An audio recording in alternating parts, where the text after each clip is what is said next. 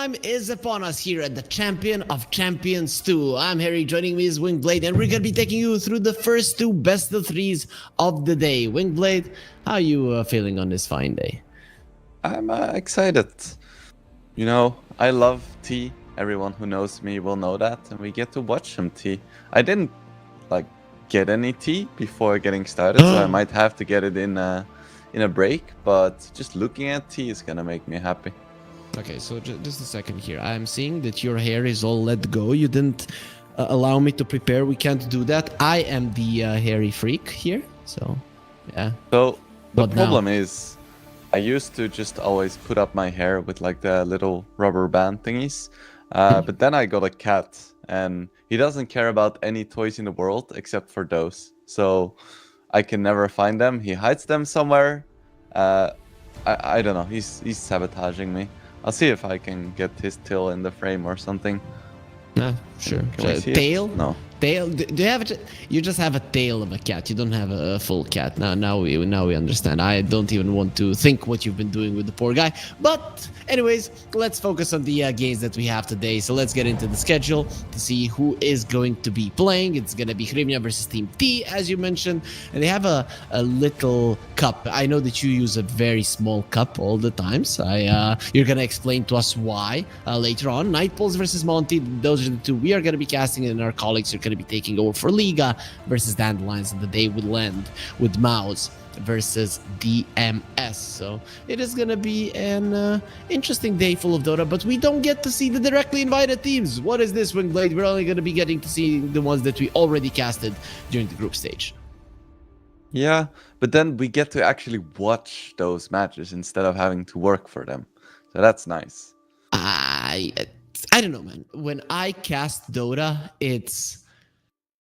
I watch it more thoroughly. Let's put it that way, right? So I actually enjoy it a lot more. Sure, it is a bit taxing. It might take away some energy, but who the hell cares? Watching these guys, Yoai, Nietzsche, Babodi. Yeah, that's what we're gonna call him. Fernandes and Flacco are gonna be the ones playing for Hrivnia. How do you feel about these guys? They've really been doing well. I think they were the first in the group, so looking quite solid. Yeah, I wasn't too familiar with them, but they're owning. So I think it's just the next generation of players here. That's how it goes, right? Yeah, the old generation, go and sleep, old people. The new guys are on the block with a new energy, and of course, all of the skill that they're bringing. What about their opponents? Let's look at their opponents. They are a little bit of an older, more well-known lineup with Smiley Knight, Mikey, Zibei, Eki, and Saneko. These are the guys that anybody who has any idea of what Dota is gonna know. Maybe not all of them, but most of them. So pretty well-known players, all of them participating in the Division 1 of DPC, some of them playing international lands. They're a team to be afraid of, for sure. Yeah, for sure. So they have some newer players as well, like Mikey, who was seen as a prodigy on the mid lane, and then they have some mega boomers as well, like Zibi and Saneko, who have been in the scene for longer than I've been playing Dota, I want to say. Yeah, probably, right? I don't know. Whenever I did start to play Dota a little bit more seriously, I feel like you were always up there in the high MMR place. That was... Oh, dude, I stopped competing 7 years ago. So like 9 years ago, I don't know. You've been in the scene for a long time. That is also true. I'm also a mega boomer. Like a pot and kettle story. Yeah, pretty much how it does go. But what about the drafts here? What about the teams? What do they like to play? We've been casting a little bit in the group stages, so we've gotten to see them. Of course, some other tournaments have been played by these players. Anything out of the ordinary, or maybe something that you would like to see? There's out of the ordinary ban, a Tinker, something that has been making an appearance, but not everybody is willing to pick it up. So far, what do I want to see? I always want to see cheese.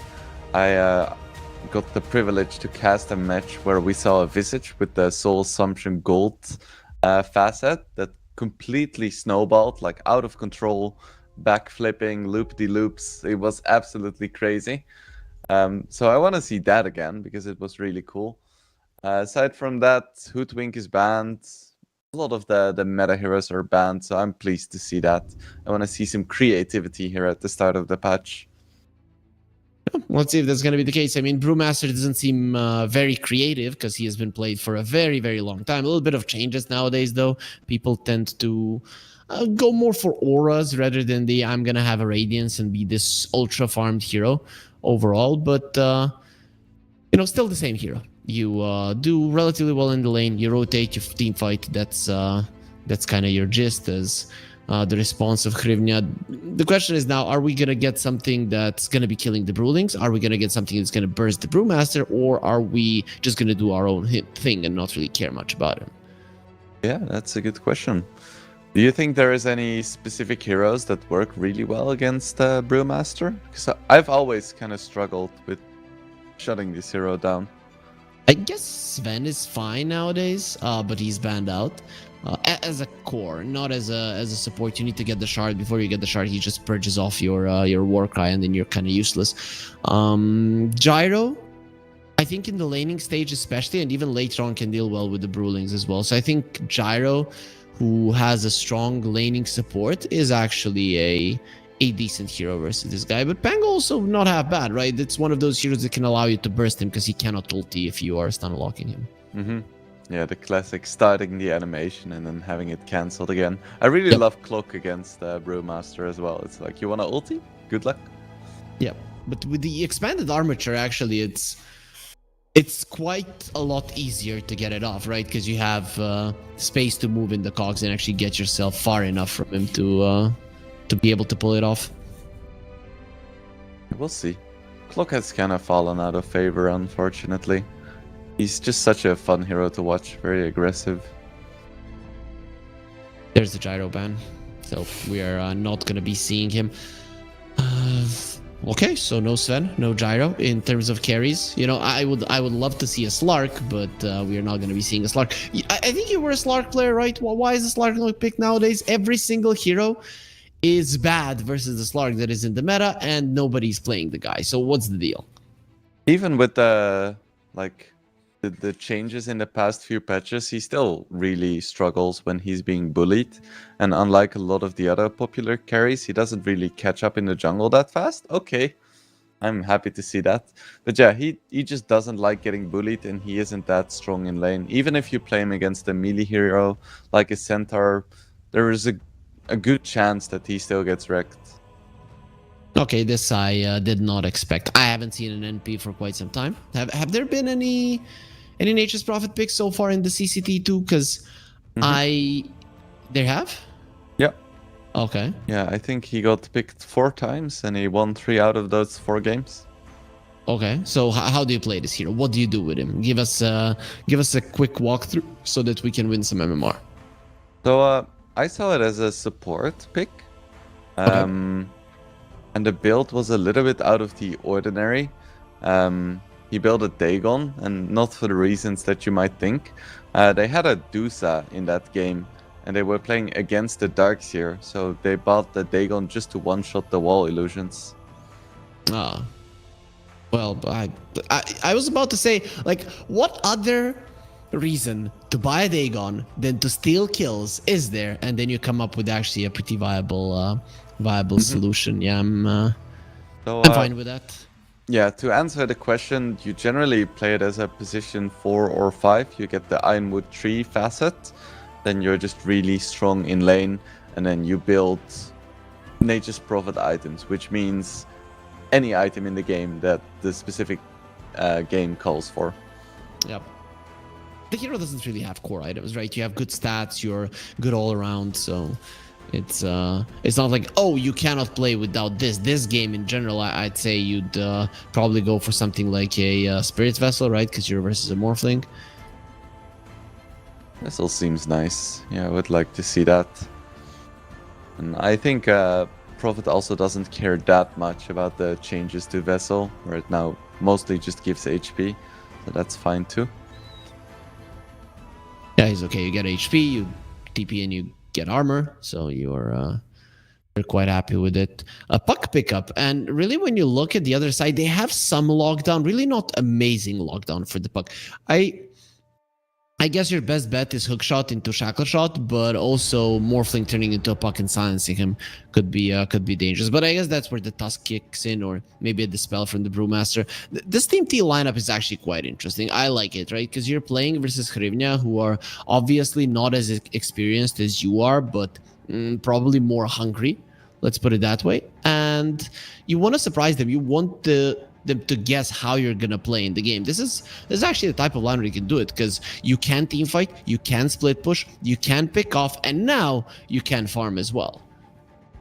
Yeah, interesting. I was gonna say that I was a bit worried about the damage for Team T, and that they needed like a really strong carry that's high on damage, like the Ursa and Troll that have been banned, but they pick up a DK. So it is very strong in the late game, but I could still see a world where they just don't really get off the ground, and then Hrivnia just runs away with it. Yep, I get what you mean, right? But Hrivnia, by the looks of it, they could need their position 4 or a core, mid lane or off lane. So quite flexible here. Any preferences? I don't think they want to play core Wind Ranger, and they just pick a Huskar. Okay, there we have the cheese. They listened to me. Thank you so much. Is this a good Huskar game?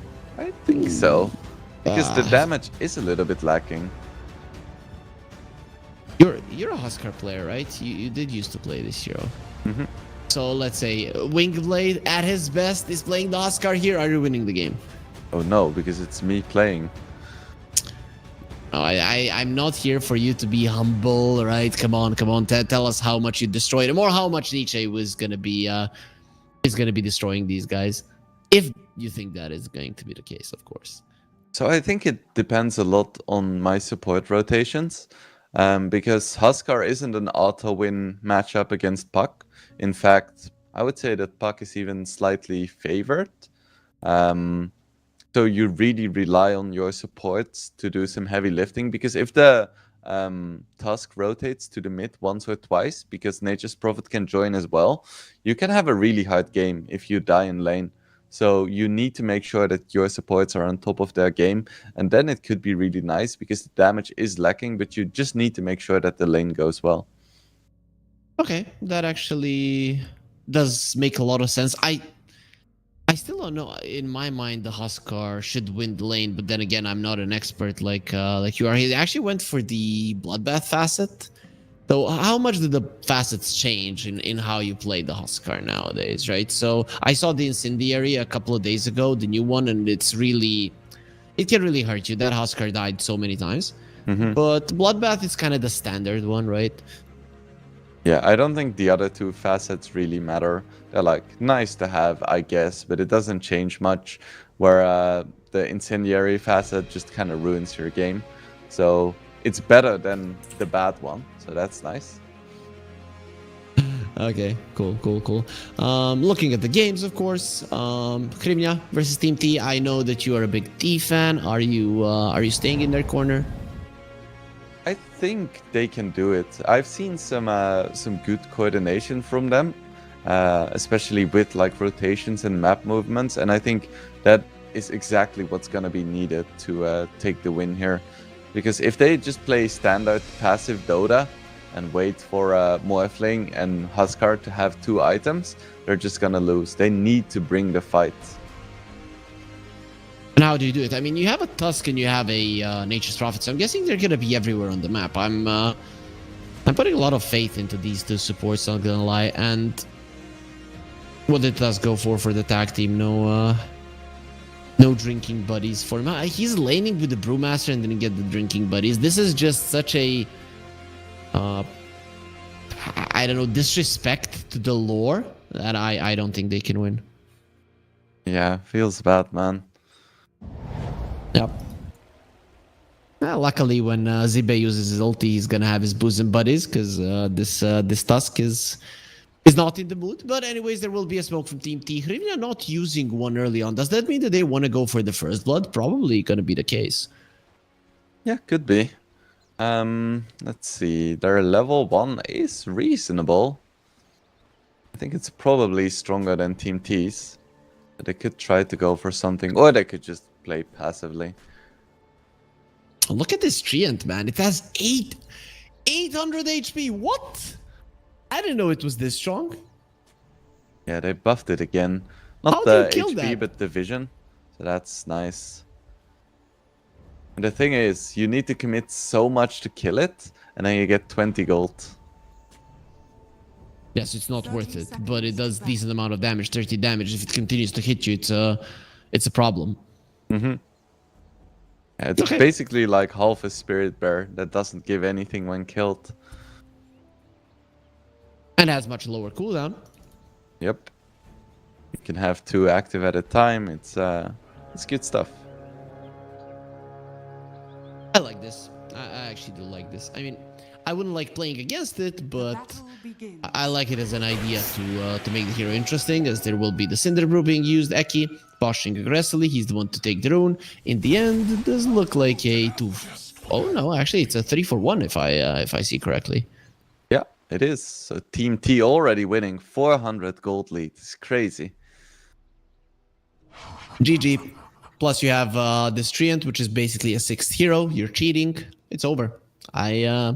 I see no way for Hrivnia to win. Of course, that is not the case. These guys have played against the odds multiple times, and really, when you are, as you mentioned, a 400 gold behind, it's not something that's gonna change the game all that much. But in all seriousness, how much is it going to change the game, right? Or how much does it change the game when 3 runes are picked up on the other side? So 400 gold lead sounds pretty intense, right? You're like, wow, that's a lot in the early game. But because it's evenly split, it doesn't change that much. Of course, it's nice. It's like half a set of tangos for everyone, but it's not game winning or game losing. Okay, that's actually a pretty fair explanation. What about the side lanes here? We talked a little bit about the mid lane. We have top lane Dragonite and a Nature's Prophet versus Windranger plus Pango. Can the Pango Windranger hold their own in that lane? I think so. Like, Dragonite is always gonna farm because, well, he's Dragonite. That's what he does. You cannot push him out of lane. Mikey. He has a Fairy Fire, so he's fine.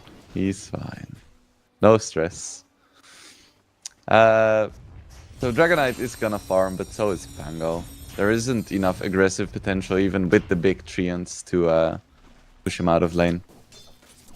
Pango is very annoying, right? It's very hard to pressure this hero with a double jump. Just the shield is insane. So I guess top lane gonna be a farming lane. I don't know if we're gonna be seeing kills. Everybody is kind of hard to bring down. Even the Nature's Prophet himself. What about the bottom lane? Are we gonna see fighting, killing in the bottom lane? I think there is always gonna be kill potential when there is a Clockwork and a Tusk. It's kind of hard to call who's gonna die, because I think anyone can die. As we can see right now, already Morphling being really aggressive. Just a level 1 Morph, he should be fine, but yeah, I feel like this is setting the tone for what we're gonna see in this game.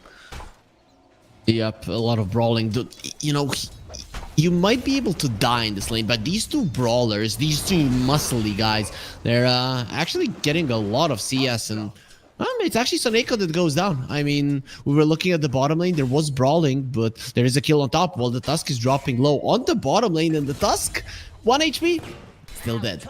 Flacco does run him down, getting that kill, so even though your Morphling isn't farming well, you are getting kills on Hrivnia. Yeah, the level 2 on Clockwork, such a big spike. Why is Zibei this far ahead? Is this normal to happen? I think it's not too rare to see at early levels with a lane like Tusk Brewmaster, because Morphling really needs a few levels. He wants some points in Adaptive Strike to actually be able to pressure somewhat. And because they don't have that yet, Zibi is just free farming, being a melee hero with a good animation and good damage too. So I would expect this to even out a little bit, but for the start of the game, it's not entirely unexpected. Okay, makes sense. Spock is struggling in the mid lane. 9 denies on the Huskar, 17 to 10 in terms of CS. You told me the Puck was gonna do fine. I was hoping he would, because he has better damage, he has better range. But I think the Huskar is playing it very well. Just like abusing the fact that his burning spears don't pull creep aggro. And the fact that there haven't been any rotations yet, which is what Puck really wants. Puck would like for somebody to come over and kill this Huskar. That's really not gonna happen. He has 10-1 charges and the Fairy Fire, so isn't that that easy to bring down. At least Mikey will get both of the water runes, so that's nice. Looking back towards the top lane, where the Dragonite is farming insanely well. These side lanes, in terms of CS, are going perfectly well for Team T. So you said it is gonna be equalizing, at least in the bottom lane. Is it gonna be equalizing on the top lane, or is Dragonite just expected to be reigning supreme here? I think Dragonite is gonna lead slightly, just because he cannot be pushed out of lane, while Pango is a little bit more vulnerable. But as we can see already, like, the difference isn't that big anymore. And that is in line with my expectations. Makes a lot of sense. So, when we were casting Dota, let's say a year ago, you and me, maybe it wasn't that long ago when the certain thing happened, you would say maxed out the Dragon's Blood plus the double bracer on the Dragonite was, by your words, a dum-dum build, right? Is it possible nowadays with the new facets and stuff to have a dum-dum build on the Dragonite, or is that's just out of the question, considering that there is no Dragon's Blood, at least not as a spell? Yeah, I don't know. I feel like Dragonite, by definition, is kind of a dumb hero, so maybe every build he goes for is dumb. But I don't think you wanna build bracers on Dragonite, even with the new facet. Okay.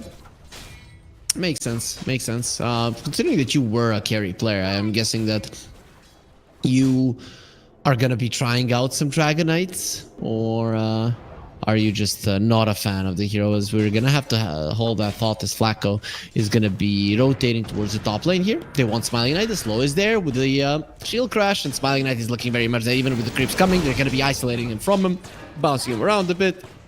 And Fernandes gets himself a kill. Rivnia are the only ones getting kills. Team T, they are, I think they're kind of surprised. They can't get anything here in the laning phase. Yeah, I really think they should go for some kind of play with Tusk and the global mobility for the Prophet. Because if they get behind, they're really gonna struggle with finding kills just looking at these heroes. So they need to start their aggression now. And Huskar is now already level 6, working towards an armlet. And I feel like it's gonna get harder and harder to find these rotations. Well, we'll see if that's going to be happening. Finally, the Nature's Prophet does skill up their teleportation. So nowadays it gives a barrier. It's actually not armor. Okay. I guess that is kind of a nerf. The TP spell. Not half bad. Let's see. The rune Wisdom was stolen by Flacco. Okay, but Seneko did steal the other one, so it's not that big a deal. Flacco will TP out, knowing that there's no snowball no longer, but Seneko, he couldn't do that, as Windranger did have a shackle shot if need be. So it is gonna be 1-for-1 in terms of Wisdom runes, but again, Krivnia getting the kill, and well, Team T not getting themselves on the board for already 7 minutes. It's looking very good for Herevnia right now. Mikey is really struggling on the puck. Yep. The struggle is increasing by the minute. I mean, if we look at the net worth, the Huskar is 1,000 gold ahead of the puck, but he's not at the top. The Pango and the Dragonite are actually at the top of the net worth chart. Dragonite, the guy who actually died once, is still doing quite well. Yeah, 50 CS, pretty good. Doesn't get much better than that. 8 minutes in, shield rune for the Huskar. He's gonna be relatively fine with that one. Question: you use the burning spears. Does it take away your shield? No. Okay, I just got the answer from that while the Huskar was farming creeps. Yeah, happy to help, sir. Yep. Shackle shot, coil. Finally, they get their first kill on the board. Team T Fernance will be taken out. This Rolling Thunder needs to be used defensively to get himself away. Doesn't even roll out that far. I guess the rest of Team T didn't really chase him. Also, interestingly enough, it's a red dragon. Well, That's the one I probably see the least. It is as- Smiling Knight. He does love farming. as a carry, I've never seen a different one. I've seen quite a few blue dragons. Really? Yeah. I haven't seen a single one. I've been like, Blue Dragon does nothing. Nobody wants it. It sucks. Oh, interesting. Let I me guess just different experiences. look at the stats for the win rates. I'm curious. Because it used to be that the green one was by far the best. Yep. And they got nerfed like 2-3 times, and now and the fire one got buffed like once or twice as well. Well, I don't think they know what to do with the blue one. I think that's the idea. Even versus a Huskar and the Morphling, you don't want to pick it. That just goes to show how weak it is. So in order of win rate, it's actually strongest blue, then green, then red. Really? Yeah. Is that competitive gameplay or? I'm gonna lie and say yes. Okay, sure. So no. Weird. I haven't seen a single blue dragon. I have seen one, and it did nothing. It just couldn't farm. It couldn't push towers, and I don't know what you're supposed to do with the blue dragon in the first 20 minutes of the game, or 30 minutes of the game even. And I think that's a bit of a problem, especially because of how people perceive the Dragon Knight Flacco. He's going to be surrounded by enemy heroes, 4 of them around him, and he's going to be taken out. Finally, this mobility of Team T is going to be used. Zibe actually gets the kill with the Cinder Brew. They wanted to give it to him. He is the one going for a Spirit Vessel versus the Morphling versus the Huskar. It is a necessity to have. Now we have level 6 online on the Prophet. We have level 6 on the Brew. Only the Tusk still needs it, but this is kind of the point where T can more easily get kills, I think, globally on the map. Yep. I mean, and they're doing it again. Very nice usage of the Sprout. Fernance is taking damage. He even went for the Wind Run. That did nothing for him. He was still being brought down quite easily. Mikey trying to escape. There is no hook shot. They're going to try to go for Mikey either way. Rolling Thunder was used. And there's the phase shift onto the low ground. Mikey is fine. Actually, he's not. The tower will kill him, but at least he's not going to be giving it to any of the enemy heroes. Was that worth it? Probably. They forced a lot of rotations and they traded 1 for 1. Even when it's the puck, Mikey was kind of out of resources anyway, so he had to go back to base, and now he gets a free trip. That's nice. That's nice. But the puck is still...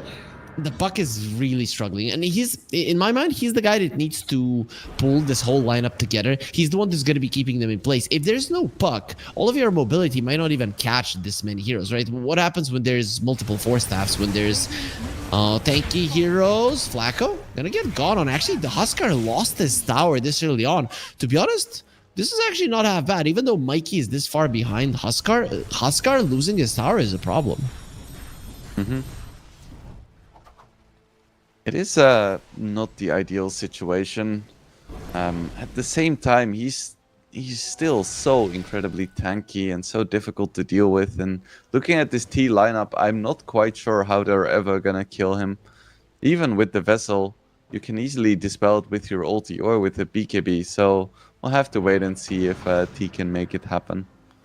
It seems that the Dragon Knight, okay, now he wants the BKB, but it is going to be the Shadow Blade maybe into a Silver Edge that he's going to be gunning for. And that could be the way to bring him down, right? Armlet, BKB, and then you get a situational item. I think for this situation, a Shadow Blade into Silver Edge actually makes a lot of sense. Yeah, I hope they can make it work. I think it's really nice for, not just for the break, but for the setup as well. Just a stun out of Invis, then you have follow-up with the Prophet, you have Tusk rolling in. Yeah, I quite like the build. But that is... There's gonna be a pause. There have been a solid amount of pauses in the CCTs. Is something wrong with the servers? Why do you think we get this many of them? I don't know. It's just the pro Dota life. Maybe they all have cats and they're jumping on the keyboard, knocking shit off. My experience with cats has been that they're very nice. I had those Thai cats. That's the old type Siamese for I don't know. I was a little bit the one that is still with my parents is like 15 years old, and we had his father, though he didn't live too long. And they were always nice. I don't know why your cats don't like you, or usually they knock stuff down. Mine didn't do that. They were fine. I mean, he just likes being close, so then he lies down on my keyboard, and he doesn't quite understand that that can be difficult at times. And then he gets so sleepy that he's doing like a big stretch and knocks something off. It's not intentional. He's just being a cat. Okay. He's a good fella. Okay, makes sense. Makes sense. You still need to. I've tried to explain it to him, like, yo, cat man, listen to me. Like, you should not lie on the keyboard. He's gonna be okay. I understand. I'm not gonna do it any longer. So that's not gonna be a problem. Hopefully, Team T are gonna be listening to my advice as well, so that we don't have any more of these pauses and that we can watch Dota as much as possible. As we are 13 minutes into the game, looking at the net worth chart, the Dragonite at the top, of course. I mean, having a built-in Battle Fury will usually get you there. Yeah, it helps. It helps for sure. So, speaking about heroes, which team are you on in terms of mana regen items on Morphling? Because you have Lats, you have Casual Basilius. Now we're seeing a lot of Null Talisman these days. There is Falcon's Blade, there is Raindrops and Clarity Spam, there is Lincoln's. What do you like to see? For me, unless it is a necessity to go for the Lincolns, I am now cool with the Null Tally. I was always kind of hesitant about the Vlads, because sure, you can disassemble it, but I have seen problems with that one, that then your Manta is going to be late. I think this, what your Y has right now, is probably the best way to go, and I'm glad that people have found a cheaper way to somewhat deal with the mana problems of the hero. Okay, cool. Yeah, it just still feels kind of weird to see a Null Talisman on a Morphling, but it's working, and all the cool kids are doing it. Yep, that's how it goes. That's how it goes. Are you fine with that, or are you more of a Falcon Blade type guy? I always liked the Vlads. I just like the item in general. I used to buy it on almost every single hero, but... Blacko, very dead. He did break the smoke to tell his teammates that something is coming, so that's going to be quite nice for the Huskar that he gets to live. Unfortunately, his support is going to go down. AD rune on the puck, so you aren't really too glad to challenge Mikey. At this point, Huskar decides to just move himself away. He's not going for an early BKB. I'm surprised. He actually wants an SNY. I don't know if you agree with this, because versus a Vessel, I would assume that the BKB would be something that you want to get. I think you want it at some point, but if you can get away with SNY, might as well, I guess. It's a bit weird to me. I like seeing the Halberd, the Mage Slayer, that kind of stuff. Even the Aghanims is still quite nice. I can see SNY working. Both shards off the mark. Too short on Eki level 1. He just couldn't use them deeper than that. I don't know, I would have preferred the Halberd here as well, just versus the Dragonite, because he's kind of the only right clicker that the enemies do have, and not really eager to buy a MKB anytime soon. Nietzsche will go for Eki. There will be a snowball. They turn around. They're trying to kill him, but there's a triple man silence from the Morphling. This is what we talked about. Nietzsche is standing his ground, even with the Spirit Vessel. He wants to get out, so he doesn't have the life break and will be fine. Able to armlet toggle and turn around in this fight as they go with the hook shot onto the Dragonite. Smiling Knight, he just came into a fight to die, gets silenced up, and brought down Yowai. He's still turning into the puck. We'll have another silence in just a second. Actually, just go forward, wants to body block him, pushes him back once more. This Brewmaster is pretty speedy, and there's the swashbuckle. Not enough, protected by the Soul Crest. Zibe will live, but 3 of his teammates will die. The first big fight of the game goes to Krymna. And Zive didn't even use his ulti there, and Puck just got absolutely blasted. A very good fight for the Krymna. Huskar running around with like 150 HP the entire fight. That's the dream. So that's gonna be a Pretty much even game right now, 17 minutes in. A Dragon Knight joining in on the fight and dying, that's a bit of a problem. And the Huskar there, he doesn't even want the BKB. He actually wants a Satanic, which isn't half bad. You get some status resistance, you get another way to remove the Vessel, and the Silence as well. I don't mind it if he can get there. And to be honest, if Krymnia, let's say, get all of their items, can Team T fight them in the later portions of the game? I think they will really struggle. Because Puck doesn't have any momentum, so they're all kind of playing from behind. And then getting through both a Huskar and a Morphling is gonna be really difficult. Yep. Morphling wants to go for a butterfly. This is greed upon greed coming out from Krymnia, and they're not even that far behind at the moment. So if they're not punished for this greed in the next 5-6 minutes, I think they're getting away with this game. Even if the game remains equal, you get a butterfly, you get a Satanic, you're way too strong for your opponents. Yeah, I think it's only equal in terms of gold right now. In terms of like strength on the map, it's Hrivnia all the way. But in terms of pushing the tier 2 towers, that's where Team T are going to be the ones that reign supreme. They push down a tier 2 tower early on, 18 minutes in the game. Very rarely do we see that tower fall so early, though Krymnia in this game decided not to fight for it. Why do you think that is so? Why would you allow your enemies to get such a huge objective early on, especially with you being a lineup that wants to get Roche? Okay, because you're going to get Roche for the trade, I guess. Yeah, that is reason one. Reason two is that Team T can push with so little commitment. Like, they can just keep pushing with the Ironwood Treants, with the Solar Crest. And like we said before, yes, you can kill the Treant, sure, but it's gonna give you 20 gold, and then 30 seconds later, there's gonna be a new one. That is kind of annoying. Dragon Knight does have his BKB, so maybe he's gonna be trying to fight. As they find the clockwork, breaking the coil. There's the Wrath of Nature. Flacco dropping low, still alive, however. The Guardian Reeve is also protecting as the Puck gets silenced up. Mikey taken out. This is why Huskar is now considered a pretty solid hero. There's the Puck. Saneka is going to try to TP away, and in the base, is he going to burn? He will do everything in his power that he doesn't. Has 10-1 charges and the Healing Lotus, so he won't ever really die. But it's again a fight going into the hands of Hrivnia with them still holding the Aegis and might even go for a push. Yeah, and this is like the death ball timing. Huskar is so difficult to deal with. Ooh, Shackle coming out onto Zibe still has his ulti. He's pretty speedy there. Drunken Brawler, Facet, just way too annoying to play against. Now towers are gonna start falling. And poor Mikey, he's really struggling in this game. Is there a chance that changes? Like, what needs to happen for this Puck to actually start having a decent time? I think he needs a single defensive item, and he's getting a Linken's right now, which I'm not super sure about.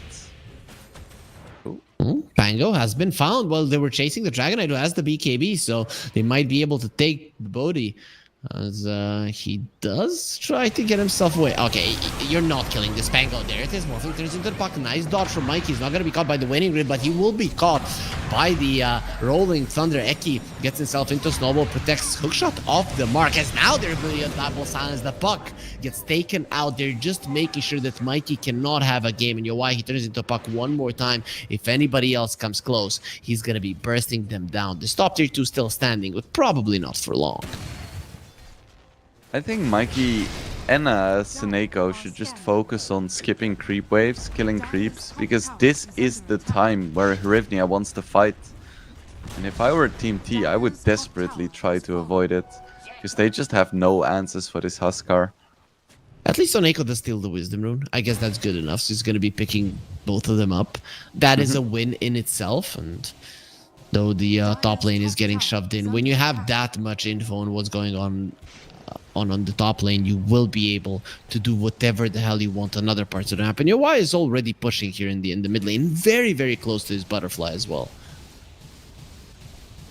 Gonna make another hero that's almost impossible to take down at this stage.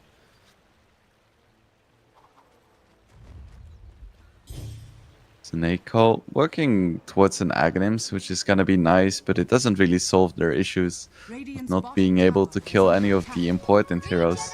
Yes, they can kill Clockwork, no problem, Windranger too, but Pango, Morphling, and Huskar are all way too tanky.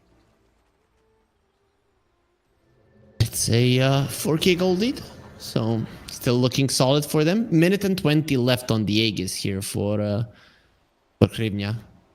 They're probably gonna try to maybe take down one other tower, or are they fine with just taking it easy? I think so. Like, they know that the later this game goes, the better it's gonna be for them. Until you get to like the ultra late game. Because then like map control and vision are king.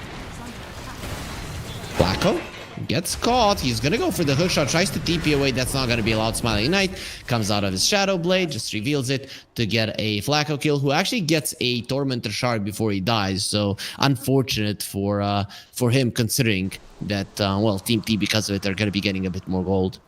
Mm-hmm. That was all planned. Getting that extra gold, just waiting. Dire's courier has been killed. Ooh, Mikey will rough. lose his career. Is there anything that can go right for Mikey in this game? I mean, come on. Leave the guy alone. Really, at this point, it's kind of getting old. He's gonna be trying to get the Octarine core. I mean, this Puck, the only thing he can do is try to spam as many spells. You're not really turning into a big murderer in this game. No, it's kind of sad. I wonder if he's just getting into like defend the high ground, spamming orbs. Ooh, Flacco. Flying. Iron Man is here. Jetpack, of course, does expire. Flacco doesn't find anything. He still does have a hook shot if he wants to go forward. Roche can be up in 2.5 minutes.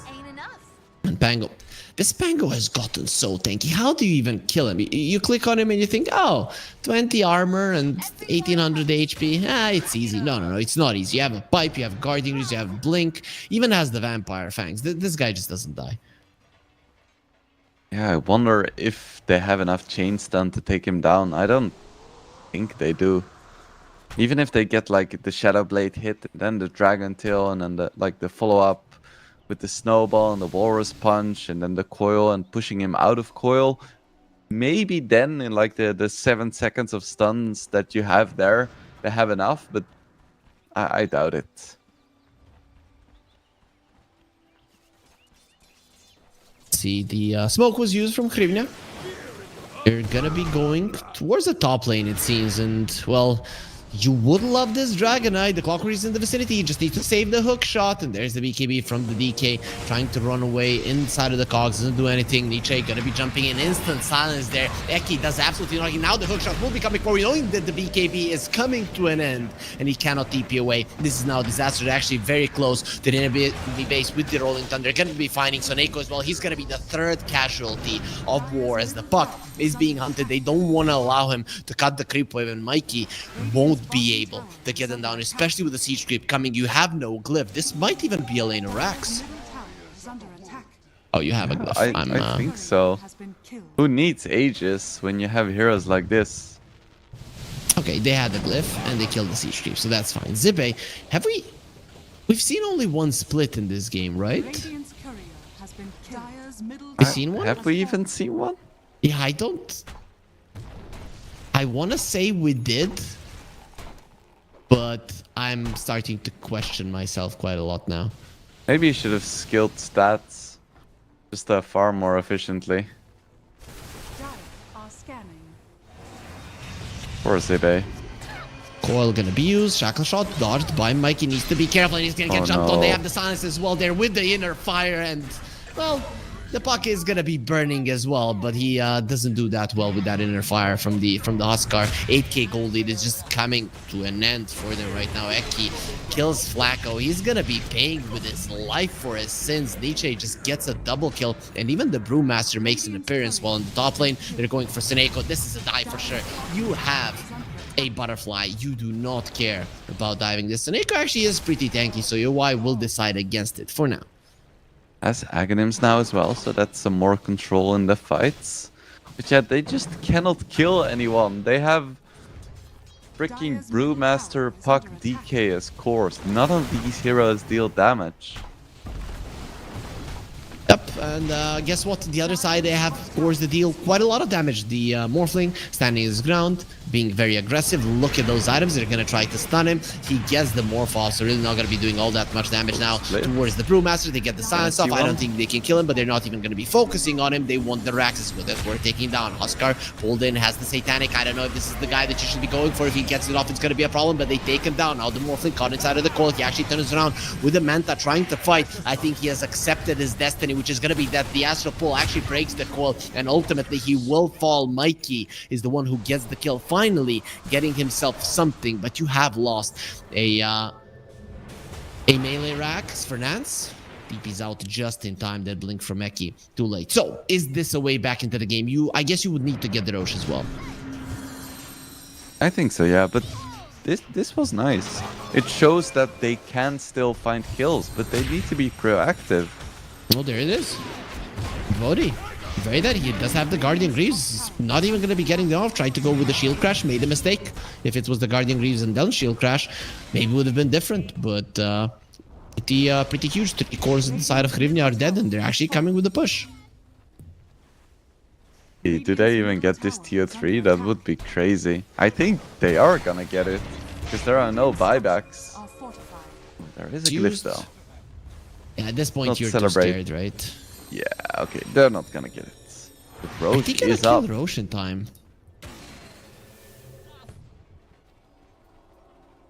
They have the damage. Well, with the tag team, they might be able to. Solar Crest, tag team.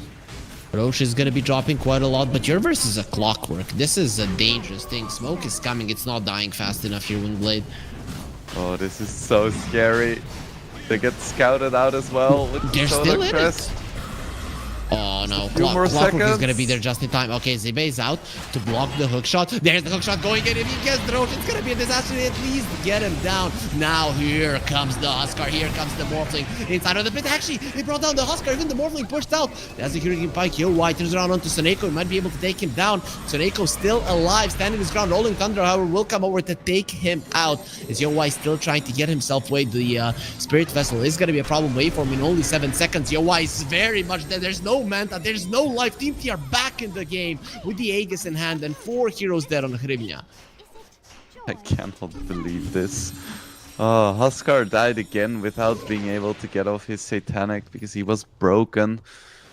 I mean, I said that I didn't mind him not getting a BKB immediately, but he is paying so freaking hard for it right now. Yep, BKB in that fight, you win it. But he Both him didn't and have it. the Morphling, by the way. They're both just getting wrecked by basic avoidable stuns in Spirit Vessel. This is the lane of Rax for sure, because you're not going to have the glyph. The question is, can they get more on Team T, or how much do they really want to even try to get with this Aegis? I think you just take this and then you reset. How much they want to reset? Huh? Well, they'll get out. So that is gonna be it for this push. Mid lane taken out. Team T are the ones in control. So talk to me, right? You said that late game Hrivnia are still gonna be slightly favored. Is that once they do get their BKBs, or you still think in a right fight they should be winning? Ooh, I think at this point, in the right fight, they're gonna be quite close.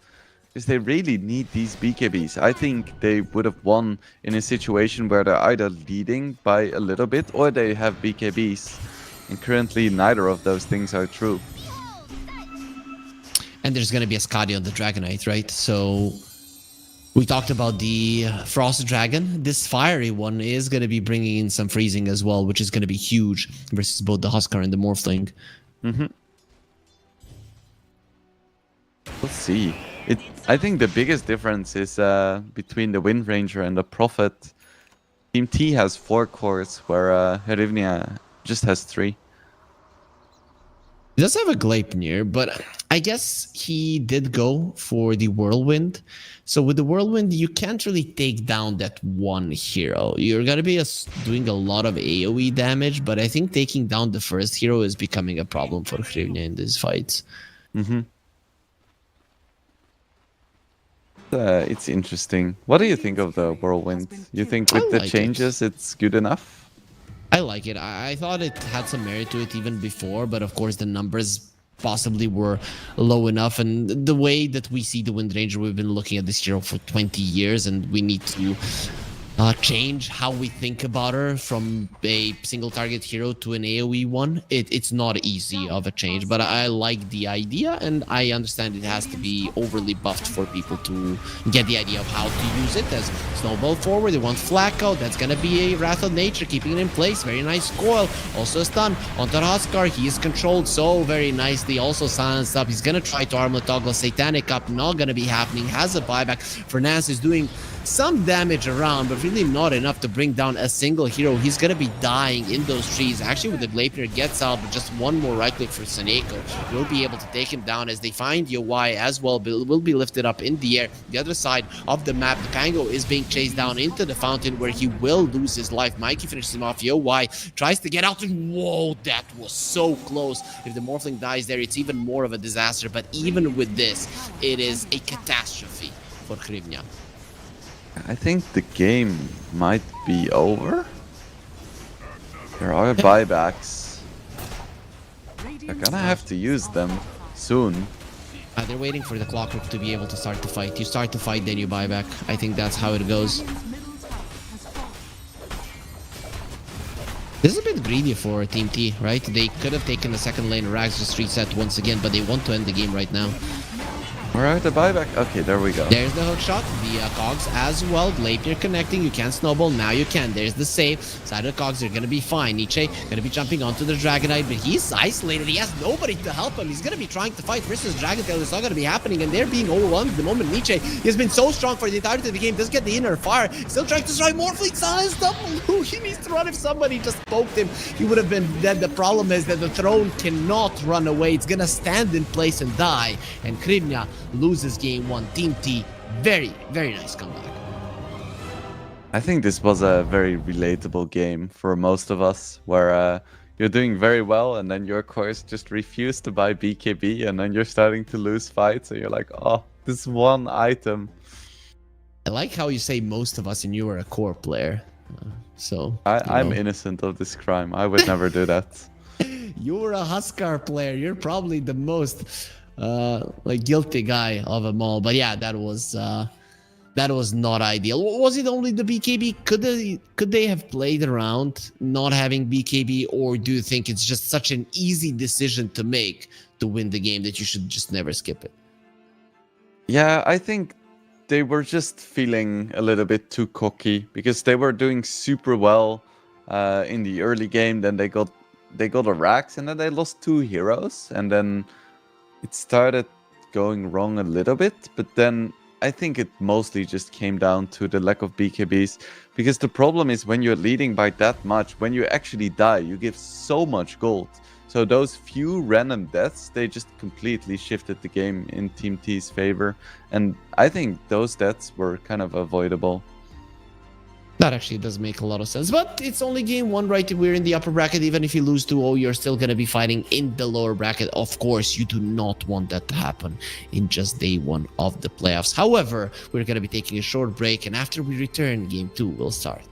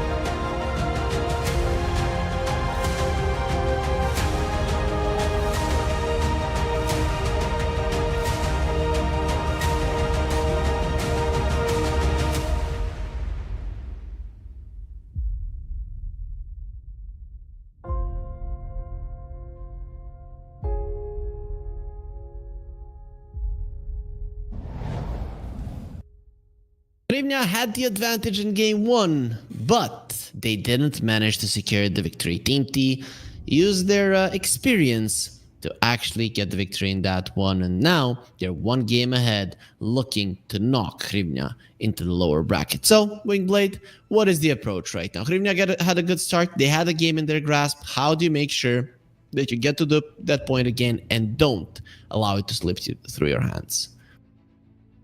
I don't think they have to change too much. Just looking at the early game, they were leading by so much. I feel like their draft was absolutely fine. It was just a few small mistakes.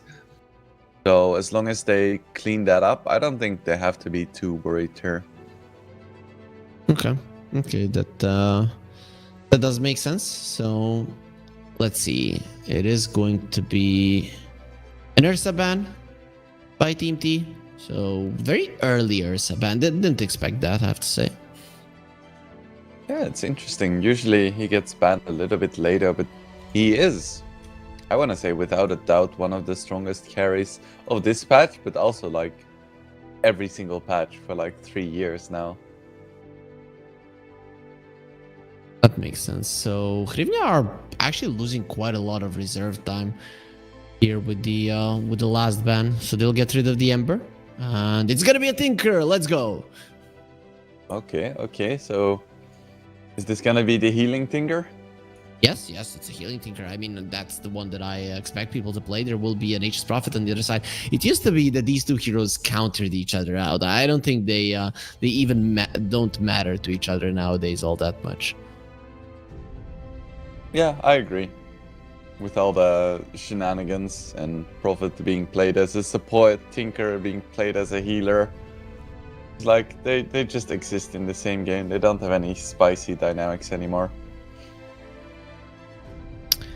Makes sense. So let's see. Hrivnia, what do you want to ban? Is there even maybe some healing stop? I don't even know what's good versus the Tinker now. It's just...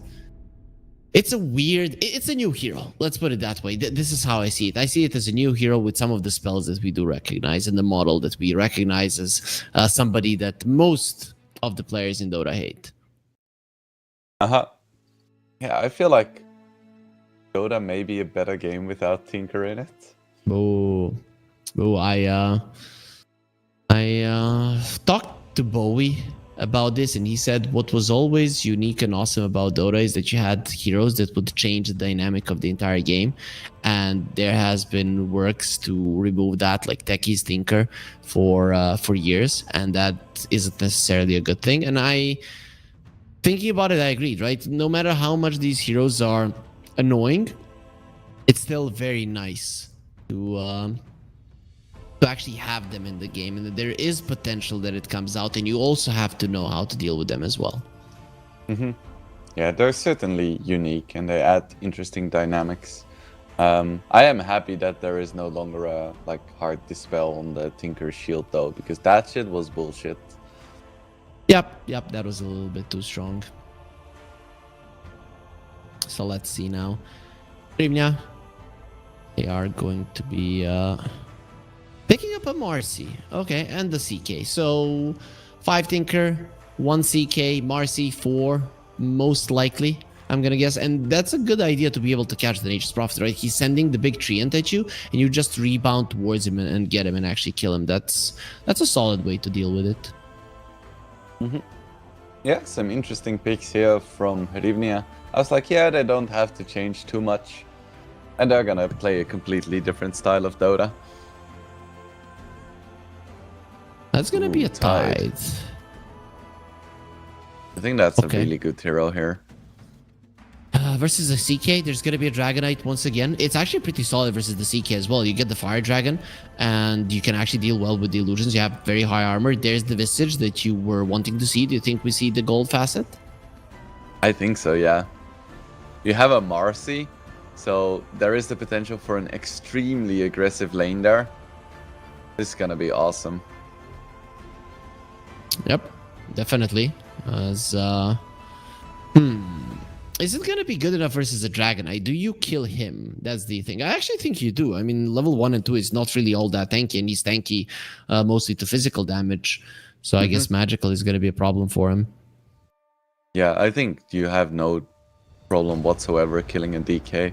Having a 210 damage nuke on a 4-second cooldown at level 1 should be enough to take down even the tankiest heroes.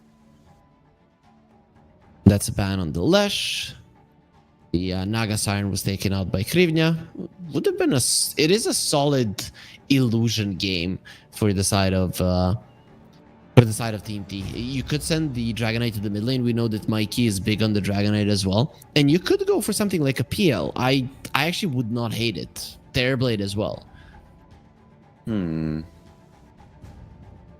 I think it's gonna lose too hard in lane. PL?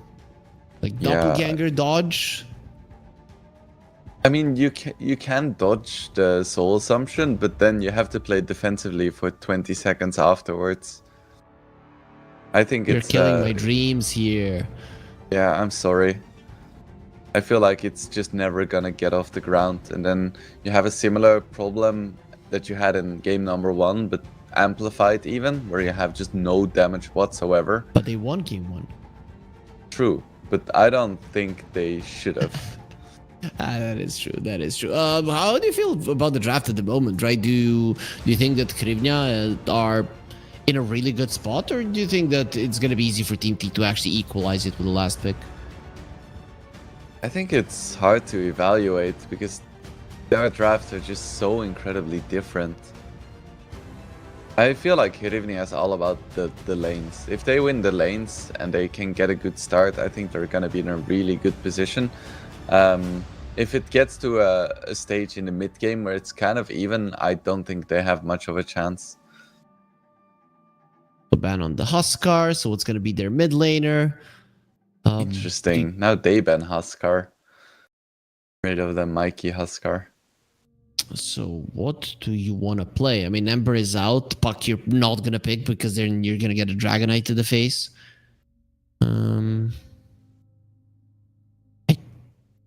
I don't think they even had an idea. They're just thinking about it now. 1 more second, and it is going to be a Tiny who actually made it through all this time in the draft. This hero used to be first ban. Now people don't really like it that much anymore.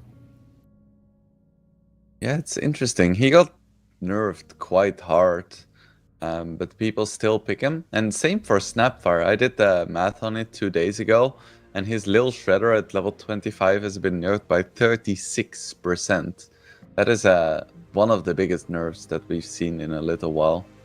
Oh yeah, so now he's still just gonna kill everybody because you remove 36% from 30,000 damage. Oh no, he only does 21,000 damage. What are we gonna do now? Yeah, you know, that could just be the difference playing against a Pudge in a 5-hour game, you know? Yep, exactly. Of course it is different. It isn't. That's why we don't see the hero all that much, but I felt like the damage was too much. Maybe 36% as a nerf is overdoing it. As there will be a Timbersaw pick, so that's gonna be the one going into the mid lane. If you do look at it, there's actually quite a lot of strength slash universal heroes on the side of Krivnia, so this could be a very good game for Mikey. I mean, he's most definitely going to be doing well in the mid lane. You use the Whirling Death and you punch the Tiny. That's what you do. Hey, interesting drafts. So for this game, I'm not gonna do a classic prediction. I'm gonna say that if Visage doesn't have 2 kills by 4 minutes, I think Team T is gonna win, and if he does, Krivnia is gonna win. Okay, I was about to say, okay, now he's gonna find a way to weasel his way out of a prediction, but I'm okay with that one. That one was okay, so that's actually quite specific. I'm gonna say I'm going with D. I think this last pick, Timber, is incredibly powerful. I think Shredder was actually an underrated facet. Now it got buffed slightly, and it's insanely strong, very good versus the CK illusions. I think that the overtime heals and just this, let's say, sustained type of lineup that Krivnia were going for gets completely countered by this hero. That's how I feel at the moment. Even though you have limited lockdown on your supports, I don't think that this Timbersaw needs lockdown to be able to kill the other side. Do you think Mikey has it in him to solo carry this game after struggling quite a bit in game number 1. He's been struggling lately, not only in game 1. That is a good point, but I believe Mikey from last year would do it 100%. Mikey this year isn't as Prepare for battle. great, but I'm gonna say that the best of him will come out in this game. Okay. I can't wait to see it. I feel like this is gonna be a fun game either way. We have like big ravage potential. We have some really aggressive drafts. Mostly, I say drafts. I mean draft. Herivnia just has an aggressive draft. For a T, it's a bit more classic, like mid-game, team fight oriented, one big carry, etc. Yeah, I get what you mean. Though Hrivnia, I don't know if they're gonna be going that aggressively.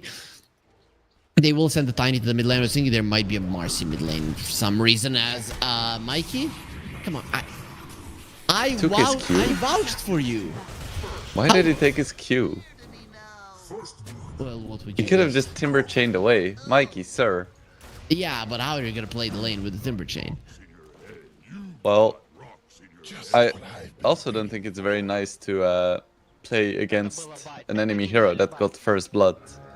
Yeah, not ideal, and especially because it's now you have 4 minutes and 5 seconds for Babodi to get another kill and literally win the game by your prediction. So it's not ideal, but he is trusting that his teammates in the bottom lane are not going to be feeding in the first 4 minutes. As Eki does get the disruption, this is very dangerous for him. He kind of looks dead with Zibe coming over later. Does connect actually. Who's killing Ku? Flacco dropping low. There will be a fairy fire and a blood grenade where Flacco gets the kill but dies instead. So it is going to be Zibe getting some nice solo experience for himself. He's gonna be quite happy with that. Happy little watermelon. Didn't go He's for the actually krill not eater. little. Yeah, so he's big. He's medium. Okay. So big is if you're a krill eater and it gets to the late game, right? Yeah. Okay. Makes sense. Medium Zibe. Medium Zibe. He does have that infinite scaling. Yeah. You know, in Dota, infinite scaling, if you would tell it to somebody who doesn't know the game, you'd be like, oh, that's so cool. And anybody who has played the game actually, yeah, infinite scaling never does really work that way. It releases happy chemicals in my brain whenever I see it. That's all that's needed for me. I get to say infinite scaling, I'm happy. Makes sense. Why wouldn't you be? Bottom lane, Seneko dropping down. Fernandes gets the kill. It's not the Visage, right? Or does this count still? I think he got the money for it. Because the facet doesn't... I mean, my prediction, to be literal, it required 2 kills. But the facet still works when someone dies within 3 seconds of being soul assumptioned. Oh, okay. So that means that he has just gotten how much gold? 100 and okay, yeah, 105. it's not 105. So it was like maybe 80 gold, right? It's 35 per charge. If it was just a 2-1, then it's just 70. Oh, just a 70 gold. Yeah, it's really not a big deal at all. Zibe does get taken out. I wasn't expecting that to happen. Eki, however, being aggressive is gonna get the disruption. One more Shadow Poison is needed if he wants to get the kill on Flacco, and he does get the connection there. Clench your fist. Oh, wait. Get one more on He the actually CK. didn't. What? But I feel like he had plenty of time to get out another one. He was trying to juke. That didn't work out too well for him. That Hunter now does have a bracer, so it is going to be a little bit tougher to bring him down. Hopefully he takes a point in Kraken Shell, because it is obvious that his game is not looking the greatest at the moment. Only 10 CS, not that much on your Y either. So it just goes to show that the side lanes at the moment are just being a fight fest rather than a farm one. Now level 2 soul assumption, so now almost 300 damage on a 4-second cooldown. Yep. And it is 3 minutes in, so there are going to be raindrops coming out. Nature's Prophet a little bit poor to get it. Maybe There that we is go. going to help. Temple Smiling Smiling Knight? Knight. Yeah, he's dead. Okay, Yeah, so very Hrivnia much is gonna dead. win. Give me that money. Soul Assumption Oh, flying. oh. It actually has the sticks. Is he One gonna more. live because of this? And no gold for his Soul Assumption did expire. Even if he dies now, it's not as much as you wanted. Still, he cannot really farm at the moment, so it's still not ideal for him. It's quite rare that you see a Dragonite being forced out of lane. I mean, he's gonna eat 1 or 2 tangos and still be fine. And especially it's good now because the his raindrop just got delivered, and there's no more mana on the Visage. So in terms of laning, I think things are gonna get significantly harder for Bodhi. He does still have a juicy Lotus that is gonna allow him to cast at least 2. Yep. But yeah, with the Raindrop, Smiling Knight should be okay, or at least okay adjacent. There's gonna be 3 Soul Assumptions possibilities right now because he has that null talisman that we forgot to talk about, and his mana region is actually quite high, 2.8. Meanwhile, top lane, the Tidehunter with the Kraken Shell now is starting to be a bit more aggressive than what Hrivnia would like to see, and it is becoming a problem. But the Tiny's winning the mid lane. Does this have much to do with the first blood? He wasn't the one to pick it up, but still Mikey dying has to have hurt him somehow. Yeah, it's definitely a bit weird. Last game, I also feel like Mikey should have done better in the mid lane.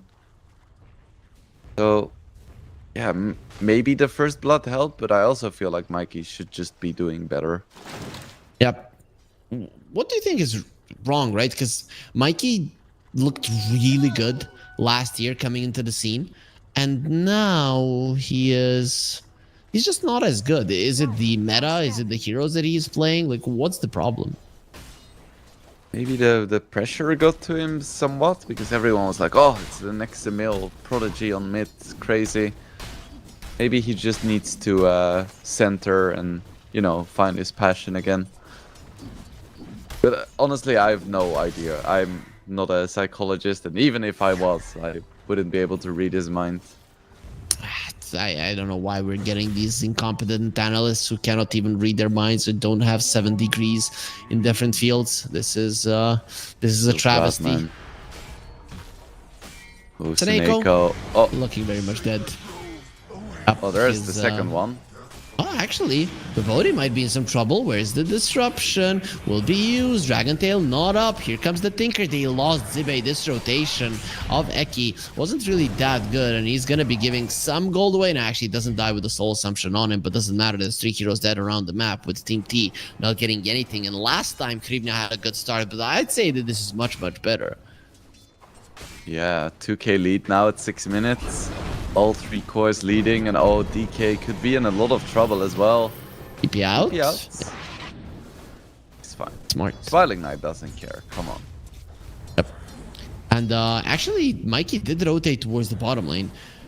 The thing is that it's just because before the Wisdom Rune, so the enemies are going to be pulling back to make sure that that goes their way. Scan was also used towards the top lane to see if Eki was getting the Wisdom Rune, or, of course, if the Nature's Prophet can... Actually, no, the Nature's Prophet is on his side. Yeah, I have no idea why Hrivnia went for that scan. Yeah. Maybe they were confused about whose side Prophet was on as well. Yeah, there are. It does happen sometimes to people. I can vouch for sure.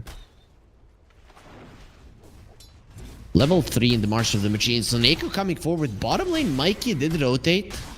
Bottom lane, Flacco is getting some damage. They have the Blood Grenade as well. He's pretty tanky. They're not going to turn around, especially with Nietzsche coming over. If Mikey dies, it is going to be a disaster. And they're going for him. So many heroes around him. There's the Dispose. One more Soul Assumption. He's going to be taken down. Luckily, Babodi doesn't have the mana. He does have it now. Where is it? Where is it? Yeah, there's no trigger here. Mikey will be able to run himself away. No, not for long. Finally dies to Babodi. Taking down Smiling Knight, surrounded by enemy heroes. Here comes Yo White as well. Goodbye, Smiling Knight. This is looking like the easiest game ever for Hrivnia. They're not going to the lower bracket that easy. Yeah, this is a rough start. Of course, Team T, once they get some levels and some farming, it is gonna get better. Like a big Ravage and that sort of team fight, but they need to stop the bleeding. Because it's like playing against a bounty hunter, right? All the kills, they matter that much more. It is a 10-1 in terms of kills, a 2k goal lead for Krivnia.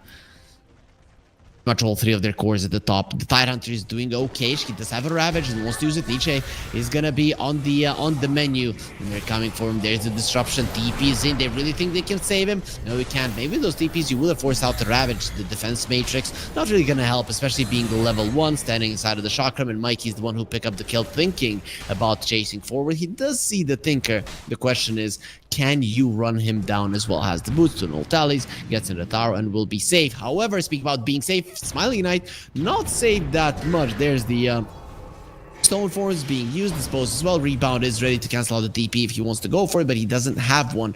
They actually decide not to chase forward, especially with Mikey rotating as well. And Tinker was caught in the mid lane, so Team T are starting to strike back. Yeah, that's some nice kills there. That was unfortunate on Visage when you try to go for a kill and you have to use the birds to initiate. Because it's like a good portion of your damage. Yep, the big one.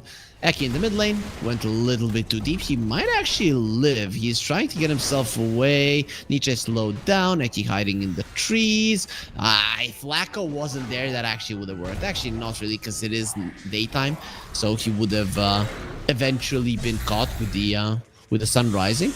But the goal lead in the laning stage that was accumulated by Krivnia is pretty much gone now. Yeah, just 2 kills was all it took. And of course, Zibe is completely free farming in the top lane. That definitely helps as well.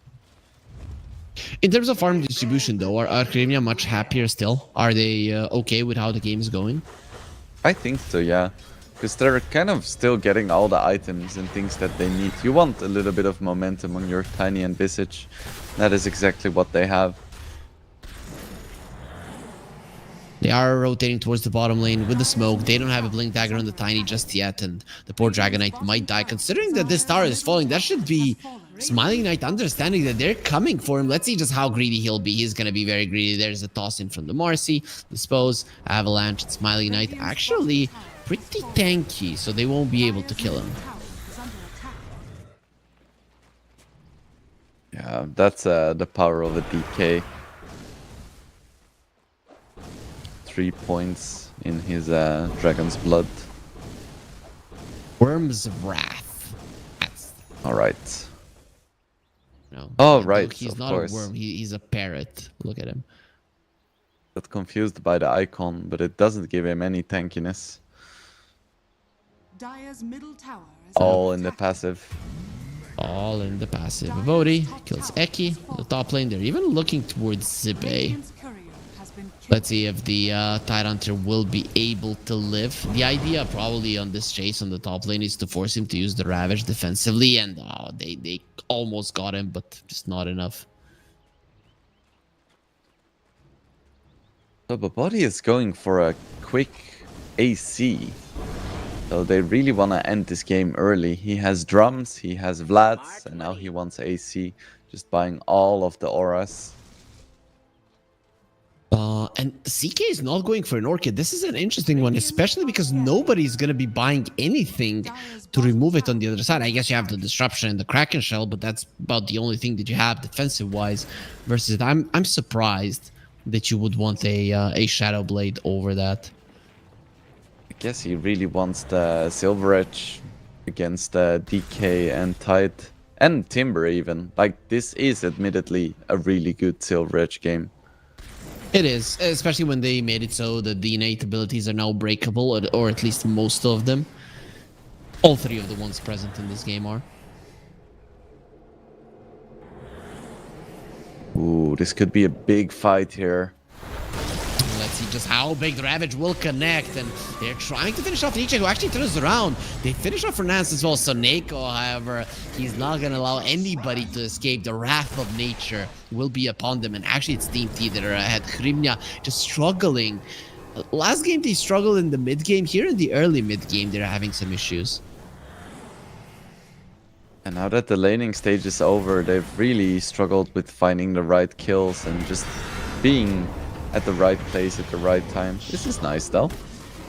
Mikey also being in the wrong place in the wrong time for sure. Getting into the enemy triangle, Dire's thinking top that it's tower is safe. under attack. Gonna have to think twice again. The Solar Crest is up for Seneko now, so he can start doing the stupid shenanigans with the Ironwood Treant and the Solar Crest. Yep. If it is gonna be doing it, of course he will. Come on, let's see just how strong the Greater Treant is. Tower is under attack. Oh, can you? Can you Can you use it? what? He's not using it. Maybe he's Oh, there it saving it is. for something? Okay. There it is. Okay.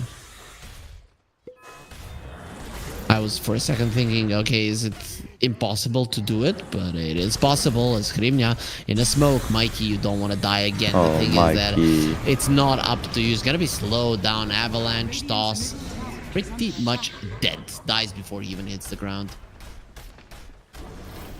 Poor Mikey. The man is struggling. Are fortified. 2 games in a row. 2 games in a row. I don't think he can allow this. Getting into Team T, you know, I look at all of these players and I thought, oh man, they're so good. And then Mikey, I thought he was going to be the one that is surely going to be carrying his own weight. And it is just not the case. Everybody else, a part of him, is. Radiant's middle tower is under attack. It's been rough. Let's hope he finds back his mojo.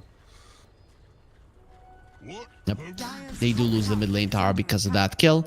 It's going to be a 2 goal lead for Hrivnia. Finally, they are finding their mojo in this game once again. And look at the difference between the Visage and everybody else. Vivodi is so freaking farmed. And actually, the AC doesn't even look that far off at the moment.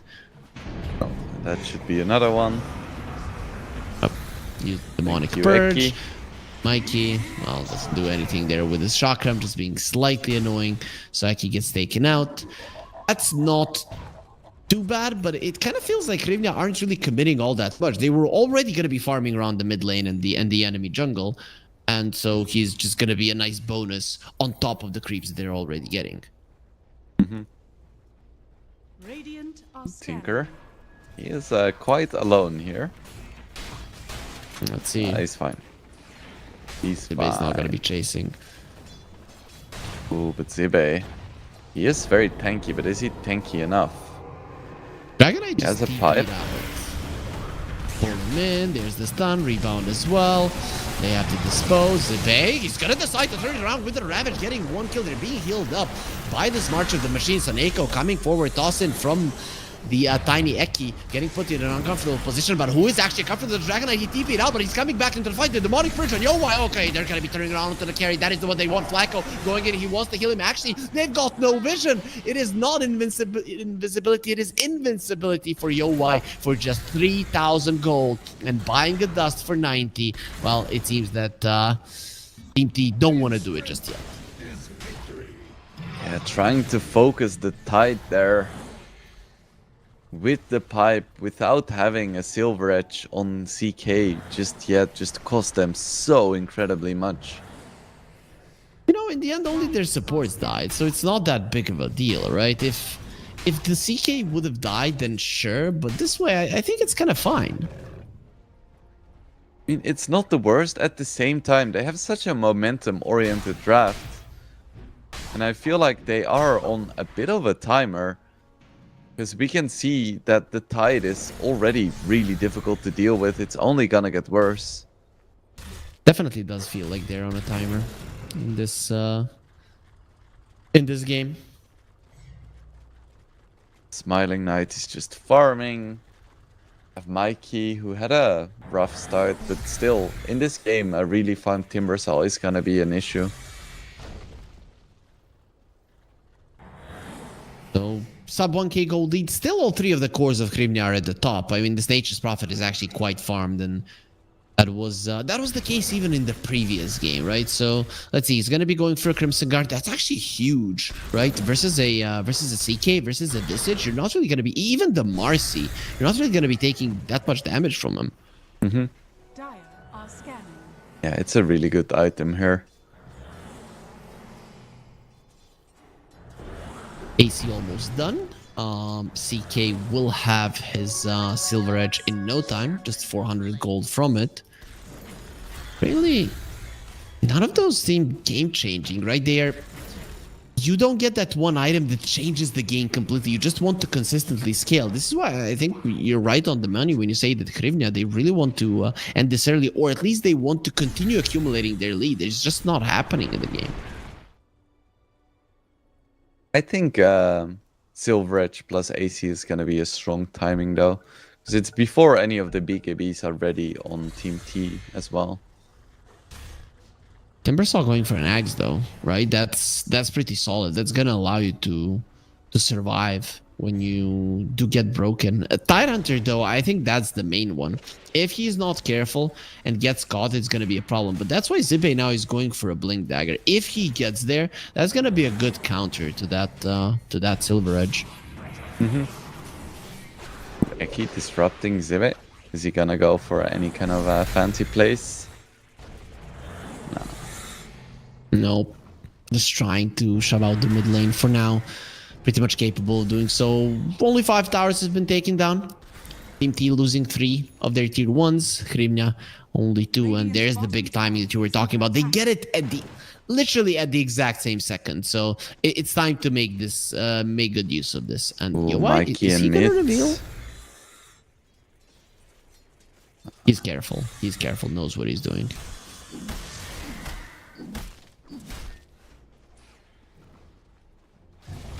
Let's see. Is he though? Yeah, what the hell is he doing there? No Silver Edge needed. Yep. The body is godlike on this Visage. If he dies once, it's gonna be a problem. And they do bring down the Tormentor. Smiling Knight actually gets his shard, right? So it's not gonna be the Shadow Demon, and Tidehunter and the Timber were actually more farmed than the Dragon Knight at that point, which is super weird. Yeah. I guess I don't even know why. Yeah, weird game. I mean, they Ooh, were this is gonna farming be a quite a roach. lot, so The Vlad with the AC, it's gonna melt. yep. You are pretty much item-wise equipped to take this with any lineup. And you actually have a pretty decent lineup at taking Roche anyways. Who's getting it? They actually give it to the Tiny. I guess he's the one going hunting for the start of the fight, creating chaos to allow the CK to find the backlines. It's still, with the Silver Edge, I'd rather the CK kill the Shadow Demon than anybody else. If the Shadow Demon gets the disruption off on your Silver Edge attack, let's say going for a Tidehunter, it's just gonna lose you the fight. Luckily, they will soon have 2 Silver Edges because Tiny's working towards his own. Yep. So one guy starts, the other one breaks the fat boys. Structures are fortified. I would still quite like to see Babodi go for an Orchid and a Bloodthorn after his Boots of Bearing. I think it's really strong in this game. Just popping that onto the Shadow Demon means that you don't even have to kill him. You can just take him out of the fight. They're going for a smoke. Mikey misses on the Timber Chain. Something is wrong, man. Mikey, this is not the guy that we know. Rough. Dire are scanning. Okay, I mean, they're still buying time, right? They're buying time for the Tidehunter to get the blink. They're buying time for the Aegis to expire. It has already been a minute and a half that the Aegis has been in Hrivnia's possession, and other than getting the Tormentor for Flacco, that's it. And that's actually a pretty cool shard, right? You get the Warp Flare, so you use it on somebody and they get teleported. Mm-hmm. Dire structures are fortified. This strange one. I never know how to use it. The teleport location is always the ability's current cast range plus 100 from Tinker's position when he threw the flare. Feels So like it a pushes them Yu-Gi-Oh back. card. You think it can be interpreted in different ways? Radiant's bottom tower is under No, attack. I just have to read it 5 times before I get it. Yeah, I guess you just push somebody away and then root Radiant's them. bottom tower has fallen. Now, why didn't they just put that there? Yeah, I don't know. because it has to sound cool, right? Throws a flare towards an enemy, dealing damage and teleporting them away, right? It just sounds cooler. Fair enough. Nako almost has his Crimson Guard. It's gonna be nice. Just teleporting them away, right? I don't know. It's not push. I'm just gonna, with the way that it looks like the special beam cannon from Piccolo, I'm gonna assume it just pushes you away. Sure.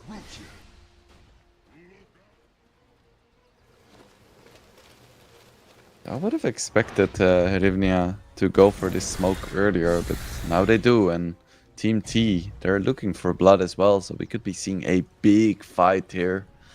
Arcane Rune on the Timber Saw, and there's gonna be an Invis as well. Who gets it? Mikey. Mikey, he wants to be Invis. He just has so many shields now. Eki, no, that is the perfect guy to kill. He actually uses the dust and all of his spells. He understands he's in trouble. The Ravage will be connecting on everybody. For Naz already lost his life. Nietzsche, he's the one with the Aegis. Even if he dies, he's gonna be coming back here. Why? Trying to go for the Tide Hunter. Not gonna be able to take him down that easily. He wants to get away while he's broken. As now they want Eki pulled in. There's gonna be another Glimmer Cape. That Glimmer Cape is literally winning the fight. Yo, why? He's already dead. The defense matrix is actually gonna be protecting them. But this time around, they would have vision for it. The big Ravage won them the fight. They brought down pretty much 4 heroes for the time being, and that's going to be the 5th one, counting the Aegis. Tiny, just because of the extra life, is he still breathing. It was such an awkward fight for Herivnia. The smoke broke on the Shadow Demon, which would have been the perfect target, but then Tiny got excited and jumped in too far, only finding the super tanky Nature's Prophet instead. Then they get ravaged, the Visage gets one shot, and the fight is just over. Are you can see it? They don't have no BKBs. You're playing versus a Tide Hunter, and you don't have a single BKB. The CK is going for it, but might be too late. I mean, Team T at this point are in a really good spot, I'd say.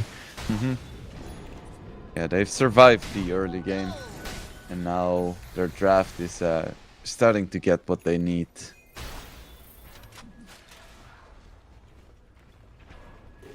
See, they've taken down a tier 2. They are not going to be the first team to do it, as one on the bottom lane did die. Flacco in a position where he wouldn't like to be, or maybe he's just baiting in. Eki surviving for the time being, disposed to take him away, gets the disruption off, but he might be left alone here. Dragonite is rotating as well as the Timber Sign. Mikey goes in, does so much damage to Flacco, who is going to be trying to run away, and there it is. Mikey does explode there with his Aghanim Scepter, gets the kill. Both of the supports dying underneath his saws. Buyback from the Nature's Prophet, wants to get back into it. Tiny this time around will not be surviving the fight, and they wanted the CK as well, who's running through the trees, but the trees are against you. Nature's Prophet, he's the one controlling everything. Yo, why?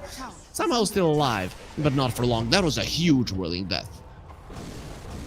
Yeah, Mikey dealt a ton of damage there, jumping in, getting his Q on 3 heroes, but honestly, it was just a nice bait from Eki. Just that pipe making everyone deceptively tanky. They're going to be diving in for more. But Bodhi, he doesn't have that big streak no longer, but his Raxus might get exposed right now. Why is there still no backdoor protection? Yeah, it is going to be coming back. Those creeps in the top lane died a long time ago. Ravage is back up. Zibe working towards an Aghanim Scepter now. Even more tools to deal with the CK. I know you're a big Axe fan of the Tide, right? Do I remember that correctly? Yeah, it's nice. Provides a lot in fights, but also just speeds up your farming by so much. Yep, and he's going to be level 18 fairly soon as well. That last fight, it is very important to know that was without the Ravage on the top lane, where they got the tower and brought down 4 heroes. So with the Ravage, it's going to be much tougher. So what's the approach now from Hrivnia? What are they lacking? Is there a certain item that might change their current predicament? I don't think there is one specific item. The BKB on the CK is going to be nice, but it's not going to be game-changing, because his illusions, of course, don't get it. So Ravage is still going to be disruptive. They need to just find pickoffs again. Need to get that farm train rolling again, and this is a nice start. Yep. He does have a buyback if need be. There is no roach that's going to be spawning during his death. But this dieback on Saneko is a huge one. He uses Curse of the Old Growth. His ulti, however, will remain unused for the next 70 seconds at least. It's nice that they're listening to me. Like, yeah, you just need to get some pickoffs, avoid the big fights, and that's exactly what they're doing. Should be able to get a nice tier 1 top as well. They're not pushing it at the moment, though. Yeah, the Treant Taneko is just, even while dead, just being a major pain in the behind. Dragon Knight is deeping to the mid lane. He showed bottom for a second, so this could be dangerous for the Tiny and the Marcy, who are still lingering on about. Dragon Knight is hunting.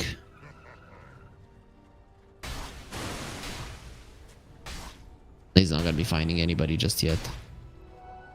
That was Dragon Form committed without any kind of arcane rune.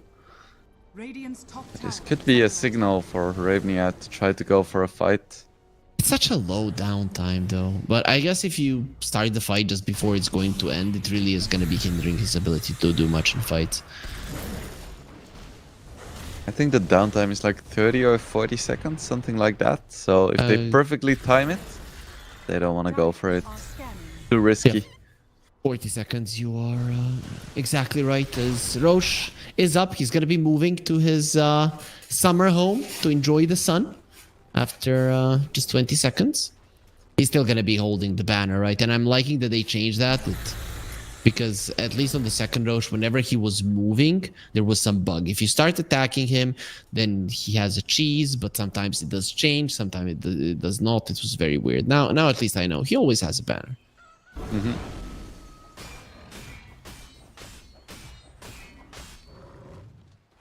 Tier 3 neutrals coming out. DB almost has his Aghanims. Tide always farms relatively slow before he gets it. So he was leading at some point in terms of net worth, but he's fallen behind. But I feel like that's gonna change once he finishes up the Ags. We also haven't talked about this Shiva on the Timber Saw. He's hella tanky. You need some ways to purge him off. And the CK is going for a Nullifier. And the Tinker has a Yules. But the Yules of the Tinker I don't think is a great solution. However, the Nullifier is an awesome one. Mm-hmm.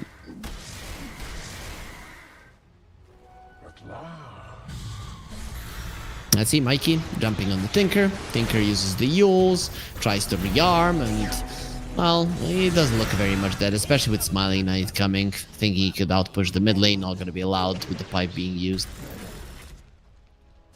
So Mikey is fully back in the game. Second in net worth, just so strong right now. Aghanim, Shivas, Kaya.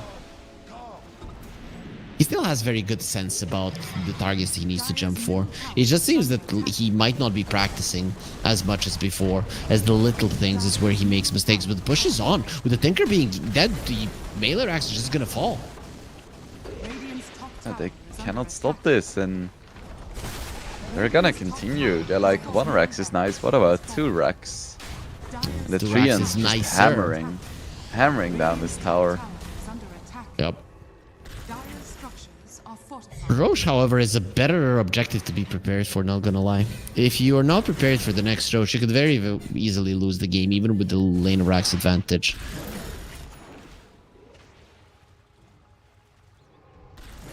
There's the Nullifier on the CK. I think that's the biggest game-changing item that we could have seen.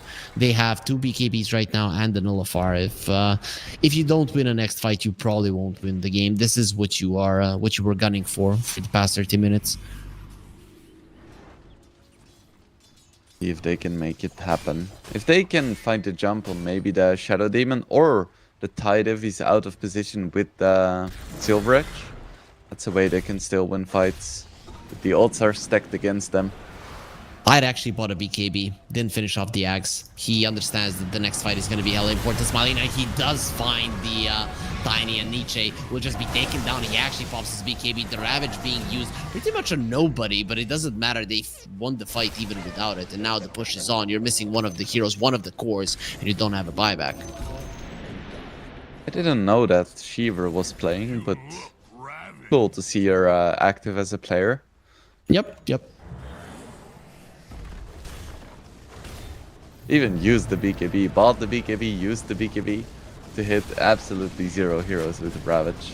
Can they actually win this game right now? I think they could have taken the second lane of Rax, winning the game. However, it's a little bit tougher, not even going for the Roche. Team T pushing the limits of their lineup. I'd say unnecessary, but actually with Mikey going in, Tinker gets the Ultimate Nullifier, does remove the Aghanim Scepter from Mikey, but it doesn't matter, the Tinker will already be dead. Now Babodi needs to be careful as well, his birds with the stone form will be protected for the time being, dead in the water. Let's see if they can go for him. He cannot move, does take down that little anchor, which now allows him to move. Smiley Knight continuing with the push, the other tier 4 will die. Tiny coming back in just 8 seconds, looking towards the Timber Saw. He has been nullified, he'll probably die actually. The disruption will keep him alive. Why now? Surrounded by enemy heroes, Mikey protected by the nice usage of the Crimson Guard. Toss not gonna be used that nicely. Nietzsche actually doesn't know what to do at this moment. You're surrounded, the enemies are stronger, you only have 3 of your cores, no supports around. Zibe gonna be jumping forward. Nietzsche wants to get a couple of hits on him, and he will, but he's now gonna be surrounded with so many enemies. Without his BKB, actually does get it off. One more hit and his life will be taken. He doesn't have a buyback, and Smiling Knight just stands his ground. He's way too strong. The GG will be called. Hrivnia to the lower bracket, and Team T get a what seemed to be an easy 2-0. Yeah, I feel like this game was actually quite similar to the last game, where Hrivnia had a really nice lead, but then they get picked off a few times, and then the draft for Team T just takes over. Because this is like the moment and the window where Team T is strong, and Hrivnia just gives them a little bit too much space. Yep, they you think they should have played more aggressive, or was it the way that they approached those fights that was the main issue? Yeah, I think it was the approach, because they played beautifully in like the first few minutes, where they had like something like a 4k lead. It was like 10-1, but then they lost a few heroes, and that is just so detrimental when you're playing a style like this, because if it's anywhere close to even, you're gonna lose every single fight. Yep, that is kind of how it goes. And with that, we know the first team that is going to be advancing to the second round of the upper bracket is going to be Team T with an easy 2-0 versus a team that looked amazing in the group stages, but here in the playoffs will struggle. We are going to be taking a bit of a longer break. It's going to be around an hour until we see the next series, which is going to be Nightpulse versus Monty. So we have some time here, Wingblade, before we take that hour-long break to talk about the next series. I'd say Nightpulse here are coming in as the heavy favorites. Yeah, I would think so too. I'm curious to see if they can live up to the hype. Yep, that is always hard to do so. Mikey, though, we talked about him not living up to the hype, but in this last game and the last 10 minutes of it, definitely he did look like his best version and did manage to get his team to victory. But for now, we are going to be getting you guys to a break, a long break, after which Dota will return. So refresh yourselves and be back in an hour, because it is going to be a great second series of the day.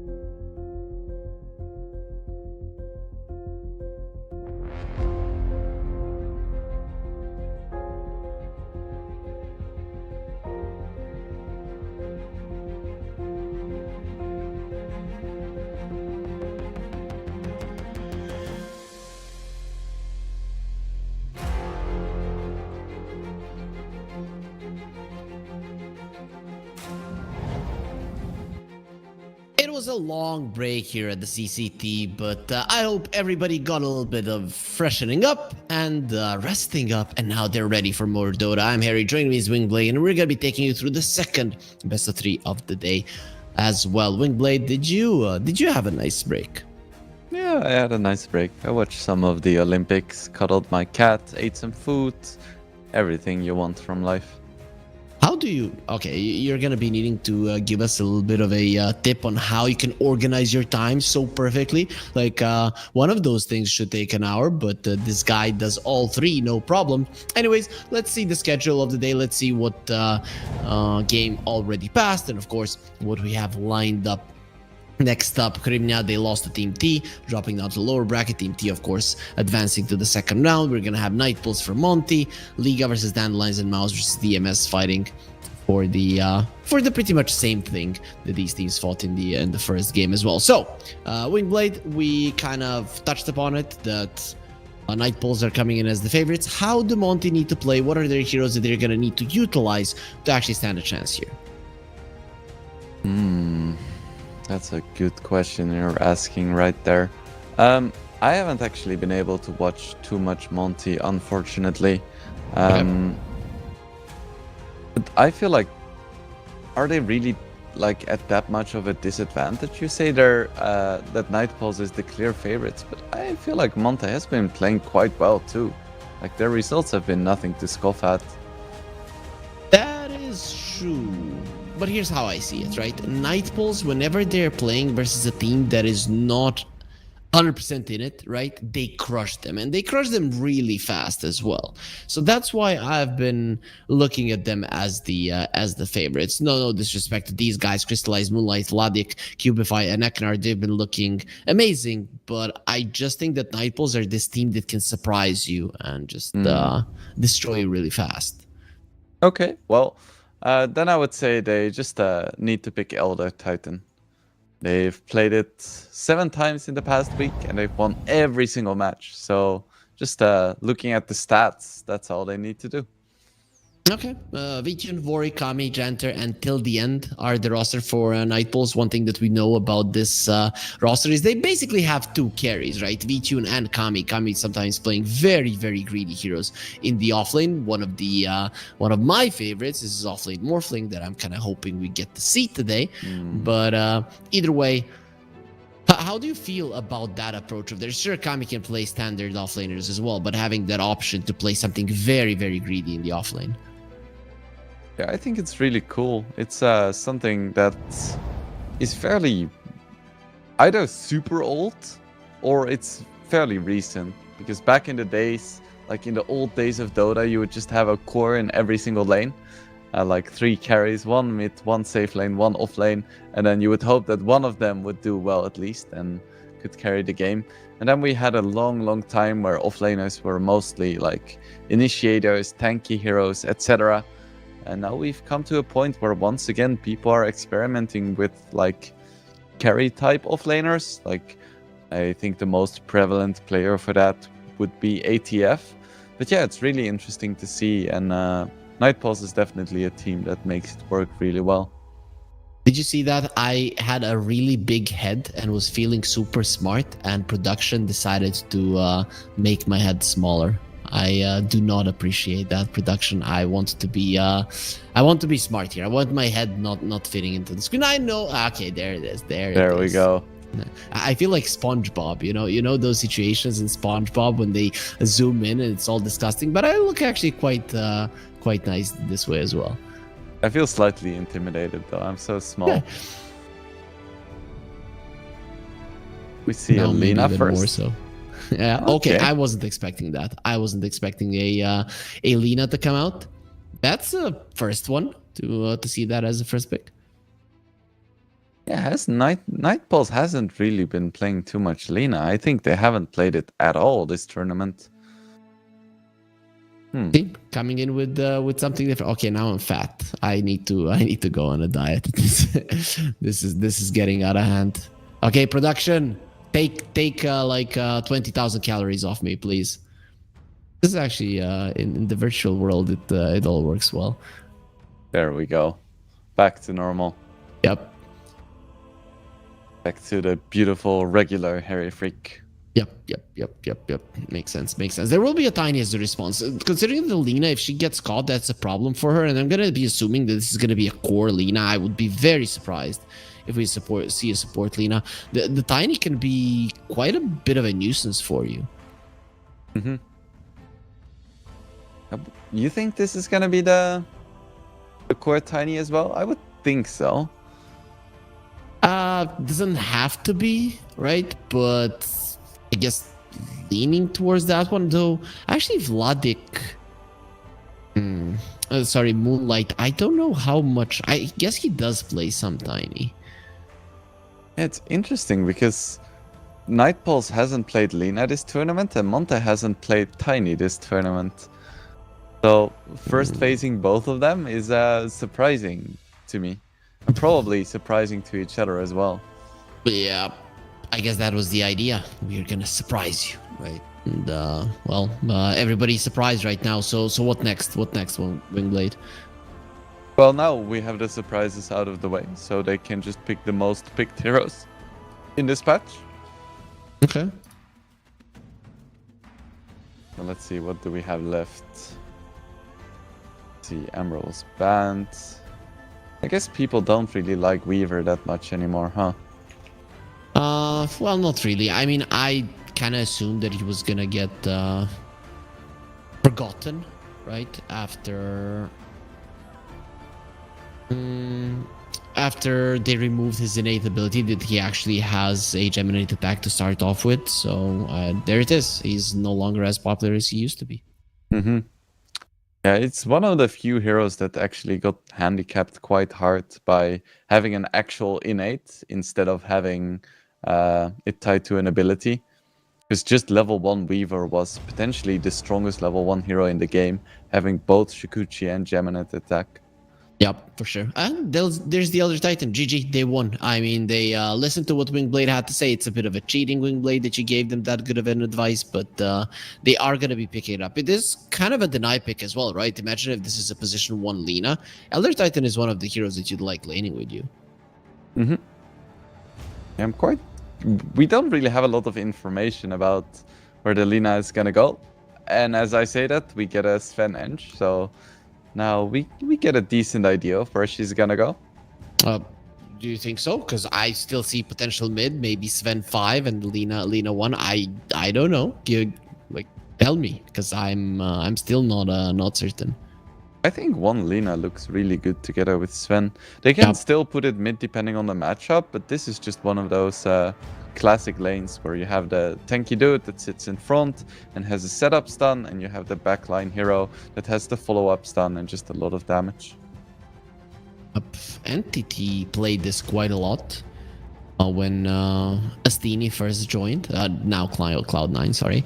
But at that point, it didn't have much success versus stronger teams. But versus teams that they were considered favorites against, they completely crushed it. So I'm a little bit afraid here for Monty. I think you should still put a little bit more emphasis on punishing this Lina either way. Mm-hmm. Yeah, but like to see something like a centaur that allows other heroes to catch up as well.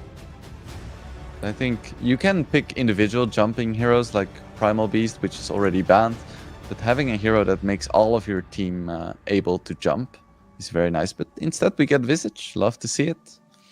Could be Visage 3, 4 Tiny. It wouldn't be too bad. Maybe we see that Marcy once again, because it is a great hero with Visage, especially laning stage-wise. Plus, it is a jumping hero that gets on top of the Lina, so wouldn't be too bad. Yeah, I would like to see Marcy, but I think Tiny already is a very good combination. Just having the toss back, having the 2 disables, a lot of magic damage.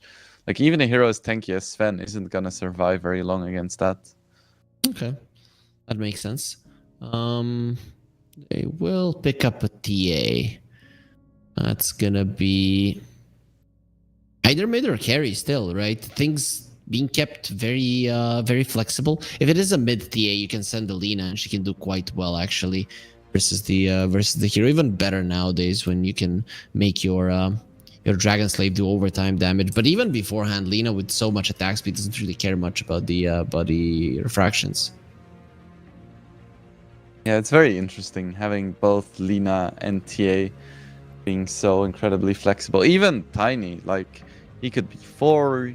He's probably not Yes. gonna be 5. He could be 1. He could be 2. And then we have a Lycan. You think it's gonna be an alpha Lycan or a Yes. sigma Yes. beta? It's an alpha Lycan, dude. Dude, you imagine this. So you are born, let's say, to a pack, right? And at Right. your birth, they ask you, do you want to be an alpha and have everything, right? Oh, sure, you need to fight and die sometimes, but anyways, you have everything. Or you're gonna choose something else. You're gonna say, I'm gonna be the alpha. I'm gonna make sure that that I create a new generation of wolves that are gonna be just as strong as I am. That is the one that you choose, and this is like I think there's no choice right now for a Lycan. You know, you say that, but if I was born and I don't know, the creator would stand before me and ask, do you want to be an alpha wolf? Do you want spirit wolves? Or do you want to be a pack leader? And they told me that being the alpha wolf means that I have the lowest win rate, you know? I would be inclined to go for spirit wolves or pack leader instead, but maybe it's just me. But the creator also says that statistic was made when the alpha wolves didn't have the extra armor before the changes. Right now, the bugs have been fixed, so the alpha wolves are actually the best thing. Right? Okay, we'll see. 2 days ago, Zibe did go for just the pack leader instead of the alpha wolves, and he had a really nice game with that. So I'm very curious to see what Night Pulse is gonna bring. I think there is a lot of potential in the alpha wolves, and I haven't really seen them be utilized to great effect. So I hope to see it this game. It's definitely one of the more interesting facets. I saw it once, and it looked good. And that was before the buff, right? We were looking at it. We were like, why do they have 0 armor? And they had when you get a shard, it's just dumb. That big wolf is just gonna be shoving in the wave so hard that nobody's gonna be able to match it. So I'd like to see it again. Not gonna lie. And Kami, he's one of those players, right, that can really make this work. Yeah, I think it's super cool. So, Earth Spirit and Puck banned out by Monte. We haven't seen that much Earth Spirit, right? No, Warwick does play it a lot, right? So he's a specialist on the hero, but actually he's gonna be playing Alina, so or maybe no, actually could be 5, could be 1 Lina, 5 Sven, yeah. So Could be Void Spirit anything. banned out, yeah, could be anything. That's a Moonlight hero being taken out right there. So what's it gonna be here? It's always so hard to call when there's like 4 flex heroes. Are they gonna pick something that's just good against TA? Is it gonna be like another Husker? No, it's gonna be Lina. Luna. Jeez. Also Lina, but There is Luna. Lina on one side, Luna on the other. Yeah, just one letter difference. So Luna, definitely a new hero nowadays. I'm gonna need to wait for my analyst to explain this to me. Okay, so I guess they just really want to go for some sort of timing push. Because Lina tends to get items very quickly, but doesn't like skill the best out of all the heroes. And Lycan is the same. Like he's very dominant, and then at some point he kind of gets overtaken by other heroes. But if you combine all those things together, you win your lanes. You have a crazy, scary timing. Yeah, this is very cool. And Monte, they pick up a Storm Spirit. So one thing that Night Pulse is lacking is stuns. So if Moonlight has a good game, this is a very, very good game for a Storm Spirit. However, you don't need stuns when you're just pushing towers, when you force the enemy to come to you. So if Night Pulse does well in the lanes, which is something that Lina tends to do against Storm Spirit, then I could still see them struggling, even though it's a very good Storm Spirit game. Their lanes are insane on Night Pulse. This is a classic Night Pulse lineup, right? Especially the Lina going for the Moon Shield, so she wants to be tanky. I actually don't know if the lanes go well. I think they deathballed this game in like 20 minutes. And Monty, they do have an Elder Titan though, so slowing things down is kind of their MO. I am a little bit worried about the Luna in lane though. I think Sven, Lina would have been relatively strong and maybe been able to stand up to Visage Tiny. But Luna, she isn't exactly known for her laning strength. So I could see that lane going very, very wrong. And if Luna needs to spend the mid game recovering from a shitty lane as opposed to pressuring the map and flash farming, then I could see Nightpulse being in a little bit of trouble. Does this new Luna with Lunar Orbit do better? Is she now maybe stronger in the lane?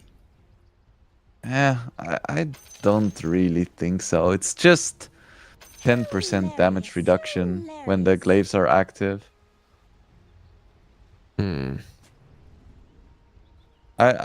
Oh wait, it's actually like a 10% extra. So it's like 20% damage reduction or No. It's just you 10. only get damage reduction if you take the facet. Yeah. That's how it works. Kami, he's actually rip. going He's for very it, dead. and yeah, goodbye mana, goodbye Kami. They're gonna try to give this kill to the Storm, and was that intentional? Because that looked intentional. A good amount of money. Yeah, you definitely want to give it to the Visage because it's just 105 extra gold. I'm not sure if he got it though because the previous debuff expired and the Soul Assumption was still in the air. Let's see. Oh, actually, we can't see the death summary. He did use 2 Soul Assumptions and did 338 damage. I'm gonna assume that the second one did connect. Yeah, It's just that that's the animation was a bit scoffed. The battle decent begins. start for Monte. Getting some null talismans up on the Visage in the laning stage. Let's see. It is. Yeah, it is going to be a great start for them, and that is the lane that you were afraid of for Nightpulse, right? If the Luna loses that one heavily, not impossible, it's going to be a problem. Though speaking about losing lanes heavily, the Spore Elder Titan, what are you to do versus an Enchantress? Well, let's say this is the lane that you have to go for, and there's just an Enchantress to purge off your Astral Spirit every single time. How do you even play? I think you just try to punch. It's not gonna be the best, but Enchant cooldown is 30 seconds at level 1. So you have a bit of an advantage with Astral Spirit. So every other cast is gonna be effective. Yep, and we saw it. I mean, Kami got punched in the face. It was a problem for him. Now Eknart is going for Janter, who will be able to stand his ground for the time being. And Eknart, well, this spirit is getting purged off if you come forward. I think he might actually decide not to. No, Enchantress got a creep. Okay, yeah, fair enough. I mean, Eknart isn't really in a position where he can really trade right now, having just 150 HP. Yep, especially versus the Harpy Stormcrafter. Also taking that creep by Janter is going to make the camp significantly weaker, meaning that the pulls aren't going to be as effective. So definitely not a bad play in the long run. I have to say, I do really like Crystallize taking Melt level 1. Because Kami already took so much damage, while I feel like Refraction wouldn't really have done too much. It's also way more expensive. Just look at this. Yep. Kami is struggling. Is he dead? I think so. Could be dead. There's One the more slow hit. howl is going to be no. used. The damage reduction and the slow. It is going to be enough to keep them away. Actually, this Lycan lane is not doing as well as I expected. I'm not super surprised here. I think TA is really good against Lycan. Because you have the armor reduction against the hero who doesn't innately have that much armor. And Melt is... Psyblades is really nice against the wolves. He did buy a rate band, so that's most definitely going to help, I guess. So he should be fine. The Lina, however, is not winning the mid lane versus the Storm. The highest attack range hero in the game is not winning versus a Storm, who pretty much thrives when playing versus melee heroes. Surprising, but I guess the least amount of CS is going to be on the top lane when we're both of the cores in that regard at least are struggling. We haven't seen any kills from the Visage just yet, and I think that's a very good sign for Nightpulse. Because it is a very slow, snowbally kind of hero. So if the lane is even, Vichun is winning. Yeah, but he's very low, so it might start to not be so even fairly soon as what was delivered till the end. Well, just some tangos, and he's going to be needing to give those to Luna if he wants VTune to have a decent time. Because now the lane is pushing away from the tower. At least the Sven will get a pull off for now. Tower is under attack. Very disciplined gameplay from Nightpulse so far. Regardless, Monte is still leading by 1k gold here at the start of the laning stage. Janitor is dead. It's just a question who gets the kill. It will be crystallized in the end. The wisps? No way. No way he's getting out of this one alive. He's going to try to juke around the trees. The creeps on the high ground getting full crystallized in the end does take him down. Takes some time. Not that much. Does allow the Lycan to farm pretty safely close to this tower. Radiant's middle tower Poor is under Ench. attack. It's a cruel world. Yep. You know, we talked about the Luna having an even lane with the Visage, but when we look at the net worth, sure, it's too early to do it, but I just took a little bit of a peek. The Visage is 600 gold ahead of the Luna, and Luna is the lowest core of them all. So in general, this top lane is not going that badly. Sure, there's some first blood in it, but it still counts. Ooh, that's a lot of damage once again. And this is just so little commitment as well from Monte. Just throwing out an avalanche to get the stacks up for soul assumption, throwing out a single soul assumption. And that's a raindrop charge gone and just a good amount of damage done. Moonlight, almost level 6, hasn't died just yet. Lina doesn't have her level 6, so can't really threaten the Storm at all. I thought there was going to be some Enchantress rotations towards Moonlight, who now is being a little bit annoyed by Warwick, but he's one creep away, maybe even like one experience away from getting his level 6. Of course, Moonlight is a Storm specialist, so we shouldn't be too surprised that he's doing well in a matchup that's generally regarded as quite unfavorable. He's a spirit specialist, I'd say. Right, the Void Spirit and the Storm, most definitely, but he's pretty decent in Ember, and I'm pretty sure he can play a meaner Spirit as well. Mm-hmm. I think looking good for Monty. Like, definitely looking good. Nightpulse, really, when you look at their lineup, they don't really do too well when they're behind, and you could start to fall behind quite heavily. I think the Storm just dodged the Laguna Blade in the mid lane. Oh no, he had the range drop. Okay, that's why. Yeah, he just tanked it like a champ. Yeah, but now he's Warwick gonna be is going in for trouble. Warwick. This is how you do damage, my friend. Pulling him in. The Echo Stomp will connect as well, putting the Lina to sleep. Moonlight, he does it the old-fashioned way by taking her down. Monte showing up strong here in this early game, and we spoke about it before. Nightpulse is quite a death volley lineup, and death balls don't tend to work as well if you're behind in golden XP. So they need to clean this up. Which they are. They're definitely behind. Look at Cubify. He's just posturing aggressively, and the Luna cannot stand in the lane. Like, who's gonna be able to change this? They're actually going for the kill. VTune will be left alone in the end, and the Grave Chill gets used until the end. But it is just enough with the pressure to annoy them, and Nightpulse are not having a good time anywhere for that matter. Yeah, their most farmed hero is Lina, but even she's behind the Storm. VTune saved by the Stormhammer, or is he saved? There will be a toss back. They're going to do some damage to the Sven as well. A rotation from the Enchantress, not the best rotating hero, especially without the creeps. But now they're going for Vladik, Blood Grenade, Enchant. They should be able to get the kill. VTune is the one who secures it with the Lucent Beam, and Cubify will be able to escape. Healing Lotus gets used just to have enough mana for the Avalanche, just in case. That was very nicely done, splitting the damage on the soul assumptions. Tommy pushed to the jungle, but he is a Lycan, so he should be able to do quite well there. He actually did go for the Alpha Wolf. Okay, I thought he went for the pack leader. Okay, cool.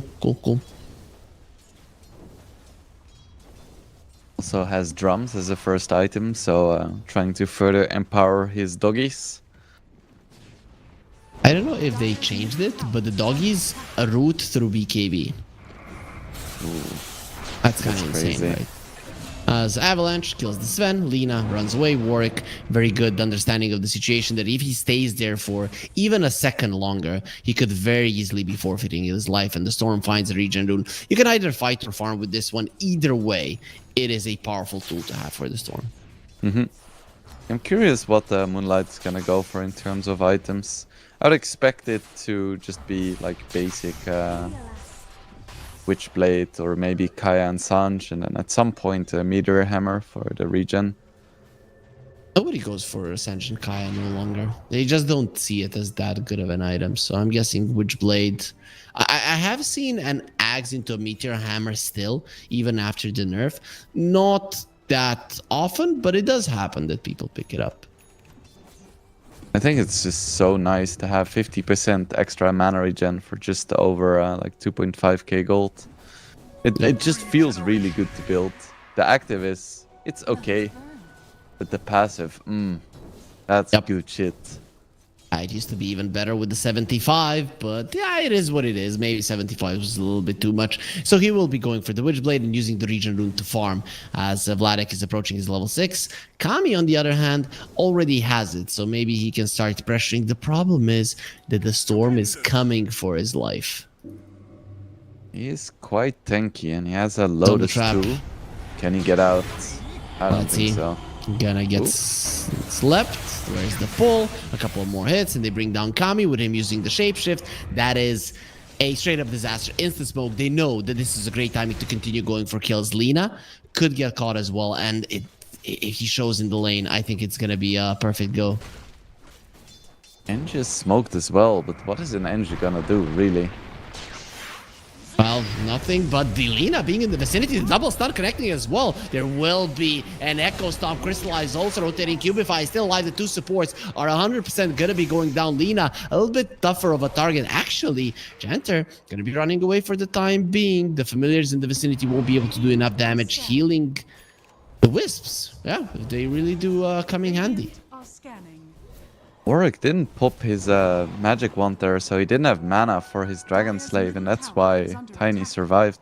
Dire's structures are fortified. Radiant's bottom tower Now it's gonna be a it free would have tier been 1. a bit nicer if you at least got the Tiny, but things are actually looking quite bad for Nightbulls. A lot of their games were always fast. Doesn't mean necessarily that they had always won. Is that now they're looking towards the bottom lane where Kami is. He cannot escape. There's some traps waiting for him that are gonna be sprung right now. No shapeshift, no chance to escape. An AD rune on Moonlight allows him to get the kill. Maybe they can get some familiars in the mid lane. We'll get one for the time being. These Echo Stomps from Eknart always connecting on multiple heroes. Dire's bottom tower is under attack. Is ET working really well so far? It feels like it's just a targeted stun, the Echo Stomp, as opposed to an ability that's quite tricky to hit. Yep. Eknart knows what he's doing. Also, the bottom tower is dropping. Usually with the Luna, you want to have your Ancients open. They're not going to be open this early on. The mid and the bottom tier 1 are already gone, making invasion into the enemy triangle and graveyard area easy. Crystallize, just farming up some stacks, doesn't feel any pressure. Because who's gonna kill him? Like, a support Sven and Eng? No way. Oh, he's blocked in. He couldn't pass Crystallize. I think he understands. He needs to TP out right now. He doesn't have it yet. 2 more seconds. They're going for him. They found him. TP out, not gonna be allowed. Oh, he's not afraid of anything, but he should have been afraid. Actually dodges the Laguna Blade with refractions. Won't change the fact that he gets taken down. Kami finishes him off. Little girl in the woods, found by a wolf. Classic story. Very nice dog micro. Scouting out Crystallize and blocking him in. He didn't intentionally block him, he just put it on follow. So somehow the wolf positioned itself like that. Is this the true danger of AI? Yeah, this is what they warned us about. Radiant's bottom tower has fallen. Dire's top At tower the same time, it's gonna be a tower trait, most likely. That's exact. Tower is being pinged out though, but I doubt they really want to go for a defense here. How is Visage only level 6? What? Dire's top tower has fallen. Yeah, I guess he's been splitting XP with Tiny. is under attack. Or Tiny has been splitting a XP with him because Tiny has more experience than the Visage himself. Very weird. Didn't expect that to be the case. TA now is going to decide to farm stacks in a bit of a safer environment here in the in her own triangle. Yeah, no wolves in the forest. Oh, and Moonlight. He's just gonna go for a BKB after his Witchblade. He's like, I watched the last series. Games were lost because of no BKB, so I'm just gonna, you know, buy 1 second item. We're going full circle back to everybody buys BKB. It used to be when the debuff immunity was introduced and the stuns lowered that nobody was buying a BKB. Then people started a little bit. Now we are still coming back to a situation where you think, this is still the most important item in the game. Doesn't matter how many times you nerf it. Nope, nope. Because the Dota revolves around it. Moonlight gets to the high ground. He has a shield rune, so it's pretty hard to bring down till the end. Small price to pay. 8 toss onto the Tiny. Stun connects. Laguna Blade as well. Warwick is just poking a bit. And Vladik got the kill, so that's very nice for him. An additional 210 gold. Invisibility. Money. It's like watching Bounty Hunter. But he's still very low in terms of net worth. You know, after the first blood, one would assume that this guy would do well. He just hasn't been farming all that much as they're the roots. The big wolves are coming. Look at how huge they are. This is level 5, I'm gonna guess, because they need to be bigger. Yep. Oh, is he gonna die? No, we should be fine. They have their armor now. No, it still says 0 armor. Maybe it's a visual bug. I hope so. Or Yeah, maybe this is the one problem with this new Visage build. If you don't get kills, you just don't farm fast at all.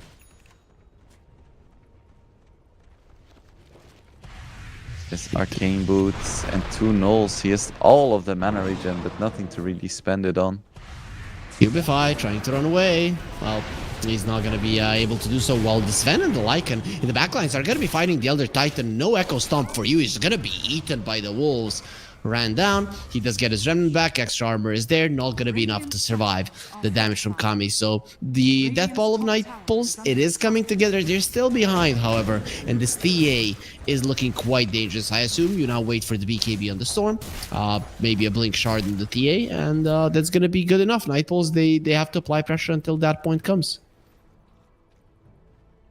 I think at this point they could try to go for a play on Monte as well, because Shapeshift is down.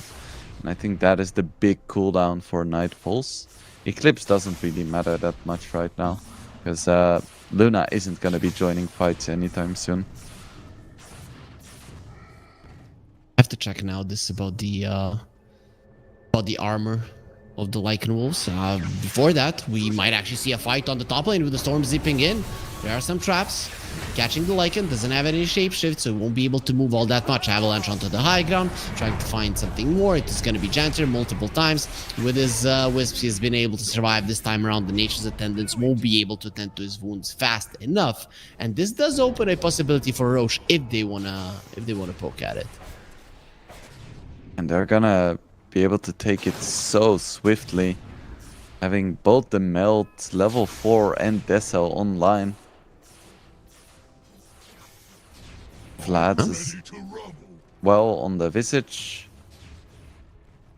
I don't think a natural order works on Roche, luckily. That would be absolutely broken. Dire's top tower is under attack. There it is. Roche is going to be targeted. That is going to be an Aegis. I'm guessing you'll crystallize. Even though Moonlight would be a good carrier, you do want your TA to not die at this moment. Yeah, when in doubt, put it on the hero that's gonna hit buildings. Blink in from Cubify. Misses the Avalanche. He's gonna pay for this one. Yep. No, actually, the Storm gonna be jumping in. And there's the Eclipse being used. Another Echo Stomp connecting on 4 heroes. Just Eknart This guy should have kids, right? The lullabies he'd sing would be amazing. Radiant's Been bottom a really tower good is under performance attack. so far. Warwick does find a haste rune, but that's tiny dying. It's a problem, right? You could have pushed the tier 2, no issue. Now waiting for the tiny, it is gonna take some time away from your Aegis.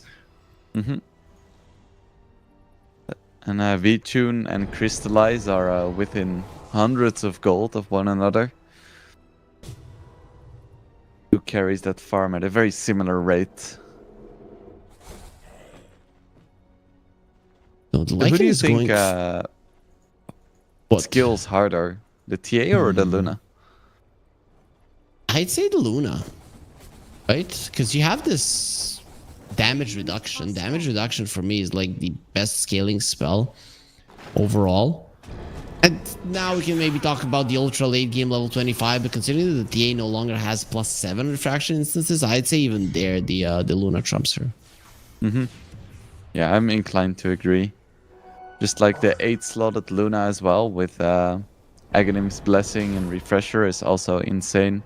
While TA, she just like keeps hitting people and hits people harder. At some point, there's gonna be like so many E-Blades, Force Staffs, Glimmer Capes, that attacking is less viable as opposed to having hybrid damage. Nicely done by QFI. Blinks out, breaks the smoke. I broke the smoke only on one hero, but they know that something is coming. The TA has a shard, so going up the high ground on any point in the map for night pulls would be clear suicide, so it's better just to leave it.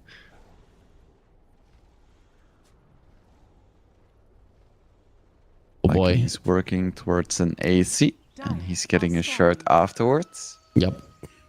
Shoving the waves is going to be so huge. This is one thing that night pulls can do quite well. Though I think now at this point of the game, up until maybe 30, 32, 3 minutes, it is going to be Monty that need to be getting the lead. So if they're not increasing their current lead, it's actually a problem. We are approaching the point in the game where Night Pulse is going to be strongest though. Like we spoke about their mid-game timing. I think it's like between 20 and maybe 35 minutes. So even though Luna skills a little bit harder than TA, I don't think Lina plus Lycan skills harder than Storm plus Visage. Yep, that can be a problem. I still think I'm still looking at this Lycan as a big scaling hero because the Alpha Wolves with the shard, they just shove out the waves so much. And you talked about it, the ultra late game. Vision is everything, right? Shoving out the waves is everything because you have so many items that are going to be kind of covering for the downsides of your lineup. So I'm still intent to lean towards night pulls in this game, unless of course Monty put the foot on the gas right now. So you want a prediction about if this game goes 40-minute plus? Who's gonna win? Sure. Let's go. You're thinking Monty? Yeah, I'm thinking Monty. I'm feeling confident. I'm gonna stay with my night pulls, boys. I'm a big fan of Alpha Wolves. There's the evasion from them. Actually, they weren't even supposed to have armor. I don't know what happened with that armor, what I was reading in the patch notes. So, it's something, it's weird. I don't know. Somebody told me they should have 10 armor. It's the Mandela effect. You think so? Probably. But I mean, it's if so it's close. not in the patch No way, notes. no. You know, they can fool me with the mirror on the wall, with their magic mirror on the wall that they just came up with 2 years ago. But they cannot fool me with this one. This happened like 2 days ago. Sure. I believe you. Don't worry. You're not crazy. No, I know I'm not crazy.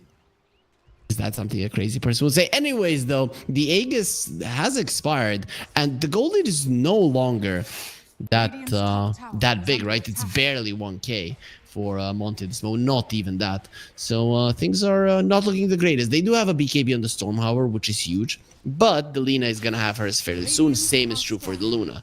So this gap when you can actually start to fight it is lowering. You're not gonna have the advantage for the entirety of the game. Yeah, Night Pulse is starting to hit their timing. Once they have the at least double BKBs, I would expect them to ramp up the aggression. The smoke on one side, going towards the bottom lane. Lina would be a great kill if you can find her. If you put down a ward, that's gonna be awesome. The Sven is in the vicinity, ready to break that smoke, and will be doing exactly that while they get stunned up. They do find Lina just before she finishes her BKB, which is awesome. With the AD rune, the storm does a little bit too much damage. At least the Sven does survive. Yeah, that's some nice timing. Now, does Monte want to do anything with the 35 free seconds they have on the map? Probably just hit creeps, right? I think taking down tier 2s at this point is not easy. It's pick off creeps, Roche, then it is going to be objectives. Oh, of course, if a really good opportunity presents itself, it's going to be great, but killing an enemy next to your tier 2 isn't really all that much of an opportunity. You see Monte quite gathered here in the mid lane, potentially looking for something else. Dire's middle tower is under attack. Invisibility. Wanna get a kill, it looks like. They see Ench on top. Dire's middle tower. Or they saw Ench on top at least. So that mid lane tower actually does fall. So Night Pulse didn't want to fight, didn't want to protect it. Luna does have her BKB being delivered to her at the moment. Of course, next item is going to be Kanda. Kanda level 20 is the main Luna timing, is when you start dealing this massive amount of damage, while there will be a pause. And Kami does disconnect. Hopefully, it's just some server issue, and the Lycan will be coming back in a second. I mean, he's the alpha wolf, so maybe he's just mewing and doing push-ups right now.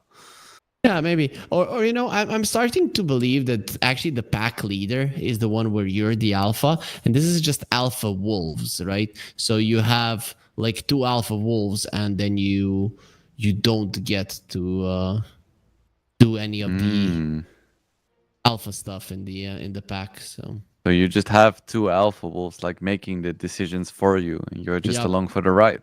exactly. I see. Have you watched those documentaries about people that have wolves, and then I don't know if all of that is true. I know there are some interesting dynamics in packs, but when the guy needs to go and kind of stand off with the second in command in the pack, so that he is still considered the alpha, and the pack doesn't eat him. Wait, is everyone involved here a wolf, or is there humans No, as well? human. Oh no, I haven't seen those, but that sounds interesting.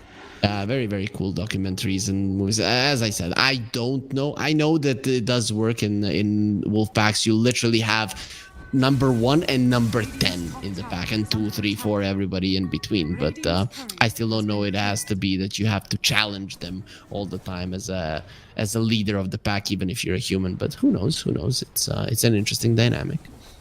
Yeah, but a few days ago it was actually a bit easier to challenge the wolves in those packs, because they didn't have the 10 armor, and now it's been fixed. No, they still don't have the 10 armor. But I don't know. They should have had the 10 armor. Actually, now it says plus. Okay, they have plus 13 from the Warcry and the AC, right? So at least that's nice. That's a start. Yep. So let's see. You have 1 outer tower left if you're Night Pulse. You've taken down only 3 tier 1s. None of the tier 2s have fallen. Roche is going to be spawning in 25 seconds, which will be go time for Monty. So what do you do about it? Do you have the items necessary to challenge it? I think you don't really have a choice. There is double BKB, so that's a start. If they get a good jump, they can definitely win the fight, but I would favor Monty in a true 5v5. Yep. I mean, any lineup with an Elder Titan is just gonna have an advantage, but that's why there's an AC on the other side, and magical damage on Monty quite limited at the moment. Oh, Nice. That's a Daedalus as well. They're just gonna start hitting racks, but there is a smoke team behind them. That is the problem, especially if Moonlight is the first one to get caught. They will actually get on top of the storm, get the stun, but there's no fall off. They didn't focus on the storm. They just went into the back line and just kind of diminish all their forces. The Earth Splitter will connect, not really doing anything. As Moonlight does go in, this Lina does pack a punch. You have to be very careful going onto the DA. That is not a hero with the BKB. That is a hero with no HP as well. The highest net worth hero on the map just gets destroyed. And Monty, what the hell were you thinking?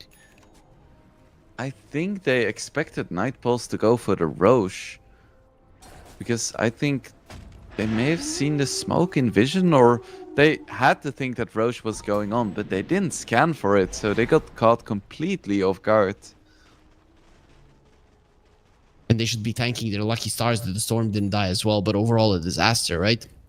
I don't think Night Pulse, actually Luna did pop a BKB there. I'd say quite unnecessary, to be honest. That was a straight up fight that you were not going to lose. And now they go into the Roche. This is much bigger than that previous fight if they can get it.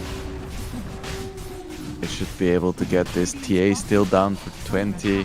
No Earth Splitter, Storm with no HP or mana. This is a big deal for Night Pulse. Echo Storm slowing it down, not slowing it down enough. Kami V-Tune until the end will take this Roche down, no problem. It is going to be Aegis and the banner, something that would have allowed Monty to end this game now. They're in so much trouble, and Eknart even more so than all the other guys. It's also a gem. It is a disaster. Yeah. And we spoke about it ad nauseum, but this is the time in the game where Night Pulse is strongest. This is their timing. Now they have an Aegis as well. All the towers are just gonna start melting. Tiny in a good position to cut the waves though, so that's at least nice to have. It's still not ideal. You maybe even try going high ground with the banner. Is that a real possibility? Are you afraid of the tiny toss back maybe? I think you at least want to force people back. So I would try to hit the high ground a few times to make sure that Storm has to come back to base. And then if people don't respond quickly enough, just take the racks. You have a Luna, you have a Lycan. Yeah, you take it down really quickly. There's the avalanche. Toss back Luna inside of the base, uses the Manta, runs out pretty far. The Tiny has already lost his life. You have a BKB on the Luna. They will take down the trap. V-Tune posturing aggressively, gonna get stomped on. Earth Splitter coming forward. He's gonna be taking a decent amount of damage. Might have to BKB here just to survive. As the Storm goes in, there's the BKB now coming in handy. Storm pops his BKB as well. V-Tune standing his ground and fighting, but he does look very much dead. Moonlight should have enough mana to get himself to a safe position, and well, they overstayed their welcome. That toss back is always gonna be dangerous in a high ground push. I have no idea how he managed to get it off against 5 heroes. But well done by him. Just completely stops the push, saves their racks. And very clutch play by Moonlight, committing through the BKB, being like, yes, you BKB'd, but I can still right click you. I feel like a lot of Storms would have just gone back. Oh, and Monty, now they want to go for a push. There is a buyback on the Luna. Tier 2 on the top lane. Top lane is shoving in already. So Night Pulse in that regard are controlling the side lanes quite nicely. Which I think in itself is a problem for Monty that's going to dissuade them from pushing. So is that another effect of the Alpha Wolf facet with the shard? Exactly, you see? Told you it's strong. Radiant are scared. It is pretty nice. It seems like the wolves in the wave have less HP though. I don't know, man, but they're huge. They're kind of scary. Smoke. How's it gonna look? They might catch Monty with their pants down once again. Crystallized. You cannot die. Again, it's just so many times. Okay, Eknart. Even if he loses life, but look at how speedy he is. He's gonna be using the Earth Splitter, really not connecting onto Luna, tries to dodge with the Manta and makes a mistake. That's gonna be blocking in anybody that wants to chase in on Eknart. Hides behind the tree, TP's out. There's gonna be a stun on the Ancients, hoping that he was hiding somewhere between those trees, but Eknart found a nicer way to get himself out. Yep, well done by him. Monte so far has been weathering the storm. Still comfortable 3k lead. But against a lineup like Night Pulses, if you make one mistake, you lose one fight close to base, you're gonna lose racks. Yep. You might even lose the entirety of the base, right? It's not only the one lane Rags that you're gonna be afraid of. Storm though does have an Aghanim Scepter, so in terms of team fight, their strength has gotten insane. Also, you have Avalanche and the Echo Stomp and the Earth Splitter to follow up on that Aghanim Scepter, or for the Aghanim Scepter to follow up on them, which is in itself a huge deal. A lot of AoE control on your side. If the TA lines up perfectly, you could very easily kill multiple heroes. Yeah, just the wombo combo potential they have is astronomical. First the Vortex into quadruple Stone Form Familiars, then you have the Stomp and the Earth Splitter, then an Avalanche, then everyone gets silenced by the traps. That's like 15 seconds of AoE disable on 5 heroes. That's totally gonna happen, and it's gonna be insane. Vichun is going for a butterfly. So, is there going to be any MKBs? Yeah, already the TA is working towards one, so it's really not going to be that big of a problem. Man, that always feels so bad. Building a butterfly at the same time when someone is already building MKB.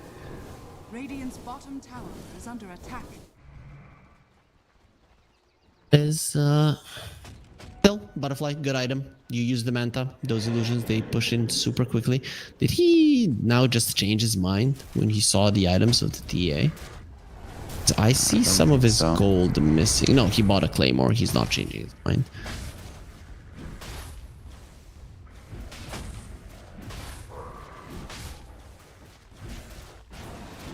Let's see, Roche. Gonna be up in 2.5 minutes. Gonna be a big objective for both teams. Very low amount of kills in this game. I mean, compared to what we saw in the previous series, really was a lot more of a bloodbath. Here, both of the teams content farming, right? Both of the teams confident in their late game. You were confident in the late game of Monty, right? So, if the next Roche goes even and nobody is a clear victor, you think Monty are gonna be running away with the victory? I am still favoring them, yes. At the same time, Night Pulse has been proven to be resilient. Yep. This Lina is a problem. Has a Hurricane Pike. Once you get the crit, even the small crit, it starts being an issue. Radiant's bottom tower We'll see if she's able to actually get off those right clicks in team fights. It's relatively tanky as well, of course. With all of the auras and just a solid 2700 HP. It's just, this hero sometimes has high HP, but still feels like she dies very easily, because you have no defensive spells, nothing to save you. Luna is going to be shoving in the wave bottom, and even committing herself. There's a glyph being popped, Vichun still standing his ground, decides it might be time to pull back a bit. We'll still send in the illusions and probably the wolves as well.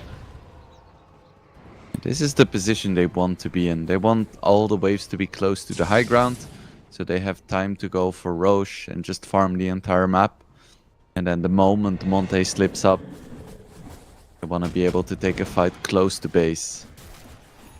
Yeah, top lane now there has a Lycan Wolf, so that one will be pushing in. Mid lane, you don't really have to focus all that much. There's the drums being used, or rather the boots of bearing, and those wolves and the illusions, they're gonna take down a tower, which is huge when you have a Luna on your side. Those glaives, they are gonna be a problem.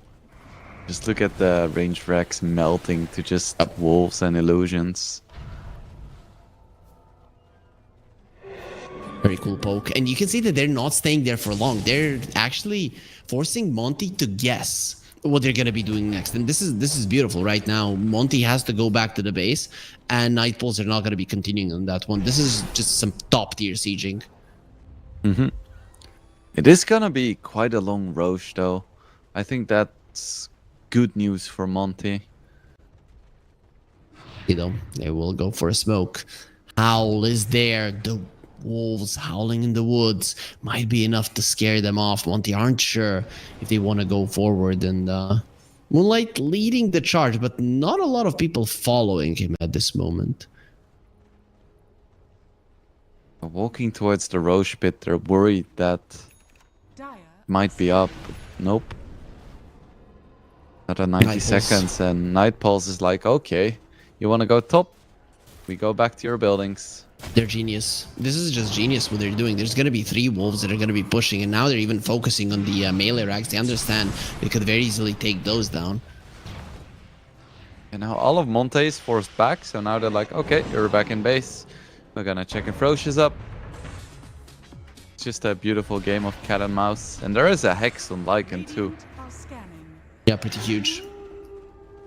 The next Lycan Wolf now coming through the mid lane, that is going to be a big deal. Because that's the only wave that really isn't pushed in towards Monty. They're not going to have any info on what's going on around the map. Be another 40 seconds and another smoke from Monte. This might be just a bit too early. And again, bottom is pushing in, so they can't really commit for the smoke. Ooh, have Nightballs made a mistake? They're sending the Luna bottom. If she gets caught without her BKB, that could be a disaster. Smoke breaks. Oh, Tiny blinks into the trees. Vichun still not getting off his BKB. Why?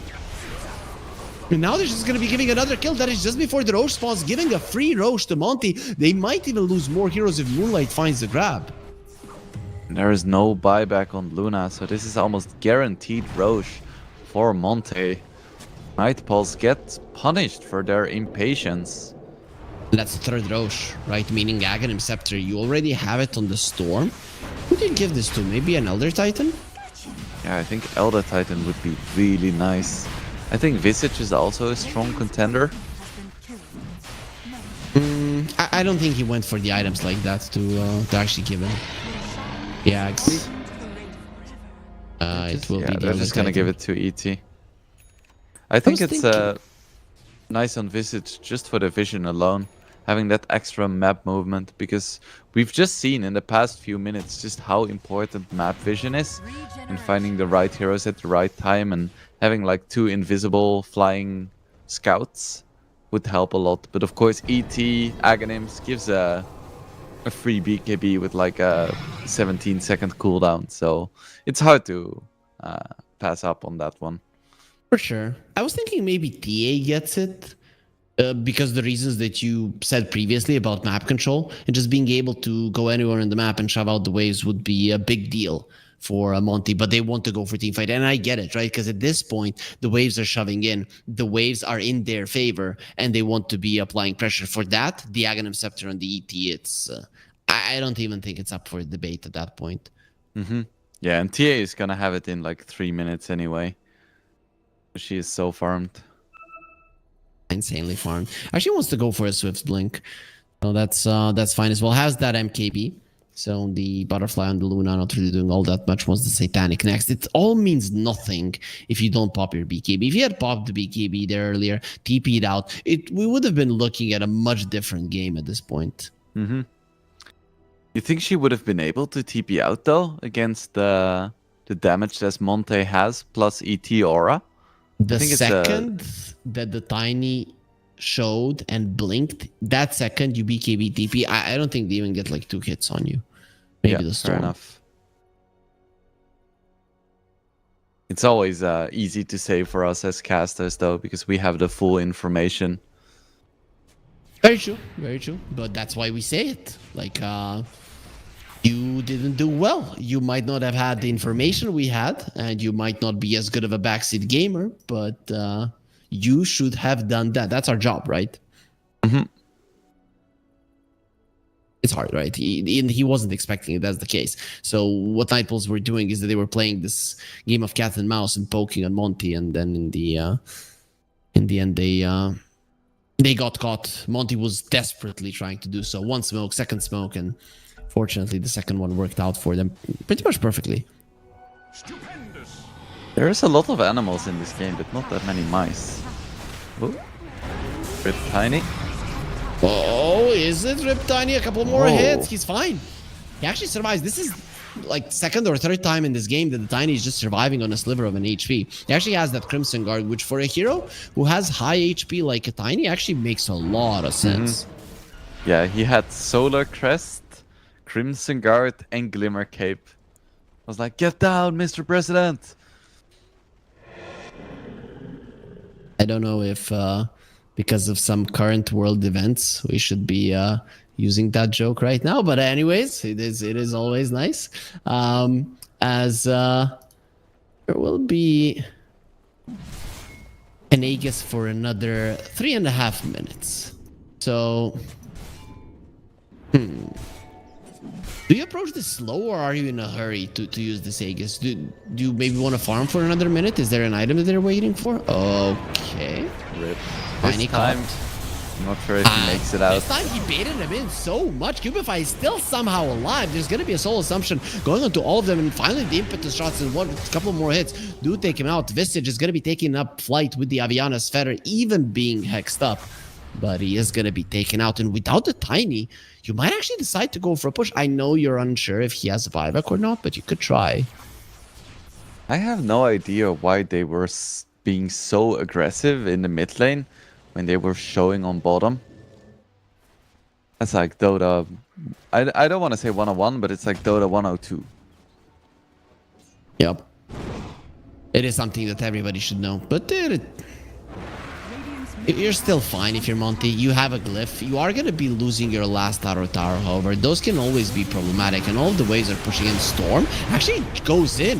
Here's where they're going to be used. Vici is standing his ground. Moonlight is going to be a little bit of trouble. You have to zip away. They already lost the Aegis. This TA is in trouble. Does have a blink. Will it get it off? Yeah, the LSA just not in a good position till the end. Actually gets himself away. What a force staff getting him out of the electric vortex. That electric vortex connects. The Sven is 100% dead.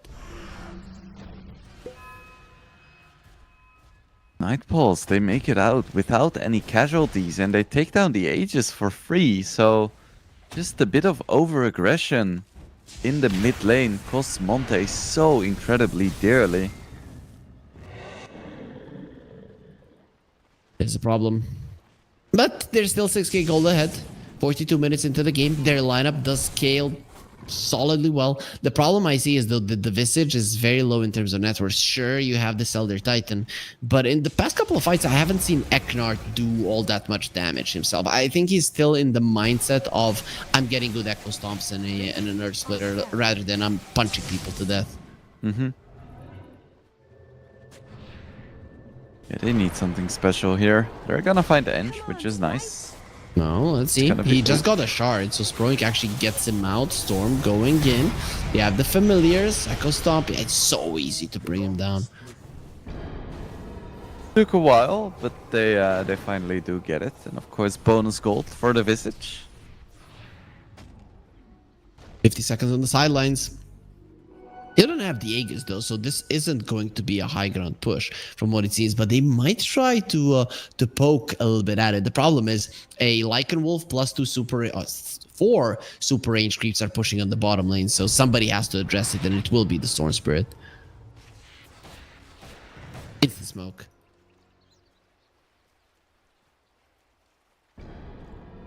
Let's take a look at the buyback situation. Every single core on Monte has buyback, but none of the Nightpulse heroes currently do. Luna just 500 away though. You have to run. You have to run right now. They're coming. Nightpulse are coming. They're hungry. And the thing is, you don't have your Storm. He cannot really connect with the team all that nicely. Actually missing half of his mana. They're going for the Tormentor. This could be a disaster. DA is dead. That Crimson Guard is actually quite strong, but 100 seconds without buyback, 800 gold on it. You don't necessarily have this info, but you're gonna try to poke at the enemies for sure. Oh, the TA actually bought out. He had buyback. Warwick doesn't care about the Storm. Moonlight will actually pop his BKB. He does have enough mana to get to a safe position, but without the BKB, the Storm is in no shape ready to fight, and this is just gonna give more confidence for Nightpulse to go forward. I think this is gonna be Rex, maybe even 2 sets. Maybe even 3 sets. There is an Ancient Guardian on the Luna. This guy packs a punch when it comes to pushing. So afraid. They're so hesitant. They don't know if there is a buyback. You're so afraid of having like the Storm Spirit jump. Yeah, there we go. BKB forced. Warwick. They want the mid lane. Rax, why don't they just push the bottom lane? I mean, the Lycan Wolf is poking there. 30 seconds for TA. They 2 don't have a minutes for glyph. Roche. Cubify. Oh, that's his initiation gone. This is a problem, especially if the Tiny does die. He does have a buyback. They're gonna get the stun. Lina out of mana. And here comes the other Titan. Wants to kill the Lina. Satanic gonna be popped. He doesn't care. Toss. Not the enchantress. They don't want her. Hex. Storm. The LSA doesn't connect, but they do get their access. Finally, what they came for will be taken out. The mid lane of Rax versus a Tiny lineup. A big victory. It was very, very nice. Now the lanes are gonna push in even more. 60 seconds, no shapeshift, but Roche doesn't spawn for at least another 60 seconds, so that is perfect. Barracks are under attack. Getting out of the base though is problematic for Monty. How are they looking in terms of smokes? They're gonna have 1 in 2 minutes in the shop. Other than that, they've got nothing. Their ability to leave the base is non-existent. There's super creeps, super range creeps on the bottom lane, super creeps in the mid lane, and Lycan Wolves pushing in general. It's just impossible for you to get out undetected. Let's see what they can do. Of course, they do have traps and visage birds to alleviate the wave pushing somewhat, but I doubt it's truly gonna be enough. Crystallize. He's alone. He has a pike to run himself away. BKB is gonna be popped. That's a 9-second BKB down the drain.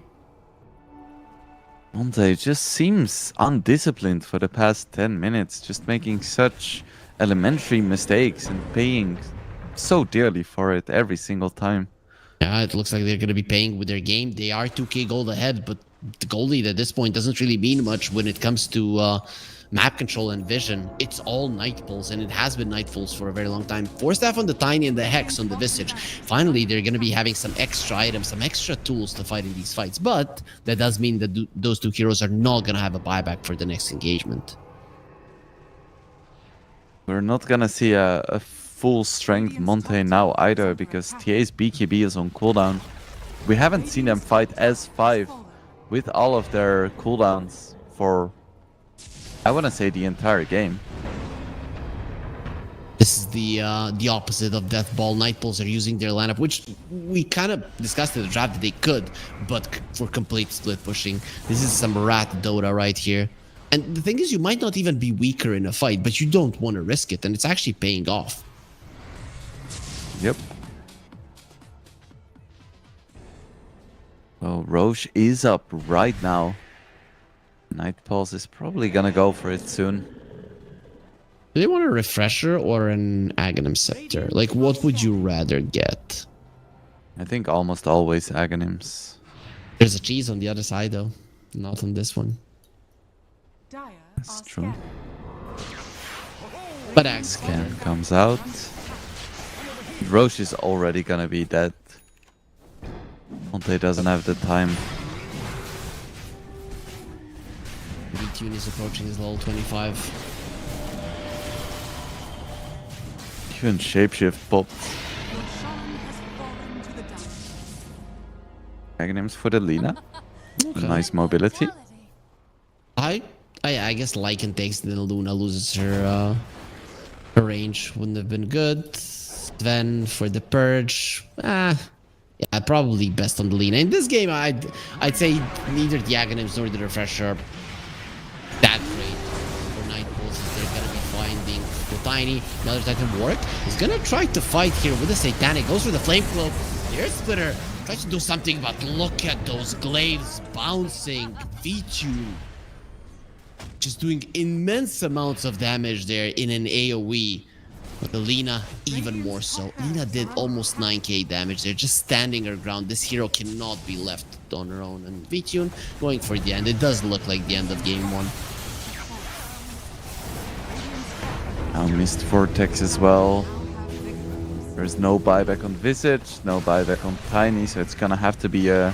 I wanted to say 3v5, but it's a 2v5, and it should be the end. Yeah, there's nothing about it. Moonlight is going to be getting a nice pull off. Maybe he gets a kill on the Sven, but not even that. It will be happening because the throne falls beforehand. 2 banners dropped in your base. Night Pulls marking their territory as the victors of game 1, and now just 1 game away of moving forward in the upper bracket. Yeah, they played this game so patiently. I still don't hate Monte's draft, but Night Pulse, they just outplayed them. Just like we said earlier, just a cat and mouse game, just running them all around the map, waiting, picking the right opportunities, and then just taking the right fights. Yep, they took the right fights and they got the victory. They wanted to go initially for this death ball. It didn't work out, but there are multiple ways to play a single lineup, and Night Bulls are going to be showing it here. They're now one game ahead. Monty, we're looking decent, but game one will slip from them. We're going to be taking a short break, after which, once we return, game two will start.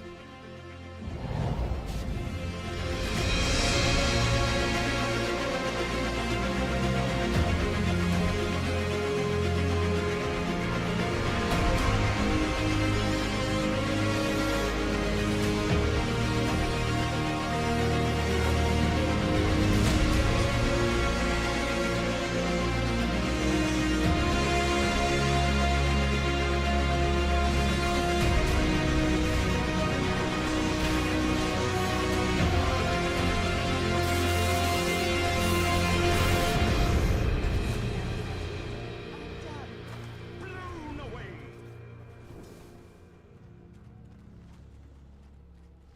Stupendous.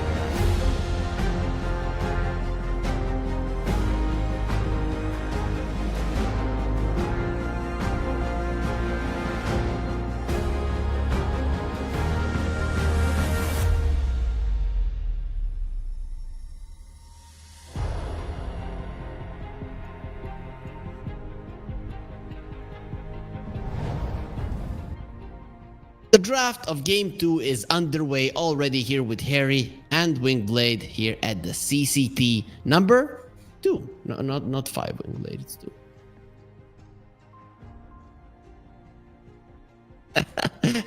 Yeah, that does look a little bit better. So we get a nice smile off of Wingblade, a very sincere and beautiful one. So game 1 goes to Night Pulse. Wasn't an easy game, but they did get the victory. Monty kind of disconnected there at the end. So Wingblade, what's the play for them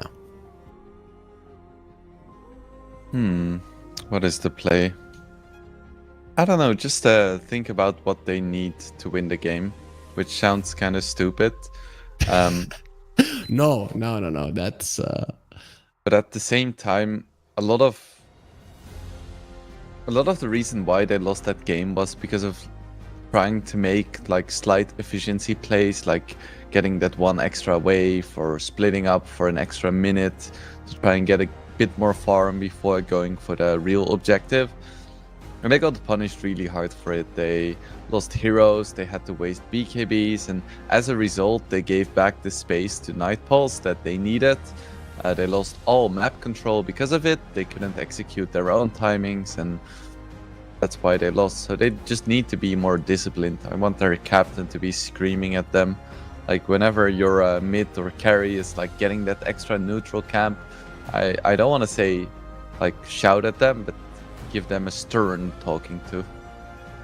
I don't know. Shouting is fine. You know, there was this show called Ink Master. It was about some tattoo artists, right? And it was like season 8, 9, and there were a lot of young artists. So all of them had a really bad tattoo on that day. And one of the judges like, when I started tattooing, my master would be in front of me and he'd be screaming at me for every mistake I made, so I could tattoo under pressure. Who is screaming at you, right? So there I learned the life lesson watching that show, that it's actually good. Okay, well, I guess everyone has their own styles of learning, I guess. I tend to personally not respond too well to people screaming at me. Tend to get just a little bit stressed out, but you know, it's different for everyone. I don't know, man. You to me look so chill that I can never imagine you being stressed out about anything. I'd be thinking somebody screaming at Wingblade. He turns around like, why the hell are you screaming? Right, that's how I picture you, and by the laugh I saw, I am gonna assume that some of the times that does happen as well. But an SF first pick, what do we think about this one? People have been dodging him for quite some time, but in combination with an Elder Titan, does seem quite strong. So I think this is just the classic case of the mid player being like, shit, we lost. Just give me SF, bro. Just give me SF. I think it's a mid lane SF and not a safe lane one. Probably. I don't think that Elder Titan plus SF as a combination makes too much sense, but maybe. Yeah, I get you. I'd rather see magic damage SF than right click SF with an Elder Titan, but currently with the way things are with an SF, I'd rather see a right click SF rather than a magic damage dealing one. Okay, we'll see. You think it's a flex pick then? You have Moonlight on your side. I would assume so. I think both Moonlight and Crystallize can play this hero. So yeah. Okay, we'll see what they end up going for. Night Pulse, they pick up Batrider. Probably one of the most contested heroes of this early patch. Why do you think he's so strong? I haven't seen him that much, right? So, did something change for him in the patch? Nothing big, right? No. Oh wait, let me just. No, not really. No. I mean, for me, Batrider is always good. Batrider is always going to be good. Just imagine what Batrider was 15 years ago. High range on the lasso, more damage on all of your spells, able to literally farm a Blink Dagger in the jungle as a support in 7 minutes, right? And they destroy him and destroy him again and destroy him again. And again, you have this BKB piercing disable that also does reposition you, right? So what is the most important tool in Dota? BKB piercing disables. Second one, repositioning, or vice versa. It doesn't really matter. Those two are the ones that give you the most advantage. This hero is never, ever going to be bad. Mm-hmm. Yeah, now they have another BKB piercing disable in the clockwork. Monte, they respond with a Rubik and a Brewmaster. Not an amazing Rubik game, though. Out of all of these heroes, sure, holding the Dragon Slave is nice, or the LSA, but it's not the ideal Rubik mobility or damage spell. It's okay, right? Not the best one. It's not your Shikuchis and whatnot. Yeah, it's interesting. I guess Rubik is just a solid hero to have overall. It's not like back in the day where his laning was really weak, so you had to have these like big steals. I'm so glad I see this, right? Especially because it is going to be Nightbulls playing it. And you know what? VTune is a great Slark, but then again, so is Kami. Is there a chance we see an offlane Slark? I think there's no chance we see an offlane Slark, but one can hope. If there was a melee carry, perhaps, but probably not gonna happen. But yeah, this Slark pick looks very interesting. I think it's very good against Rubik and ET. I think it's medium against Brew, and I think it's also medium against SF. Because of course, SF doesn't like being right-clicked too much. At the same time, he does have quite a few like AoE untargetable magic damage spells. So both his ulti and his raises can not disable Slark easily, but they just deal a lot of damage. Yep. It's an interesting matchup, right? It can go both ways. But I think, again, it depends on the Slark. If the Slark does everything perfectly, I think SF is screwed. Of course, if it's a farm SF with the Slark that has his game destroyed, it's obviously going to be SF coming out on top. What did they change in terms of Slark? Did they... No, Not too much, right? Barracuda. Yeah, everything is pretty much the same. Yeah, he's the same as he was. 3 base damage extra. That's quite a bit. That's a good buff, actually. You know, sometimes I remember I was casting with Milan, the current coach of Nouns, and whenever I would ask him what about Ursa wasn't too popular back then, and he would just give me a picture of Ursa's base damage, like this, right? This is why you would lose every game with the hero. So 3 damage is actually not half bad. Yeah, it's very nice. So now if he loses the lane, it's definitely going to be a skill issue and not a draft issue.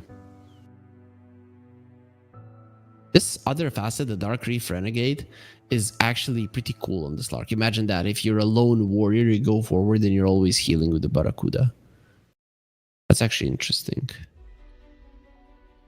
You think he's gonna go for that one? No, I still think you go for the Leeching Leash. You kind of play the Slark as he used to be. You want the extra assist shift stacks when you jump. Mm-hmm. Yeah, I'm inclined to agree. I think it's just so valuable. Remember We'll the see. Slark before it. Nobody picked him. Yeah, Ice Frog doesn't like Slark being too strong, just because he's annoying to play against. Because he's a frog as well, right? So he's gonna be contesting for the Gullah Frogs. What is Slark? He looks more like a fish, like a piranha. So here's the deal. I've been obviously he's a fish boy, but I was playing with somebody who was a Russian speaking individual a long time ago, and his sentence was in Russian written, and like he has SB Shadowblade na żabę. Żaba is a frog in Russian. So ever since that situation, I'm looking at it as a frog. Okay, fair enough. Then he's just a froggy fish boy. Yep. I mean, we don't have a hero that is a frog, right? No, I don't think so. Maybe No, me there's like neither. an item set. you have like the tongue shadow shaman. Yep. You know, Thing. You have a so we're just courier. gonna slay it. And we have Naga Siren and the Slardar who are fishes, so the Slardar can be a frog, so that they have a representative in our great game of Dota as well. Banning out of the Mars and the Beastmaster, I guess you do need an offlaner on the side of Night Pulse. Do you think it's gonna be Slark and the Clockwork laning together, like two melee heroes? That would be awkward. But perhaps. I think it can work if it's against Brew ET, and it doesn't matter as much. But it is against Brew and the Rubik, so that's a bit of a bummer. I still think it's fine, right? You isolate people with the cogs, and then the Slark goes in, gets a couple of extra shift stacks. Pretty much nobody can trade with the Slark effectively early on. Yeah, I can see it working. It's not too bad. Let's see, what else? Night Stalker. Okay. Usually, people pick this hero against other heroes that are quite vulnerable to silence, like Pucks and Storms and Quops. I guess it is very nice against Brewmaster. Because he doesn't really like it. Like, listen to this. Listen to this synergy, right? You take the Inverted Knight, right? And then the Slark's Barracuda in the laning phase is going to be easier to activate because you're going to have more chances of getting into the Fog of War. And then you're going to have two heroes that are actually going to be doing quite well in the first 5 minutes that they might not be doing that well in. Okay, sure. That would be very interesting. Because Slark does benefit a lot from nighttime, so that's a cool synergy. The final pick is gonna be a Leshrac, so it's gonna be Lesh against Lina mid. That's just be pretty even. You know what the interesting thing is? Lesh has so far chosen Misanthropy for his facet, right? And versus a Slark, that's actually insane. You're gonna kill him in a second. He comes close to you in his little ulti, thinking that he's untouchable, and then you just destroy him with the Diabolic Edict. Yeah, that's actually interesting. You don't see it too often, but it's gonna be sick against Slark. And they have so much AoE damage now. I'd still never pick a Lesh into Alina. I think any burst type hero is very good versus the Lesh, and any hero that has insane range is great versus the Lesh. There is some fur on your wall. Yeah, there was like a big blob. It's not a spider, it's just my kitty cat going for a big stretch. Yep. You know how those work. So, how are you feeling here? Is it going to be a 1-1, or are we going to see a 3-game series, you and me? Or are we going to be handing it over to our colleagues later on in the day with only casting 4 games?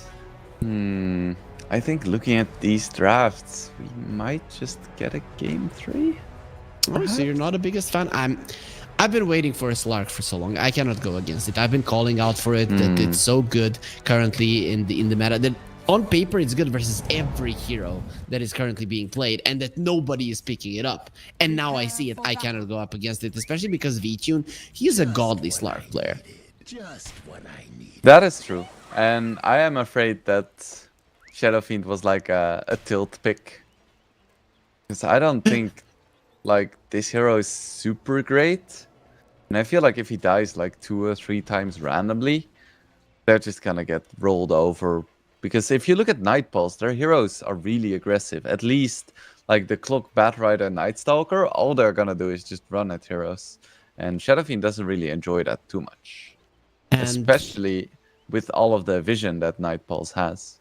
not only that, but the way that you battle Vision is you take down their tower, so they have nowhere to rally around. And you know, you look at the lineup with the Lesh, like, yeah, he takes down towers. No, he doesn't. He went for a facet that doesn't allow his Diabolic Edict to target towers, so he's gonna be in trouble in that regard. So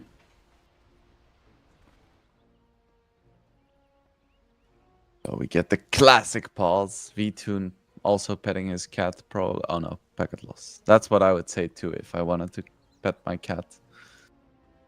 Really? You would just pause an official, be like, sorry, I'm lagging, and then just chill for 2 minutes with my cat. Makes sense, yeah. But the pro players, the thing is, they never lie. They would never. Never happened. Oh, let's see there as Kami is disconnected. This team is in a smoke, so the late smokes usually means you're going for a kill. Versus an Elder Titan, bringing in more heroes, ballsy. Gotta say, that's ballsy. ET is a bit less broken at level 1 now than he used to be, where he had the free spirit and then also the stomp. But still, yeah, running 5 heroes into an ET, that's spooky. And Shadow Fiend's really strong too. Brew is pretty decent, Lesh is pretty decent. Scary for sure. Oh, I didn't know this was his innate ability. Allied creeps and buildings affected by glyph or fortification or Roshan's banner deal 100% bonus damage. Elder Titan, he really likes to buff people up. It's an interesting innate. I haven't really seen it do that much, but I also haven't been focusing on it. I mean, did you see how the Luna died in the previous game when she got tossed back? Oh, they're gonna wait for Crystallize. He's so dead. Look at how dead this Shadow Fiend is. I've never seen a deader hero in my life. He wants to use the raise and versus the battery salt. It's just not gonna be allowed. They're gonna give the kill to Kami. I guess they want his lane to go better than Lina's because Lina is naturally gonna be doing well in the mid lane. Yeah, so that is the first death for Shadow Fiend. Oh, I'm so worried, man. Yep, and this top lane could actually kill him. You get to level 3 on the Night Stalker, it's still nighttime, you can pretty much bring him down. But he's going to be playing aggressive. Both him and Eknar, they want to go through that region, so that is not an option later on for the enemies. I feel like the level 2 timing is going to be quite big, as always. Yep, Flame Break is a pretty strong spell. We'll see if Night Pulse can use it. Janter is being smacked though.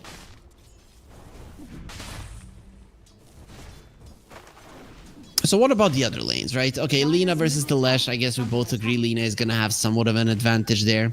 What about the Slark lane, right? I think Lina has a small advantage, but it isn't huge. I feel like for the most part they kind of do the same thing, just securing range creeps with their spells. I would be surprised to see more than like a 10 or 20% difference in terms of CS. Well, now it's 3 times the difference, 300% difference in favor of Moonlight, who's getting close, gonna get stunned up. And good for the Lesh. He crushed the first couple of waves. Knew what he was doing. Ooh, Eknart is very low. SF, still very scary. All 3 raises available, and as a Night Stalker, even with the 2 bracers, you don't want to continue. Look at the spirit movement speed. He was slowed when he casted it. Very annoying. Just like crawling forward. It's something like an Ember Spirit. People tend to forget that's how it works. V-Tune, he didn't even take the Essence Shift. That's how hard he perceives this lane to be. Just wants to be able to remove the Cinder Brew and the Fade Bolt once it does ignite it. So when heroes got innates, I was convinced that Stark was gonna be so broken, getting basically a version of his ulti at level 1. But it didn't really pan out that way. You know, 6%. Oh, sorry, 10 HP per second. That's like better than a Tango. For free. But if you move away, if they don't see you, if you're not hitting creeps, it's okay. Yeah, I was like, this is the most broken thing I've ever seen in my life, and then it turned out to be, like you said, just okay. So he is farming relatively well with the nighttime. With the night rain, it actually does make sense. So V-Tune will be able to survive the first 5 minutes. Once you get level 6, that is when the Slark really does become dangerous. Maybe not in terms of killing enemies, but in terms of staying in this lane indefinitely would be a big deal. And Lesh is not winning the mid lane, Wingblade. He is crushing the mid lane. Moonlight is doing a hell of a job. Yeah, this is a really nice start. And I did expect Lesh to do quite well at the start, because his animation is a bit better than Lina's, which is just really nice. But yeah, this is a bit more than I would have expected. Of course, it's the start of the mid lane. It can still go either way, and there is skill potential going both ways. We have Water Rune bottle shenanigans, so all is not lost for the Lina. What about support rotations? I kind of feel like the Batrider and the Clockwork are a better duo to do so. Janter is going to be taking down Kami. If he takes down Crystallized, it is going to be worth it. He actually decides to go forward. Nope. Nope. Will decide against it for now. Looks at the 9-1 charges and the infused range ups on the SF and gives up. Yeah, support rotations are always a scary thing. These days, it tends to be more about just securing water runes as opposed to like real ganking, like back in the day. But yeah, it's definitely gonna impact the lanes. The Batrider is going to be moving towards the top lane. He actually saved the TP, so Janter might be deciding to TP to the mid lane sometime soon. V-Tune, is he gonna die? Bullet. Nice, fine. Till the end, however, he does put himself in an uncomfortable position to defend his buddy, but you have so many creeps. V-Tune will jump over into the trees. Barracuda will be kicking in till the end, however. He will be kicked in his face or punched until he does lose his life. Yeah, poor Nightfall's bottom lane. They ain't having fun right now. Slark is the least farmed carry. It's gonna be a while until he hits his level 6. Daytime has come. So the sun will rise. Night Stalker is not going to be as dangerous any longer. SF has survived. Not only survived, but thrived in that top lane. And things are definitely looking up for Monty here in the laning phase. But they did have a really good laning phase in the last game as well. And bringing the game to the end, that's where the problem rose. Yeah, we'll see if they can keep it up. They're gonna have another 4 minutes of respite now of the daytime, which is gonna be very nice for them. But then the real game is gonna begin. Night Stalker gets the healing Lotus till the end, loses life yet again. This Lush does pack a punch. Really, you get close to the Diabolic Edict and you get absolutely demolished.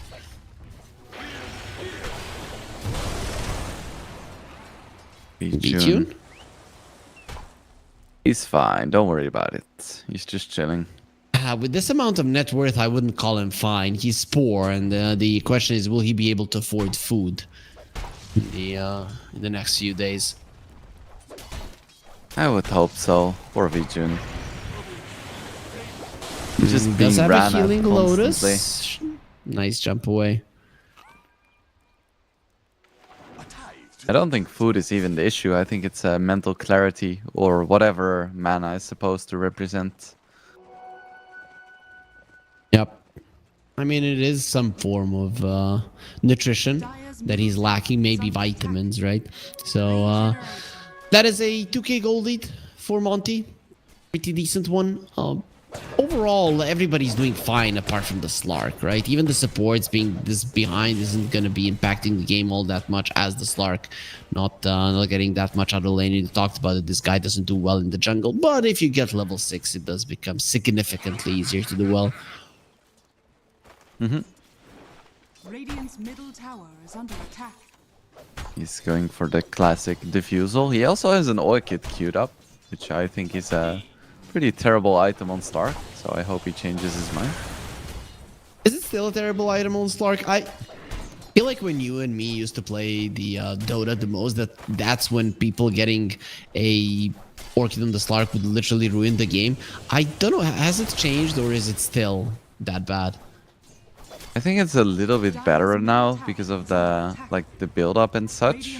But I still think it's quite bad. I would much rather have a Mage Slayer than an Orchid.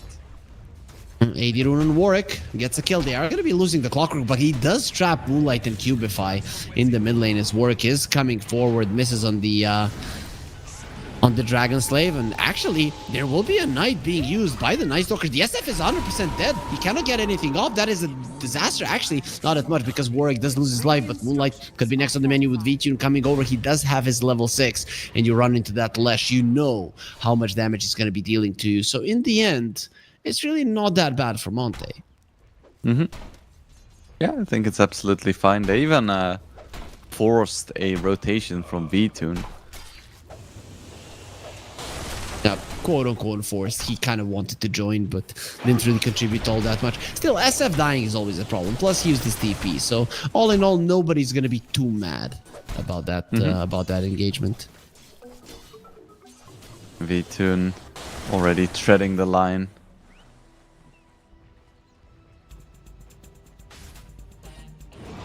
Let's see, Kami's going for an Echo Saber in this game, and Moonlight, he wants to steal some stacks. There will be a Ruby going down. He was the one to kill the Lina earlier. Look so at actually, the Edict.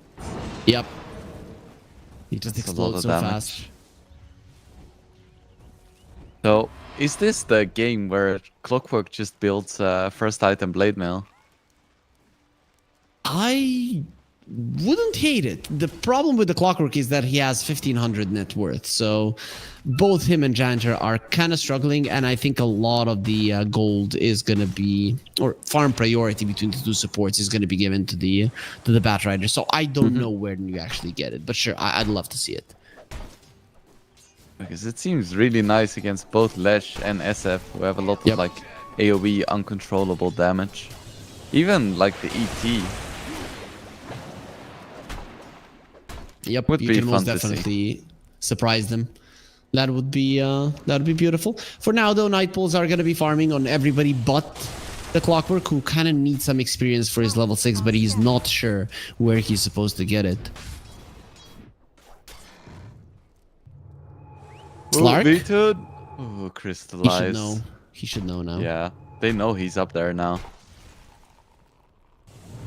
B-Tune, it's time to escape, gets lifted up, uses the Dark Pact, bounce away, stolen by Cubify, who will jump on him. He has his ulti if he wants to pop it. Let's see now. The Dark Pact doesn't have a mana, but he does have the speed necessary to get into the tower and survive. All this is happening while you're diving the Slark. You're losing your mid lane tower, so Monty, let's see if they're going to be able to defend that one once they come over. That stolen pounce was kind of swaggy. Gotta give it to him. Looked cool, accomplished nothing. Radiant's bottom tower is under attack. The Shadow Dance is just a very Radiant's bottom tower. low cooldown spell, so you're not gonna be that much of a troll. But they did get the tower, and their mid lane tower didn't really take all that much damage throughout the engagement. So all in all, Monty are happy with the outcome.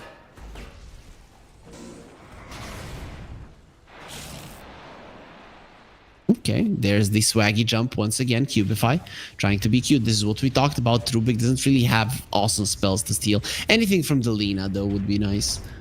Yeah, there are some truly terrible spells to steal as well. Like Dark Like a Pact level is pretty 1 bad. bounce. Middle tower is under attack. Dark Ascension doesn't seem that great to me. Turning Please it don't into steal night. Dark Ascension. Would you at least be flying if you steal Dark Ascension? Yeah, that's true. And you deal like solid right-click damage, but I still don't think it's worth it. Oh, definitely not. Dire's bottom tower is under Till the It's end. like trading some flying movement and right-click damage for your entire team having less vision and the enemy team having more.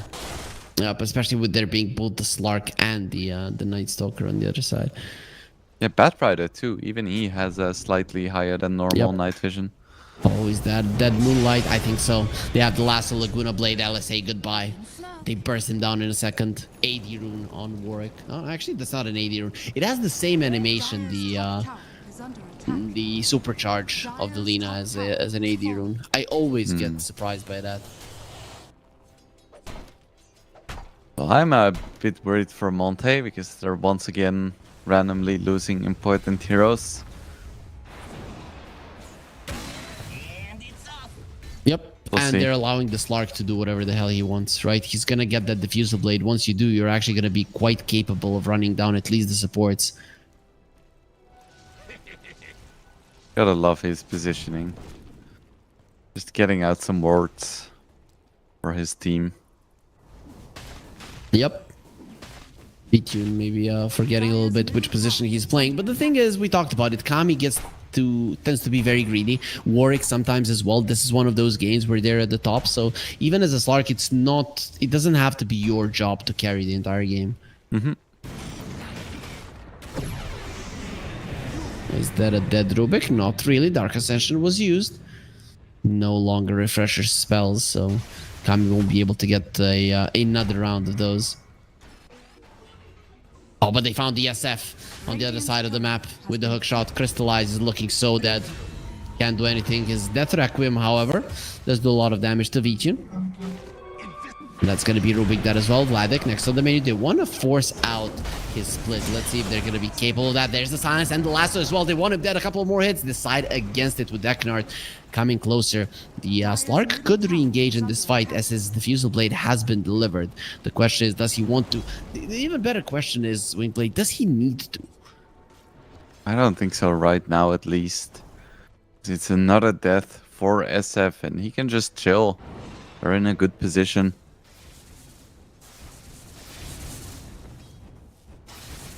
There it is. Warwick continuing to farm. Is probably going to be going for a Gleipnir. Actually, decides to go for a... Oh yeah, it is going to be a full Gleipnir. He does have all of the components apart from the Vitality booster in his career. The Blink Dagger on Lesh is interesting. I kind of like it, though. Ooh, Slark. Rip. They got him.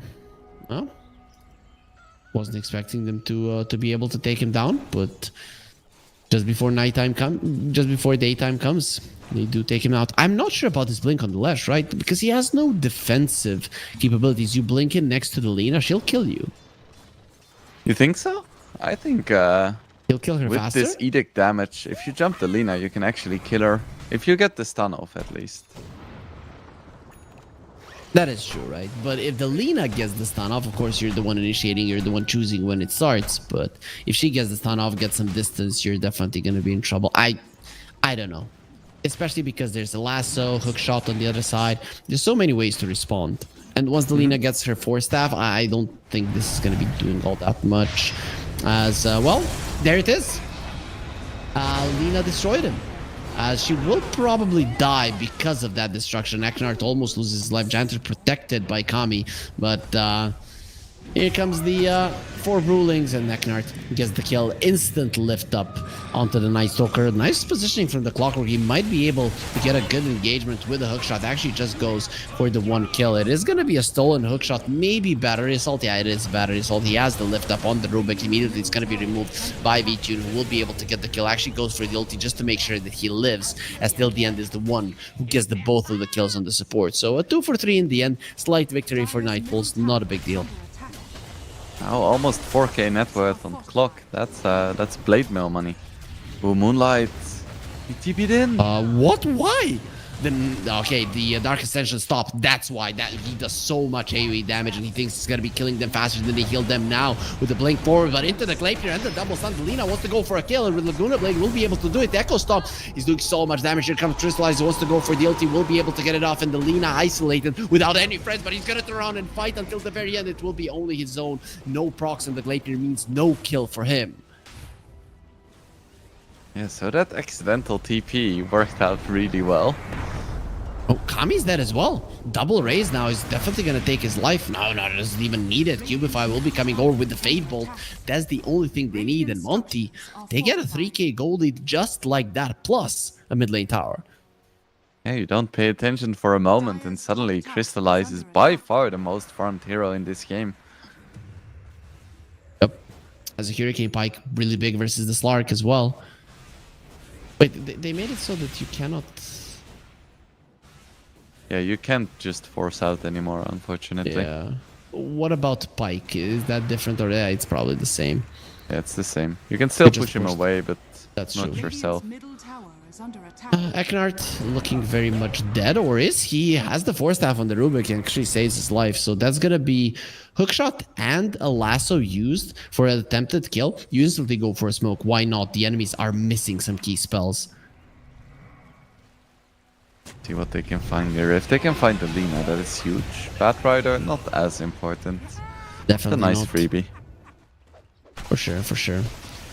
Crystallized next item is going to be a BKB. What about the Slark? He's still gunning for his Orchid. I'm not sure about this now. Actually, Lesh no Yules. There is nothing on the Brewmaster to remove the Orchid. Maybe Are scanning. it won't be that bad for VTune. Yeah, I hope for him, but I feel like the moment he's gonna like complete his Orchid, everyone is gonna build an item that deals with it. Like Moonlight's gonna wanna buy a BKB at some point anyway. And then the Orchid is useless. Are we gonna see like a Lotus on the Brewmaster after this pipe? I'm guessing that could be the case. Would be nice. Or just a BKB against the Night Stalker too.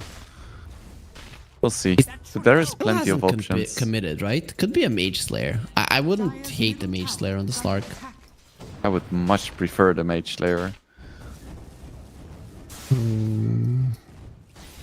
He bought a Blade of Alacrity. He's going Aghanim Scepter. He's changing his mind, just staying with the Oblivion Staff, which in itself is a good item on Slark.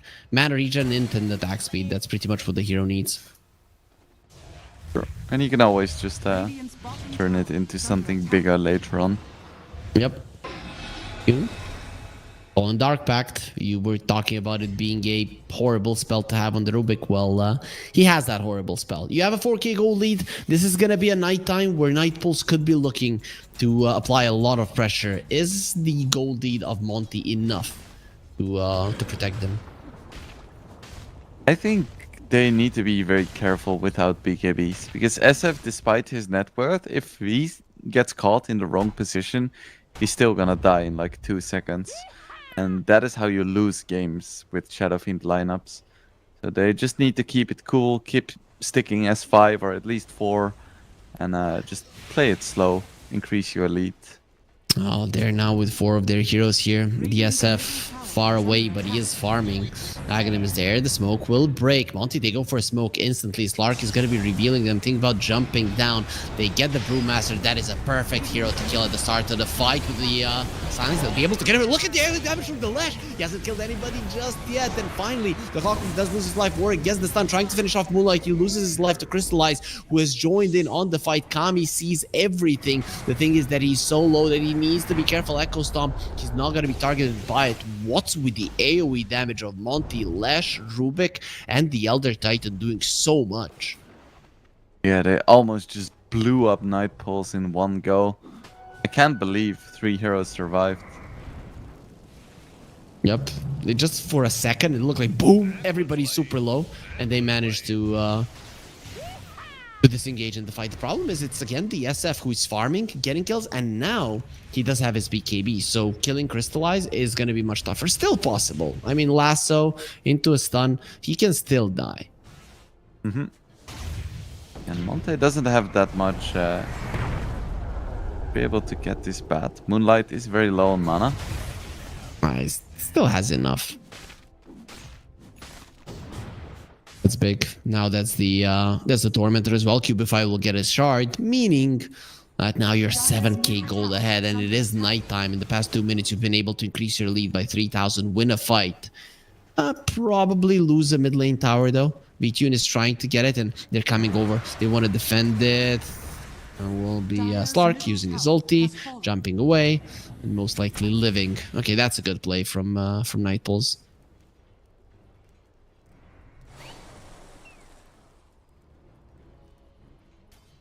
Tune getting back into the game, but still the poorest core by a little margin. Yep. So, once he gets his Ags, the game changes, right? Because you can, if you play it properly, you can jump in, jump out of fights and make the fight super long with the amount of vision that you're going to have. That burst AoE damage, which is weird to say, but that's what they have. From Monty might not be as effective. Not sure if Aghanims alone is gonna be enough to do that. Because even with Aghanims, if he messes up once, he gets stunned, he's still gonna die. He needs like one item on top of it to ensure that he doesn't just get blown up immediately. That is true.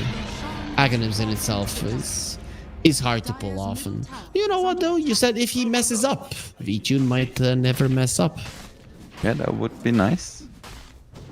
For Night Pulse fans, not for Monty fans, you're gonna be going for the Night Stalker. Pops the BKB, has the movement speed necessary to run away. What was stolen there by the Rubik? It will be a void. Not too bad, a solid damage dealing spell. Hookshot used. Now the two heroes, they see them clearly. Their teammates cannot help, so this should be a dead Elder Titan. Actually has a Force Staff, runs himself away from the Slark, who's already used his ult, the Echo Stomp being used. You actually have to run. In a 5 versus 3 scenario, they're deciding to bail, and the enemies are coming. Till the end will lose his life, being pulled in by the Astral Pull there. That is at least them forcing out a Brew Split, and Rubik being caught, Force Staff to run away. Not gonna be allowed. Kami gets the kill. No Esther Shift stacks for the Slark. Feels bad, man. No permanent scaling. Permanent scaling, huh? Does that mean that he can be so freaking strong that you can't do anything? Janter, not sure what he was doing there, but the amount of damage that the enemies do is not gonna be something that he's gonna be able to survive through. Radiant's top tower is under attack. And at the end of this game, he could have like 600 agility, and then you get the neutral item that gives you 95% magic resistance too, and you're almost immune to damage. Radiant's top tower has Yes. Exactly. And then enemies somehow find some pure damage, like Diabolic Edict, and kill you. Yeah, that would be a bit unfortunate. It happens, but SF is gonna be caught. He has a BKB, and then Aegis just turns around. Let's go. Oh, you're running away. Yeah, that's what I thought. Presence of the Dark Lord. A little bit too strong for all of them. And now almost a butterfly on SF as well. SF is actually Voldemort. He's Dark Lord and he doesn't have a nose. Never Force Staff. looked at it that way. You should have Kami. Gonna be popping the BKB, Bloodstone from the Lesh. Force Staff out as well. Those Force Staffs are really making a difference in this game. The Elder Titan ulti. Splitter doesn't do much. Cubify. Playing with his life. Gonna be lifting himself away. Throwing onto the high ground and surviving no problem. And these BKBs for Night Pulse, they just press them and then run away. Yep. Because SF just deals too much damage. Everybody deals so much damage on the side of Monty, and that is the Elder Titan effect. As V-Tune will try to make something happen. They don't have a BKB on the Night Stalker, but they do have the Dark Ascension if they want to go for an engagement. Warwick will Hurricane Pike away from the Echo Stomp. And high ground versus Lina, it is dangerous, but she gets lifted up. They want her dead. Doesn't have the Hurricane Pike any longer. She's very dead. Astral Pull into the Requiem. Bye-bye, my friend. The backline's V-Tune is trying to be cute. He actually gets stopped, almost dies to the left, gets onto the high ground. He will be safe. Oh, actually, he didn't get himself to the high ground. Astral Pull onto it. Moonlight is going to get hookshotted just to save V-Tune. And they are going to be taking off flight, but it is looking quite impossible to fight. There will be a Dark Ascension being used by Kami. He used the Silence, however, before that one, so it is only going to be lasting for 3 seconds. So Eknart allowed to live. Moonlight with the Bloodstone standing his ground and making sure that every one of his buddies gets out safely. V-Tune gonna be Hurricane Pike pushed away. Crystallize doesn't want to be fighting him just yet. Kami did finish off Eknart, so that is nice. Running circles around their opponents, that is what you do. Stolen LSA, however, gonna be a problem for the Night Stalker, and he just gets annihilated by the SF from the low ground. I think they can just hit buildings now. There is just 1 minute left on the Aegis, but that should be enough time to take this set of racks and potentially even top. I Who think needs they're so Edict strong to they push? can do whatever they want. Radiant's middle barracks has fallen. Radiant's middle barracks has I mean, look at this SF. What are you supposed to do versus him? He has 28 souls. His Requiem is too strong. Butterfly has just been delivered. Radiant's top tower is under Grove attack. Bow and Hurricane Pike as well, so he has almost sniper attack range. Yep. A very tanky, super high damage sniper. Almost 400 damage per hit on this SF, and there's nothing you can do about it. But Lasso, pulling him in, follow up with the stun, you can still kill him. Monty, however, they're not going to give you the chance. They are just going to be playing disciplined Dota. Don't want to be dropping into the lower bracket on the first day of the playoffs. I feel like Kami was so strong at the start of the game, but for the past few fights, he's just been getting blown up. Blinks in, tries to silence, then realizes that he can't really man-fight anyone, so he has to run away.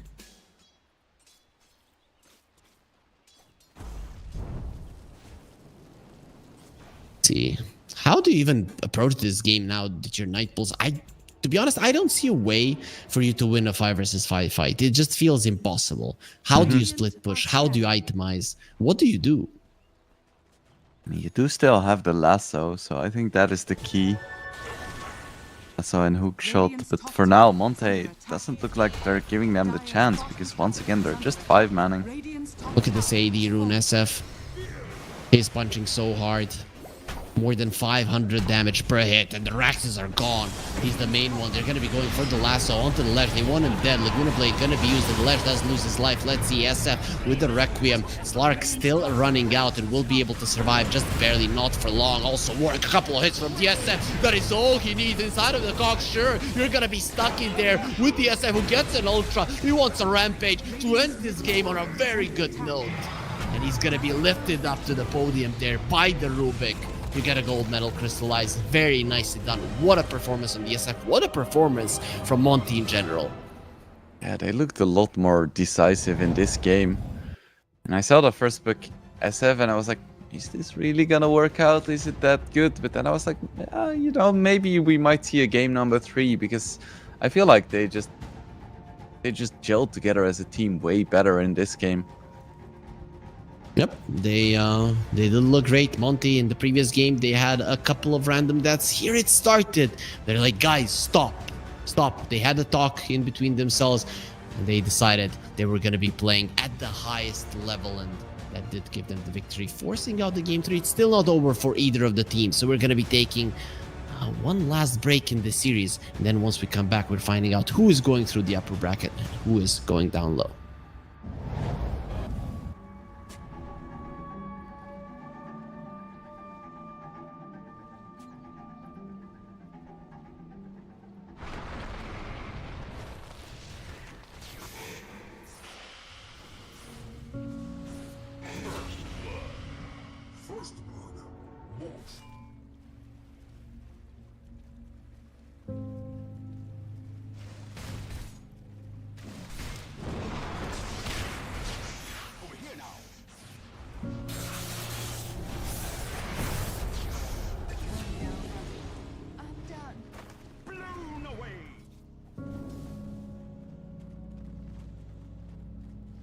Stupendous!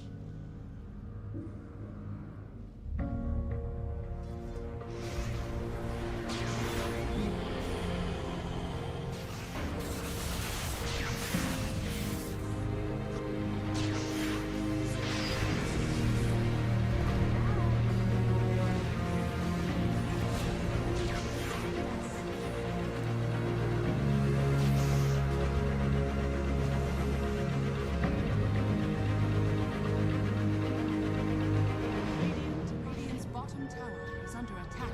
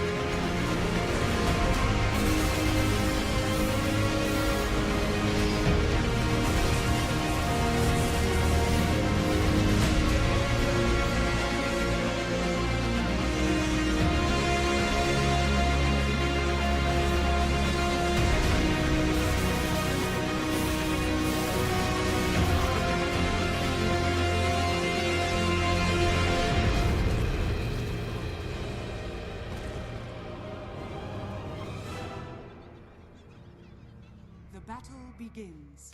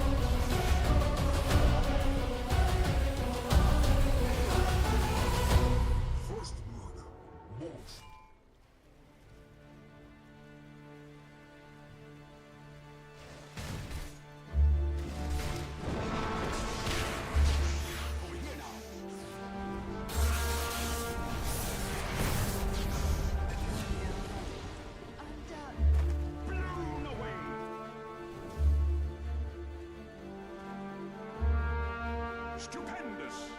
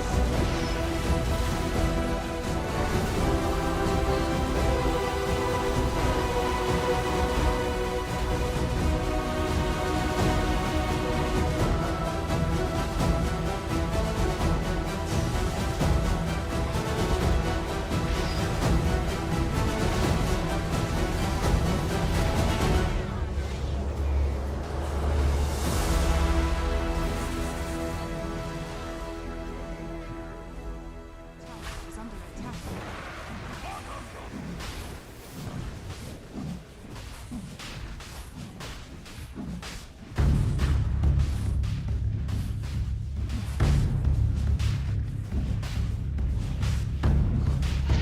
Sean has fallen to the dark.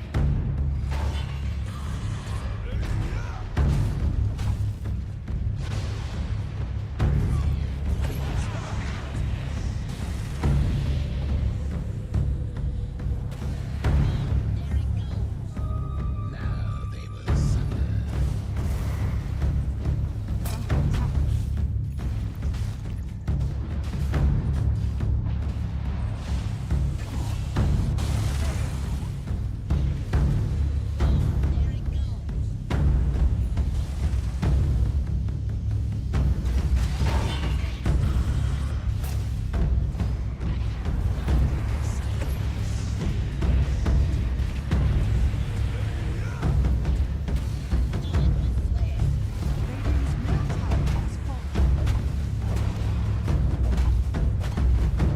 Radiant's middle tower has fallen. Radiant's middle barracks has fallen. Radiant's middle barracks has fallen.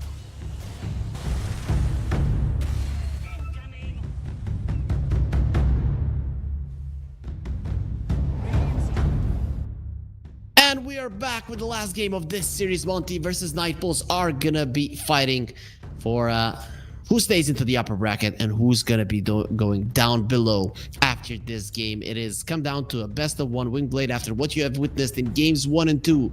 Who is your favorite? Ooh. I think after last game, it has to be Monte, right? They just dismantled Night Pulse.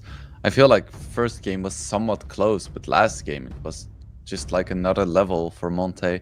They went into the next gear and just took it without contest. You know who also won in that previous game? We did. We finally found out why nobody picks the Slark, because he sucks, right? Because in a game where you should do really well, you just do nothing. And it wasn't even about the Lesh and his Diabolic Edict. It was that you did nothing. You were weak in lane. You never got off strong. You never did anything in the game. It was just a non-factor carry in a meta where carries pretty much win every single lane. I think that's the dichotomy of the Slark, right? Because he likes playing from an advantageous position. He hates playing from behind, but at the same time, he's quite weak in lane. So what do you do? What do you do if you're a Slark? You go to the gym, you buff up, you pray to Lord Gaben to actually give you a chance? You go next and you pick Orisa. Okay. Night Bulls, though, they're going to pick an SF. They're going to be taking a page out of Monty's book. It feels like this series has been stealing heroes from the enemies, right? That is what it seems like. Yeah. And we thought Monte maybe, or mostly I thought that Monty may have been a little bit tilted first picking SF, but it's working out. You know, I can't blame them.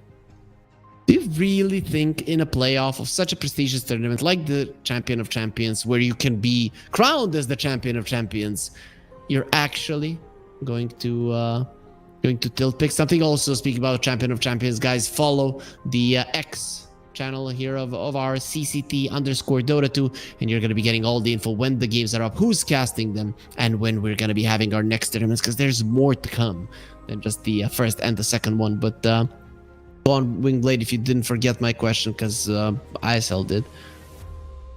Does it happen that you tilt? Was that the question? Yes. Probably, yeah. I mean, it's still just games of Dota, and tilt is always a risk. But generally, you don't tilt as much in team games because your team is actually working with you instead of against you, like in some pubs.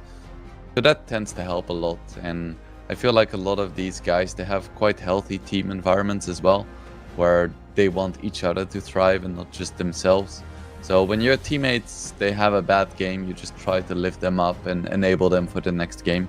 So tilting doesn't happen as often, luckily.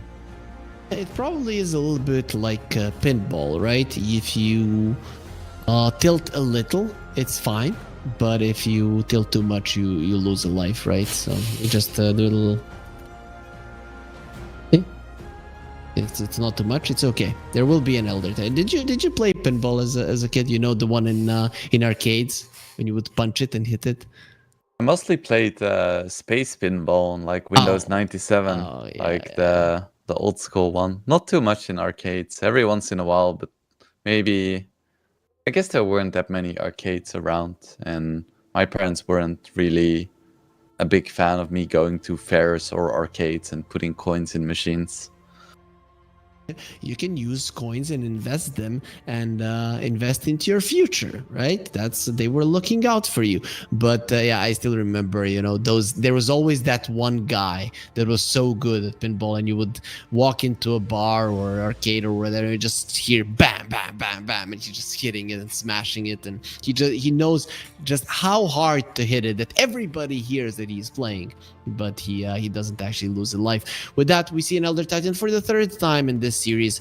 Once it is worked out, once it hasn't, we'll see if the third time is going to be the charm, just like the second one was. Yeah, we'll see.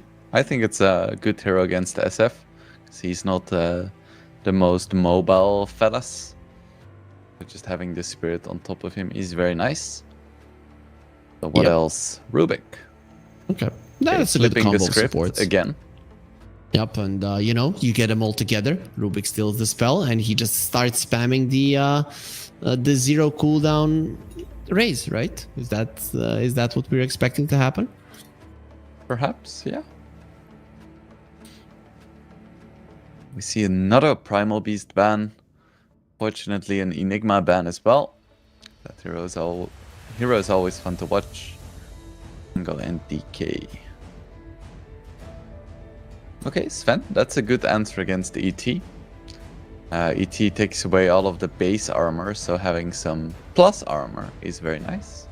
And barriers as well on top of that. Plus, if this is a carry SF, a Sven is a hero that you would want to lane with. Though I'm still a big fan of a carry Sven, so I'd like to see him being a core and punching some people to death.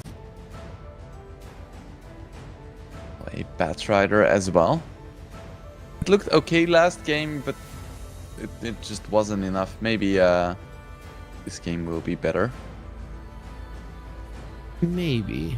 I guess both of the supports of Nightbulls were struggling quite a lot in the previous game. I think it still comes down to the Slark. You lose that laning stage so much, your clockwork does suffer from it. Then the Batrider needs to pull the weight of two supports a bit, and he starts suffering because of that as well. I think it's just a chain reaction. Let's hope they can get a bit more momentum in this game. They have the Shadow in this game. Maybe that's the difference maker. But we'll see if that's the case. Still, hero looking quite strong, as there will be a Beastmaster. That is a good one versus DSF. Even once you get the BKB, going through a roar is not nice. And you really don't want to be buying a Lincoln Sphere versus this guy. At least now the Hawk doesn't trigger it anymore. Yeah, but the Hawk still can pull the wave level 1, I think. I think that bug hasn't been fixed. Do you think they abuse it, or are they going to be fair? I'm not sure. Is there anything in the tournament rules about it? I don't know. I mean, I doubt we're gonna see it though. Doesn't feel very sportsmanlike. It did happen in Elite League, you know, so... But come on, this is CCT. Yeah, okay. Yeah, in the Elite League, you crown a champion. Here, you crown the champion of champions. So it's completely different, and the prestige is not even close. As there will be a Wind Ranger being picked up here on the side of Monty. So that's gonna be a core Wind Ranger. We'll see if it's gonna be mid or carry. I'm kind of leaning towards carry, considering that you do have an Elder Titan, but it doesn't have to be. I would like to see carry, and I would love to see it not be Whirlwind. Actually, not impossible, right? Because you have an ET, your AoE damage is going to be quite high with it. Your items are still going to be the same, but imagine the amount of Gleipnir procs that you're going to be getting with the Whirlwind. It's actually insane, especially when you count in that magic resistance reduction. Yes, they could try to go for it, but I would still prefer to see him buy a BKB and just focus the SF every single fight. Yep, very true. Oh, there's the NSF focus fire. Bam, bam, bam. Goodbye, you're dead. Unless you find another hero that's going to be getting into his face, then I'd be fine with the Whirlwind. But probably we are going to be seeing that focus fire, something that we are all used to.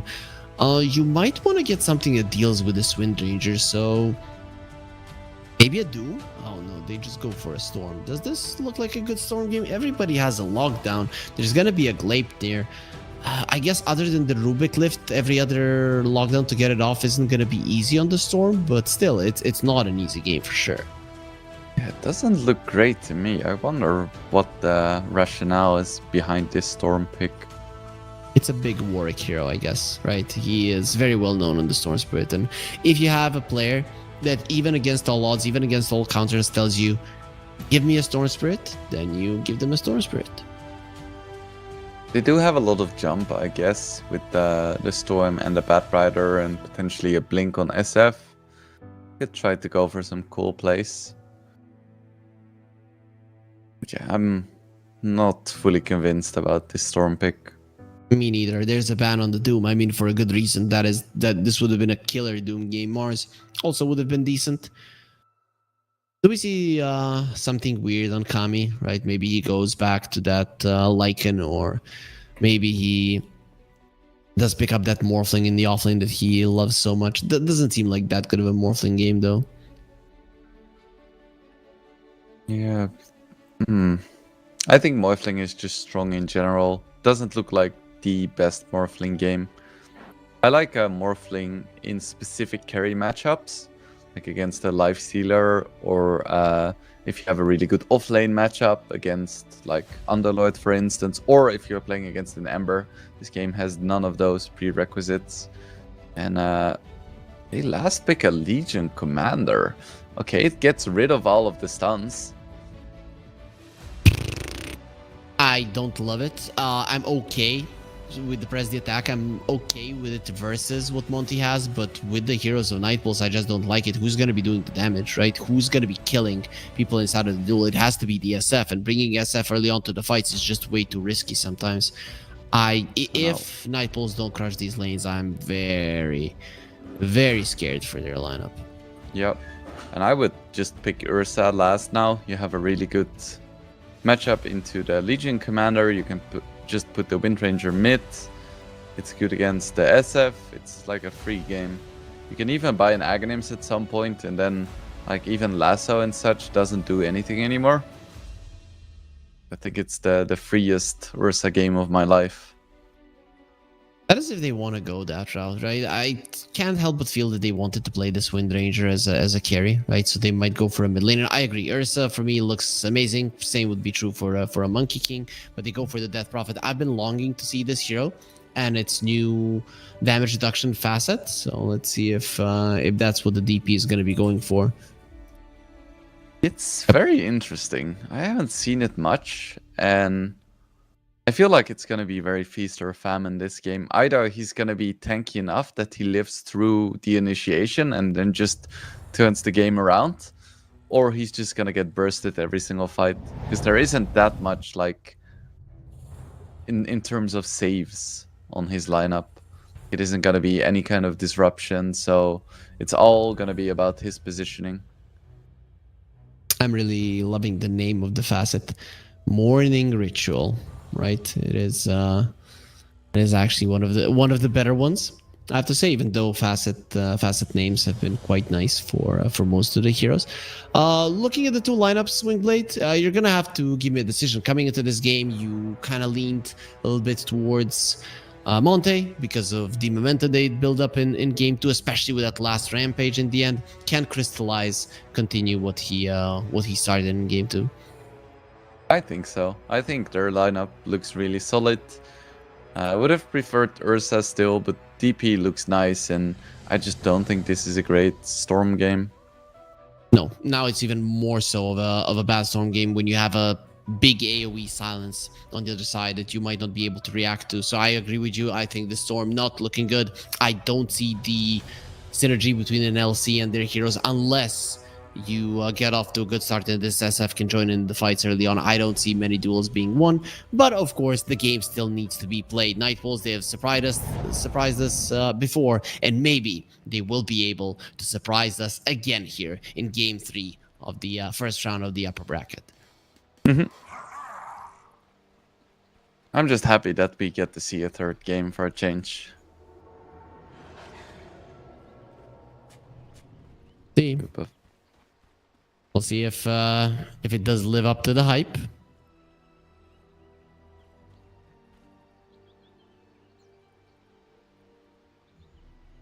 Yeah, smoke from Nightpulse. It's only for vision. Yeah, we're not really gonna be getting to see much from this. Not bad at all. So, have you seen much of the 30 DP in seconds to mid? battle.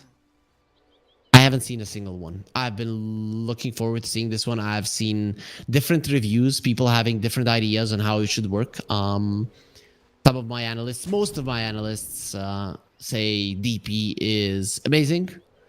And there was, when I talked to Bowie, he said, I think that maybe you can ignore the DP when she goes for this facet, that her damage isn't going to be sufficient, that it makes sense all that much.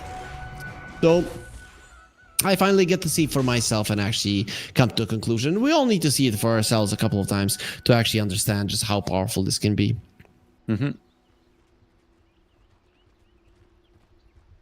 I'm not sure about ignoring DP. That's always a scary prospect with the ghost Very flying scary. around. Yeah, I agree, right? You always do so much damage with this anyways. But we'll definitely keep an eye on it. It's gonna be interesting to see her build as well. She's gonna buy the Yules, because you can use the Yules to Dodge the remove damage. some of the delayed damage.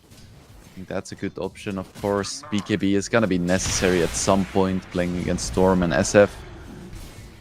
But we'll see if she is cooking up anything spicy for us today. What about the laning stage though? Death Prophet versus Storm. We didn't really talk much about the matchup itself. I'm guessing both of them should do fine. I would be very weirded out if somebody died there. Yeah, I think it's good enough for both. Of course, Death Prophet, you have more lane. Your spammable damage spell is easier to hit, and you have the Siphon. Brave Storm comes close, but I don't think it's gonna be enough to just completely force him out of lane. I could be mistaken. There is some kill potential. Yeah, sometimes the DPs do dive you. There are a couple of mid players, you know, like Laurel, who are complete beasts on these hero. And every single time I see a new Eastern European face like Moonlight, I'm afraid because there's just so much talent in the region. Here we have the first Siphon coming out. Fucks up with the tower aggro though. Takes a lot of damage. Is he gonna die because of that? Well, they do have the flame break. A couple more hits there from the Storm. He gets another Spirit Siphon off. It's a level 2 Siphon. Still very low. The bottle is coming over, so Moonlight should generally be fine here. Yeah, it sucks that he had to use the second Siphon though, because the cooldown is really long. But he survives and forces a TP from the Bat Rider. That's gonna buy some more space for the Wind Ranger. Yep, and the LC is already kind of low just because of that, because she was left all alone in that bottom lane. Even the overwhelming odds are not going to help you in that scenario. Has to run back to the base, while Janter, he's trying to amend for his sins, right? Stealing the creep wave, making sure that the LC doesn't lose any creeps. Getting punched in the buttocks by Briefcase Man. Not a briefcase, it's a stapler, but in this case, it's just a big arm. You know? Boy, Janter. Yep.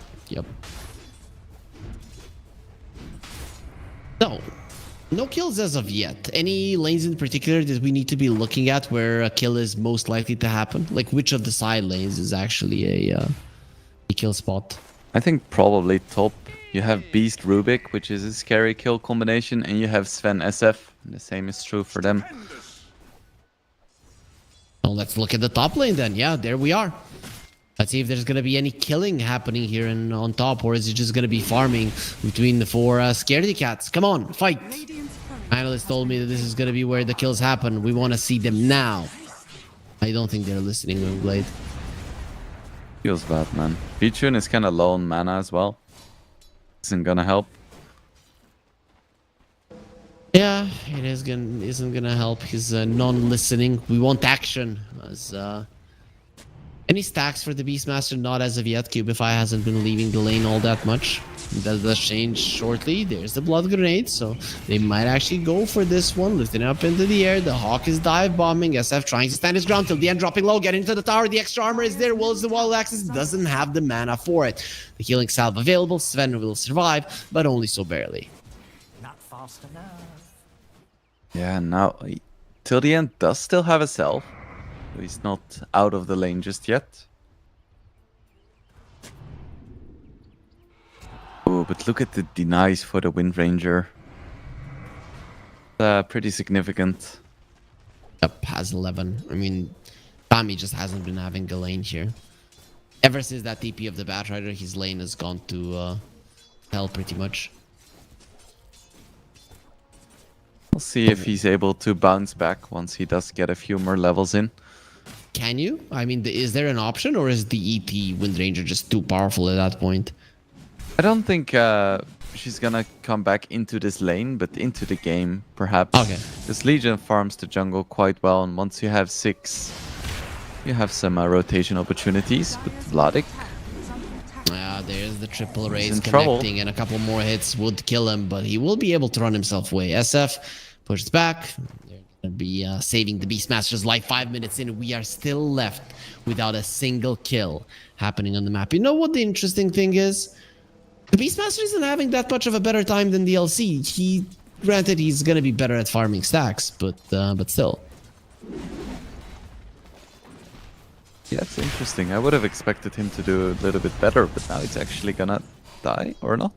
Oh, he's speedy, has 4 stick charges, a couple more hits. It's not going to be enough. He's baiting them. He's baiting them. VTune wants to go for the raise. He'll go for only one more right click. Because the longest range raise just wasn't available at that moment where he needed it. Mid lane, light pops the ulti. Warwick barely goes down. Cubify in the end gets the kill with right click. They're diving on the Death Prophet, just giving her even more, and does have the range drop, so till the end won't be able to get the kill. If that's the third hero that dies until the end, does look like he will be high ground miss from Cubify. Might have just saved his life. Eknard, however, he doesn't want to let this one go. There's the war cry being used till the end. He's gonna be losing the shield. Cubify gets the kill. No, it's not gonna be happening. How is he still alive? Till the end finally goes down, and Janter somehow in the midst of it all finishes off Cubify himself. But still, that is a consolation prize after what was achieved by Monte. Eknard? VP's out, he's gonna be fine. Yeah, we just saved up some of the action for one big fight, as opposed to just small skirmishes. Do you like it more this way, or are you more of a poke and prod kind of guy? I like to poke in and out, you know? You know what I'm saying? Yeah, maybe, as there will be a Wisdom Rune coming. Eknard does pick it up, so it is going to be Monty getting one on their supports, and Night Pulse, they're going to be getting one on their supports as well. Laning stage-wise, though, now when you look at it, it is going to be Monty that are kind of happier with how it's going. I don't know how you feel about the Beastmaster being this shut down, though. Yeah, it's really not great, because Beast relies quite a bit on having an early Aghanims timing. Even with the nerfs, it's still absolutely bonkers. Was that a solo kill? It looked like a solo kill. Crystallize finishes off the LC, and that's without the Javelin. It's just the Null Talisman and the Bracer that allow him to finish him off. Yeah, it's rough. It is very rough. This is one of the reasons why the Wind Ranger isn't that popular these days. I mean, the Legion.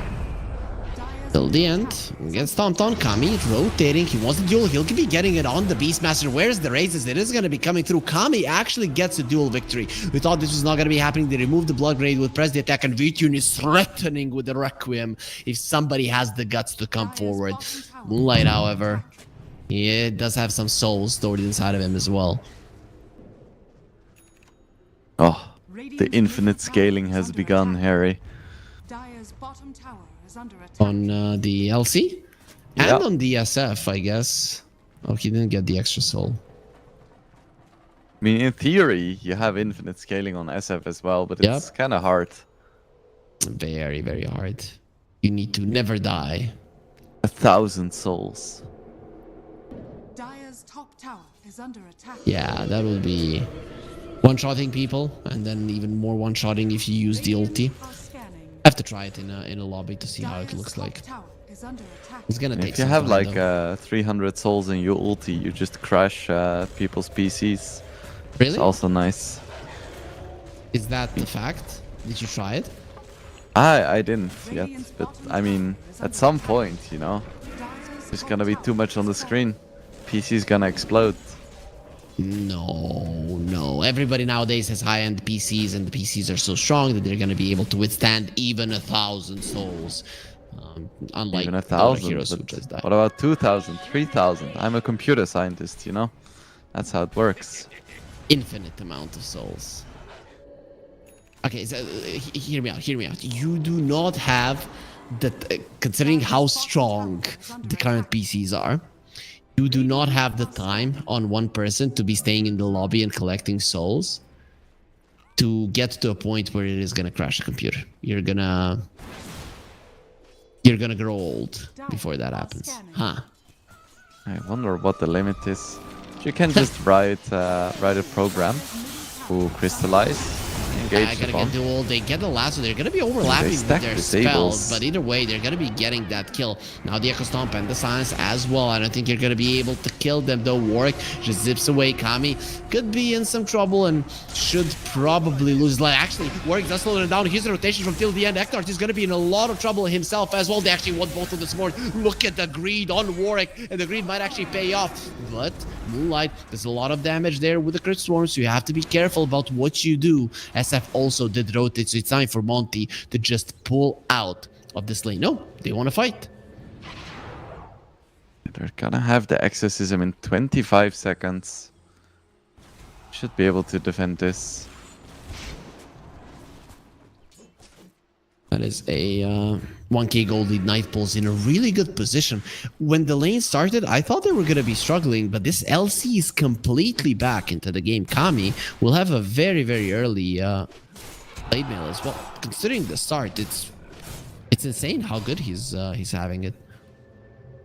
Very well played by him. It's kind of hard to get those duels out before you have your mobility items, but he's making it work. That's a testament to Nightpulse's teamwork as well. Yep. Literally, you don't really have those bursty heroes, you know, like the Hoodwink, like a Skywrath Mage, something along those lines that's gonna help you work in the duel. But every single time he is dueled around the other cores, we're actually gonna be contributing quite a lot in the damage department. Dire's bottom tower is under attack. Can I find something else? Want Vladik. So this Beastmaster in a good position to break the smoke and survive, but actually going to be pulled in. Lasso is available. I don't know between the two of them if they have enough. Vladik will stand his ground, actually goes for the roar, and Janter gets taken out. LC not being part of that smoke is going to cost them a kill, and also going to cost them one of their teammates as well. Radiant's bottom I'm not tower sure is under attack. why they were thinking that they could do that against a 1500 HP beast with just 2 heroes. Storm? What is Warwick doing? Why is Warwick playing with his life? He's actually baiting them in, thinking he can contest this ancient stack. He's gonna get stomped on instantly. Press the attack is gonna be used, and look at that Moonlight. He really wanted to capitalize on the Echo Stomp, and just the exorcism will do nothing because of this now. That is awkward. They can't even take a tier 1 tower of this because it's already dead. Is under attack. Maybe they can still kill Kami. They should be able to. Does look very much dead. I actually got the blade mail, so Crystallize, he might actually kill himself. He's trying to run away. Not too many heroes, too much damage. Kami goes down. Always a bit scary to play against Blade Mail as a Wind Ranger, but Crystallize knows how to stop shooting. Yep. How do you stop shooting? I think you just press the hold position key. And then once you start walking, you don't immediately start shooting again. Oh, that's actually quite cool. SF has 7,000 net worth. Look at the difference between him and everybody else. And really, this SF, we saw it in the previous game. They can carry games even on their own.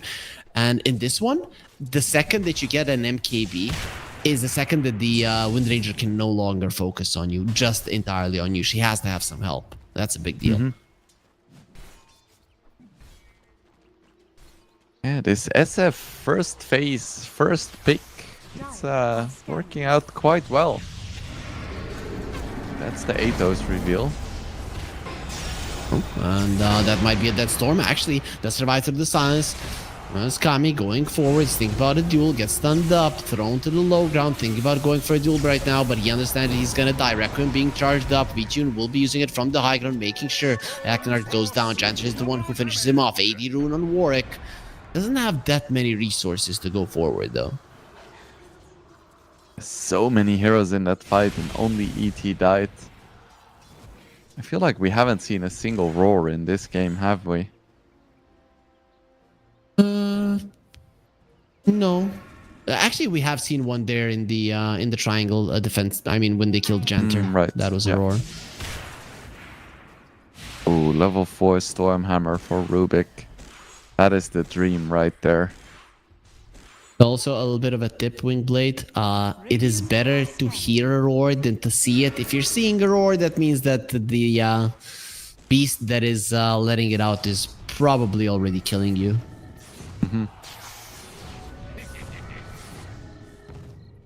I heard the lions roar in a zoo once. They were in different enclosures. There's a couple of them in the zoo, and when I heard them, I felt so uncomfortable. I cannot even begin to explain how uncomfortable it was. It's a primal fear. Yep. Lion in Dota is a bit less scary. He's just kind of an ugly dude.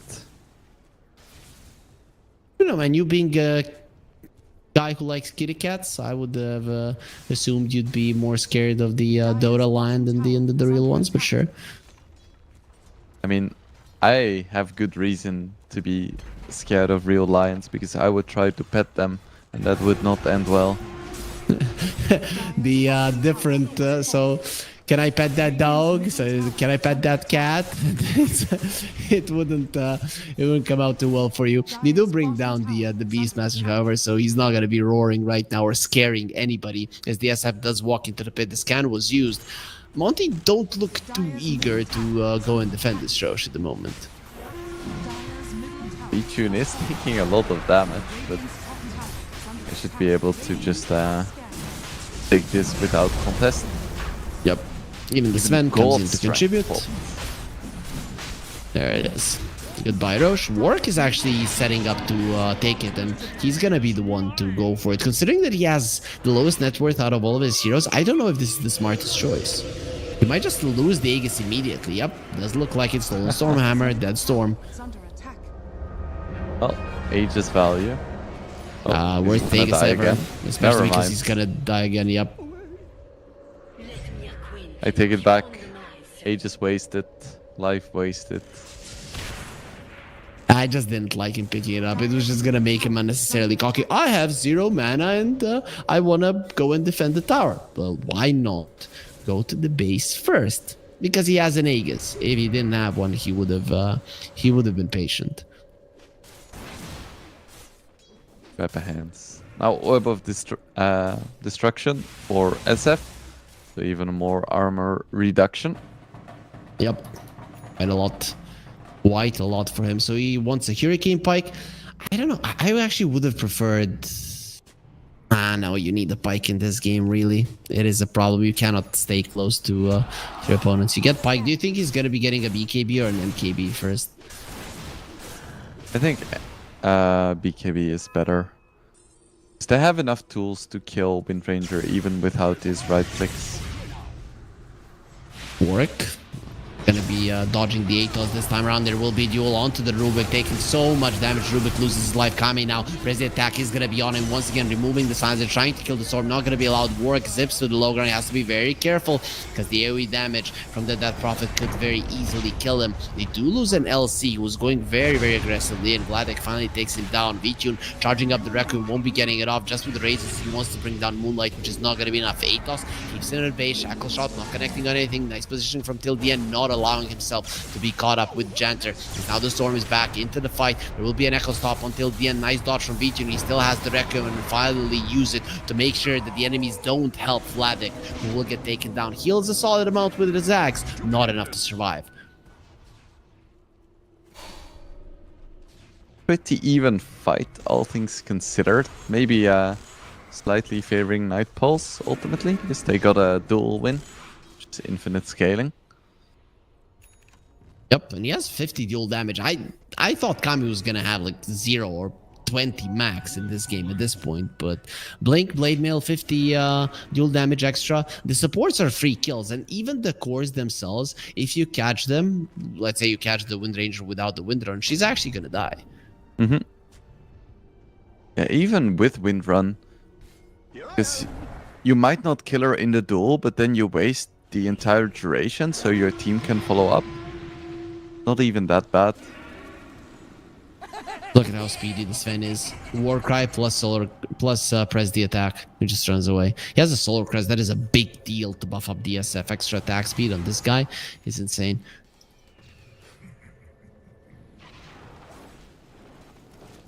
They're gonna go for a smoke. They're gathering up in the mid lane. Maybe it's just posturing. Yep, there we have the smoke behind the SF. Who can they find?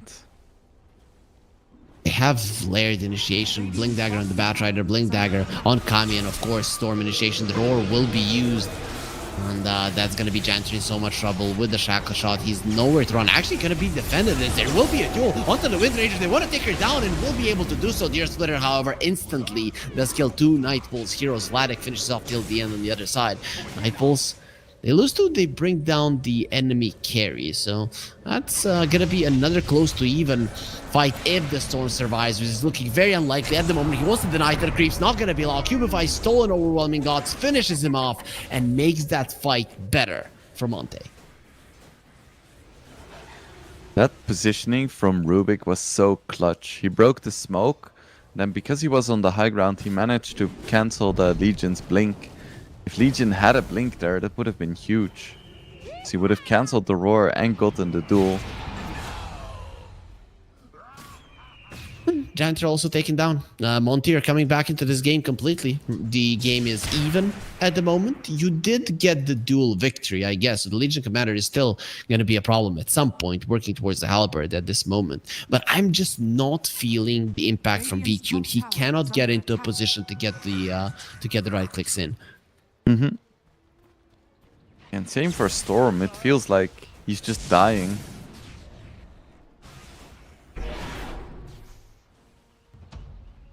Look that way. So there will be a pause. Kami, once again, it is his problem. Maybe it's the amount of souls that were released from the Requiem that actually made a difference. So he has to reconnect. Mm-hmm. Or he's looking for lions to pet. Okay, then I guess it's a 4 versus 5 right now. Let's hope all is good. Yeah, let's hope that the Lions wanted to be pet. So how are we looking right now? If you would have to make a prediction at this point about who's winning the game, are you changing it to Night Pulse, or are you staying with your initial thought that Monty is going to be the one that are taking it? I am a bit worried about Night Pulse because they had a lead and they've kind of squandered it. And I feel like this DP and this Wind Ranger, they're just gonna keep growing and growing. And they have a lot of like strong mid to late game heroes, while Sven kind of falls off a little bit, for instance. So I don't know, it could still go either way, but I'm inclined to slightly favor Monte, also because Lincoln's is almost done for Wind Ranger. Means that she's no longer going to be mega vulnerable to duel. Until he gets a halberd at least, but also good versus the lasso until the Batrider gets a 4-staff, good versus the electric vortex of the storm. Overall, a really good Lincoln's game. Usually on a Wind Ranger, you really want the Gleipnir and the BKB, but Lincoln's is just such a value item this game that I don't think you can delay it even a second longer. Mm-hmm. Just that single second would just lose you the game. Exactly. Let's look at some other items. One that I found interesting was the mech on Rubik. That is one that you don't see that often. Rubiks tend to buy like Blink or Etherlands or 4-staff, Glimmer Cape, those kinds of items. And mech is getting more popular these days, but on Rubik, it's quite uncommon. It's happening more and more nowadays, though, right? When you don't really have an offlaner that wants to build it and you see some value in it, then Rubiks do get it. I've seen it, I don't want to say a lot, but enough not to be surprised any longer. So do you like it over something like a 4-staff or a Blink? In this game, yes, because in this game, I don't see much value in a 4-staff or a Blink, right? It doesn't look that great. Versus a lasso, it doesn't do anything. Versus a duel, can even backfire. A Blink Dagger, on the other hand, I wouldn't mind, right? Do I like it better than a mech? I don't know. I actually might like the Blink Dagger more in this game just because you're lacking initiation. Mm-hmm. Of course, Beastmaster does have the gold for a Blink as well. He has the BKB queued up as well, so he's still making up his mind. Usually when you don't buy the Blink and you have 2.6k gold, you're probably not going to be buying it at all before the BKB, but yeah, it does, considering he didn't buy no components of the BKB either, that would probably increase his farm speed. It might mean that he's still unsure of what his team actually. Maybe he's buying Radiance. That I would be surprised with. Honestly, me too, but you never know with Vladik. True. He's just gonna continue farming, not buying anything just yet. Legion Commander working towards that halberd. Hopefully everything is fine now with Kami, and we can continue with this game to find out who's gonna be continuing through the upper bracket. Gonna be dropping down Crystallize. Lincoln's almost done, or Ultimate Orb almost done. What's the recipe price now? Is that high? Just 600. Dire's middle tower is under attack. What's next, Winning Blade? What are the next moves from these teams? What are the next objectives? Are we just waiting for Roche? Are we waiting for certain items? Where is the when is the action going to start again? Yeah, I don't know. It seems like both teams are just totally content to farm. I think Roche is definitely a pivotal objective. I don't think either team really wants to commit for any kind of push without having Aegis first. So we could maybe see some kind of gank with the Legion. But now that Roche is only 2 minutes away, it's a little bit risky. It is a 1k gold lead 23 minutes in means nothing. It's all about execution. It's all about setting up the fight. The question is though, how does each team want to set up a fight? For Monty, it's very hard, right? How would you approach it if you were them, right? Would you just dodge it for now, or have a different idea? I think you want to just counter-initiate. Hope your Rubik is in a good position like last fight. Because Beast cannot use his BKB to blink in, unfortunately. Night Pulse, however, they do have some blinks, as that illusion is gonna get duel to death Cubify. He does steal the duel though. But That's another shit nice spell to steal. Why? Because Rubik, not really renowned for his right-click damage, and stunning yourself for the same amount as you stun the enemy isn't great in most cases. And then if you do win a duel, it tends to not do that much because you don't care about damage. But losing duel does hurt, so it's like, not the best. Rubik seems like he would be a... Oh, how did he dodge that? The shackle shot also not connected on anybody. They really want Kami dead.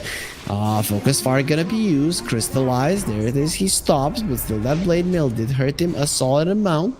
Power shot. He's gonna have a blink soon. Let's see where he goes. TP out. Where's the Echo Stomp? Where's the lift? There it is. Cool. Gets it. My man. I mean, that looks pretty cool, not gonna lie. In a Harry Potter universe, this Rubik would probably be like the best duelist. Roche could have been up right now. But no, fortunately for Night Pulse, it didn't. It wasn't. Roche is about to go for a little vacation. I mean, if he were alive. Yep.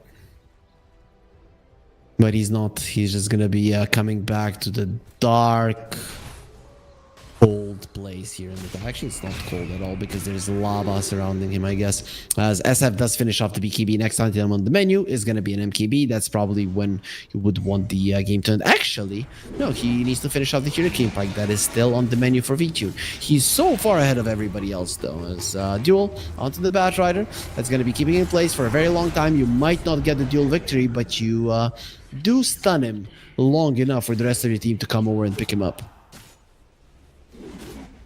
It's a nice pick off. Like, you don't really care about the damage that much, but it's a nice BM situation if your Rubik has 40 dual damage. For sure, for sure. Especially because LC hasn't really been winning any duels lately. The last one was on the Wind Ranger in the enemy triangle, and I think it's like 6-7 minutes ever since that happened. Radiant's middle tower is under attack. Dire's top tower is under attack. Radiant structures are fortified. Smoke. Big smoke. Roche has spawned. Radiant's middle tower has fallen. Let's see, Sven getting stomped on. They're trying to finish him off. We'll be running away for now. Pretty speedy on this Sven. Actually does get to live. Has been He's killed. fast as hell. Yep. Running around with 518 movement speed. And this is what Stunning some happens when you creeps, don't skip steeping leg out. Yeah. day. Fucked up. Why did he have to use that stun? Like, why?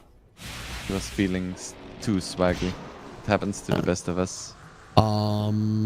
They are setting up for the Roche on top, Night Bulls, and they might be able to go for it. No, just waiting in the Twin Gates, sending in the Boar to die for them. Monty are gonna be finding out that there's multiple heroes there. Now thinking about going through the Twin Gates themselves with the heroes. But they just want to fight here. They don't want to Roche. Yep, and Monty coming from the other side. Now they're gonna start going through it, but the duel instantly onto the Wind Ranger duel, also onto the SF. He wants the duel, let's go! But they have their spinner Reach gets the BKB a little bit too late. He needs the Requiem right now. He's actually standing his ground and fighting. There's only gonna be a Death Requiem. That's gonna be 3 heroes dead on the side of Monty, but 2 of them did buyback, so they definitely want to win this fight. There it is. Crystallize coming back into it after he has already lost his life, and getting the Roche is gonna be a big deal. Atos onto the storm, making sure the Nightpulse lose 3 as well. However, they don't have no buybacks. Jenter, he might decide to steal this Roche. We'll see how effective he can be. So I feel like that fight was a rather compelling argument to not ignore the Death Prophet. Yep. She practically killed all 3 cores for Night Pulse. Good attempt. Be out. He actually might get successful at this. What's that? Base created. Roche will still fall. It will be Aegis banner into the hands of Monty. Crystallize will get the Aegis 100% because he doesn't have a buyback. And he is going to be holding onto the banner for now. All in all, you know, Monty got the Roche, but are those buybacks enough for Night Bulls not to be mad about the outcome of the fight? I think they're furious. They're furious, Harry Freak. They're like, ah, shit, I cannot believe we lost that fight. But why? I mean, how do you... Okay, so you're furious right now. How do they get less mad? I don't like when people are mad. I think they just wanna have some nice duels, maybe on the DP. Because despite the facet, I think they can kill her if the heroes are in the right position. That is your response to feeling angry? Yes. Physical violence? That is what you would choose? Yes, every time. Yeah, I guess so, right? You get mad in Dota, you go outside, somebody beats you up, you go back to your chair, you remember you're a gamer, not an MMA fighter, and you just continue playing. Yep. Happens to the best of us.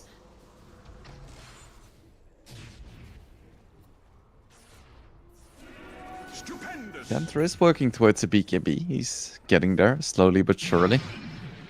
Of course, BKB does not save you in this game. Yep, from this. Actually, he's going to be finding out what's going to be happening even once he does have it. But it will help for him not to get lifted up and such. The duel actually going to be used, but the BKB was used as well, so they're not really going to be killing this base master all that fast. He's just banging those drums and healing up. Now, the exorcism has been used. They're going forward. They will be bringing down the LC. That's going to be 2 heroes dead on the side of Night Pulse, meaning that this tier 2 tower isn't going to be living for too long. They have a glyph on Night Pulse and definitely want to use it to delay this, but ultimately the tower will fall. And Monte looking darn strong here. Just no answer for this DP. Even if they did manage to burst down the beast, what then? Man, they're so tanky on all of them on Monty. Now will Roche's actually banner put down as the well. banner. Insane. The SF wants to get it down and it's gonna be lifted up because of its Vichun. What the hell are you doing? He has a Hurricane Pie, gonna get slept up anyways and no chance to heal and roar onto the battery. Just very quickly everything is going to hell for Night Pulse, and they still have the Roche's banner, so they're not really gonna be losing the creeps at all. That is a lane of racks for sure. Maybe even game if you're willing to go for it. I think they can just hit tier 4s. Okay, Kami gonna be getting the duel. Vladik this time around, he will be dying. They thought without the SF that the enemies have nothing to fight with, but their Storm and Kami, they still do a decent amount of damage, so it is gonna be enough. You don't hit tier 4s when you lost one of your tankiest heroes, it is time to reset. Yeah, I just wanted to caster's curse that, so we got a more exciting game. Really? I'm abusing my powers a little bit, but it's for the it's for the viewers, you know. It's for entertainment, and that is what we do here. We're entertainers, so it only makes sense. That was a big, overwhelming odds. It's like when you're playing against an Earthshaker, everyone is hyper aware of stacking up, but against an LC, it's like, yeah, it's fine, whatever. And then that happens. Yep, and it wasn't even the one with the shard. When you get the shard, the radius bonus is 150, which is insane. Already, the radius is quite high. Imagine with that. That would be pretty sick. Yep. I always forget that that's also a part of the shard. I just buy it for the damage. Of course, and in this game, I'd like him to buy it for the damage, actually, right? Because he has a decent amount of deals won. He's actually going for an Aghanim Scepter. I don't hate it. No, not at all. The debuff immunity in this game is quite nice, and you might actually be able to kill the Death Prophet. Maybe that's the idea. Make sure she goes down. She's the one without the Lincoln Sphere. For now. We'll see if he can make it work. Meanwhile, I feel like we haven't seen anything from this storm. Could just be me, but I feel like his impact has been quite limited. Yeah, both him and the SF. But the SF is at least at the top of the network chart, so you're still afraid of his potential right clicks.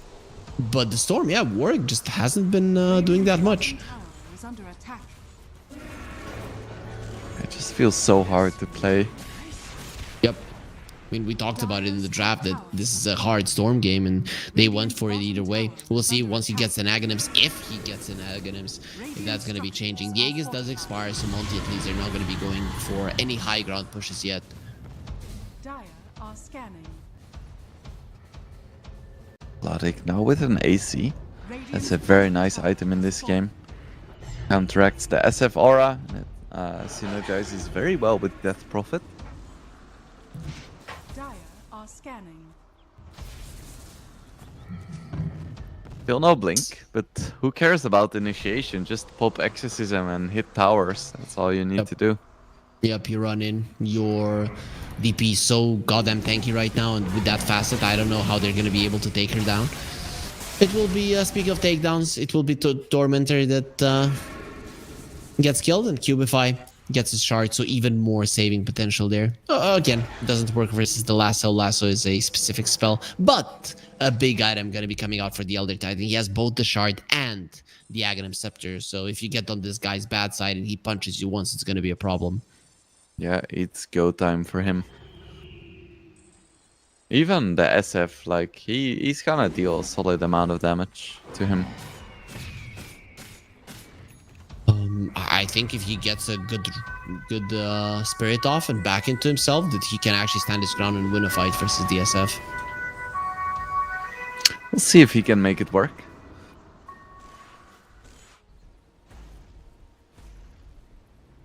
$3K gold lead for Monty. With 4, really not that big of a deal this late into the game. It's still anybody's game to take. It is not as straightforward as the previous one where Night Bulls really didn't have the damage to fight Monty. In this game, with a good initiation, with a good plan, with a good team fight, they can most definitely win a fight.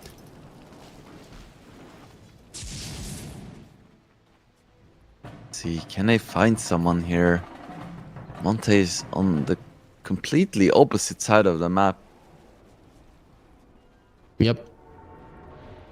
Can't really do that much here. Night Bulls, they will be claiming the enemy triangle. They also get scanned out. Very clean performance from Monty so far. Roche could spawn in 20 they're coming seconds. to fight. Through the twin gates. There you go. LC would be a perfect hero to start it off on. Yeah, without the LC, you're not winning fights. The question is, can they kill him fast enough? Well, there's your Alan Ragnar gets the kill. See, what is the Roche timer? This could be either very good or very bad for Monty. Ooh, it is 18 very seconds. That is very nice. Are they gonna know though? I think they're just going back. They don't know. Sending the board. But I have the boars. Okay, they are gonna know now. Click on that board. Does that look like a pig to you? That is a wolf, if I've ever seen one. A beast is always a little bit confused about his animals, but I trust the ability description. He is a beast master, so it is us who are confused. Yeah, who are we to question him? Yep.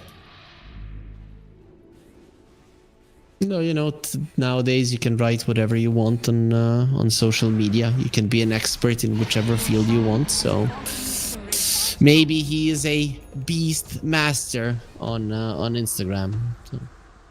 You think he has a master's degree in beasts? Or is it just like a figure of speech? No. Considering that it says boar here when it's obviously a wolf, I'm gonna say he has no degree.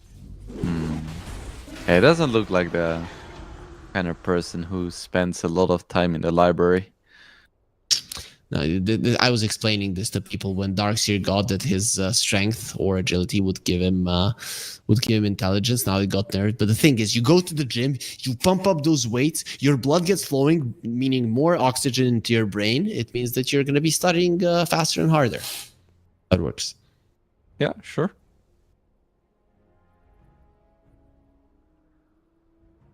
But we have another pause. Someone else looking for alliance. If and how fast Eknard does come back. Will they ever fix this when the game goes super long that FPS starts dropping for players, even on high-end PCs? Is that ever gonna get fixed? I think the technology just isn't there yet. Ours or Valve's? The world's, you know, especially for like a small indie company, like it's crazy to expect this much. Yep, you're right. You are right. After that fight, a 12k gold lead has been accumulated by Monty. They're looking very, very good. They got the Aghanim Scepter on the Death Prophet, eating that one after the Roche. Is gonna make her the top hero on the map. It's no longer the SF who has been there ever since the start.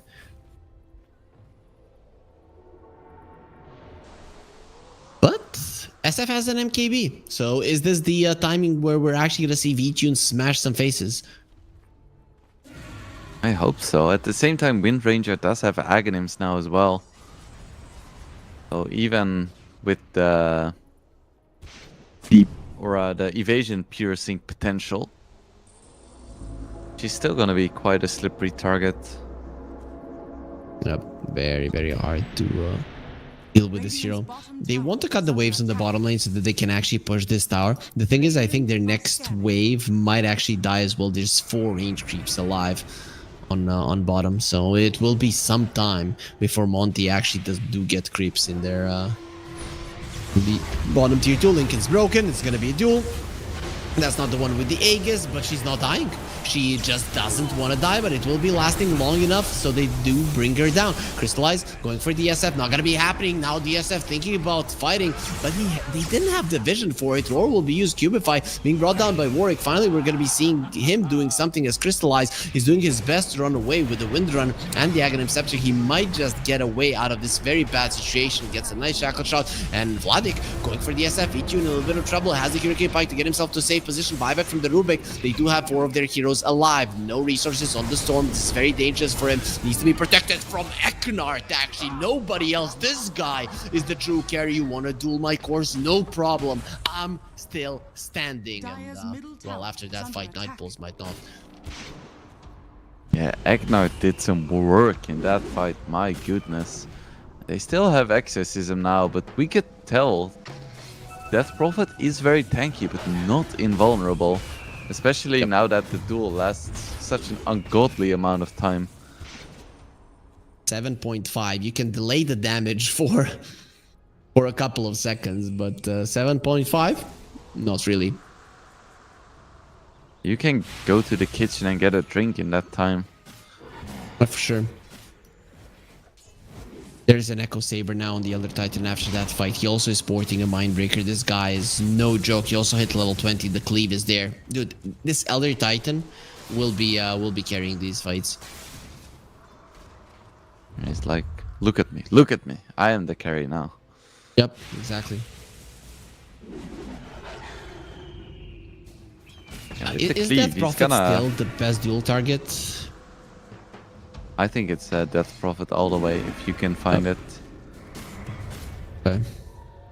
ET is cool, but it's just not the same. No, definitely not. I think we're gonna be here for a long time. The DP now has an Ascetics cap, so that's definitely gonna help versus the dual duration.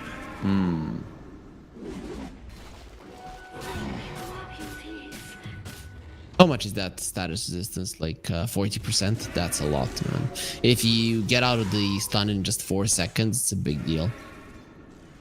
Yeah, that's a full 3 seconds taken off the duel. Not bad. Smoke from Night Pulse, they actually want to fight. Oh, Moonlight. Getting onto the high ground just in time. Dire's bottom tower. Look at how they're waiting. Those are so hungry. Not gonna find anything though. Monte very patient, sitting here on the high ground.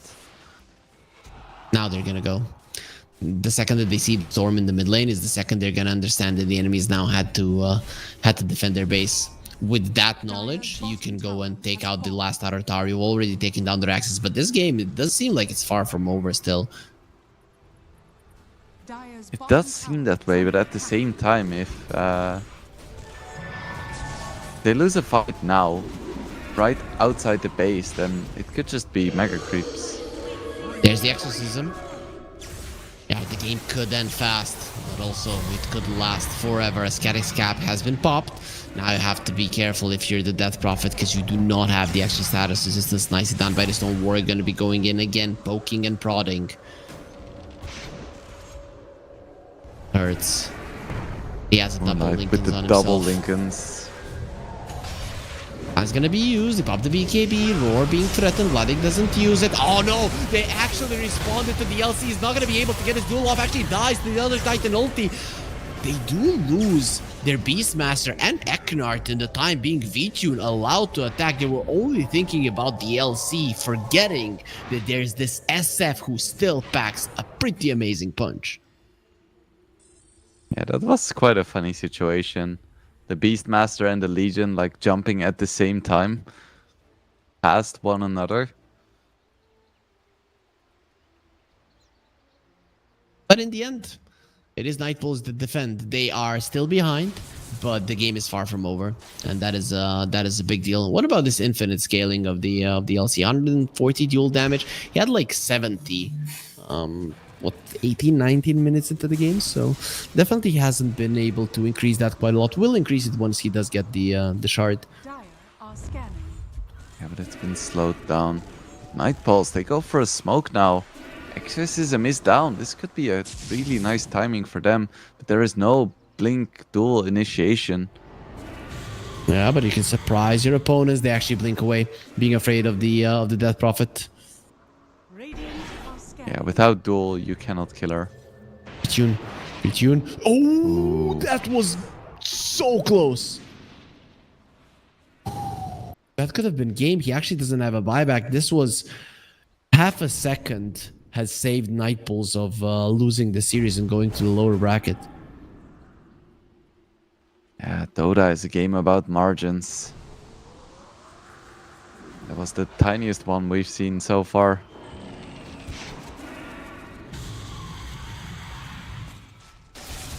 There's a So are we waiting for Roche right now? Yeah, I'm guessing, considering that it did come to a point where it's gonna be up fairly soon. Are we gonna get another short one wing blade?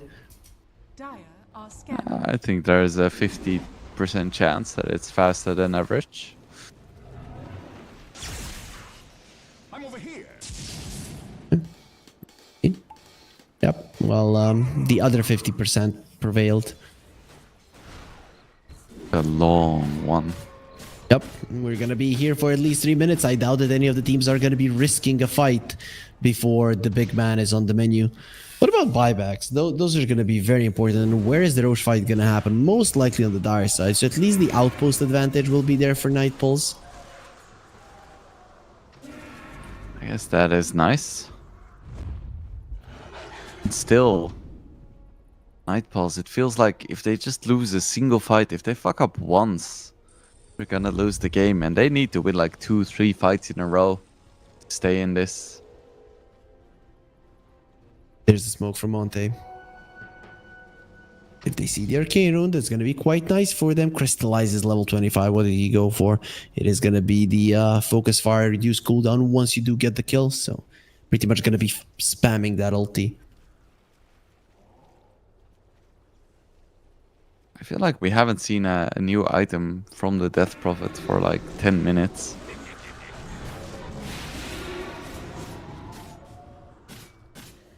The Shivas, Atos, Eternal Shroud, and Lincolns. What else does she want? I guess a BKB would be nice. Invisibility! So, let's see. The gold lead is reducing a bit. Game still going strong between the two teams, and we can feel the tension a little bit less at the moment because we're not really close to a fight. Nightballs, are they just gonna let the Roche go with them not moving? I mean, it must mean that they have no intention of fighting it, actually. I guess so. They must not want to give this away for free, right? But maybe they're just scared of fighting outside the base. They don't have any vision, so it is quite scary. Very,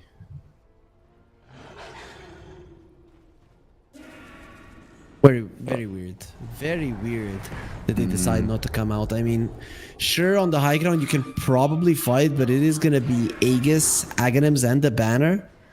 Maybe Monty, if they want, they can wait for the refresher. Is the refresher better? You have Ags on everybody but the Rubik, which isn't great. the problem is that SF doesn't have buyback. He needs like 2,000 gold. He bought out, so that's why they don't want to fight right now. He didn't have to buy out though, right? He could have went and fought for Roche, but he decided to say that it was a better thing to have. Carry players, man. I like how you poke at yourself from time to time. So at the end of your career, you didn't play carry, right? You switched up. Yeah, and these days it's mostly offlane, I guess. Oh, so that's why. I thought that you just like to make No, jokes. I do the same. So it's also a jab at me, but me being stupid, you know, it's kind of to be expected these days. Okay. That's fine. Don't be so hard on yourself. You're a smart boy. Now everybody has an Aghanim Scepter on Monte. On the other side, Storm and the Legion Commander are the ones that are sporting those, and the other ones we really probably won't be seeing them anytime soon, if at all. Is under attack. So it's time for predictions. Are we gonna see tier 5 neutral items? I don't think so, to be honest. I think this game is ending during this Aegis. Because I can see how Monty are approaching it, that they're shoving in all the waves. They're doing everything right from my mind. They have the lead necessary to end it. I think they should be able to make this happen. Okay. We'll see. Here now. I thought that was the case like 10 minutes ago as well, but it just keeps chugging on. Yeah. I was thinking you were disagreeing with me, but you were agreeing with me just in a way, just in a surprised way. I get it. I guess Storm has some kind of infinite scaling as well with the mana regen, but his isn't as impressive. Well, considering that when you die, you lose quite a lot of it. But that's the same for SF. Yeah, but the SF is the GOAT. He doesn't die because he's the strongest. True. Yeah, eventually, Night Pulse is gonna win. Sure. See, there's the push coming. Monte. Not popping the exorcism just yet. They're thinking about it. V-Tune is going to be pushing aggressively. He has level 25 as well. Feast of Soul grants 30% cast speed. Okay. I mean, he's not too happy with that one. Going to be lifted up. Satanic. Hurricane Pike back. BKB still not being popped. Banner is going to be dropped very low. Kami, Lincoln's broken. He gets the duel off, but the BKB is there. And Kami, he does look like he's going to be losing the duel especially, but the Earth Splitter being used. He's healing a lot, but not enough. Now finally V-Tune gets his hands on the enemies. He's going to be start doing a massive amount of right-click damage. Moonlight, however, he does not care. He meets some Spirit Siphons, and he should start caring right now because the souls have been released. V-Tune is too strong, getting a double kill. He might continue going for Crystallized, who pops the BKB. Lincoln's gets broken, but he will be able to escape. That's 2 buybacks that Monty are going to be using, and they don't even get close to breaking the enemy base. Damn, Harry, I thought the game was gonna end. Running with the pack. Yeah, well, you know, my big Dota knowledge and everything could not have predicted this unpredictable outcome. So now I guess we just wait another 5 minutes for next stages. At least.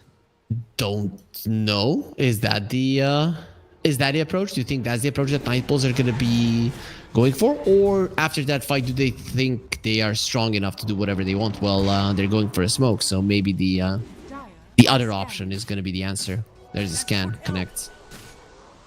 If they can find a beast here, that's a pretty big deal because he did buy back. So did Both the him and Rubik. Of course, Rubik not as important. Scan was used. Okay, that's nice.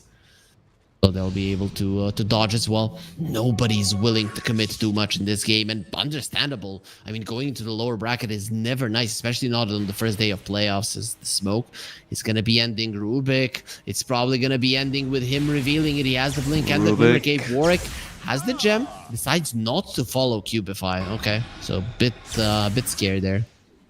Stolen Ball Everyone was Lightning. respawning. Stolen Ball Lightning, though. It's cool.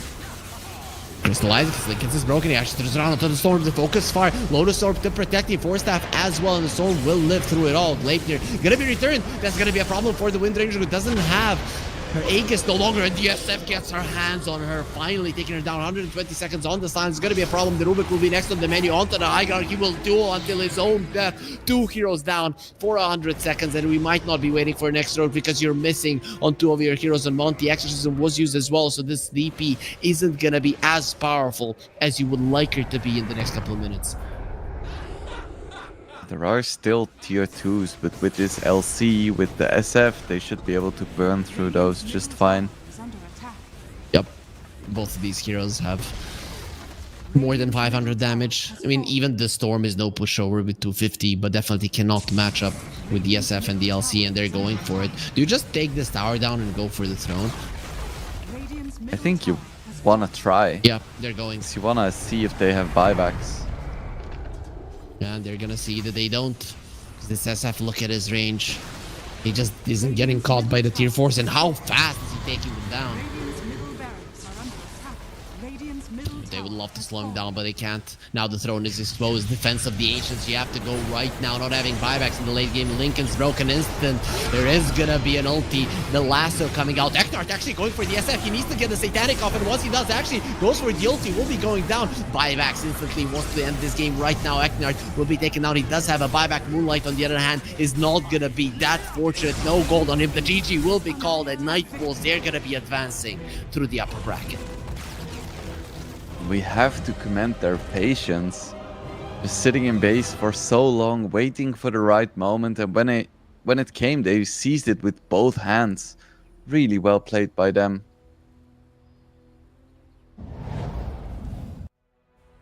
And there it is. Those are the 2 games that you and me have casted Wingblade. We saw 1-2-0. Looked like an easy series in the first one, but here Nightbulls, they really did have to work for their victory. Before we send it over to a break and allow our colleagues to continue, we are a little bit behind schedule. Let's go into the schedule once more to ask you just how you think that the next 2 games will end. Liga versus Dandelions and Mouse versus DMS. I had the opportunity to cast some Dandelions games. They looked quite nice, but I'm not sure if they looked ready to beat Liga nice. So I would give a small advantage to Liga on that one. And Mouse against DMS, I could see being a fairly close game. Not sure if you agree on that one. I think Maus are coming in as the favorites there. It could be a close game. I think both of the next two series are going to be very, very close. I expected that to be the case with Krivnia and T, but unfortunately wasn't the case. With that being said, we are going to be done for today. Me and Wingblade, of course, our colleagues are going to be taking over for the next two best of three. So guys, we're going to be taking a small break. Then the Dota will continue. Stay with us. It's going to be more to come.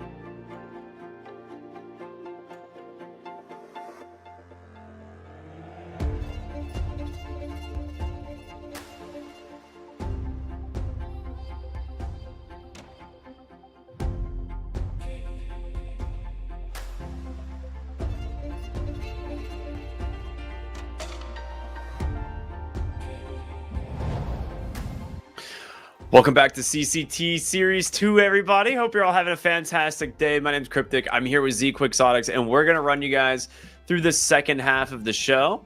Zach, before we get started, man, how you feeling? I'm feeling good. I'm ready for more Dota. The patch is still pretty new. Excited to see, what the teams have come up with. Any new secrets? I would think that like a lot of people have been watching like what happened in Elite League and kind of using that as a basis. But it's not a guarantee, right? Some teams could be messing around doing some tricky things. I think we might see Ember Spirit start to climb up on the ban rankings a little bit more. I feel like that hero is looking incredibly good, but yeah, I'd like to see some fun new heroes, maybe. We'll see what happens. Yeah, I think, like you said, it's a good basis, but sometimes maybe you like a certain hero. So everyone's got a limited amount of time, right? When a new patch comes out, you try what you have to, but you also try what you want to. So every hero with their own hero preferences, maybe you find something that other people haven't. So that's what I'm always excited to see if it comes out. If it doesn't, that's fine too. But that's the excitement of the new patch. Absolutely. Well, let's talk about the exciting teams we have coming up here in our first series, but I guess the third series here today. So Liga team and Dandelions. We're pretty familiar with some of these. We've seen them in the recent events, right? So this is going to be the Liga team roster. I think in general, this team has been pretty solid through the last event. I think they were one of the direct invite teams here to phase 2, if I'm not mistaken. We had like the original group stage where we had qualifications come through for 6 teams, and I want to say Liga team as well as Mouse, which we'll see later today, were the 2 additional invites. And it makes sense, right? Like they both placed very good in the last CCT. Yeah, I'm looking forward to seeing them play. Health Scream, I remember him. He was playing some of that Morphling support that I personally love to see. I know you are enjoying it. I don't know if the viewers like it as much, seeing Morphling in such a crazy new role, but not every team's doing that, but he is one who is. Yeah. That's what I'm most excited to see. I think he'll probably pull it out, but we'll have to see. Their opponents, though, Dandelions. I think this team still has some really good skill on it. I think Nande has been solid. Mobe, Palantimos, Desire, and Kadaro. Like a lot of these guys are pretty recognizable. I think for the most part, I think a few of them have played together for quite a while, and I think that's one of the benefits of like a team like this is like, yeah, you swap a few players in here and there, but you can get some sort of consistency without too much volatility because like the core of the team is still there. Yeah, like you said, we had a lot of familiar players here, and I believe, draft time. All right, so we got a Monkey King ban. He's still very, very good. Simian Stride itself still functions the same, but his Tree Dance did get nerfed a little bit, where now if neutral creeps damage you, it does go on a cooldown for 3 seconds before you can use it again.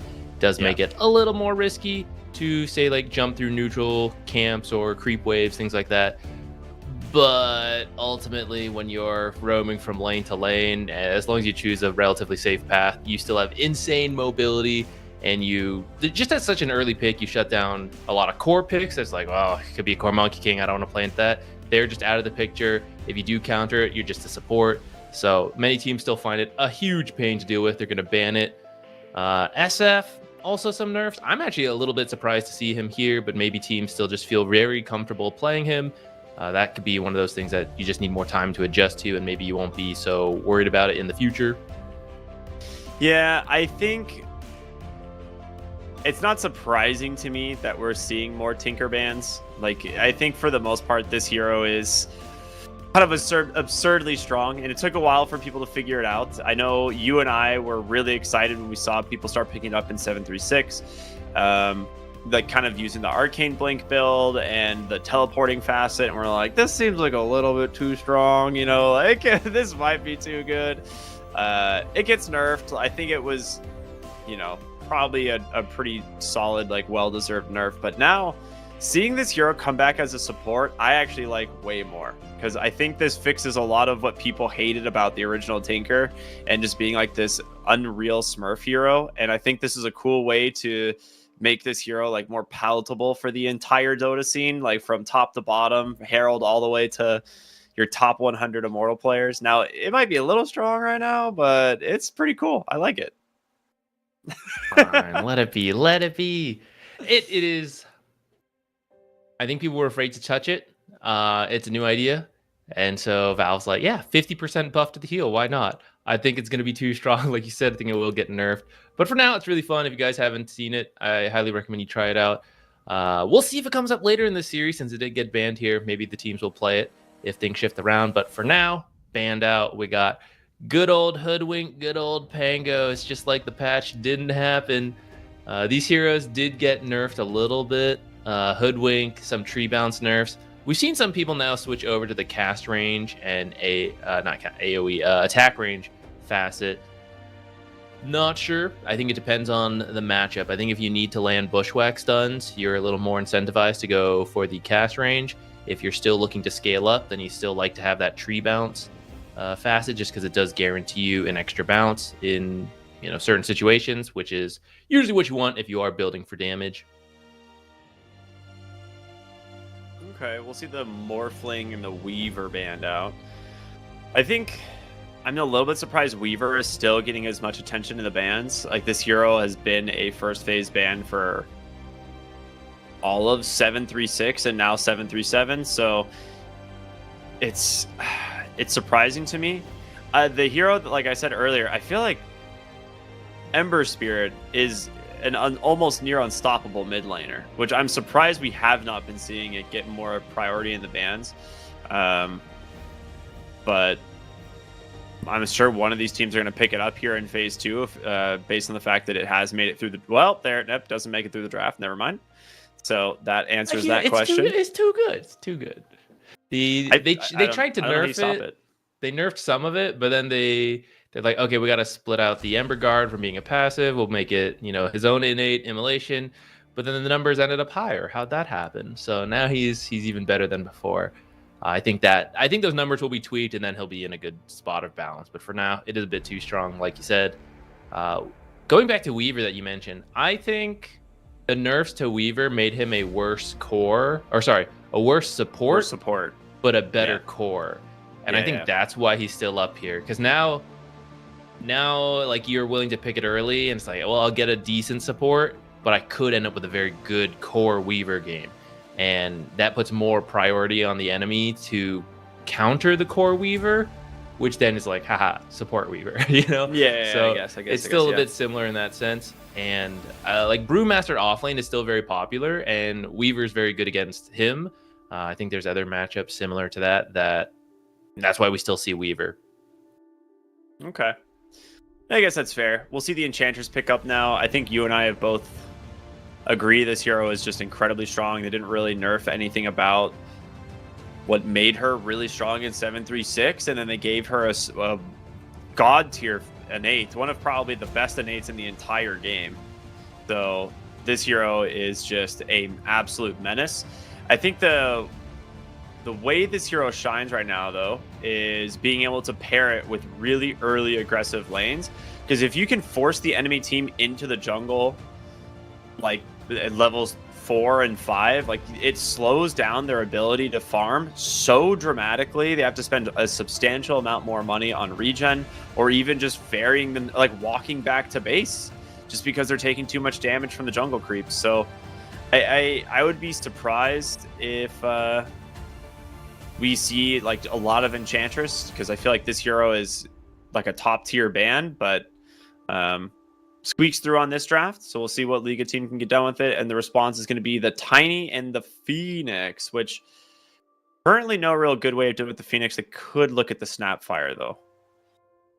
Yeah, Snapfire got nerfed a little bit, but I think 5 shots Still pretty good. instantly is still pretty good at killing the egg. So I wouldn't mind Snapfire. Would give you. We see more support Snapfire than core Snapfire now, but it still gives you that early damage, stun with the cookie. More people are going full bore now after the patch, and then the ultimate is the early game damage. So I wouldn't mind seeing a Snapfire. I want to see a core Snapfire less than last patch, but if they want to go for that, that'd be fine.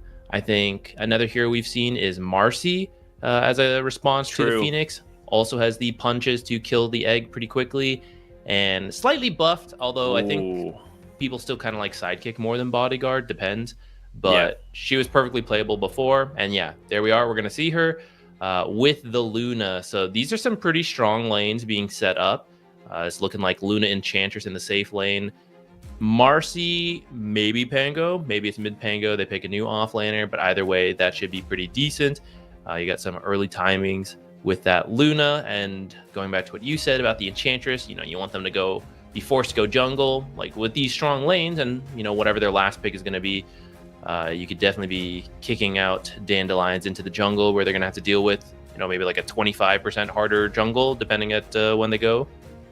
Yeah, as soon as you had mentioned the Marcy, they picked the Luna, and I'm like, now it's a really good Marcy game. Like, you have a really strong core to give the Sidekick to, which, like you said, is just generally good at dealing with Phoenix, but now you have Sidekick buff, which I feel like is a general, like, they buffed this ability in my eyes, right? Like, it's now percent base damage instead of like flat bonus damage, right? And lifesteal, which is kind of crazy on a lot of heroes.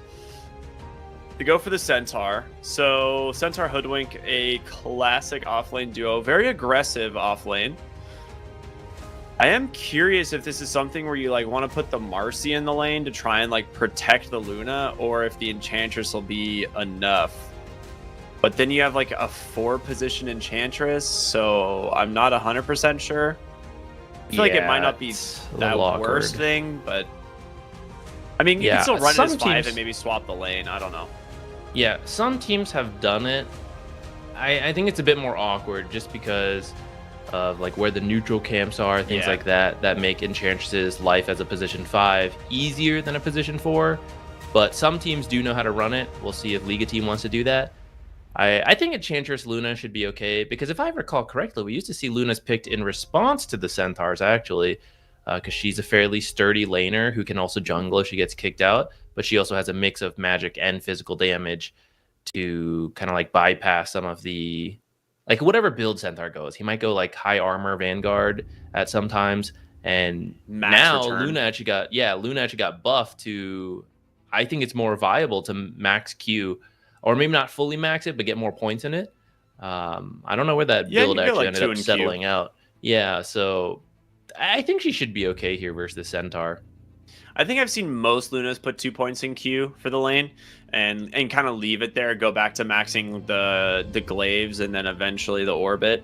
Or maybe, actually, it might have been 414. I think it is actually the max Lucent Beam before the orbit, but either way, I think the main thing is that, yeah, you always want to max the glaives on this hero as soon as you can, just so you have the farming speed.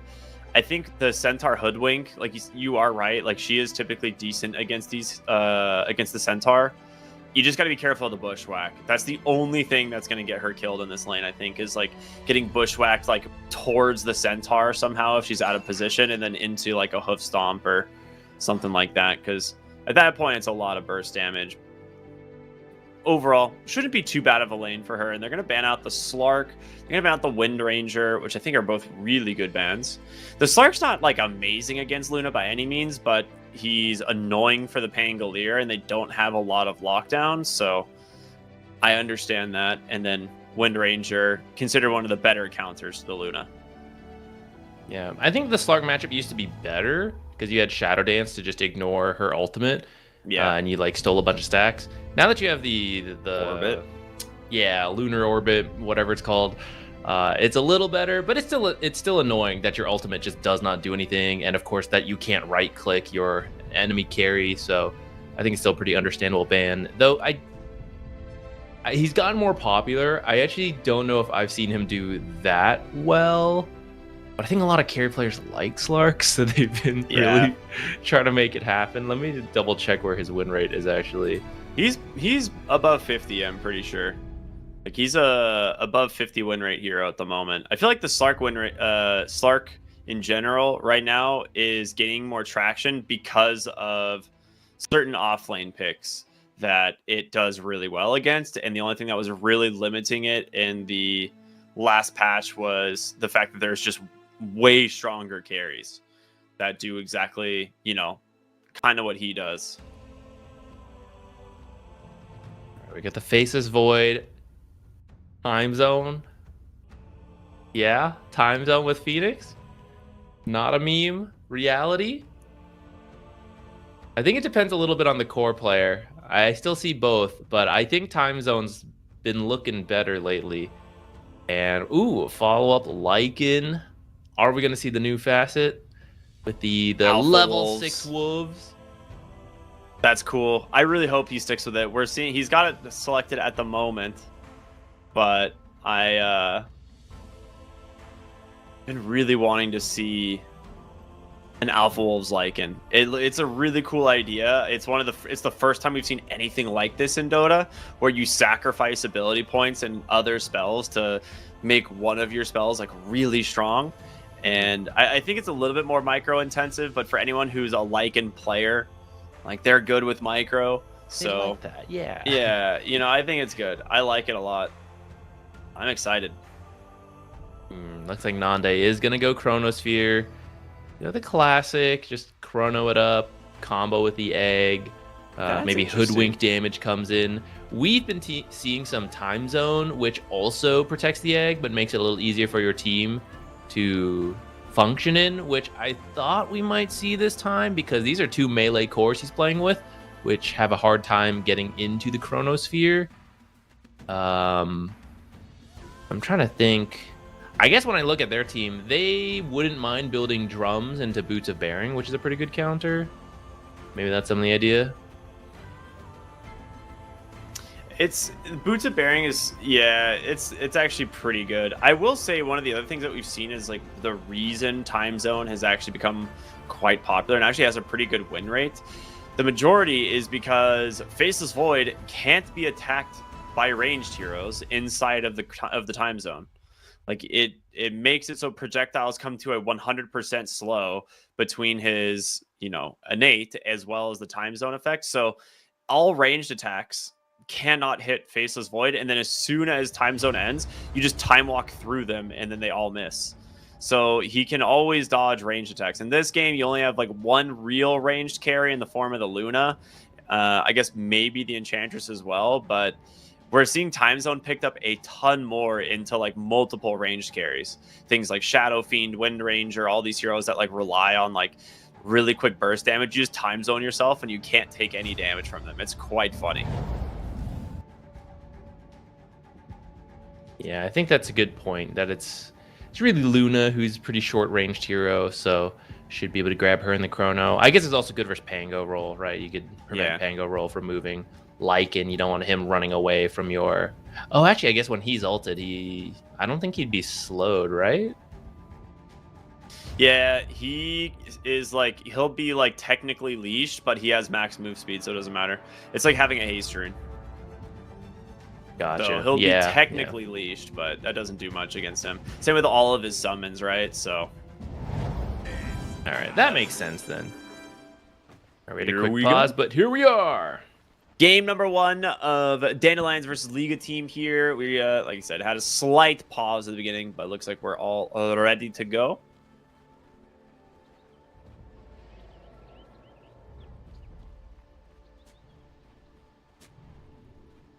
I'm interested in the fact that Marcy did end up taking bodyguard. I thought sidekick might be a little better here with the Luna, but I'm excited to see what the idea for the bodyguard is, which you do get to attack back whoever's attacking your target, and you do provide armor. Maybe that's some of the idea. When Chronosphere comes out, you activate the bodyguard to give 16 bonus armor to, let's say, Luna 30 in the seconds to Chronosphere. battle. And then if you happen to be in range, I guess you punch back as well, but that seems hard with the Chronosphere. But at least the 16 armor seems good. You just gotta rebound yourself into the Chronosphere, you know? Just stun yourself, but at least, hey, you got it. No, I I agree. actually It's don't know if it's a little bit you weird. would you attack back. We have funny mechanics like that sometimes. Like if she punches when she's stunned. Yeah, that would be quite strange, actually. So, Battle begins. Marcy counterattacks the target if they are within her attack range plus 125.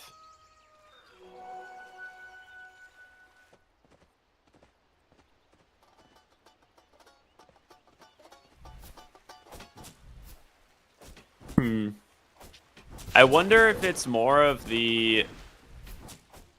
Do you think it's like kind of a... I was gonna ask if it was more of like a farming tool, battle to the but death. yeah. They really committed to that. I just saw them right-clicking, and I don't see how you win against the Enchantress. I mean, you do Rebounds force, did like... some good work. Yeah, I guess you force out the Nature's Attendants, but... I feel like a lot of Enchantresses don't mind going Nature's Attendants level 1. That's true. I do think, though, that you did buy the Centaur some solo time, which he did do a very early creep block. Suggests he also thinks this matchup is a bit rough with the Enchantress and the Luna being strong laners. Pidaro is super dead. That was just... He did not know about Hellscream microing this creep camp the other way. He goes Fire Spirits level 1, and then Malik is like pulling the creep wave with a wolf, and then Hellscream just walks right in for a free dispose. Really, like just straightforward, easy kill there for this top lane on Liga. That'll get you. Does a nice half pull to try to start fixing this. But look at this micro from the Lycan. He's already sending the wolves over. Start dealing with that pull. This is the scary thing about Lycan players, man. If they can use the wolves well, it is really hard to handle as a support. If you don't have the right tools to kill the wolves easily, which I wouldn't say Phoenix is the best at it. Maybe with Dying Light it's better. Yeah, it's probably a little better, but I don't know. It just feels so easy for... Wow, he just got bashed a ton in the dive in as the level 2 comes through from Kadaro, and Malik just gonna burn under the tower. A little bit of revenge there from the Phoenix. He said Hellscream's gonna come in, go for the dispose. The body blocks here from the wolf, but... Burns out to the Dying Light. It did make a difference. They just got so many bashes. Easy RNG.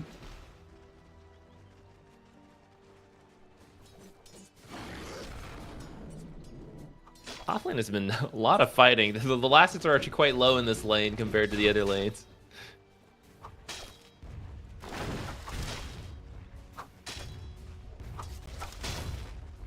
Mid lane, Pango versus Tiny. This is a matchup we've seen quite a few times nowadays. Tiny will pick up an early lead in the last hits just because of the base damage, but both sides should not have the easiest time killing each other, at least not until Pango ult, and then maybe some support rotations, but it does end up just being like a trade and farm, and as you get higher levels on Pango, it becomes easier to play the lane with the shield crash.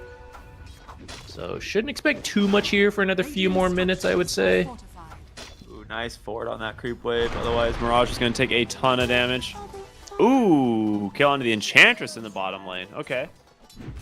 Looks like they got a bushwhack set up for the hoof stomp. That is something scary for Enchantress. There's a lot of burst damage in this lane. Acorn Shot does not care about the attack slow later on as well. So Enchantress will just always be at risk against these two heroes until she picks up like a lot of health items, which...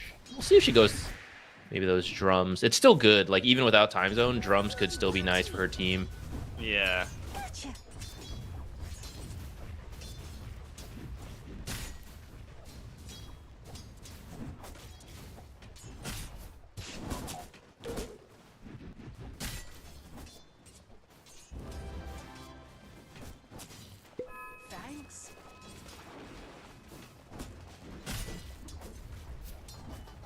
So we do see like the 2 points in the Lucent Beams right now from the Luna, which we kind of expected, holding the points going forward, which I imagine will just be for the Glaives. You just don't want to push the lane early.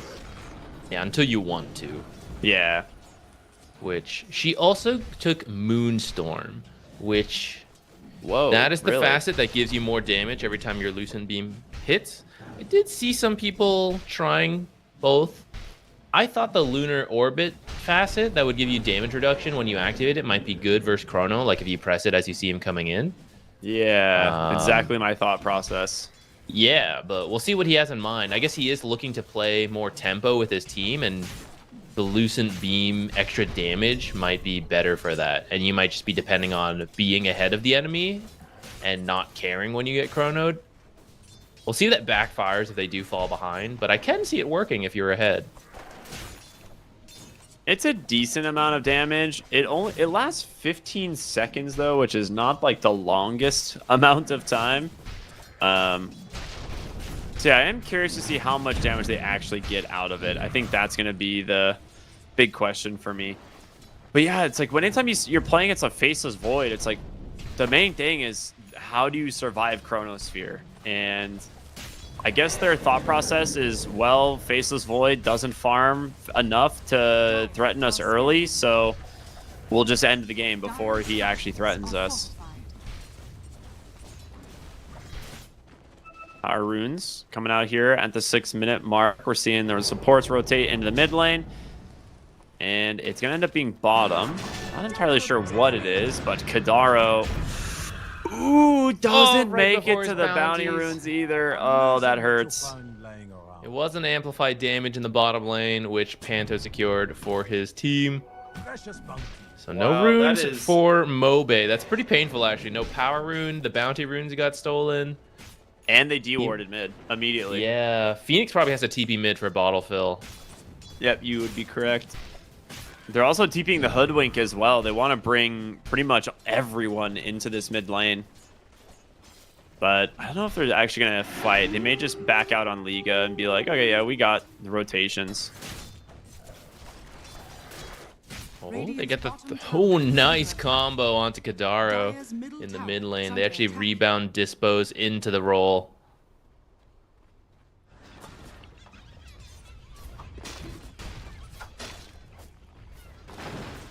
Oh my god, this catapult is still alive. He just sat on it with Nature's Attendants to give it as much health as possible. Yeah, I think that's why they brought so many heroes in. They're gonna go for the toss back. Pango That's already a used really roll. nice play.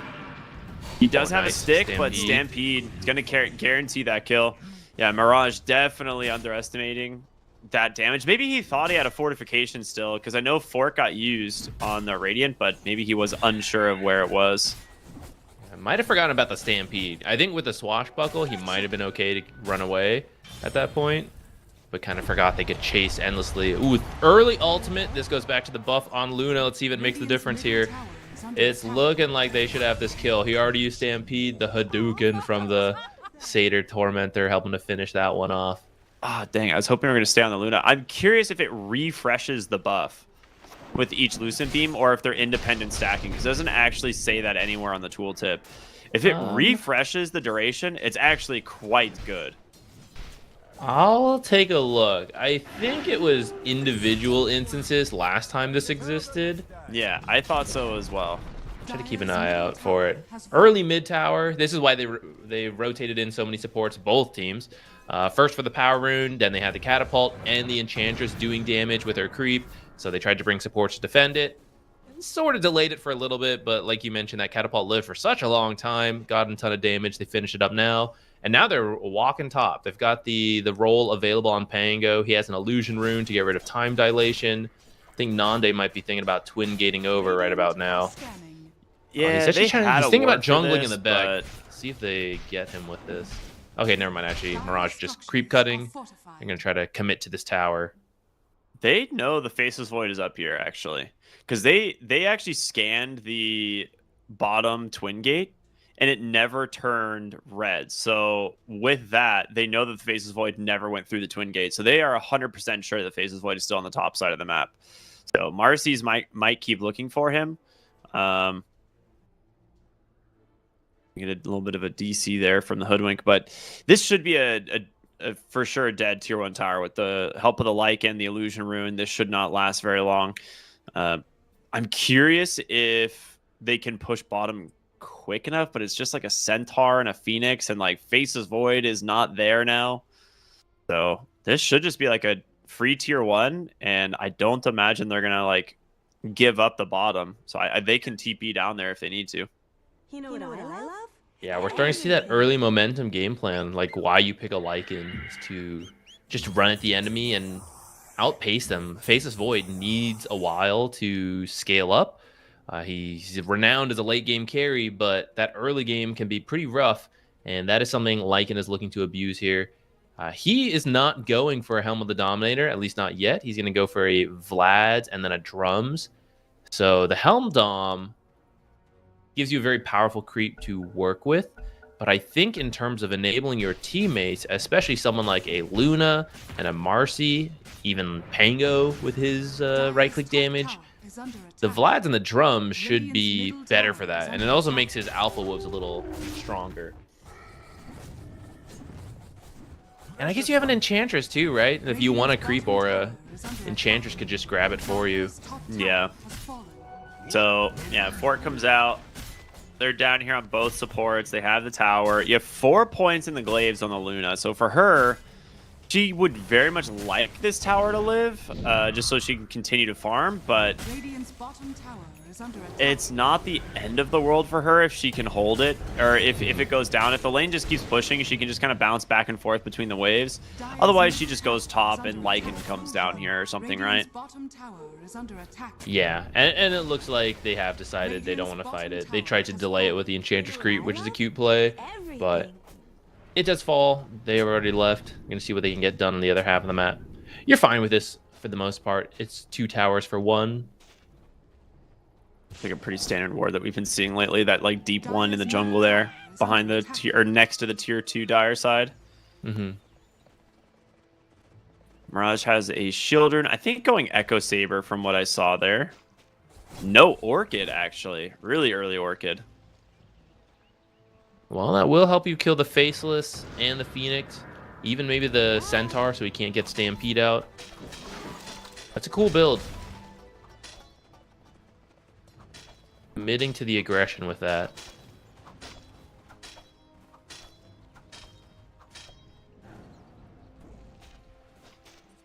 Malik is just building all the auras.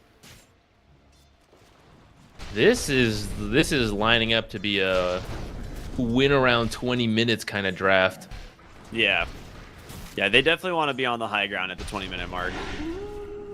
I'm guessing you try to line up Aegis with this pipe being done, and maybe Luna goes for a fast BKB, and you start just clicking down lanes together. I'm seeing what else people are building. A mech on Enchantress. That's not common, but that makes sense for this style. Yeah. I think the Lycan is... So I think I double-checked the leveling of his abilities. It's 9 and 11 where he gets the level 5 and 6 wolves, right? So he's still a couple levels off from the root that comes out in 2 levels, but that ability is going to be a massive issue for these supports, specifically the Phoenix. Like, I don't know. You have to Fire Spirit them as soon as they hit you, or else you're just gonna die. Yeah, which, for those of you that don't know, the level 5 and 6 wolves can now root you for a very short duration. It's 0.5 as well seconds, as just, right? The duration? I think so. Somewhere around there. Oh, top lane, they're going for the Lycan. He's already got his ult out. If they don't burst him, I think he's out. He's out. He had 16 wand charges, 1700 HP, had the casual cloak as well now. Look at him zooming along. He's going to run the Lycan wolves at the Phoenix as well. Like, you can see Phoenix down to like half HP after the gank. He's got an Ironwood Treant, lots of extra stats to tank up. Nice Rolling Thunder. Potential really good bake here from Panto as they can try and bring down the Tiny. In comes the egg. It looks like with this, they're just going to back away as Mirage with just 2 shots the Hoodwink. Chrono catches oh my two. goodness. Yeah, Chrono on the backside does manage to catch two. A big shield crash onto 3 Mobile with a really nice avalanche as well. But the Stampede, the Sunray, they can't Luna's do here. it alone. Wait a minute. Luna, does she have the range for a Lucent Beam trying to chase down one of them? They actually split targets, and now they might both get out. Turns her attention back onto the Faceless Void as an avalanche makes all the space they need. That was very strange, that attack, but ends up hitting. Wolves stick into the Tiny so that Mirage can catch back up with the end of his Arcane Rune. That was a pretty close fight. I think the main difference is that Luna was not there yet. She was still farming and had to run over. Whereas Faceless Void happened to be farming in that area, so he could instantly join with the Chrono. And that helped finish off the supports before they really got to do much on the side of Liga team. Yeah. I still think it's a pretty good start for... Oh, that's an unfortunate TP. Oh, well, maybe. You are not going to have a good time here. Oh, Okay, wait. it is an unfortunate TP. There we go. Okay, there we go. Maybe that shield crash kind of being off the mark with the dispos might help him out, but... Dude, not only do they get the tiny kill, but they also take a big ancient stack. That is a huge amount of gold taken away from Dandelions there. Yeah, you would have liked to have that on maybe the Tiny, or maybe the Centaur, actually, because he had both queued up for a while. I was wondering if he would skip the blink, go straight Crimson Guard. He's currently got the blink first so they can make plays, which I think is okay. And then he does still have Crimson Guard queued up next, which I think is going to be really big here because that'll help protect your towers, not just your heroes, once you activate it against this like triple right-click lineup, really. Like Pango, okay, he rolls too, but he also right-clicks as a universal hero and the Swashbuckle, so you can block a lot of damage coming up with that Crimson Guard. I think it'll make a big difference for Dandelions to delay this game. All right, so we have the level 5 wolves now, and these guys do a ton of damage. Yeah, hamstring. The way it works, it's a 0.5 second root, but it makes it so that your next 4 attacks from summons onto the target also deal an additional 50 damage, right? So it's quite strong. I just watched the wolves hit this hoodwink twice each, and she lost half her health. Yep, that's about right. Action a twin gate to the top side of the map. Faceless Void is up here with a Phoenix, maybe looking for a Chrono play, and she's gonna run into the Luna as the Eclipse comes out. Time Walk is there, building up a lot of damage here on the Luna, but they need to close the gap. Can't do it as the Stampede comes through. So Eclipse traded for the Stampede. Overall, not that bad for Dandelions.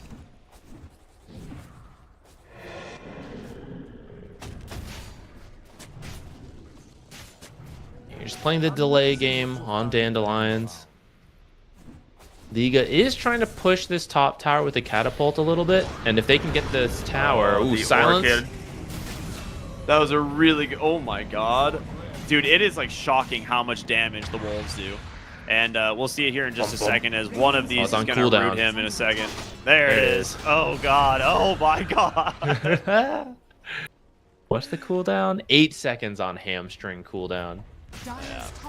That was the blink reveal from the Pango, catching the Faceless Void off guard. He was not expecting that silence. And with that, see if they can get the tower. Because I think their plan was see if we can take this tower, and that helps us set up for Roche. Because they can do Roche whenever. They just need some security for it. They are still worried about Chronosphere, Egg, those combos. But if you could get rid of that tower, you'll feel a lot better. Catapult was killed before they got their own kill on the Faceless, though, so a lot of lost tower damage there. Yeah. They're still in a very good spot here. We're going to see Dandelion smoke up, head into the triangle. Unfortunately, they just missed the Luna as she has left this area of the map. Mirage is just keeping mid lane pushed down, but playing really defensive. They know something's up, right? There's not a single Dandelion's hero showing on the map as mid and top lane are pushing in. And they've got decent ward coverage as well. So they have to know they're either mid or bottom.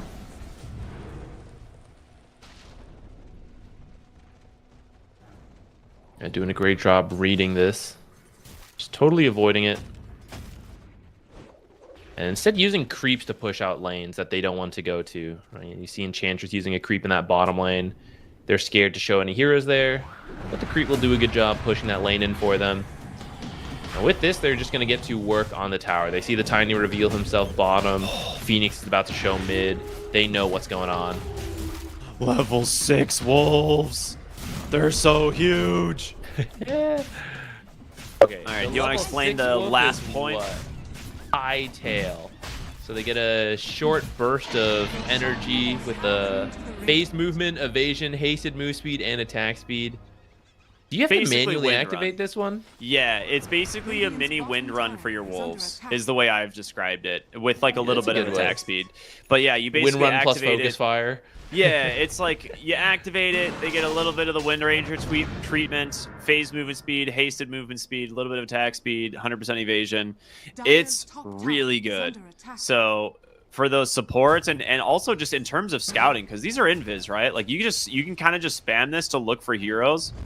And then, you know, if you happen to find one while it's active, even better, because then you just get that bonus attack speed to proc the 4 attacks onto your rooted target. But oh, Chronosphere in the mid lane catches the Pango. A lot of damage from the Hoodwink as well. The shield crash, it's still available, but he doesn't get it off. They managed to bring down the Pangolier. A very nice kill, but you've spent everything. The Phoenix down, the Hoodwink down, no Chronosphere, no Stampede left. And I think Liga gonna use this time to go high ground. Dude, their cooldowns are so short. They're almost back up. Dire's middle tower has fallen. Looks like they want to go push bottom. You have a lot of time on Aegis. That did look like a pretty tempting time to go high ground, but this is also the type of draft that you're not really allowed to make too many mistakes. Otherwise, they're going to outscale you. So, looks like they want to wait for the Pango, who, because he went such an aggressive build, Blink Orchid. Oh, wait, hold that thought. Oh, Hoodwink. We're just trying to run down Hoodwink with Wolves. Team, help me, please. Yeah, I mean, nice stomp in from Palantimos. They get on top of the Marcy, but she gets bailed out there for the moment thanks to the bodyguard, and now it's just the Luna trying to stand her ground here against Kadaro. Pops the Manta, gets rid of the Fire Spirits, but the egg is still available. Mirage is almost here. Mirage is coming in off of the side, has the Rolling Thunder available. Will he use it? He will as they jump in on the Marcy. They get Kadaro. Great Rolling Thunder connection onto the backside. As he actually... Okay, I was like, is he backing away from the Hoodwink? But does get her anyway. Yeah, I thought he was going to go for that double stun as well. But anyways, winning fight, right? Again, the supports get killed. This doesn't cost you anything. This one's the tier 2 now, because that was Chrono used earlier. It's still on cooldown. Dude, Wisdom Egg Rune got and used. Tormentor? Or maybe Tormentor, Wisdom first. But they should be pretty healthy still after this. He did pop the mech. The Aegis Marcy on 2 minutes. I mean, okay. You do have time. You got 2 minutes on this Aegis, so... Get the last tower. Get the last tower. Maybe your own Wisdom Tormentor. Well, okay, if you go back for Wisdom Tormentor, you're not going to have time for like the tier 2 and high ground. Yeah. Which might be okay. I mean, they built up a very nice lead, 11k. They could just wait for the next Aegis and then go with the banner. I think that would also be fair. But in the next 5-ish minutes, you do need to really cement yourself in the lead with a set of barracks, I think. Yeah. I don't know if I've seen this Luna's Facet play any like importance in the game so far. I've been trying to see if like the damage stacking has made a difference, but I haven't really noticed it.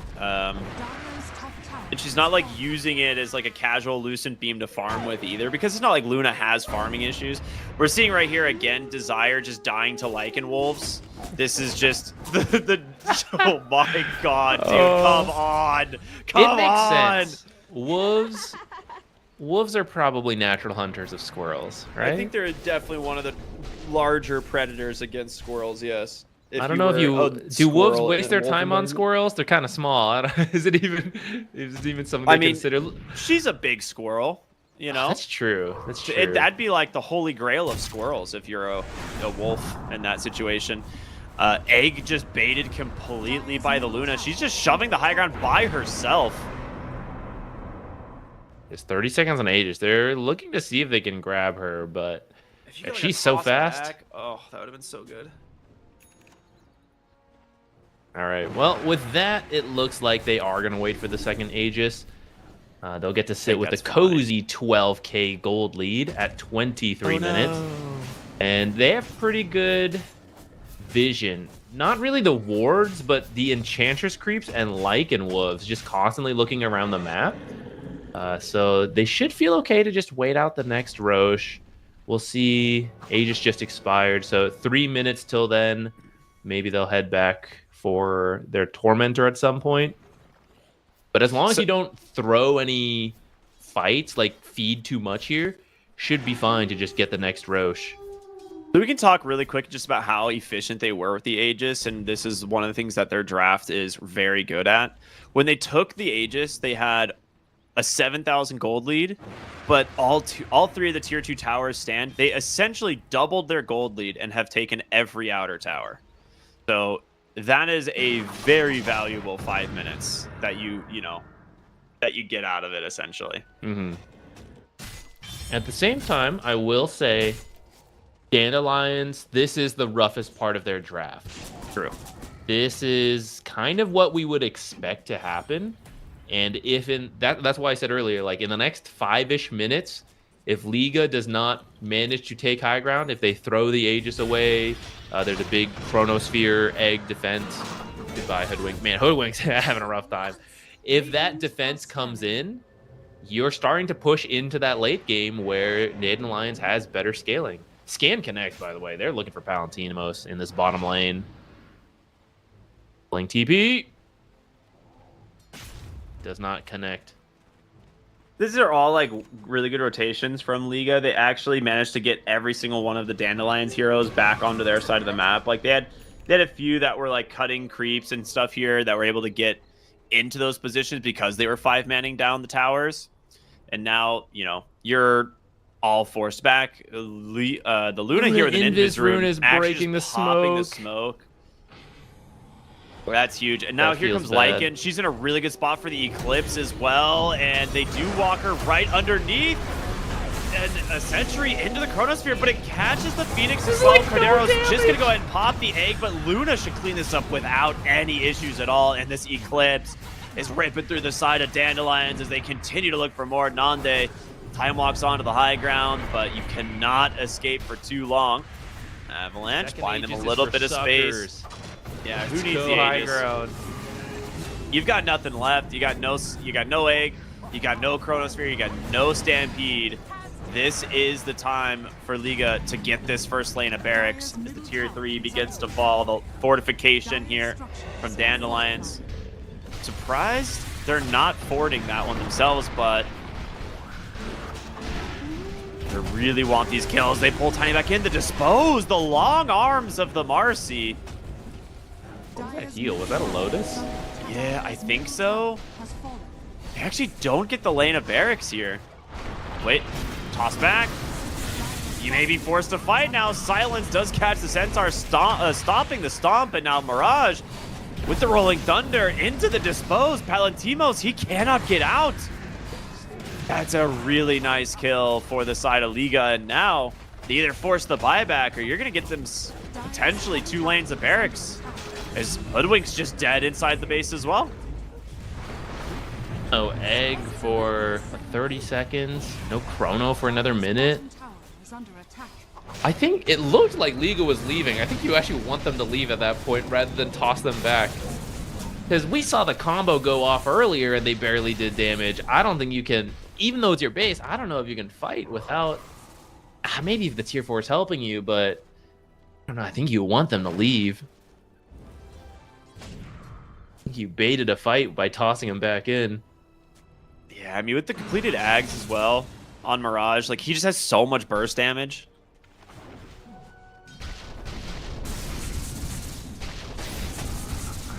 Okay, let me see what items. He's going for a Mjolnir. Phoenix Which is necessary. Shard. Yeah, it's just like the earlier Chrono, before they even lost this mid lane, the Chronosphere egg, all that was pretty good, and they just were not doing enough damage. They are trying to get a Maelstrom onto Hoodwink. This will help with creep cutting, help add some damage in the fights. But this is where Acorn Shot did get nerfed. It lost a mount, not only in the base ability, but also the talent. So the scaling is not as good. Ooh, Mobe coming through that twin gate.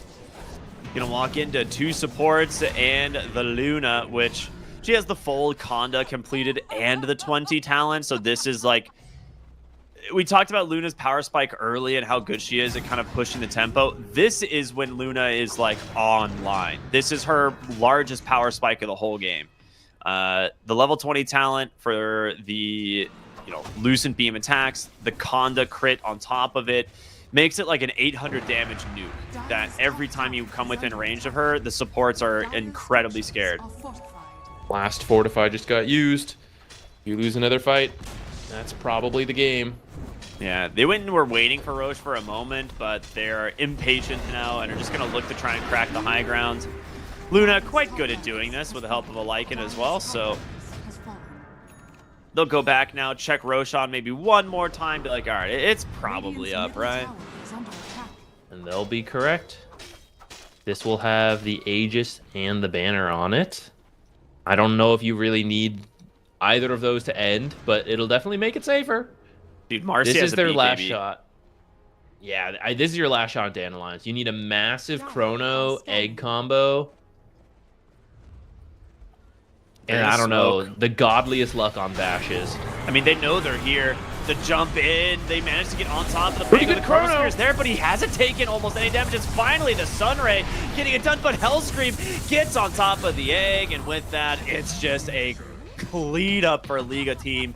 The GG comes out, and you're just too far behind. Out-tempoed by the Luna Lycan draft. Very clean stuff from Liga here. Radiant victory. Yeah, I think that Lycan, I don't know if it caught them off guard, if they were thinking about it, if they thought they could handle it. I think it's an outdraft on the side of Liga. I'm actually still... That Chrono at the end was like pretty impressive. It didn't amount to anything, so, not great, but that was a very chaotic fight, and he still got an amazing Chrono. I think the fights they tried to take were pretty good, but they were just so far behind because they were getting Lycaned. So Yeah. it's cool to see the Lycan Alpha Wolves. I think that was really... I am impressed by how strong they were. Caught me off guard. I wanted to see how much damage they did because I think I feel like there's like a little bit of a weird like damage tracking on them, but from what I can tell, his wolves did like 12,000 damage this game, which is kind of 12,000 damage, which seems kind of wild, but maybe it's wrong. I don't know. I'd have to look through it and find out. It's right. Yeah, it could be. Or it was his ult Lycan Wolf. I'm not 100%. But either way... I mean, these are wolves that are buffed by Vlad's AC drums as well. Yeah, that's the thing. It's like, it feels like it might be correct.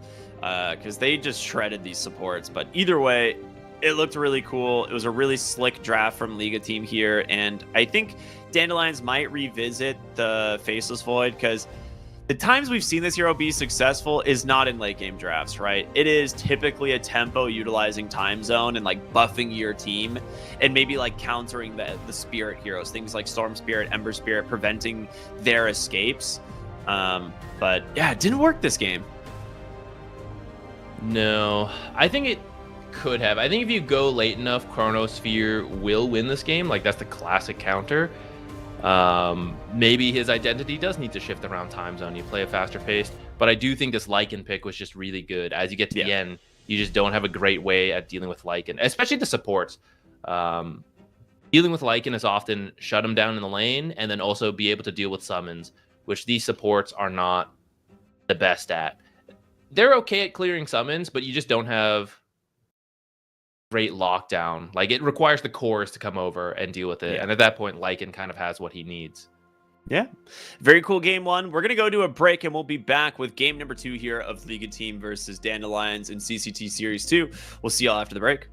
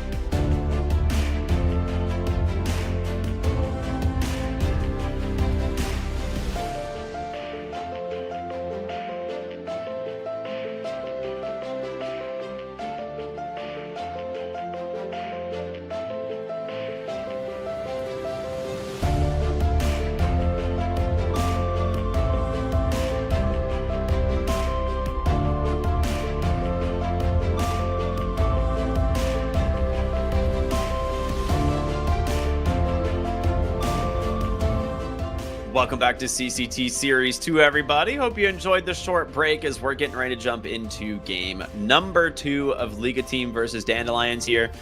Draft, yeah, just underway, just started. So let's see. Last game, we had this really quick tempo draft from Liga Team. Zach, do you think they're going to go for something like that again if, like, given the opportunity, or is Dandelions going to try and address it? Like, what can we expect maybe in game 2 here? I think Liga Team's draft was open to shifting at the end, and when they saw the Faceless Void pick, that's when they committed to the Lycan, because they saw it was a good lane for the Lycan. Faceless Void is not great versus him to start, and although later he is, they just knew with the heroes we already have and the heroes we see, we can do an early game draft. I don't think they have to go for that. Like, I think they could have picked something else to scale later, but it worked out really well, you know, so I don't see anything wrong with going for it again. Maybe Lycan gets banned, but you can get a different hero instead.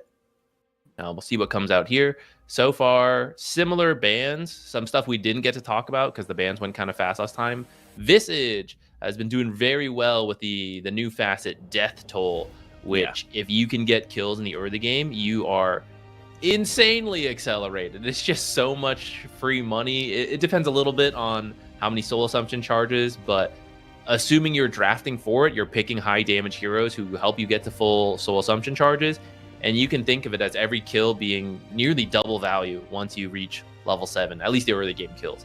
So yeah, obviously that's quite nice. Just a lot of free money for a hero that likes to play pretty fast. You just keep picking up items to help you keep taking fights and keep getting money. And a lot of teams just don't want to deal with it. As long as the enemy has a Visage player, which at the high level, you know, a lot of people can play this hero. That's too much for me. I don't want to deal with it. We're seeing it banned out a lot in the first phase. I feel like this version of Visage is not hard to play either. Like, a lot of the previous things that made Visage hard was the fact that you had to micro really well to actually get value out of the birds and get farm around the map. They changed the birds a lot over the years to where, like, they don't do a ton of damage away from the Visage and they're really fragile. And so now it's more of like just this death ball hero that mid game comes out, some fights happen, and Visage is involved in like 3 or 4 kills, and you're like, I just got 1,000 extra gold in this fight. This is cool. This is great. Like, no problems here, guys. So yeah, they just gave Visage bounty hunters track at level 7 with like almost no cooldown, and if like the track did like 600 damage. So it makes no sense. Like, I cannot believe the numbers are going to be tweaked on it pretty soon, I'd imagine. Like, in the A patch that comes out, like, they'll definitely nerf the numbers on this.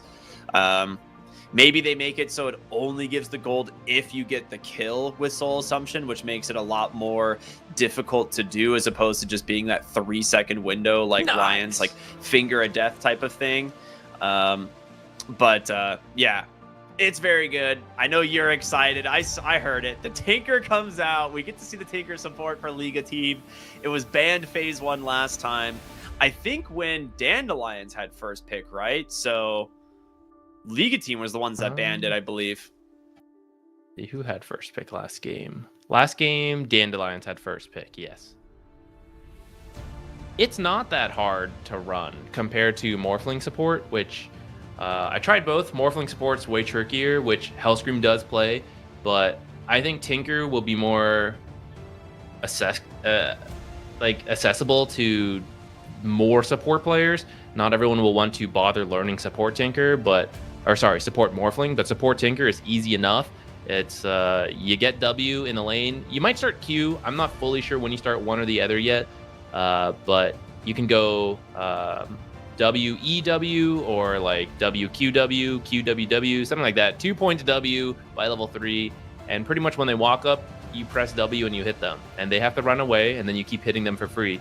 You will shove out your lane a little bit, but you'll heal up as well, so you're healthy. You're not so scared about playing up front, but you also you get your pull camps open, you do pulls, and you're not that scared of it, because if you have to fight over it, you just drop the March of the Machines again to fight over that pull camp. And again, they have to sit here and tank a ton of damage, or they back away. You secure the last hits for free. So it's really easy to run. You just build auras later. You teleport around the map to participate. Very strong right now because of those heal bots. We are seeing some cool picks against it, though. So Tinker can be found by the Elder Spirit or Elder Titan Spirit. That is a big part of dealing with Tinker, is just finding the hero and then possibly putting him to sleep so he can't contribute much in these fights, can't rearm. Sniper is very interesting. Shrapnel, long range assassinate, long attack range. It's interesting they committed so early, though. I didn't think Sniper was in such a place that you have to do this as your second pick. Maybe in a Tinker, it's fine. Like, this is one of those things where it's like Tinker is this like sit back and kind of heal type hero until he gets really farmed. And then you're like, oh, this like Tinker is blinking around fights and blinding everybody. But as a support, like this hero is going Holy Locket, it's going Mech, it's going Guardian Greaves. So it takes a bit for it to kind of ramp up as like what we've seen Tinkers do in the past. Now, whether or not they change its priority, we'll see. I don't think we've really seen the core Tinkers come out at all. So I'd imagine this is just the 4 or 5 position Tinker. But yeah, I'm with you. I feel like Sniper is not a super early pick. It is something that's technically flexible between the mid and the safe lane. Now, whichever they do with it, we'll see. But I like it, dude. You and I are big fans of Sniper. So I'm happy to see it get picked and a little curious to see where it goes. Yeah, I think Shrapnel got like a slight buff. I don't really remember this hero being changed at all. So I'm excited to see what happens with it. They are speeding through the rest of this draft. So Centaur Stampede is a great way to get to Sniper. Then the Bat Rider can also be a good way to find it. Also just good support right now. Strong lane there if you do decide to run Centaur Bat Rider. They're going to go Slardar Ember. Dude, this is 4 position Sniper. It sure seems like it. Unless you are doing carry Sniper as your second pick, which is very weird. It's typically mid or safe lane. Well, I would say it's just mid Sniper. You don't even see very much safe lane Sniper. But, I mean, maybe now. They're going to go Storm into the Ember. I feel like it's such a bad Sniper carry game now with like Centaur, Bat, and Storm, you know? Maybe it's the bait. I like this Storm with Tinker, though, because once you hit, I think it's level 12. Once you can, oh no, it's level 18 that you can teleport to heroes, but you'll be able to go around with Storm. But also, it's like infinite bottle regen for Storm, because like you just keep calling your Tinker over. It's like, hello, bottle refill. It's like, here you go, sir. You try to go leave, you go somewhere, hello, bottle refill. Like, I'm back, sir. Hello, can I refill your bottle? Like every time you try to leave, Tinker will just keep coming to come back, fill your bottle, which means Storm is going to get insane value, right? That's usually his limiting factor, is how much mana he can get. That's how he has to balance his gameplay. But in theory, I haven't actually seen this combo yet, but in theory, you should be able to get tons of bottle refills from Tinker and play a lot faster into support Sniper, I guess. I don't know. That's a weird one. I really want this to be support Sniper. Like I feel like Sniper is such a interesting hero, and they keep trying to buff the buck. What is it called? The other facet. It's garbage. It's so bad. They keep trying to buff Scattershot. So now it's just like 120 damage nuke.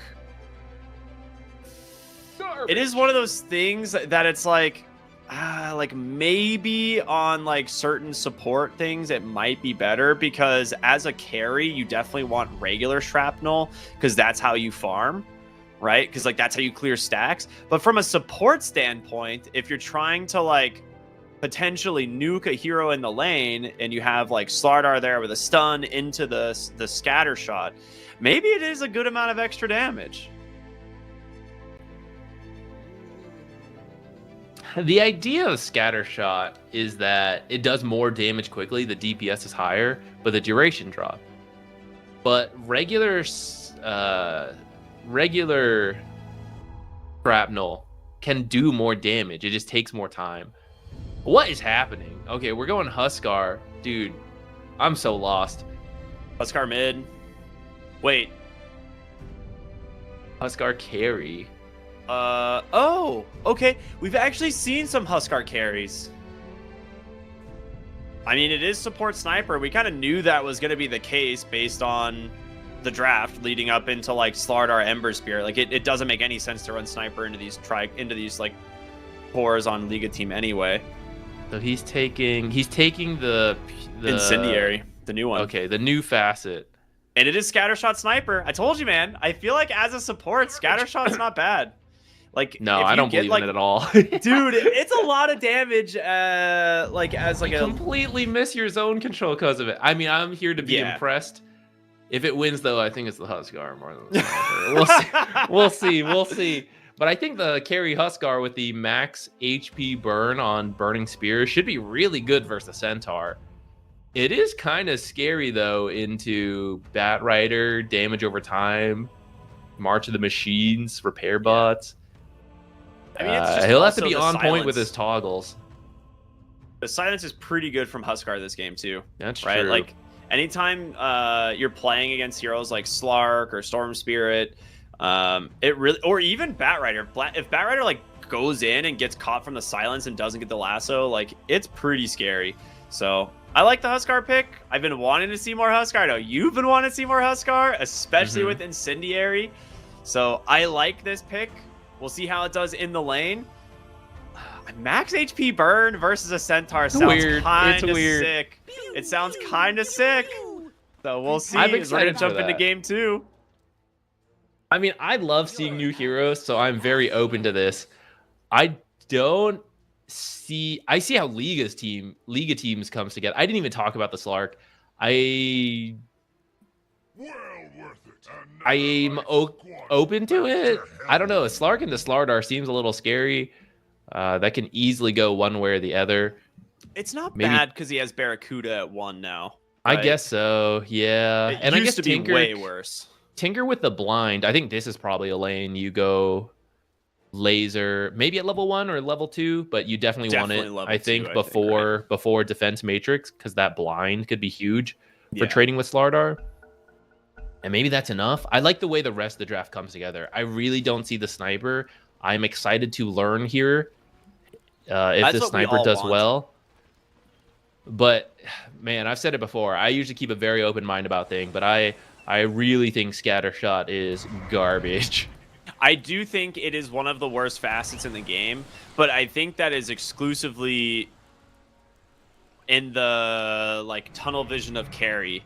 Because yeah, you lose the zone control, but one of the things we see a lot from supports is like just the ability to help secure or set up kills. And Scatterblast is a pretty substantial nuke on a low cooldown, and it happens very fast. It's 1 second, and it's like, what, it scales up to 300 damage or something? Yeah. Yeah, there's a ton of other spells that have 300 damage, and they don't have a 35-second recharge time. And they actually get the full 300 Look, Tinker, his Q does 300 damage. It's 16-second cooldown, instant, boom. You have to stand in shrapnel for the full second. Okay, yeah, but they don't stack either. Yeah. Well, I mean, they don't need to stack now. I guess so. I'm trying to make a point. I'm just trying to justify it, okay? I'm trying to make it seem good. Nande's kicking Malik's ass right now. Do you see this damage from Incendiary? I told you, against Centaur, this facet seems insane. 6% max HP burn per auto attack. Yeah, I think it sounds awesome. Way better than sniper support. Yeah. I think Huskar should absolutely face roll this lane. I don't even think it's going to be close. I would rather see Incendiary Huskar as a support than a sniper support. That's where I stand right now on the facets. I 100% am with you on this one. But, yeah. I'd also like just to point out that Malik has to not only deal with the percent HP burn. Yeah, dude, this is unlaneable. This is over. Like, in 4 auto attacks, he has to sell. All right, you're gonna creep drag 100%. Creep drag and stack is the name of the game. Ooh, that's a good call from Kadaro. Ooh, nice use of the spirit. Okay, Malik's here. Look, he's just getting clapped too. Oh my god. Can't catch a break. Dude, I really want to watch the sniper lane though. I also like these are 2 lanes. This is a game I'm gonna re-download actually and watch later just to like look at the different player perspectives. Because I feel like the sniper lane is also like really interesting in terms of what he can accomplish with this. Right now it's he gets trapped. That's a little rough. I feel like you need take aim on this hero. Yeah, look at the damage. That's not bad. And now it's Okay, gone. well, he is just dying. Look at to him the getting bots. bopped by healing bots. Damn, he just got first blood. It's not That was bad. the neutral. That was the neutral. It was the neutral camp. They focused different targets there for a bit. Yeah, they did. I think they should have been able to take that fight, but I mean, this is okay. I'll stop shitting on Sniper for a little bit. This is the quote unquote strength of weird support picks like Sniper is that your laning stage is usually pretty good. So having long range and poke, and then you take this scattershot shrapnel talent. This is what you're aiming to do. Centaur's dead. I don't want to say that was inevitable, but It that was super definitely inevitable. That was written in the fates, dude. As soon as he picked Incendiary Facet, it's like you're reading the description of Incendiary, and then in there it's like, also Centaur will die 4 times at the laning stage.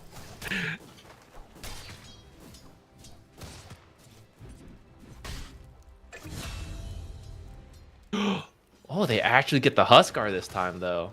Okay, that's a mistake for sure. He was Must out have of had position. napalm on him. Yeah, he was like out of position. Probably got like flame braked back into a stomp. Would be my guess. And he probably doesn't have boots yet, which I feel like he needs to just like play for boots on the Huskar. So if he does not come back to lane with boots, I'm gonna be very confused. He's got him now. Yeah. Okay, Kadaro is just dead. Oh, never mind. He has stick. All right, that's nice actually. Good bait. Hellscream's got no mana left to play with. All right, what is the Huskar's skill build right now? I'm guessing it's 1-1-1. If 0-1-2. okay, so he's gotten 2 points in the passives. That's fine as well. Typically, you want to max the passive on this hero always. But I figured he might go 1 point in the queue to stop Bat Rider and the Centaur. Like, he should never get stomped once he has the silence. He took it now. Okay. Yeah, So maybe that's you're right. fair. Maybe a 1-1-1 build would have been safer, but he thought he could push it. Yeah, he probably died and was like, all right, I'll get the All right, silence. I need that silence. I won't do Silence it sounds again. pretty good.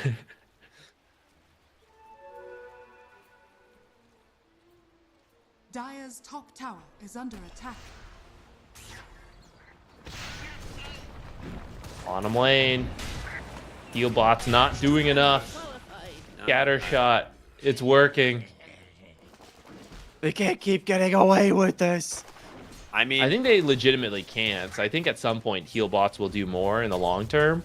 yeah. But this is the time to get away with it. I like the sniper. I mean, I think it works well specifically with someone like the Slardar, Oh, no. who can just get an easy stun setup. That's true. Yeah, you just run into it. Tinker went mid to refill the bottle, but his inventory was filled, actually. They messed up on the bottle refill. Sniper, stack arena'd. Centaur has to walk back to base. Luckily, it does go to nighttime right now, and he's got the horsepower facet, so he will just get back to base pretty quickly. But this lane only gets more difficult as time goes on. Like, the more levels this Huskar gets, the faster he's just going to kill you, and it's not like it's going to be slow. Mid lane, Sniper, the wraparound, the Scatterblast. I just see the Storm Spirit's health bar disappear, dude. That's a lot of damage. I don't know, man. I'm kind of being sold on the support Sniper Scatterblast here. Radiant's middle tower is under attack. I'm not Level there 2 yet. is how much? 180, 45% slow? Okay, you know, the benefit of this is that the 3 charges is a strength and a weakness. Yeah. Which is that that's when true. you have all 3 charges, you can do an insane amount in 3 seconds. Like, what other hero at level 3 could do, oh god, math, 500 and, oh, hold that thought, give me more time to do math. They're chasing Tinker. You're gonna have to radio cast it for us. What's happening? They're just Are they chasing gonna get him. They're gonna kill him, I think. Oh, okay. He keeps using heal bots. They scout his stacks with this too, though. Yeah, chains are out. There you go. Nicely done from Mobe. Dire's structures Oh, are don't waste it fortified. on the camp. Yeah, that's the one thing you do not want to do on Sniper. The shrapnel does not clear stacks, like at Dire's all. middle tower It is under really attack. rough for it, so Yeah, Ember could do those stacks though. He might go back for it. yeah. He's just going to go back bottom, though, and help the Slardar. Like, leaving the Slark against the Slardar is pretty scary, as it looks like the Slardar might just be dead. No, he makes it to the tower. He's okay. Scattershot Sniper's back. Alright, 540 magic damage, right at level 3.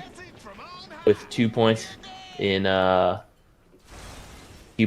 shrapnel.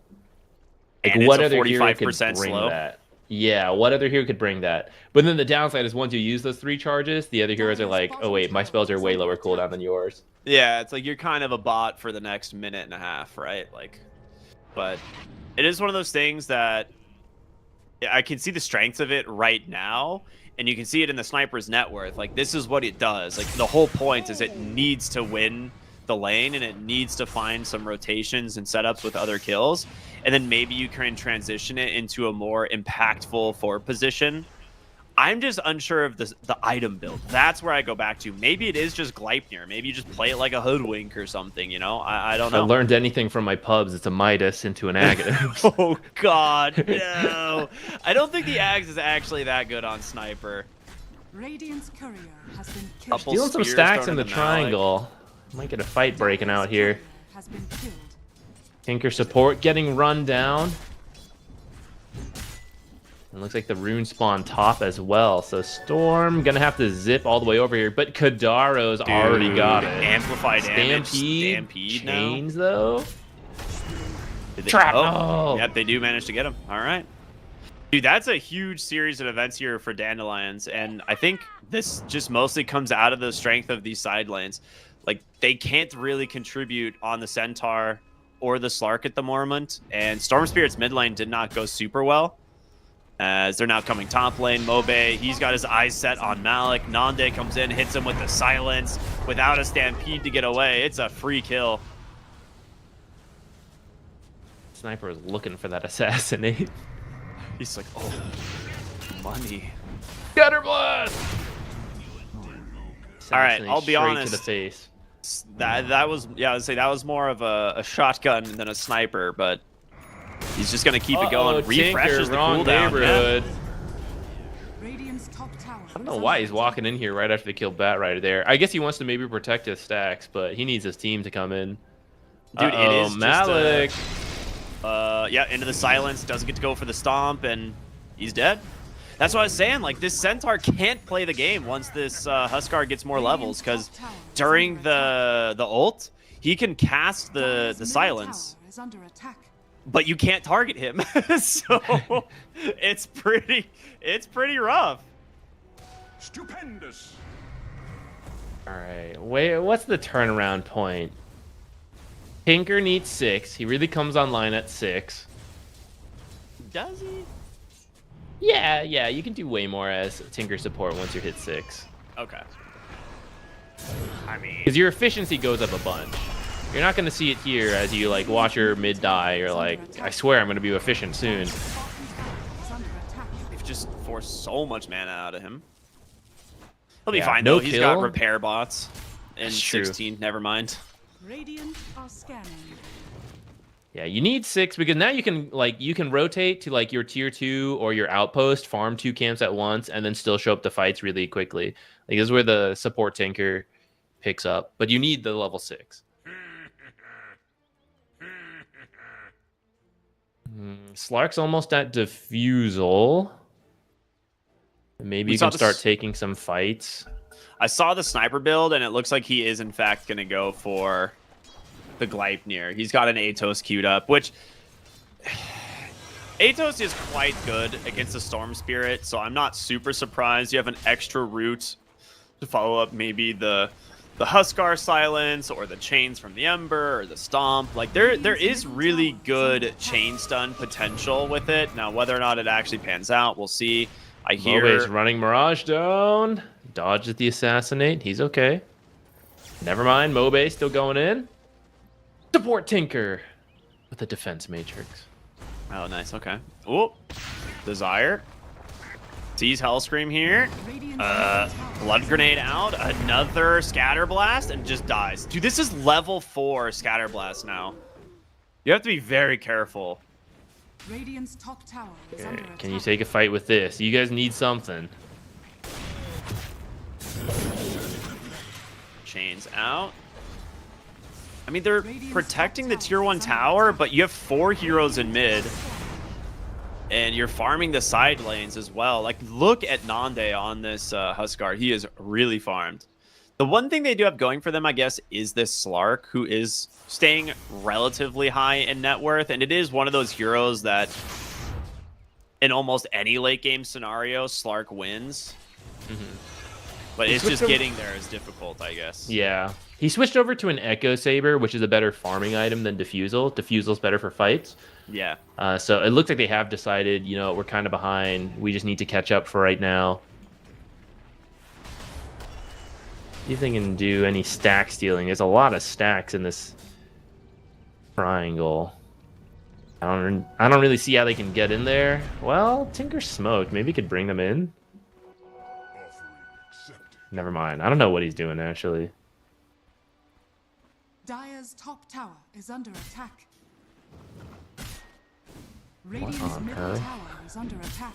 All right, he's coming back to the tower. He's going to use Repair Boss to try to defend mid.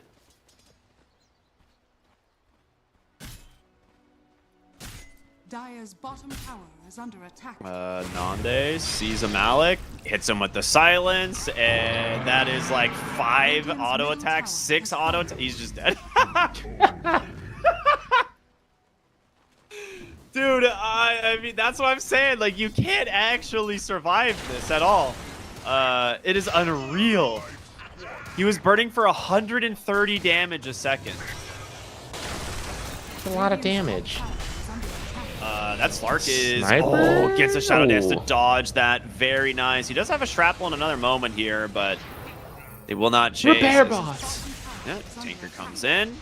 They're going to look for a Desire. Great pullback from Mirage, and he is going to go down. Finally, and that's a big kill spree. Unfortunately, going the way of the Tinker. Extremely fortunately. All right. Radiant's top tower. He's going to build mech with that money. For those of you that don't know, Mechanism Greaves, Guardian Greaves, or not Guardian Greaves, Crimson Guard. No, these items have a like a debuff to them where you can't be affected by more than one, but the debuff is connected to the cooldown of the item. So that's how Tinker, you can't refresh, use 2 Greaves, but you can reduce the cooldown by a lot and use it like every 20 seconds. And that's some of the idea behind support Tinker. They're looking for Mirage in the jungle there, but ooh, they might find him.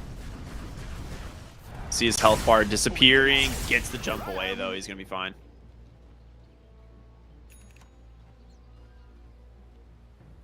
Now you got to wait like 90 seconds for 3 scatter shots again. I think if they reduce the cooldown, I'd be really open to it. For what? The Scatter Blast? Yeah, like when you take that facet, it reduces Scatter Blast. Or if you take Scatter Shot, it reduces Shrapnel cooldown. On Schemos. Really nice grab in the bottom lane. Just bringing the numbers. Between Slark and Storm Spirit, they absolutely have kill threat on this guy. So that's really nice. Top lane, I see the Huskar. Look for Huskar. Stampede comes out. Actually misses the Centaur on the silence. Very big kill as Malik claims a little bit of revenge there. 400 gold going his way. And now Liga team starting to pull this one back a little bit, shortening that gold lead.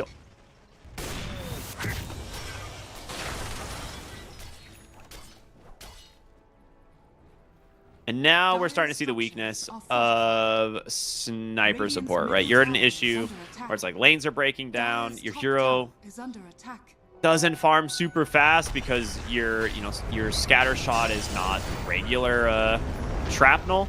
Top lane, Earth Splitter, that's a big one. The chains are out there from Mobe as well to hold him in place. Storm Spirit, though, coming in on the backside with the Tinker rotating in as well. The repair bots as well as the blinds getting it done. Here comes Nande, has the size to follow this one up, should be able to finish off the Storm Spirit, but the Dispel, it removes some of the damage, but the Burning Spears, are they too much? No, they're not. They got him, and now Nande on the backside, chased down by the Slark. He has another silence to follow this one up. Armlet toggles, has an ult. Can he get to safety? He cannot. That back-to-back deaths now on this Huskar are going to cost him massively. Dire's top tower is under attack. Yeah, Huskar's a hero you want very few mistakes on. Because once you give up the lead, maybe carry Huskar is different. Maybe this facet's a little different. But classic Huskar, as soon as you get killed once or twice, it really kills your momentum. So I think it's really good that Liga team managed to organize some of those ganks, some of those plays to find him. Slark looking for the support sniper. He had just scatter blasted mid too, so it's like he had absolutely nothing he could do here. He has so many stacks now. And look at this team heal with the repair bots. Dire's middle tower has Does he have the Holy Locket yet? No, he went mech into Greaves first. Oh, I don't so think he didn't you even always go have the to get Locket. Holy Locket, but I think Radiant's bottom tower I think is he under will attack. because he got the Greaves. I think it's a good item to get afterwards. This Ember's in trouble here. Hype is also good this game. Maybe he'll do that. He dodges out the Slark. This sniper was like over 1,000 gold ahead of the other supports at like the 10-minute mark, and he has gone nowhere over the last several minutes. Dude, are you telling me support sniper may not be the best? I am still open to the idea, but it's looking a little unfortunate now. I would say mostly because of the, Storm and the Slark, the two heroes that are, some of the best in the game against it. They are just running and killing him. Scanning. That's certainly a problem. Bonus night vision here from the Slark going to pay off. Palantimos does get the blink away, though. Oh, Malik's Blink, going in. Stomp.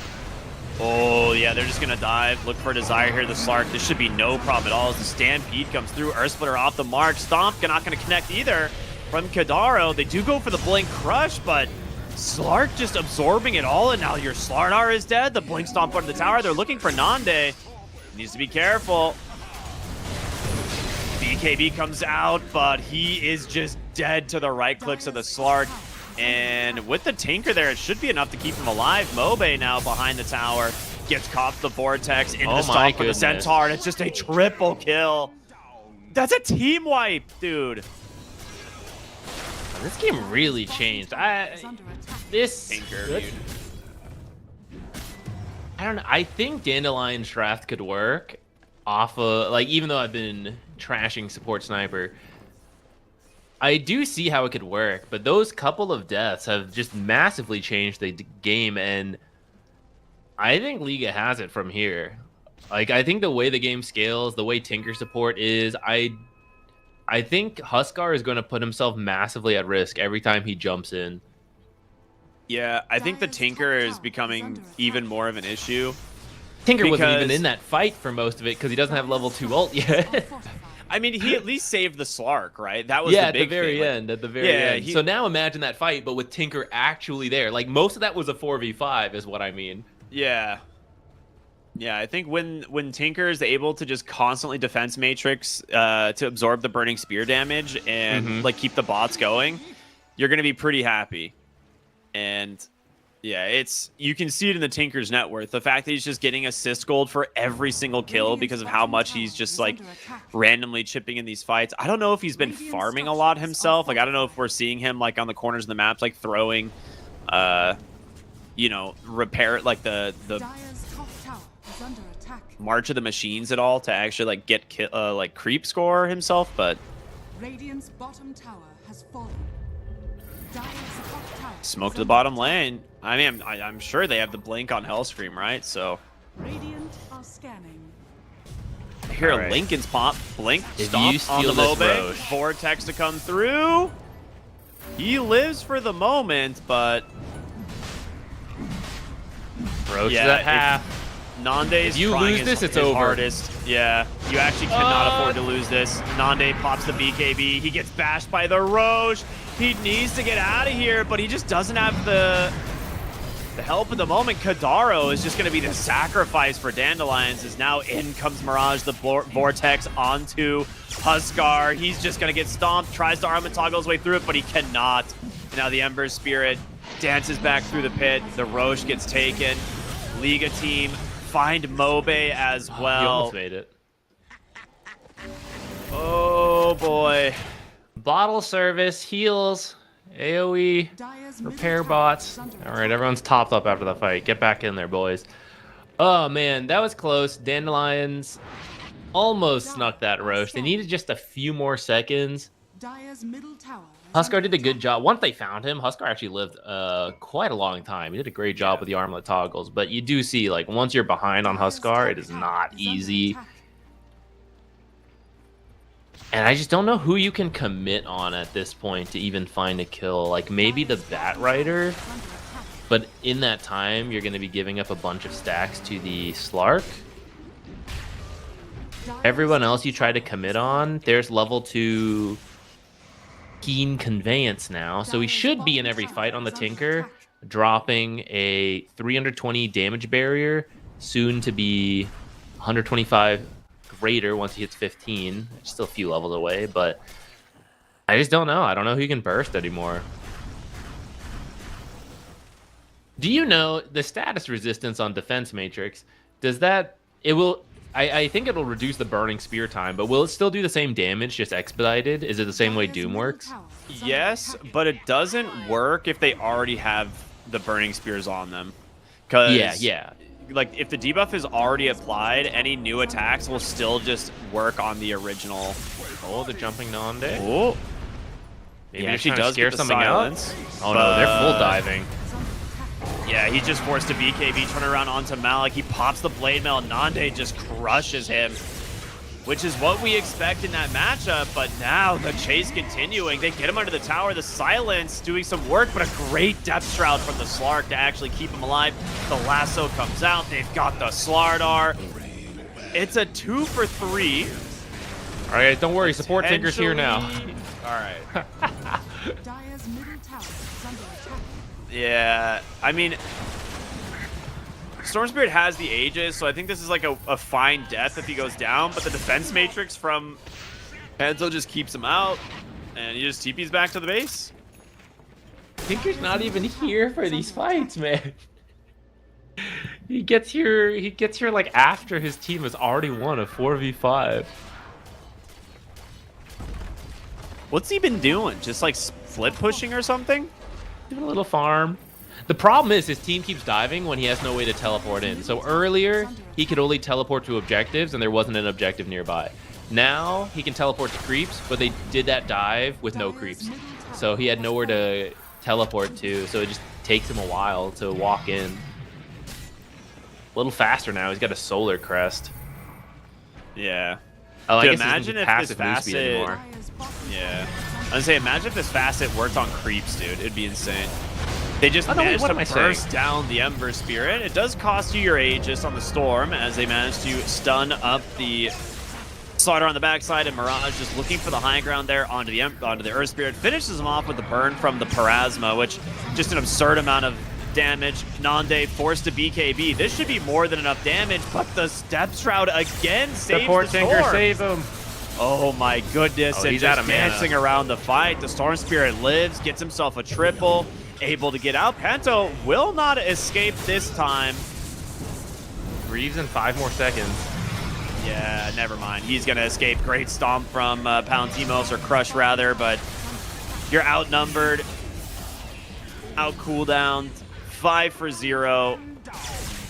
You double bot back in this fight as well. Dire's bottom tower It is a is under 22,000 gold advantage, and I think this one is probably over. Liga has the superior support Keen. What can you do? Tinker is legitimately good. I'm open to Sniper. I want Sniper to. I love Sniper. I can't play him because I'm no longer a mid player. I need him to be a good support, but I just don't think it is. We saw here had a pretty strong performance. That's what you do.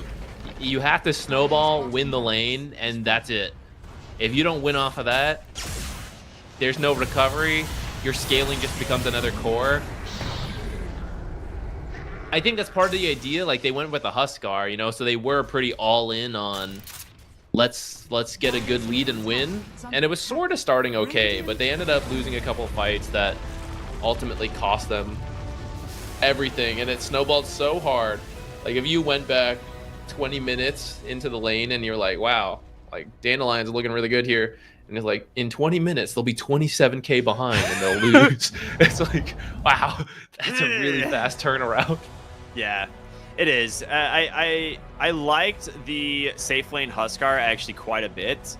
I think my biggest thing here is kind of just Ember Spirit again. Like, this hero was able to win against this like this mid lane, but as soon as like this Tinker comes online, you just don't have any real like guaranteed setup. Or I don't know, I said Ember Spirit. Sorry, I had that backwards. I meant the Storm Spirit. Like, he wins the lane, and like you have no real follow-up on like Dandelions to like punish anything.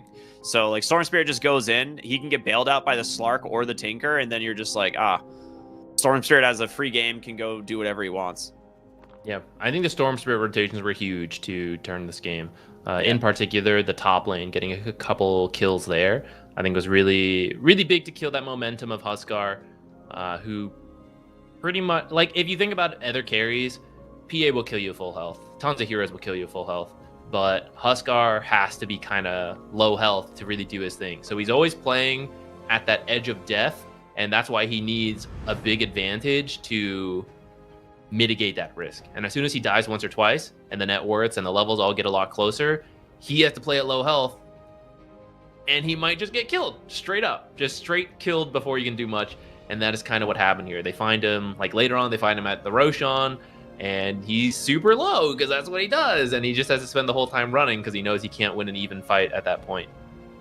Yeah, I would like to see actually like legitimately more safe lane Huskar. I think with the incendiary talent, this hero is kind of wild. You and I also theorycraft like support Huskar sometimes, so I think it's doable. Tinker might be too strong. This is one of those games where I'd have to go back and look and see what Tinker actually, how he managed to farm as much as he did, because every single one of these fights, like you're saying, he's showing up late and just bailing heroes out of danger with just like, oh, here's your Guardian Greaves and your defense Bottle matrix. refill, My bad, guys. Yeah. Sorry I wasn't here earlier. You know, but he got so much net worth so fast. Like, looking at the graphs, at 10 minutes, he was sitting at 2,100 net worth. By 20 minutes, he had more than tripled, almost like he'd more than tripled his net worth. So it's kind of wild. Like, I would like to kind of see what's being done there. But yeah, really sick game from him. 21,000 healing. Very cool. Yeah, it's the teleporting that's available. That's why I said you need that level 6, because that's what lets you go push out lanes for your team. If not the lanes, you're too scared, your cores are in the lanes, you go to towers, you farm jungle camps, you farm those. As soon as the fight breaks out, you show up there. The Keen Conveyance just has a very low cooldown with the rearm, and because you're always in the fountain, you don't really have mana issues. You're constantly going back and forth. So that's where you just speed up so much. You're in every single fight, unless you're late. You're supposed to be in every single fight. You're supposed to be like farming, and you just get a lot done for your team. Yeah. All right. Well, that was a very cool series here from Liga Team. They take it 2-0 as we're going to get ready to jump into our next series in a little bit. But we're going to go to a break for right now, and then we'll be back with the final series of the evening. Everyone stay tuned for more here on CCT Series 2. We'll see you in a bit.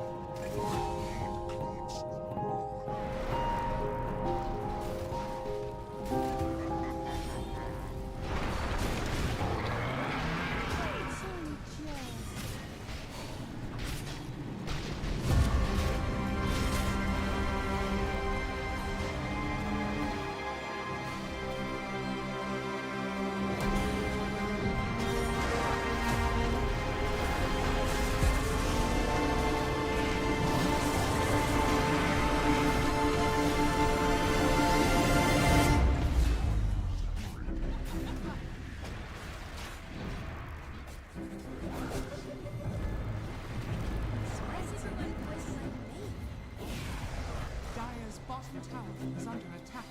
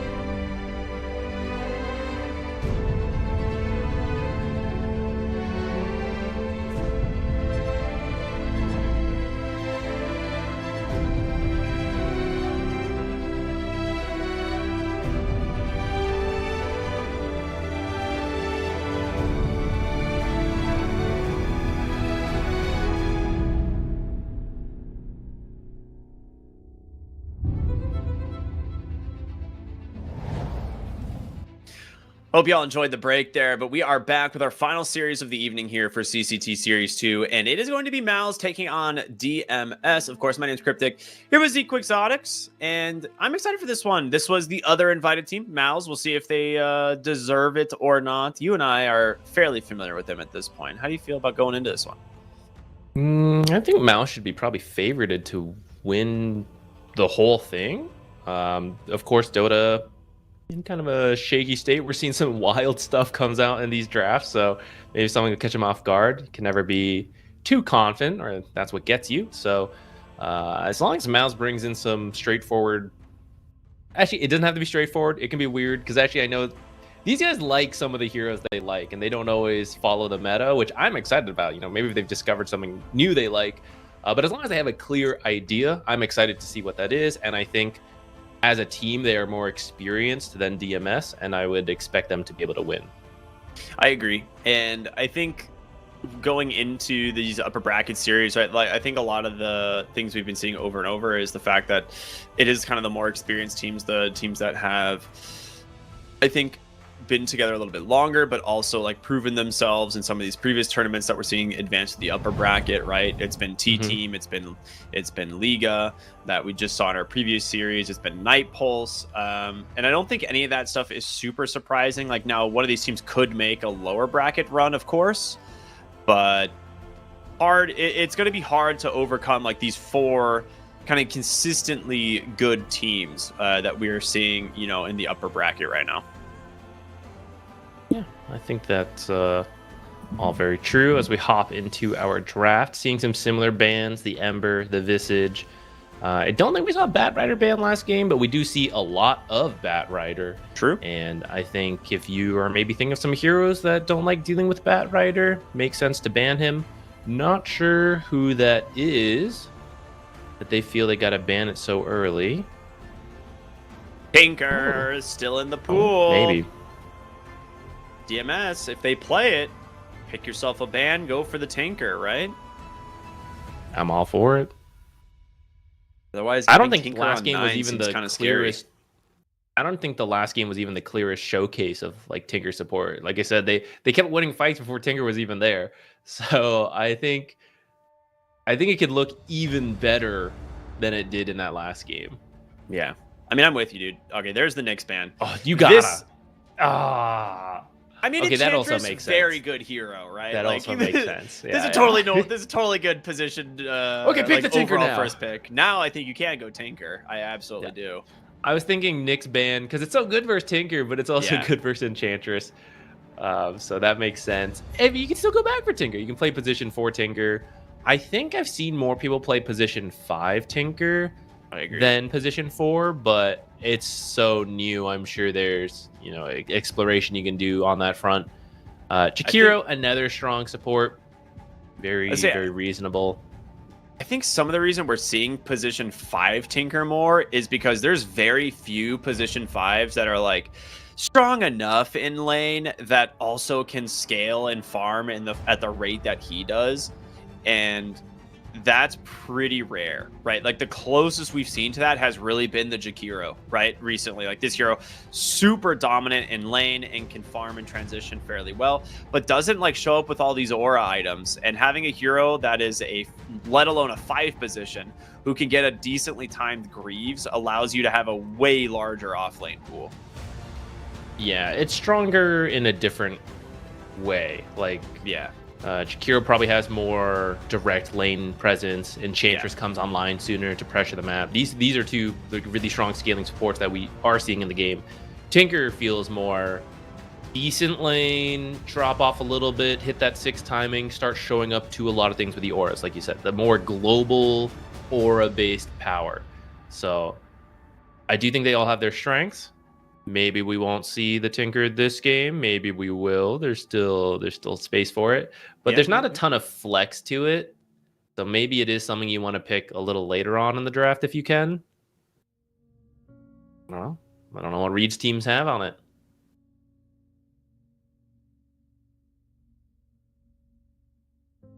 Doom taken out. I'm trying to think, maybe you want to pick someone flex for the off lane / another lane, because that's all the info you see right now is that you're gonna have to deal with Enchantress. You still have But- the Pango opportunity. Still in the pool. Decent flex. Nope. Going for the Hoodwink. We are grabbing our 4/5 right out of the gate. We could have done that with Tinker. Yeah, that's what I was saying. If you're gonna do that, you like maybe just pick the Tinker. You definitely can't go for Tinker on DMS now, I think, with the Enchantress. Like you're severely lacking lockdown with your 2 supports. I feel like that would be a pretty weak support duo. You'd have a lot of like, you know, like sustain kind of, because Enchantress is really hard to kill. So is the Tinker, and you have like, you know, defense matrix and healing. It just feels like a weird support duo on paper to me. Of what's left, I still think Beastmaster's pretty strong. I see Monkey King is still in the pool. Whoa. I feel like You're that right. combo could be pretty good. Phoenix is in the pool as well. Okay, they are going to go for the Pango themselves. That'll solve a lot of just team initiation for the early to mid game, no matter what else you pick. And it has some mobility spells, so if you do lane it off lane against the Jakiro, you can maybe get away. You're not just run down by endless move slows. And then I imagine you're either picking your 4 support or another flex coming up here. I don't like the Monkey King. Okay, Wind Ranger actually fits that bill too.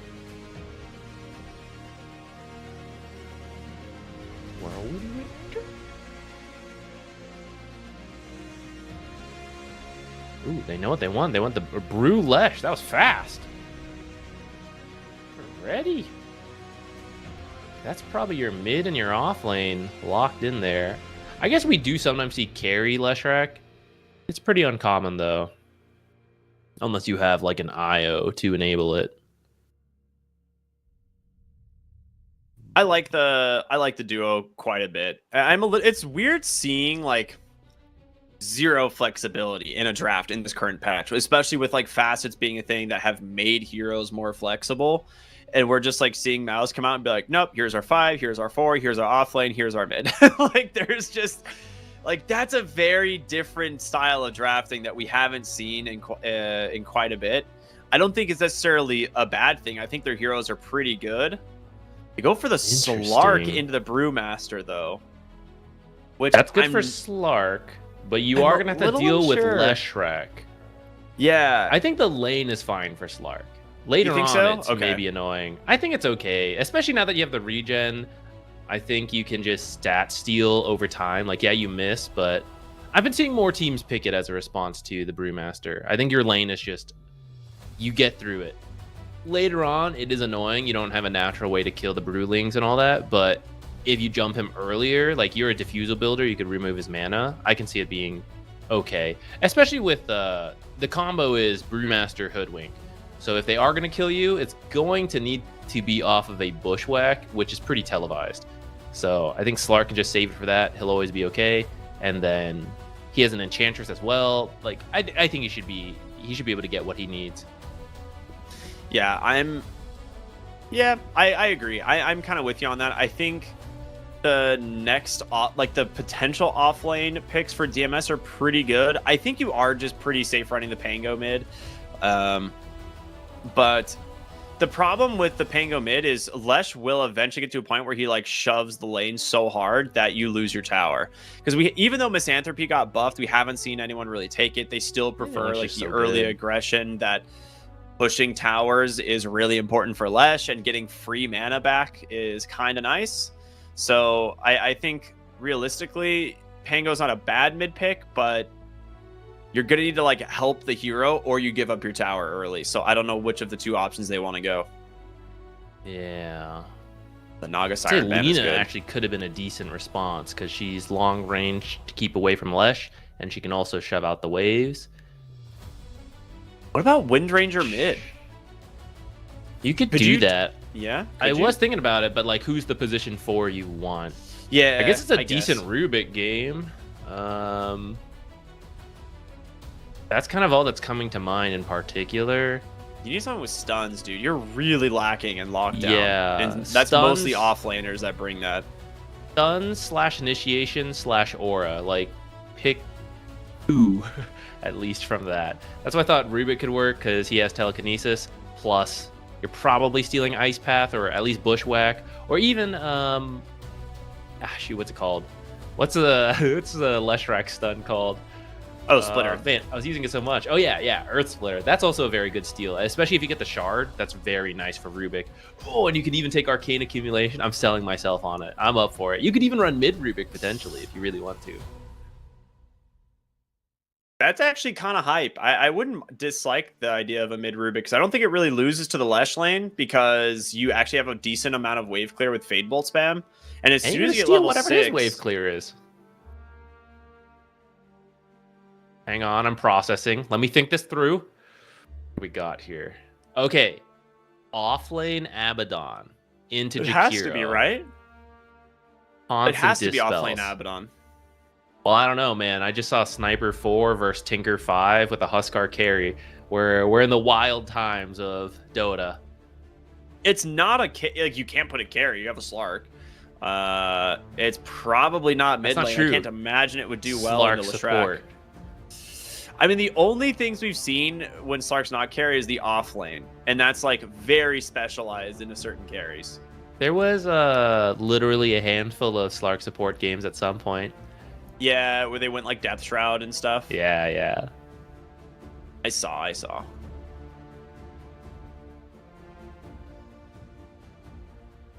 Okay, well, what do you want versus this? Not sure where they're going to go, but you got some annoying things. You got like Windrun, Abaddon, Slark, Shadow Realm World, whatever. Is there any carries that just do damage in an AoE without having to hit something? You know, like... It's kind of less track, but Medusa's kind of or not Medusa. Got Medusa on the mind. Maybe she could have been it. Muerta. Okay, it is offlane Abaddon. The AoE silence is pretty good because it reapplies as well, right? So even if Abaddon were to dispel it with a shield, or Slark tries to Dark Pact, you might still be able to reapply the silence. A lot of damage. We've seen Muerta scale up a lot. She's got Bangan playing Jakiro with her, so she should have a good start. Though it is an Abaddon, so maybe not as good. This is kind of where Jakiro can struggle into the dispels.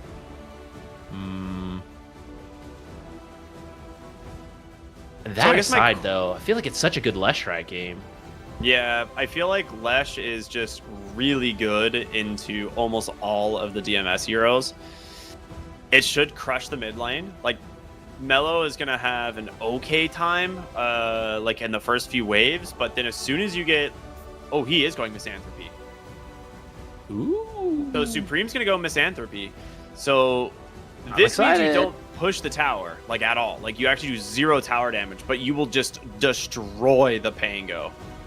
So this is kind of a cool way to play it. I feel like you would have beat the Pango anyway with just, like, Lightning Storm spam, and as soon as you get level 6, you just shove the wave and kill the tower. But with this, does it prioritize heroes is my only question.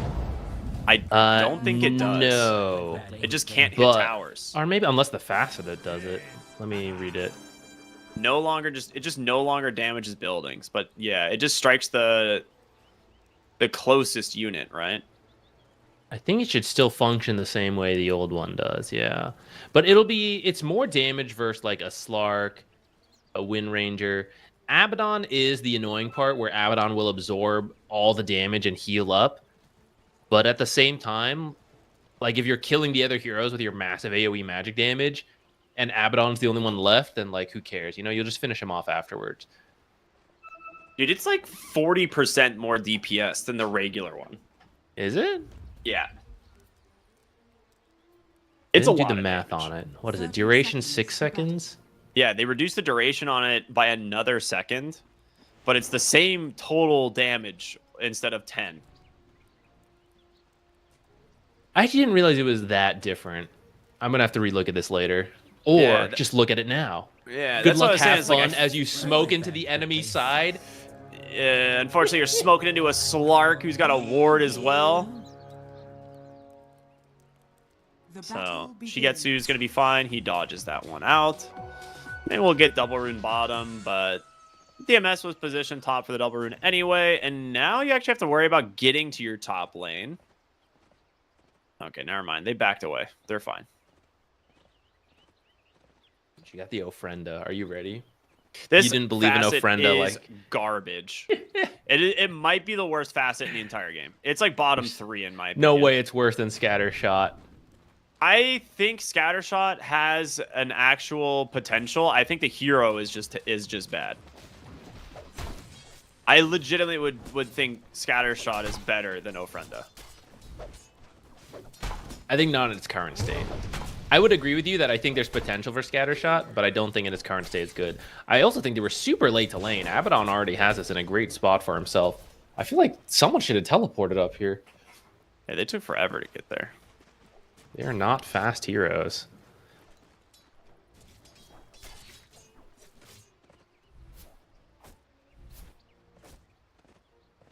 No.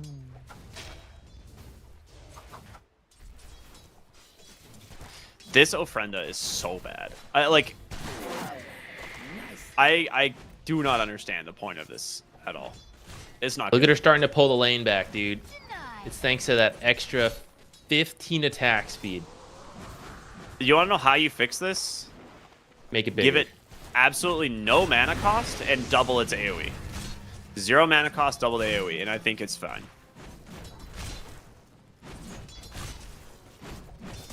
I don't think This you need ability both, though. should I feel like not you just need cost one. mana. But it's a low amount of mana. 50. Yeah, but if you constantly I don't have really- to move it in the lane, is the problem. Well, it's only 1 minute. It's 1 minute cooldown. So you don't have to Yeah. move it that often. Okay, I'm fine with the size, but maybe lower cooldown. Or if you increase the radius, then keep the cooldown. Ooh. Good courier kill. I just like you kind of have to treat it like a brood web in a way, right? It's like Brood wants to play inside of her webs. Well, Muerta wants to play around her Ofrenda, and I don't know. For a facet that gives what, like 15 attack speed, it's pretty bad. How much is it? It'll level up. Yeah, 15 to 45. And it's based off of the level of your ult. So it's... yeah, at level 6, you get 25 attack speed. I don't know. It's pretty terrible. The only use of it, and realistically, is the whole, like, just putting it inside of the triangle and just farming the double, like, camps there. That's been, like, the only use of it that I've actually seen. End of the lane. They use it in the lane to try to like maintain the equilibrium better. It's not really working this time because they got to lane so late. What's happening in this bottom lane? Looks like Slark is having a decent start, but there is a big wave. Oh, never mind. I thought it was bigger. Well, it's not that far behind, like 5. Yeah, I mean, Brewmaster's farming perfectly okay here. I feel like Slark is definitely stronger in this lane, but the fact that Brewmaster is not really being pressured is quite nice. Yeah, do you see how fast the edicts come out? Okay, we just saw it for like a second here. There's like 5 pulses up at one time because of how fast it is. Just a lot. He's getting 2 points in it. Maybe we'll see it come up here. Oh, he's in a bit of a rough spot. Okay, it's doing hella damage. It is as expected, yes. That is a lot. He did get killed there though, which you know, makes it look worse. Good rotation from Problems to help with the water runes. Exactly. Ooh, nice tree cut from Slark in the bottom lane. Dodges out of bushwhack. Yeah, it's one of those things that you can't actually go anywhere near the Lash when he pops Edict. Can't damage buildings. Why do you think they made it do that? So you can't cheese too hard? Yeah, you would just be able to walk under a tower and kill it in 5 seconds. I guess because you could probably get through back door with it. Yeah. I was feel like thinking if the- you could try it as support Leshrac with that, be like really good at trading with Diabolic Edict, but I mean, I guess you still could, but I feel like part of the value of support Leshrac is your tower damage, which you'd now lose. Diabolic Edict! Okay, he just tanked so many tower shots for that, though. That is not worth it. They're going for him in the mid lane. Melajewel's gonna dive here. One more auto attack. He's got Swashbuckle in 2, 1. Dead. Oh, very nice. Rolling Thunder nice bushwhack. gets canceled though. Really sick play from Narman. And the courier. And he gets the courier. Has been killed. This is the new Alright, mid lane, the Hoodwink, actually. That was weird. I don't know why he tanked so many tower shots. Maybe thought his Diabolic Edict would do more damage. Alright. Bottom lane, they're gonna go play on aggressive on the Brewmaster since Hoodwink rotated out. Radiant's bottom tower is under attack. They tried to get some body box, but he slipped out. What's happening top? Not a whole lot. What's happening mid? Lesh is getting 6 bodied. minutes? He's like 800 gold behind. Just got himself an arcane rune though. That'll help. You gotta be careful now though. Pango's already got roll.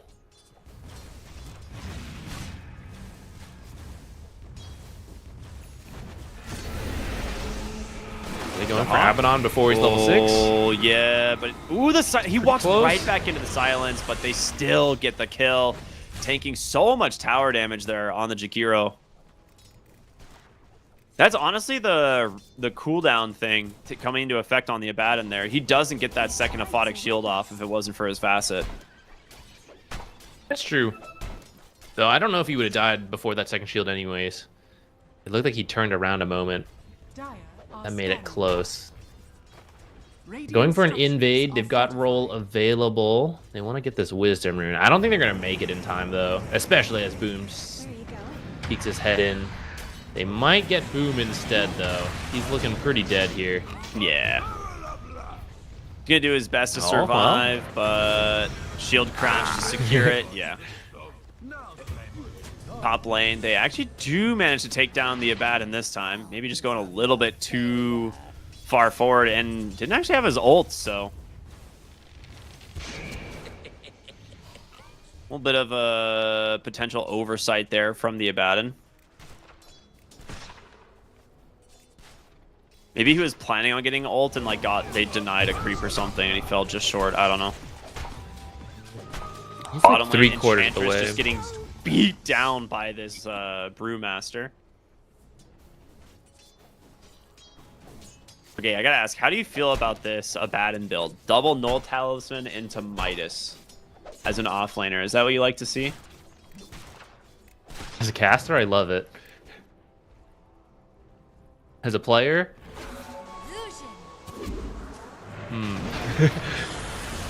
well, Bangin looks like he's about to die here.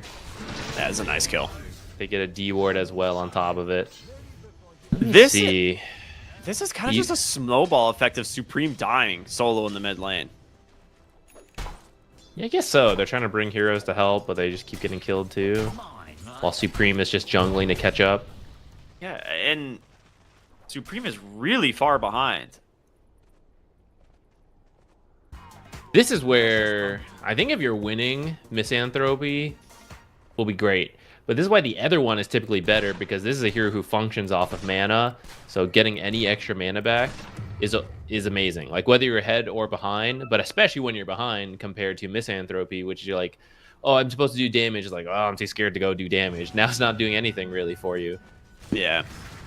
Because jungling, it doesn't really matter that it's a shorter time. Like, okay, I would have done the damage over 10 seconds, whatever. Radiant are Like, scanning. it's when it comes to killing heroes that 6 seconds makes a difference. Dire's top See what's going on in tower top is lane. under They're bringing the numbers here on DMS to try and pressure this tower. So Mal's going to back off for now.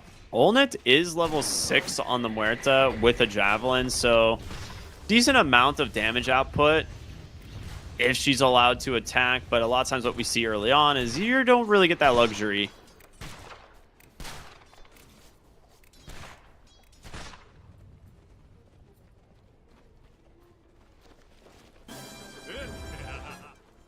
It's less track got to get to before he feels comfortable again. He's going for a Kaya. And I imagine a Bloodstone after that? That's quite a ways away. Oh, looks like they find problems top lane. They're trying to dive mid, it looks like, as Rolling Thunder comes through. Supreme Dire's middle tower is under attack. should be fine. Radiant's top tower is under attack. They will back away. And it's all just to scare the power rune. A lot of times we see teams do heavy commitments for these, and it is going to be a shield rune for the Pangolier. It's pretty useful if they want to dive the Leshrac later. Oh, instant dispel from the Abaddon. Who is still going to get that Midas? The Midas doesn't get its cooldown reduced, right? Or does it? Reduces I actually have all no of its idea. cooldowns. I thought it was just abilities, but if it works on items, then that would explain the Midas. Super insane if it's on items as well.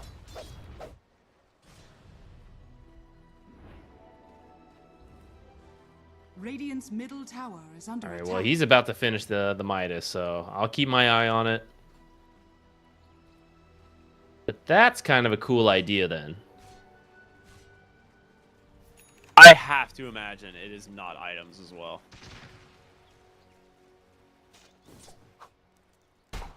Every single creep wave would be like a second of cooldown reduction. On the Slark, Dire's he's out. middle Never tower mind. is He's under gone. attack. Diffuse will pick up on him Dire's early. structures are fortified. that's a really good item this game. You can burn enough mana from the Brewmaster so he can't ult. Leshrac, take away his mana, he can't do damage. Is under attack. Mid lane, They have no towers really pressured. Currently problems mid lane. He's in trouble. Stepped a little bit too far forward. Really nice split earth there from Supreme. Melojul does need to be careful. He's going to pop the Edict, and oh this is a my lot of god! damage. It's his entire health pool. Oh. That is where Misanthropy shines. The one hero next to a Lash. That is how much damage? 1,360 pure damage? Yeah. It That's is. a lot. That's almost 200. It's over 200 pure damage a second. He's got amplified damage now. Even more. Okay, but that was anticlimactic. They didn't find anything. I thought they were gonna get something there. Dire's middle tower is under attack. He's gonna run Shigetsu. Uh-oh. Slark, I don't think you want to do this, buddy. Dire's Ooh, that was Sharpshooter off the close. mark. Power shot connects. They're gonna salve Supreme up, keep him healthy.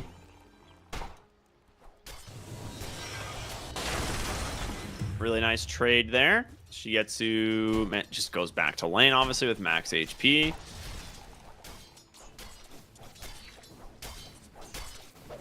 Despite a bit of a rough start, Mouse has recovered. We're at a pretty even game.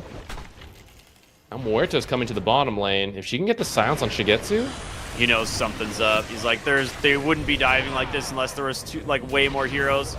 They're gonna immediately pop the ult, but this is the Hawk coming in on this level 9 Abaddon as well. oh frienda! The Shrek just dies on the backside, soloed out by this Pangolier. And now Melojul, with the Rolling Thunder, is just going to make quick work of this, Radiant's top tower is under attack. yeah, of the Muerta. That was just super easy. Big commitment from Mouse to try and dive this tower. Just does not pay off at all. Yeah, I think it could have worked, but they didn't. This is where they don't have a great initiator right now. They spend some time kind of chasing around this Slark, which gives his team a ton of time to rotate. Muerta does have an Ofrenda down behind this tier 1 tower. We'll see if she remembers to break it. Okay, there she goes. 2 seconds before respawning. Yeah, Pango is way too farmed for you to take these fights. If mid lane went better and you weren't just actually 2,000 gold behind on the Lesh, I think you're okay taking that fight. But the Pango just soloed the Lesh.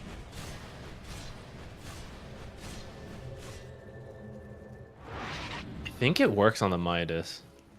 Is it really working on Midas? I'm trying to keep my eye on it. But it's going, I think it's going down faster than it should.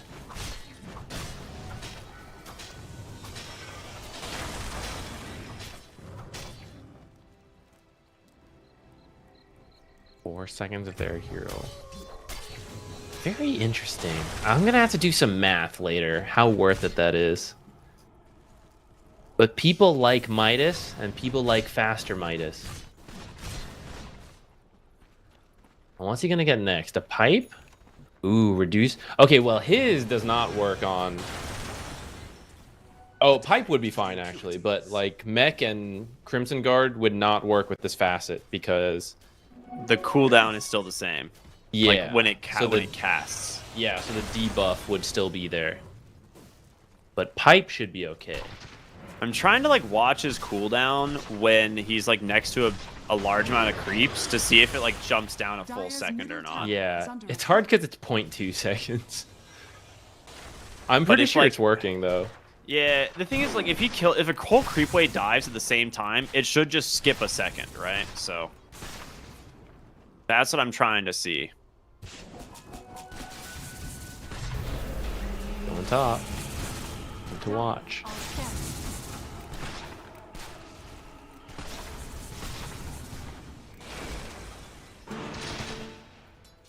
It's definitely working. Wow. I'm pretty sure, yeah. Yeah, it is. I was like counting down in my head and I saw it like skip down a little bit faster. So yeah, the Abaddon's path like facet actually applying to the Midas cooldown is wild.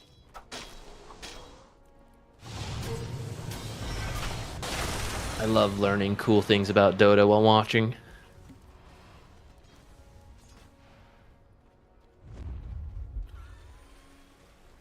It is greedy. Let's just Midas on the offlaner is always greedy. Midas offlaners like grief 80% of games unless you're Doom. So it is one of those things where you're like, yeah, it's a little spooky, but being that this basically has like a massively improved cooldown, I think by the time he probably gets to his next cast, it's probably been reduced like 20 seconds. So that's a pretty big efficiency boost on this item.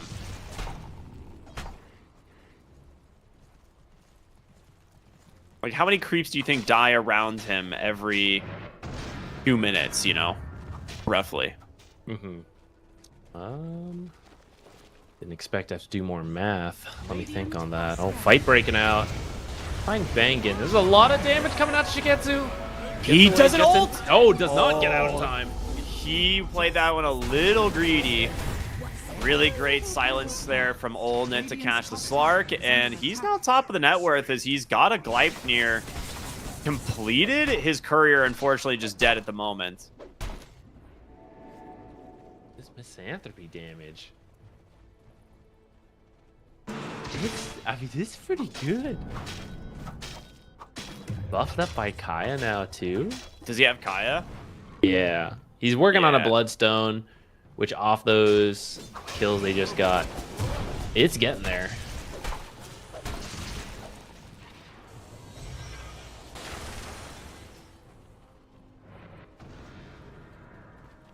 The Crimson Guard on Brewmaster, working on a pipe. That will help to reduce the damage coming out from DMS. There's a lot of right-clicking. Slark, though, doesn't mind too much if you block his damage, since he's still stealing stacks. I just want to point out that his edict is 250 pure damage a second at this point. Radiant's bottom tower is under attack.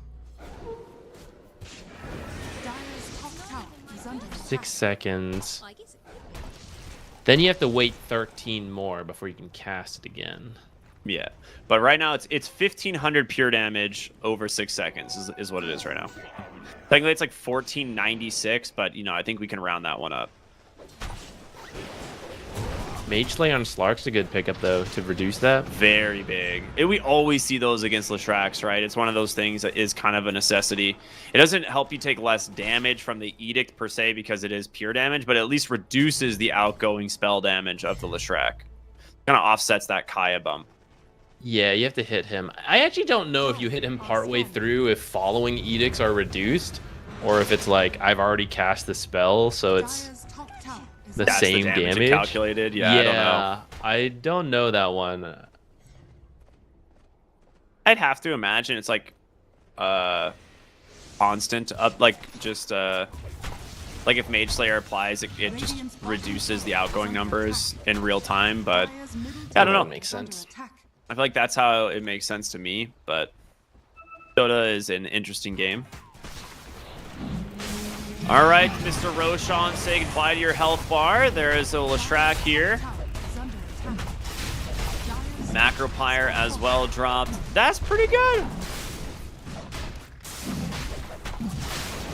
First Roche. I don't know if you would think of this lineup as a Roche lineup. It seems to have caught DMS off guard. They didn't defend it whatsoever, or maybe they just thought we'll trade it. We'll get towers Maybe tier instead. 2. I feel like they could fight if they want though with the roll.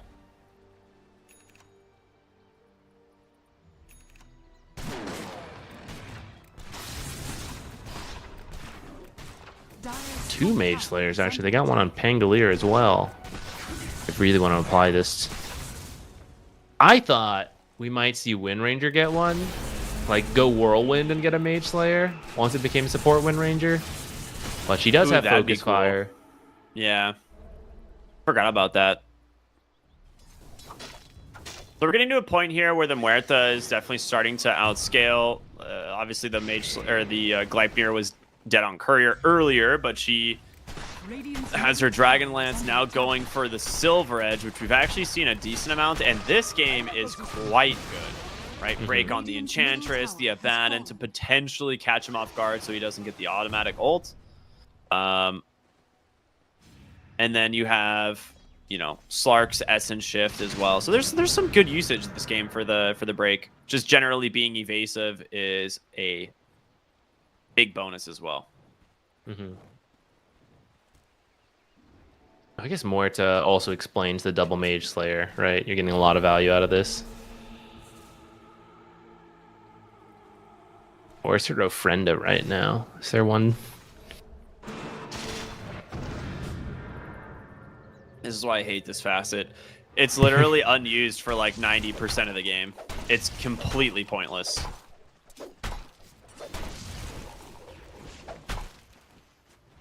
I bet she used it at Roshan. I actually looked. It was not there. You Oh, can't place wow. it in the Roche pit. You could place it outside. Yeah. Tell me he didn't want 35 attack speed.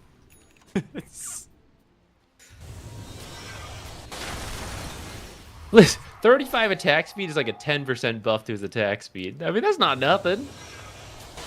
If you know you're sitting in an area. I think Roche is one of the stronger uses for it, especially late game, because you could buy back, instantly be in there.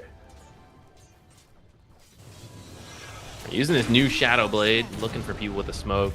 Scan connects, though. Radiant's courier has been EMS is all trying to get out, but is just dead. Shigetsu... Yeah, I mean this is the Leshrac effect against the Slark. He has a haste rune, so you cannot escape. Even under Shadow Dance, those edicts are gonna hit you, and that 1500 pure damage just makes quick work of that Slark HP. That's why it was a bit of a bold pick. Slark into the Leshrac. Yeah, the edict did over 1000 pure damage in that to the Slark there. Once he has Aghanims, that won't be as much of a problem. Like, he was a bit unfortunate that Supreme had a haste. Yeah. But once you have... Oh my goodness, look at Melajule's health bar. I don't know how many times we're going to say that, but...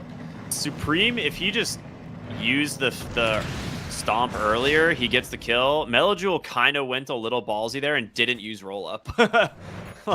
So I'm kind of surprised. A little mental game there. He's like, oh, I think he'll use it, so I shouldn't stun. Yeah.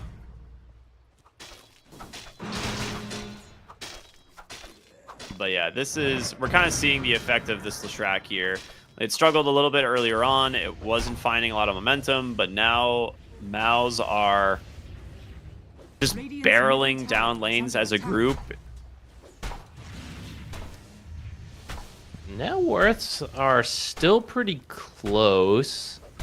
I'm just having a harder time envisioning DMS's fight. Once you get into an actual 5-on-5.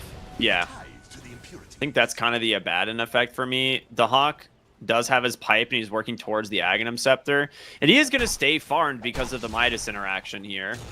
Radiant's bottom tower is under attack. With pipe, it is definitely a different game.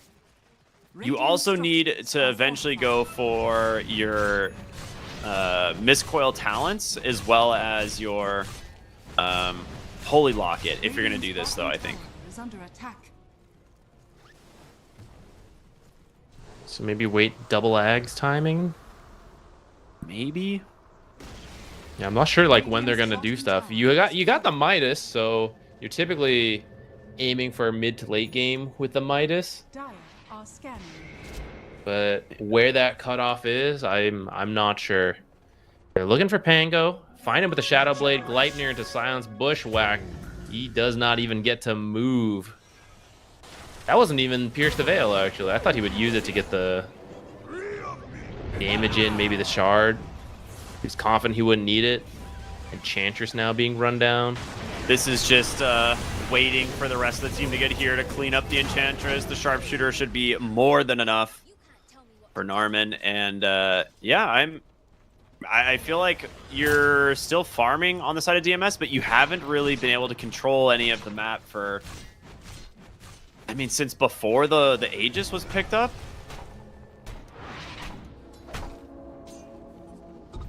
This Crimson Guard and now closing in on the Shivas here for Brewmaster.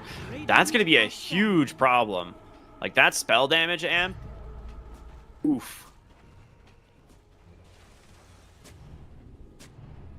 A buffer with the Solar Crest, too. Do they have any other buffs? They got Greaves. Then she'll place her Ofrenda.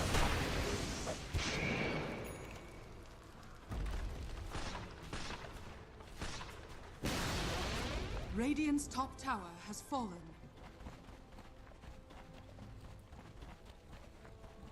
Radiant's top tower is under attack.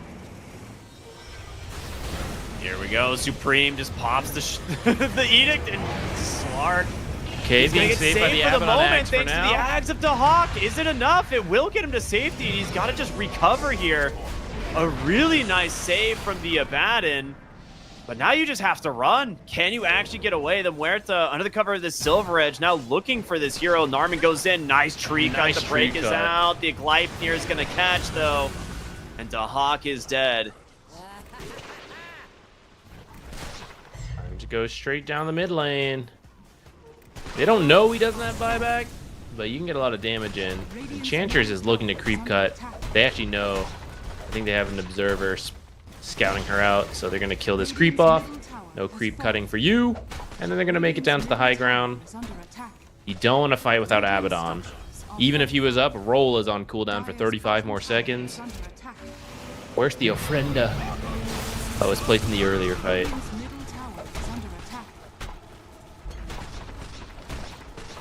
Ofrenda! Oh my god. Wow. What 45 more what a attack facet. speed. We waited all game for this. Radiant's middle barracks has fallen. Okay, you see how she's retreating now? She'd be stuck here for another second or two if she didn't have the Ofrenda. Okay. I don't know. I feel like this facet is just not good. It's not as consistently impressive as other facets, but here's my genuine case for it. I think the ability to buy back into a fight is game deciding in a lot of pro level matches. Yes. On how soon you can get back there. And if she's in a decent enough spot, like that might be enough to win enough games for her. Ooh, Slark managed to get out. I think the issue I have with it is a lot of carries aren't going to be the ones who like want to hold buyback, you know, in a fight. But we'll see as a fight's going to break out. Boom's going to immediately go ahead and pump that ultimate here. Try and get something out of this split. The Slark gets broken. Leshrac just goes up onto the high ground, pops the Bloodstone now, and is just sustaining through this all. But it's going to be The ultimate from Dahak keeping his team in this. It's going to expire. You kind of trade your tier 3, you trade some big ults, but can you get out? Melojul on the backside gets on top of Vanguard, and here comes Shigetsu once again. Oh no, she's out of her Doesn't friend. connect, and Olnit trying to do what he can. Has to be careful, though.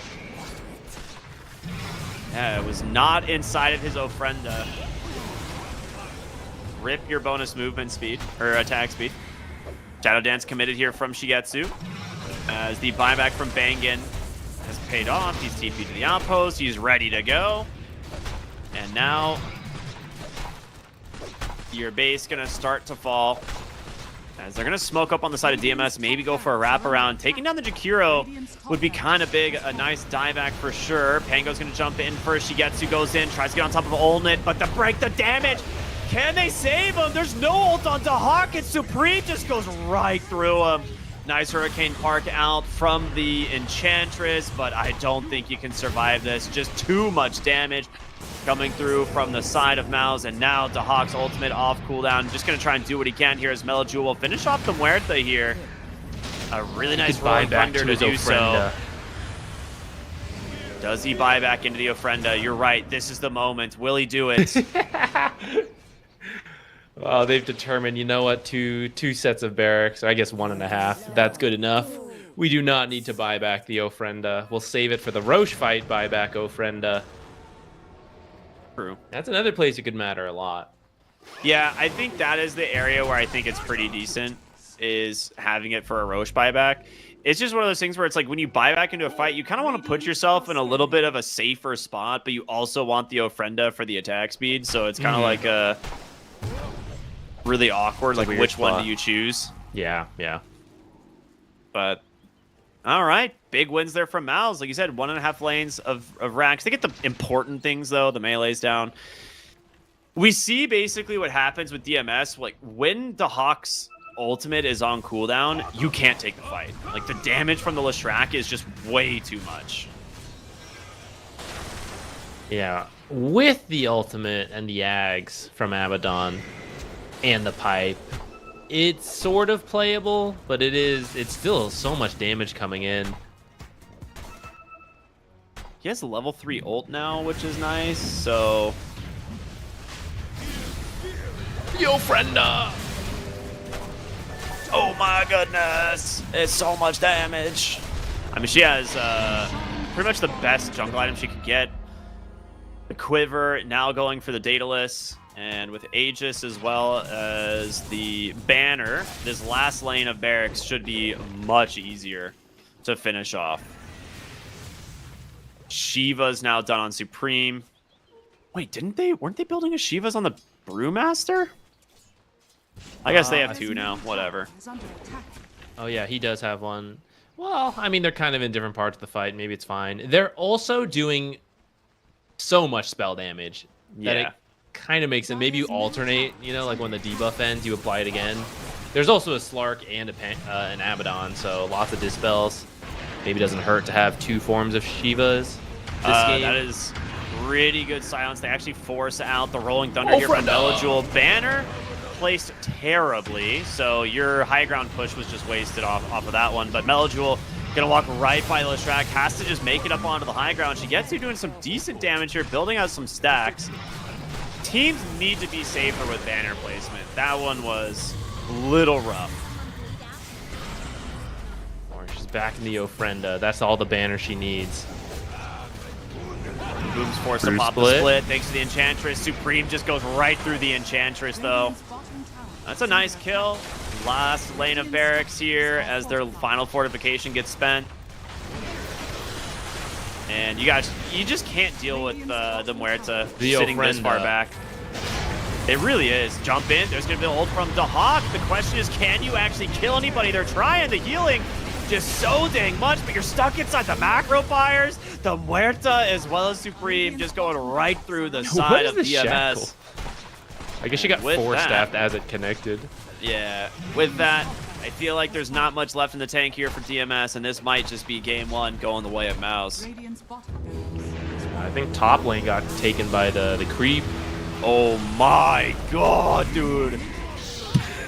Yeah, this is why I've been wanting to see Misanthropy, because yes, it doesn't allow you to take the lanes or take the buildings as early, but the team fight damage this brings is so fast. Yeah, good stuff here from Mouse in game 1. Really well played. I think good work on... They started to fall behind, but they just cut it off. They take it easy for a moment till they hit some item timings, and then they start making plays. And it felt like DMS was the team at that point. It's not like they were even that far behind, and so maybe it's a draft thing. It didn't really feel like they could do much with the heroes they had. This is the weakness of Abaddon off lane plus supports that like Wind Ranger and Enchantress. No one really starts stuff besides Pango. It's kind of hard to play around with just that. So I don't know. I'm not sure if I really saw the idea of the Abaddon in the end. Except, okay, maybe it was to counter the Leshrac. I kind of saw that. Like in those team fights, you pop the Ags ult, and you get both. But besides that, the downside though is you're trading Abaddon's like 80-second cooldown for a Leshrac, who is gonna be pressing W and R pretty much off cooldown. So if you don't manage to kill the Lesh or win the fight under the Abaddon ult, the hero is just delaying the inevitable, right? Every 20 seconds they're gonna go in off of Edict. So you have to win the fight under the Abaddon ult or you're gonna lose the next fight immediately after. And I think that's what we kept seeing is they couldn't actually confirm kills. They were just surviving for the moment. And I kind of like that idea with the Slark draft because it's typically he's a hero who wants to build these stacks, and even if you don't win the fight outright, he's coming into the next fight a few moments later with 30 Essence Shift stacks, and maybe he wins that one. But he's so hard countered from the Lesh Muerta that there's just nothing he can do. Yeah, I think you're right. Slark is probably the best carry in terms of can we just drag this fight out forever? Yeah, because he'll just get infinite stacks. But maybe they reached that point at some point, and if they had just done a little better, we could have gotten to see it. But this Misanthropy plus so much other AoE damage. It's not just the Leshrac, who is one of the best, but you also have Sharpshooter piercing it. You have all of Jakiro's spells, some of Brewmaster's stuff, the calling, silencing him repeatedly. It's just a lot. And maybe again, if it gone further, maybe we do get to see it. But in this case, Mal's did a good job pulling it back from falling behind a little bit, get that early roast, just start playing together with the Ofrenda, and then just close it out before it ever gets to that point. Yeah, very well played here from Mal's. It's very convincing game 1, but we'll see what happens in game 2. So for right now, we're gonna go to a short break. Everyone, stay tuned. We'll see you in just a little bit.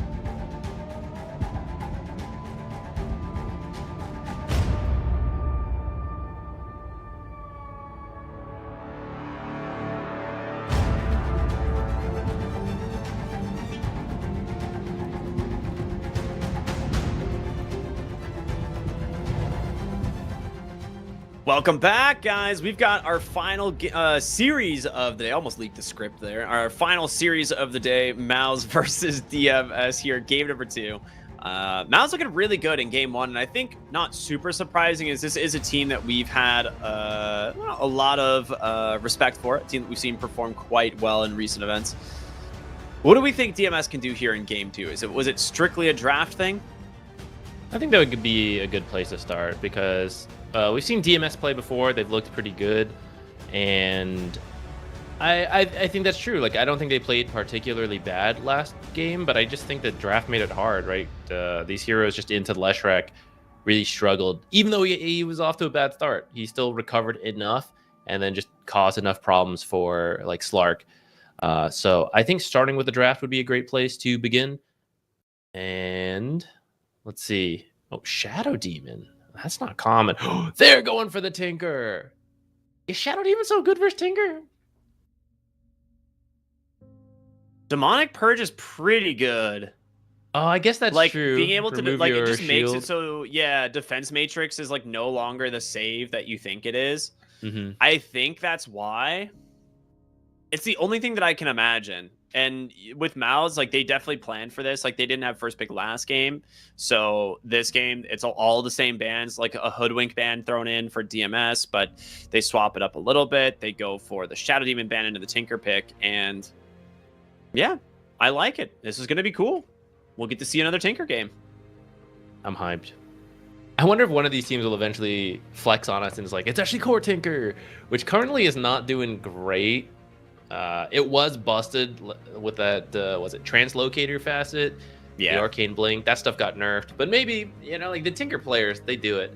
But I'm excited to, like, I want to be a bit of a Tinker player. Like, I'm really excited about support Tinker. Do you think they'll accept us, the core Tinker players?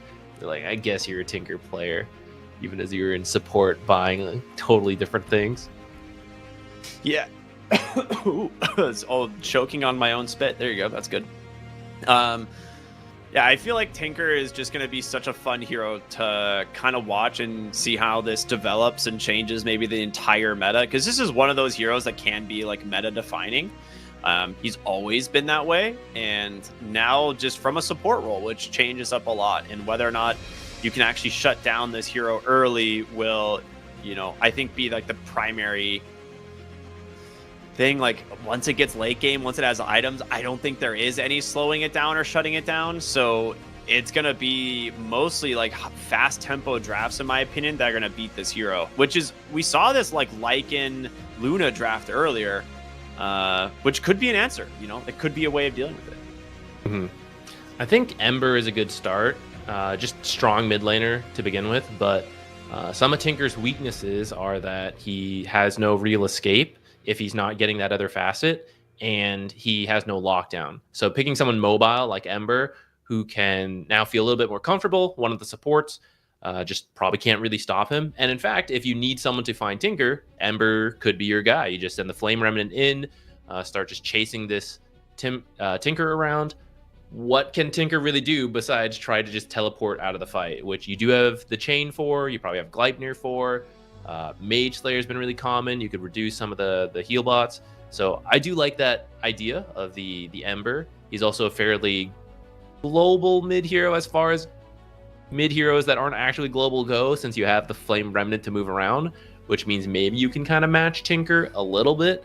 Probably not as good as Tinker, because that's kind of his thing. He's pretty much number one in that aspect, but you have a bit more than others would. So I like the idea. Yeah, here's another one. Okay, so if Ember can't go, you'll send the Nature's Prophet in. You can get the Shard to try to find the Tinker in the trees. He's not doing as much. Blink is not always in the support Tinker build, but you could eventually get there. And you are still teleporting to creeps, kind of hiding in the side. Nature's could be one way to do that. I'm curious to see how this Nature's is going to handle it, because again, I think you're right. I think this is a support Nature's who's going to be trying to find the Tinker. I think Ember Spirit just needs to go like Mage Slayer Shivas this game as like a scouting tool to try and find him. Maybe like the Mage Slayer Shiva's Aghanim Scepter, or the Mage Slayer BKB Shiva's Ags, like something. to try and find this hero on the backside and allow the Nature's Prophet to also close the gap. Because if he doesn't have the barrier on himself, you could probably kill him fairly easily with the Nature's Prophet. But we'll see. I like that We'll see how idea it of the ends up going. Shivas, because it's not only going to help scout him, but also reduce the healing from the repair bots. Exactly. Yeah. So that's cool. You are going to maybe need some more lockdown. These are like, you got roots here. Eventually got a leash on the Nature's Prophet, but well, Aghanims is actually really cool now. It hits everything on the map, so if you do get the Ags, essentially you can root everything, which means if your Ember finds the Tinker, it's another root from afar. Ooh, nice. Some frontliners for the Tinker. So Tinker can stay in the back. Ooh, You got that's really good. Clockwork and Primal Beast. Two heroes who they don't have to strictly think about protecting Tinker. It's more like they just go cause problems in the front, and that makes space for Tinker in the back to just spam out the heal bots. This is really good. I like this. I like this a lot. Clockwork is one of the most annoying heroes in the game for Nature's Prophet to deal with, and you double down with a Primal Beast as well. That's incredibly good. You also have the Keen Folk buff, right? I think that's huge, like having Clockwork and Tinker on the same team. For that. There should. You just need the Timber Saw now, and we're really gonna just that's run away cooking with for this. the future. That's so it's not gonna be now, but eventually it's gonna be like, oh yeah, if you get the synergies, like what was Bring it? back Dota Underlords. Auto chess, yeah. It's like, oh, we got 3 Keen Folk. Here you go, team buff. That's the next layer of Dota. That's after they balance 7.39. facets. Okay, Marcy, Crystal Maiden. Crystal Maiden's very good versus these mobile heroes we were talking about. You'll have the Crystal Clone, the Root. Those are very good. Now, if you get on top of her, she probably is going to die very quickly. So that's a little bit of the scary part. Marcy. This is a core Natures. It could be core Marcy, but it could be core Yes. Natures. I feel like based on the core ABBA of last game, I was like, this is probably going to be like a 3-position Natures here, which in that regard could be kind of sick if it is into the Tinker lane. Mm-hmm. Like Nature's Marcy should be like pretty like solid kill threat, but we'll see. We'll see. I'm a little bit interested now. I could see the offlane Natures working here. Ooh, I don't want to do it anymore. Nope, not anymore. Definitely not anymore. I But guess now you what are could you do running like not one Ironwood position Trio. Marcy now? I mean, if she gets to the hero, she'll punch him to death. But can you get through that laning stage? Dude, going Ironwood Tree against a Clinks. Oh. Well, your hero is just removed from the game. You could go the other one, but is that heal facet? It's really not that great. So bad. It's Oh, maybe. Like, he's got repair bots. I got healing trees. How about that?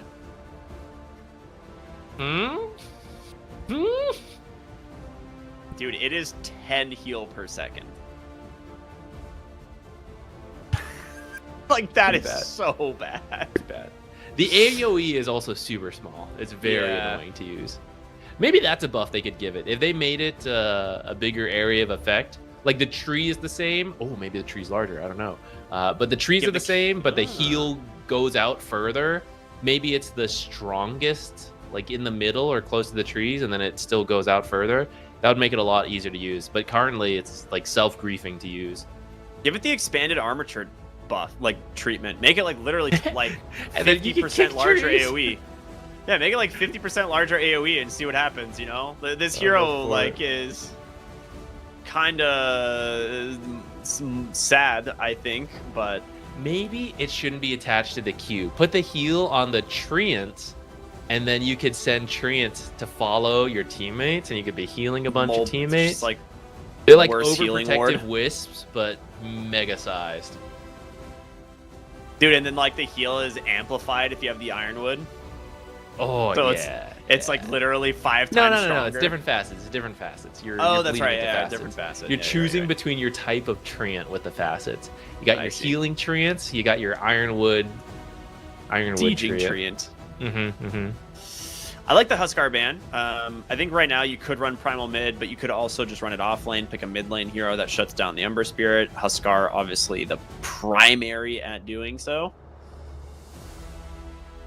Yeah, this could have just been off lane Primal Beast, and you shut down the Ember. Ember most likely mid. I would say you could do off lane Ember, which a couple teams do, but that means you probably need like mid natures, which is No way. yeah. So It's definitely Dahak, Nature's Prophet. I know I think Dahak so. likes the hero, and I know he plays the hero. It's one of those things that's like, it's unorthodox, but he ran off lane a bad in last game, so I feel like he's gonna cook on an off lane Nature's Prophet this game. let's see some cooking. Fen and Ursa banned out here, both very good.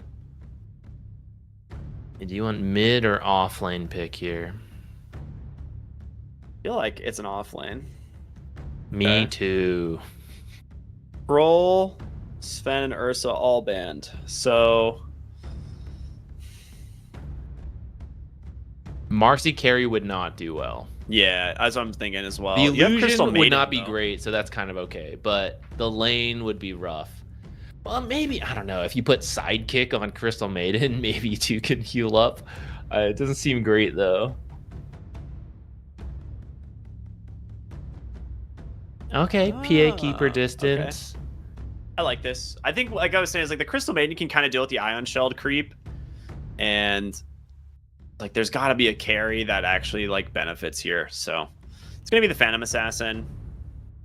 Pretty good burst damage, but there's also a lot of magic damage that comes out between Primal Beast and Darkseer, so you have to be very careful in these fights. You can't just like jump in without a BKB because you will just get trampled on and die.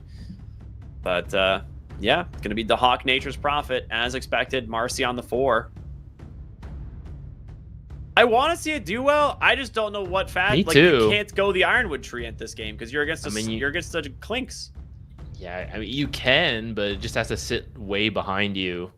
I guess Marcy stays in the lane and you micro the Treant to go creep drag and block camps like Marcy would have, and Clockwork won't be able to deal with the creep really. Yeah, so he's got the sapling It's weird. thing picked up right now. The healing one? Yeah. I don't know. That one's so... It's terrible. But Yeah. you can't go the Iron. You literally can't do the Ironwood Treant against the Clinks. Like, I guess I don't know how so. you play the game. Like every time he sees it anywhere in the lane, he just is eating it immediately. I don't know what the bounty is on it. I don't think it's a lot. But I think it's the same. I actually don't remember it being like buffed up. yeah, I don't think it provides like 5 times the bounty or anything. Yeah, You know? that would definitely be a mega grief. Treants So- are actually, well, he's already been nerfed, but at his peak and he needed nerf, I thought they should make Treants worth more because they're actually like I dirt agree. cheap to They're just like 8 throw them gold. at heroes. Yeah, it's like nothing. And The then same a amount wolf as, is like, a like brute 30 spider. something. Yeah, it's ridiculous. And they're so hard to kill. The Ironwood Treant probably should be worth more. I'm not sure. Yeah, I don't know if it is, but it should be. this will be an interesting one. We've got game 2, everybody here for Mouse versus DMS. I think Mouse's draft makes more sense to me. The big question mark is whether or not this offlane Nature's Prophet is going to be able to have impact this game, and having to go Soothing Sapling, in my opinion, is not a good start. He also missed having Ironwood Tree, so he only converted 1 tree into a Treant with his first cast instead of 2. So poor start. It's not ideal. Not ideal for sure. I think this Tinker support's good. I think Oh, 100%. I think Narman will have a good time. He is playing with Boom, which is different than his usual offlaner, so maybe that'll be weird. But I think you just get your hard camp unblocked, 30 seconds. Ion Shell plus Repair Bot, shove the lane. Darkseer goes in creep drags. Tinker goes double stack. I feel like that's sounding pretty good to me.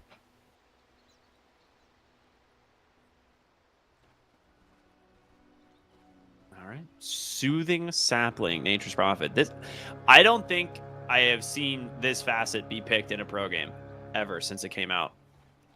The battle begins. Now, Gets the creep. Or the bounty. the bounty. Yep, yep. Losing a all lot her of health damage, for it. though. I don't know if you're like She's dead. he runs the tree. He's trying to rebound, but the treant ran too far. Oh my goodness. All right, Problems just lost 3/4 of his health. I think rebound level 1 is fine, but Yeah, it's fine. You weren't gonna fight into this regardless. you probably just wanted the sidekick though for like the right clicks on the Nature's Prophet. I think that makes sense.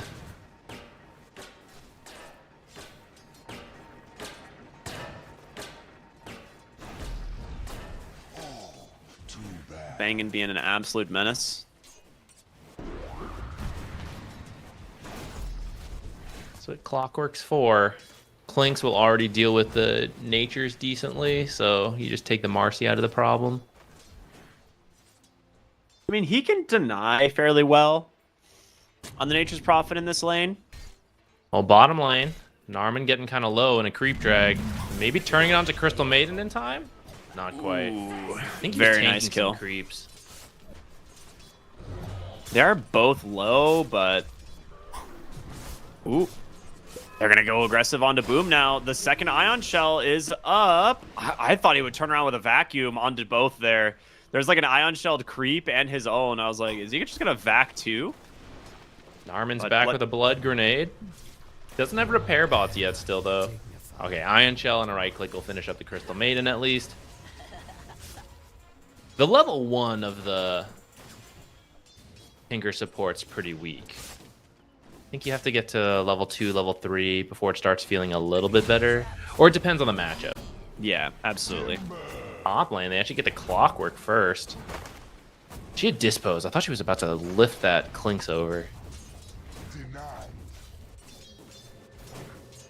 All right, decent start to this off lane for the Hawk. Unfortunately, gets one tree again.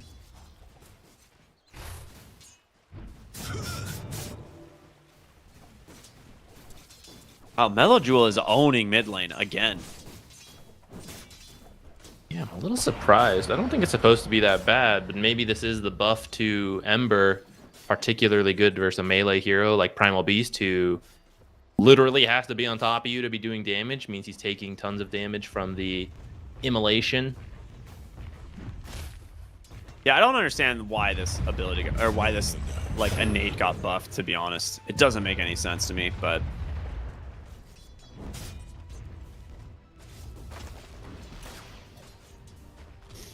They want Ember Spirit and TI. He's a fun hero to watch. he is. Get the cool plays. Ooh.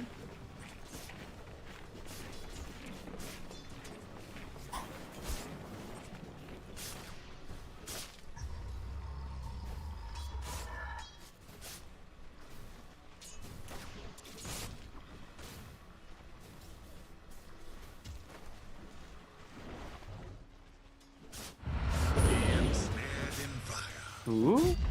Radiant Supreme? structures are fortified. Oh, great fort from Mello there. Didn't get the kill, but he's gonna make him miss a ton of creeps. Dire's middle tower This is is under very attack. good for Ember. Ember will hit 6 first, be able to start rotating, while Supreme is just stuck working to catch up. Yeah. Very similar to last game, which Mouse did end up winning, so they know how to help Supreme recover. Boom, actually, I think denying himself. Maybe Yeah, I they're don't know going if it for was Narman. intentional, but Radiant's middle they're trying to get tower is Narman. under attack. Okay, he had a pretty Has been killed. stacked wand. I think they tried to I think there was a creep drag going on, plus like a double stack at the same time, so the stacking creeps killed Darkseer.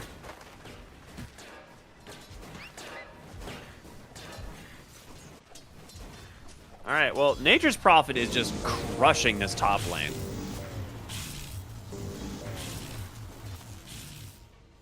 Yeah, it's going better than I thought. Like some of these last hits are definitely cogs, but he has 9 denies. I am curious what ability he's maxing. It looks like it's the trees. They're going As for the there's going to be a clinks. great dispose and just bursts him down right away. Okay, not bad.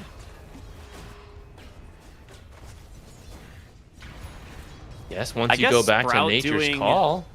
I guess like Sprout does like initial damage, right? Like it does do damage on them immediately, right? When you cast it. Yeah. Oh, he has to cancel. That's really painful. And now they're going to kill Clockwork. Oh, that's such a hard call to make, but I think it's right. He would have just died a second time once he saw that happening. But it means so many creeps are being lost in that top lane, and Clockwork is getting killed. DMS is showing up in game number 2 here. I mean, they're crushing all 3 lanes. Yeah, bottom is maybe the closest. But you need... Like, Darkseer's not the playmaker. Okay, maybe you can get a kill onto Crystal Maiden here.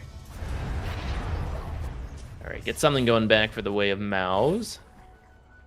I do think they need time. I think they'll be better in that, Radiant's bottom tower is under attack. like, 10 minutes from now. I think they'll have more tools to work with. Mainly this Tinker. Tinker's just, like, not a hero still. Yeah. Dire's middle tower is under attack.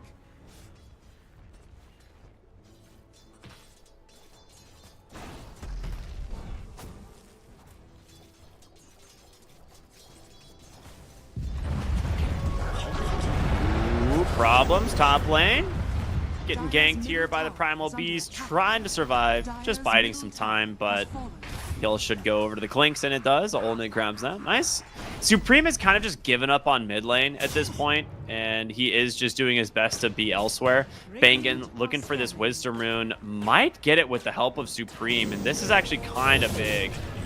Nice chains onto 2, pulverizes out, and they do manage to get the double Wisdom. So Mal's, he's getting something back here. You actually need to be careful on the Ember. Or not? Really, they're not going to turn on. He had no chains. I was like, for sure you go trample, right? Now he has the chains and you're dead. Okay. I think they were waiting for their own Definitely cooldowns, underestimating. No, I mean, he had Onslaught and Trample the whole time. Oh, Clockwork didn't have his, though, so maybe they thought they needed it. Thought as soon as like the chains came out from the Ember, that was the go sign for the Primal Beast there, but I like the play they did there, though. They handed the bottle over to the Clockwork because they want the bottle refill and the Wisdom Rune, but they wanted to give Clockwork the XP and the supports as opposed to Supreme taking it. Meanwhile, during Ward's all of right that, in the front of Nature's a Prophet took observer in a sentry. mid-tower. That's true. Without the Ironwood Trance as well. Nature's Call, just a good spell.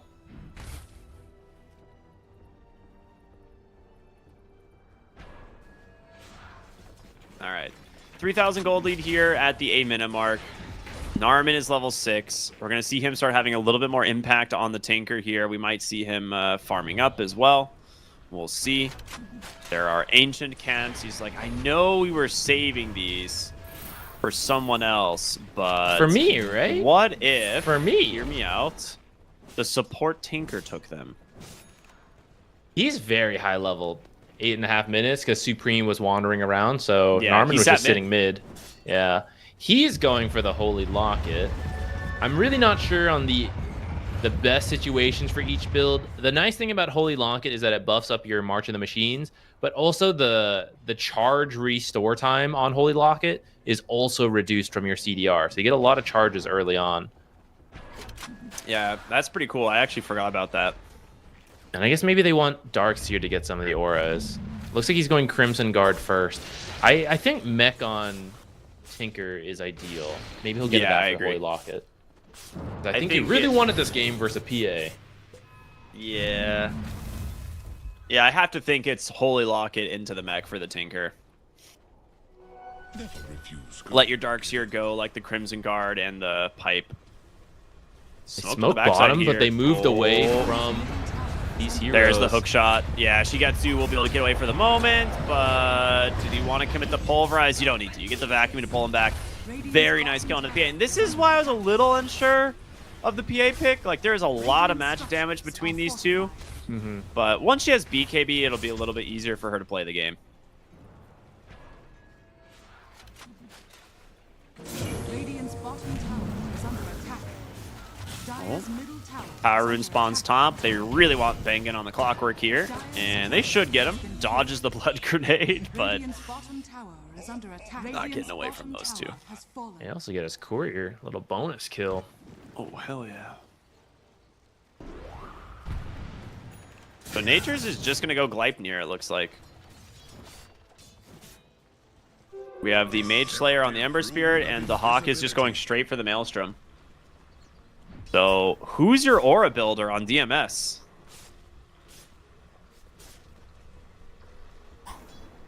Nature's could maybe go back for it after the Maelstrom. I'll fight bottom. Ooh, that's a Supreme big killed wrath off of pretty nature. easy. TP on out. Wow, okay, actually just Barely makes makes it. it. The Vanguard making the difference there for sure. Dire's middle tower is under attack. And Narman does have Arcanes queued up. Working on them. See, the timing is what? Mech plus Greaves. Your Clink's building. The Deso. Oh, the Centaur? No way! The Centaur! I cannot believe that. He cancels the Pulverize and is like, guys, hear me out. This kill's mine. Dude, Centaurs do not have the best damage either. Dude, they're like 30 damage, aren't they? Oh, actually, no, this is better than I thought. It's got 52 right now. +3. I don't know what this +3 is from. I guess the scaling. That's still kind of wild. Mid lane, Supreme gets caught out. Cog's not really helping him there, as now Bangen's going to go down to Shigetsu as the TP in on the backside. Wow. Doesn't actually see Narman somehow. It only provides vision inside, I think. Oh, is it? Or, I thought it was actually, like does, slightly around no, it. it does go around it, but I think there was a nether tree that's not his that was blocking it. Oh, okay, that makes sense. Dude, you're Primal Beast? Radiant's bottom tower How is under he attack. this poor? It's actually mid-tinker, support Primal Beast. I have never seen a Primal Beast this poor before. This is wild. Mid lane should not have been this much of a stomp, I don't think. But I guess Ember is just like overpowered. I mean, I know he's overpowered, but I didn't think it would be this bad. I mean, some of it is also a lot of space being taken by Narman on the Tinker, right? This is... He left mid I'm lane sure- completely. I'm sure they scrimmed it a little bit and practiced, but this is still a very new strat, so maybe not quite sure how to balance out farm distribution. But Narman was sitting mid lane and then doing stacks, so where's the Primal Beast, right? That's how he would have typically recovered, is that you have a support set up for you, you have a support to play with, and this Tinker's like, yeah, good luck with that. I got auras to farm up. Radiant are scared. I'm helping. Yeah, I don't really know where this Primal Beast's net worth is going to come from at this point. Like, it has to just be kills, but I feel like he has like he has 3 deaths. Okay. Yeah, he's just rushing BKB, which, I mean, he's still 3,000 gold or more away from. Yeah. Oh. Came through the fountain, or the They twin get gate. on top of the Tinker. Supreme has a really good angle here. If he can connect, and the Pulverize does some onslaught. sick work on the backside. They've got Mellow, but he gets the TP on out. I don't know if he activated Trample during that charge. Looks like he's got it, so maybe he didn't. Yeah, that might be a little bit of a mistake. I was like, I feel like that extra damage might have killed the Ember Spirit. The Hawk is just dying to his own illusion. Can't TP, of course, thanks to the vacuum. And yeah, well, boom. He knows. He's like, I'll get you eventually. All right, he This steals is the a- Wisdom Rune, but gives 600 gold, almost 700 Yeah. gold over to the Darkseer, as well as solo kill experience. That's a massive win, I think, for Darkseer. Yeah, bit of a risky go as an offlaner, but maybe because he saw so many heroes bottom, he thought, surely the Darkseer is helping his team. Thought he could do that. This is a great kill if they can finish them off. The blind Probably actually needs to blind thrown onto the PA Crystal here. Maiden. I don't know about that one. There it is. The blind comes out this way. But now, Ember Spirit's here. Supreme starting to fall low. The constant shields use as his well as Holy the heals from Locket. the Tinker. Is it enough to keep him alive is the question. It does do some pretty big work right now, and now Mello is going to be on the retreat as Boom here on the Darkseer. As this Surge, Nature's Prophet, as well as the Crystal Maiden looking for more on the backside. Big Wrath of Nature comes through, the Roots coming through as well. Tinker heading back to the base, the Crimson Guard doing work. Somehow, Mao's just barely keeping themselves in this fight. I don't know if he was just stone cold holding this holy locket, or maybe he forgot it. I don't know how often he's ever had to. At some point. Yeah, I don't know if he's got the habits of using holy locket Tinker down. They're looking bottom lane. They should have vision. Yep, the Surge into the immediate unleash from Problems is holding on the backside. They get jumped on by Shigetsu, but now he's the one in trouble. Not expecting the full team. The big crit though gets him with a dagger. Now it's Ember's turn to play the game. Big pulverize from Supreme. Do you chain stun the onslaught? He doesn't have a safety remnant. He has one remnant now, and with pig mode, he's gonna get chain stun. He's dead. Pig out!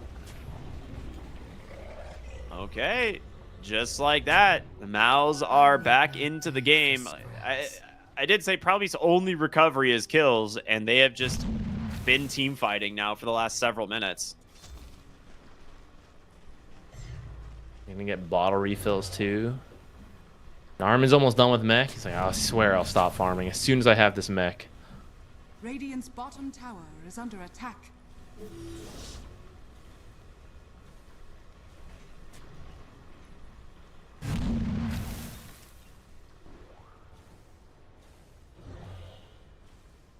BKB is about 1,000 off. I mean, they've done a good recovery on Maus. It's back to a very even game. The farm distribution's a little funny. Radiant's middle tower has fallen. I think it's okay though. I think Tinker support is not okay in like balancing. So I think the fact that he's rich and Primal Beast is not, like usually you'd be concerned like, oh, is this support gonna lift the weight of the mid? It's like, I think so. I think It's Primal actually Beast. crazy that works. Yeah, I think Primal Beast as a mid especially only needs to really pulverize the PA and BKB and then trample an onslaught around, right? He's the distraction and the stuns. And Tinker will keep him alive and do damage through repair bots in these fights. Yeah, it's kind of wild that, like, looking at the way this fight started, or the way the game started, it was like Supreme literally started jungling at level 4.5. And, like, Narman goes mid and is like, I'm just going to be the mid laner now. Like, that was the conscious decision from Maus, and it's working. Who drafts? Does Narman draft? Do you think he gave him mid? He's like, he's like, hey, who do you want mid? Can I give you Primal Beast? Like, no, I think I'll lose and I'll get kicked out. He's like, perfect. Lock That's exactly what I'm looking for. Shigetsu gonna get ran on here by Supreme. The slows from the Crystal Maiden keeping him in this. Problems comes to a great back wall into 3 though, canceling that freezing field. Primal Beast is going to grab the Phantom Assassin as well. Stuck inside of the Sprout, actually. Not really where you want to be, as Olnit on the backside tries to finish off the Nature's Prophet, but no deaths. I'm here, guys. And now Narman walks in. He's like, here's some Guardian Greaves. I'm here to assist. Everybody back to max HP. I'll be back. Another situation where he couldn't actually get to his team. There's no creeps nearby. Teams are going to have to be careful with that. It's another... No one's used to this, right? Playing with your Tinker support, but...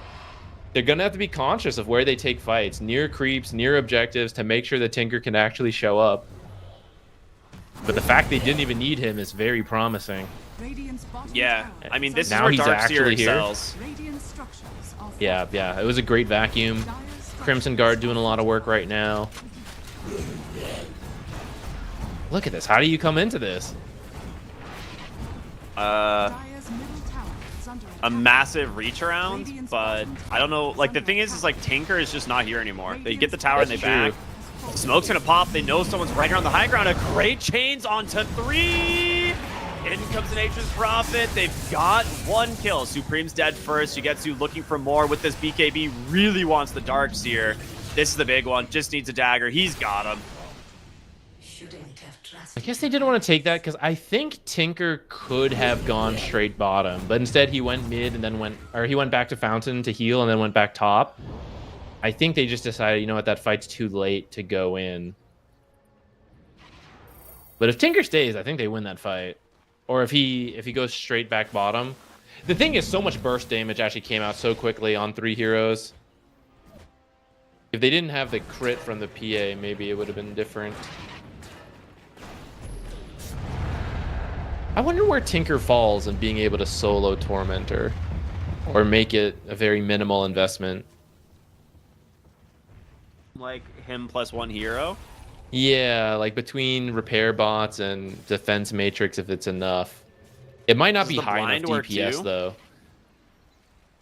The blind would do laser damage, Roche? but it wouldn't prevent. Wait, what did I say? I meant Tormentor. Oh, Tormentor. I'm sorry. I thought you were saying Roche. My bad. No, though Roche maybe is also. That's a good point, Ricky. Maybe it is doable. Is he doing Tormentor right now? What is he doing? It oh, was he's just done. waiting for Wisdom Ring. Right now, he's probably watching his team kill this Phantom Assassin. Yeah. Pulverize? Pulverize, just to guarantee it. Really good kill there, and yeah, these are just kind of some of the weaknesses of the PA, and just really good positioning from the Clinks. Like, rather than farming, he's just hunting, and he's got the follow-up from his Clockwork Primal Beast nearby. Mm-hmm.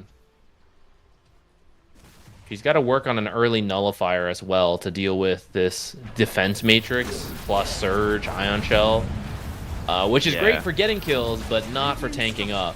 So she'll still continue to be very squishy in these fights. Well, I guess she'll take a little less physical damage from like Clinks maybe, but the magic damage that's killing her.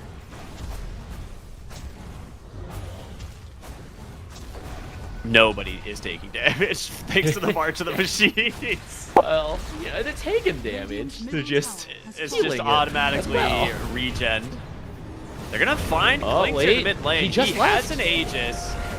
And a great, Great back wall vacuum. catches 4, 2 stuck inside of these cogs, but where's your Tinker? He couldn't make it to the fight, and now Olden's on the run. He's like, help me, almost buddy, in. help Save me! Defense Matrix is out, the heal bots are coming. You blast both supports, Ember Spirit doing a lot of work in this fight. Oh my goodness. I mean, that was a really good heads-up play from TMS. They knew the Tinker couldn't be there, but they don't manage to get the second life, and now a complete HP reset on the whole team. Radiant's middle tower The fact that teams keep winning / surviving when the Tinker's not there, Radiant's that middle alone tower is a bad falling. sign. Like, regardless of the Tinker being in the game. Is under attack. But then the fact that Tinker can come in and full heal, like it's not even, oh, we got to retreat, we're all low. It's like, no, guys, everyone's healthy. Everyone continues to push. No one jungles. I am the jungler. You guys keep fighting. Bye, guys. Back to the jungle for me now. He just walks in, throws a few shells, Guardian Grieves his whole team. He's out. And he's just gonna go clear up the waves bottom. Yeah, this is cool. This is actually how I would like to play Tinker, because back in the day, like It's really fun. played Tinker a decent amount as like a mid hero player because it was just fun, but I felt boring to me, like just constantly split pushing and being like, oh, I need to wait for my team to do something. But on this one, it's like kind of cool. You're kind of just baiting your team the whole time.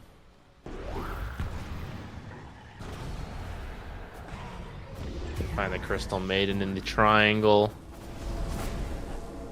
I don't know what the turning point is. I don't know if you still...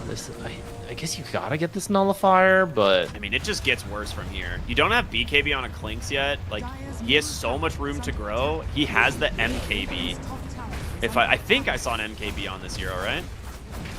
Blinks? Yeah. He hasn't queued. He doesn't have it yet. Oh, okay. middle tower is under He has the Javelin. All right. About 1,500 gold saved up. All right, high ground push. Drop the repair bots. Radiant's top tower. Like, what does a Nature's Prophet do into teams like this? This is like just the weakness of this hero. That's why we just don't see it. It's not like an aura buyer, really. It has minimal to almost no teamfight contributions outside of Wrath of Nature. Dire's courier has been And he's gonna get a tier 2 bottom, you know. That's cool. That's just what he's always done, but your high ground is under siege. Nice frostbite there. Trying to go in. All right, the team gonna try and get active, but can't even get problems out. He just dies. Supreme inside Tinker's of the crowd coming back. here, finally surviving. But yeah, Tinker is back. Gonna start throwing the heals. A nice wall out from Boom, but can they even kill him? They can't. The second Sprout comes in, the Guardian Greaves as well, but now you lose the Primal Beast. Shigetsu's finally getting the damage done.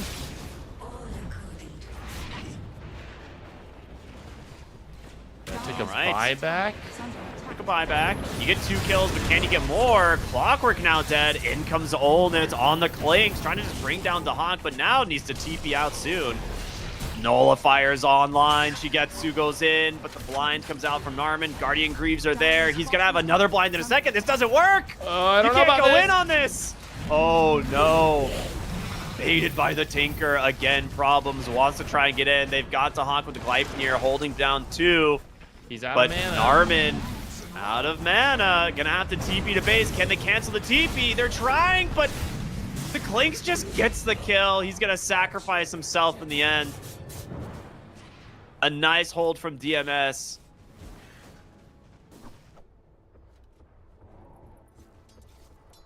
Okay, how many kills they get on PA? They did get her nullifier. There was a support buyback, which is not the end of the world. What did they rat? About half the tier 3.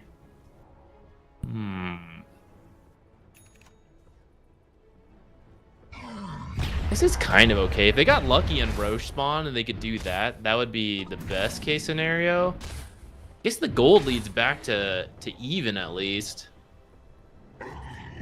Yeah, I think that was the best possible thing that could have happened, because now your PA might have room to like scale into our next item. I am curious where, like, what the Hawk's gonna do, because we finally see in this last fight, like, when he's not getting focused or he's on the backside, the hero is pretty tanky. He's gone for double Wraith Band and a Dragon Scale, so he has a lot of armor.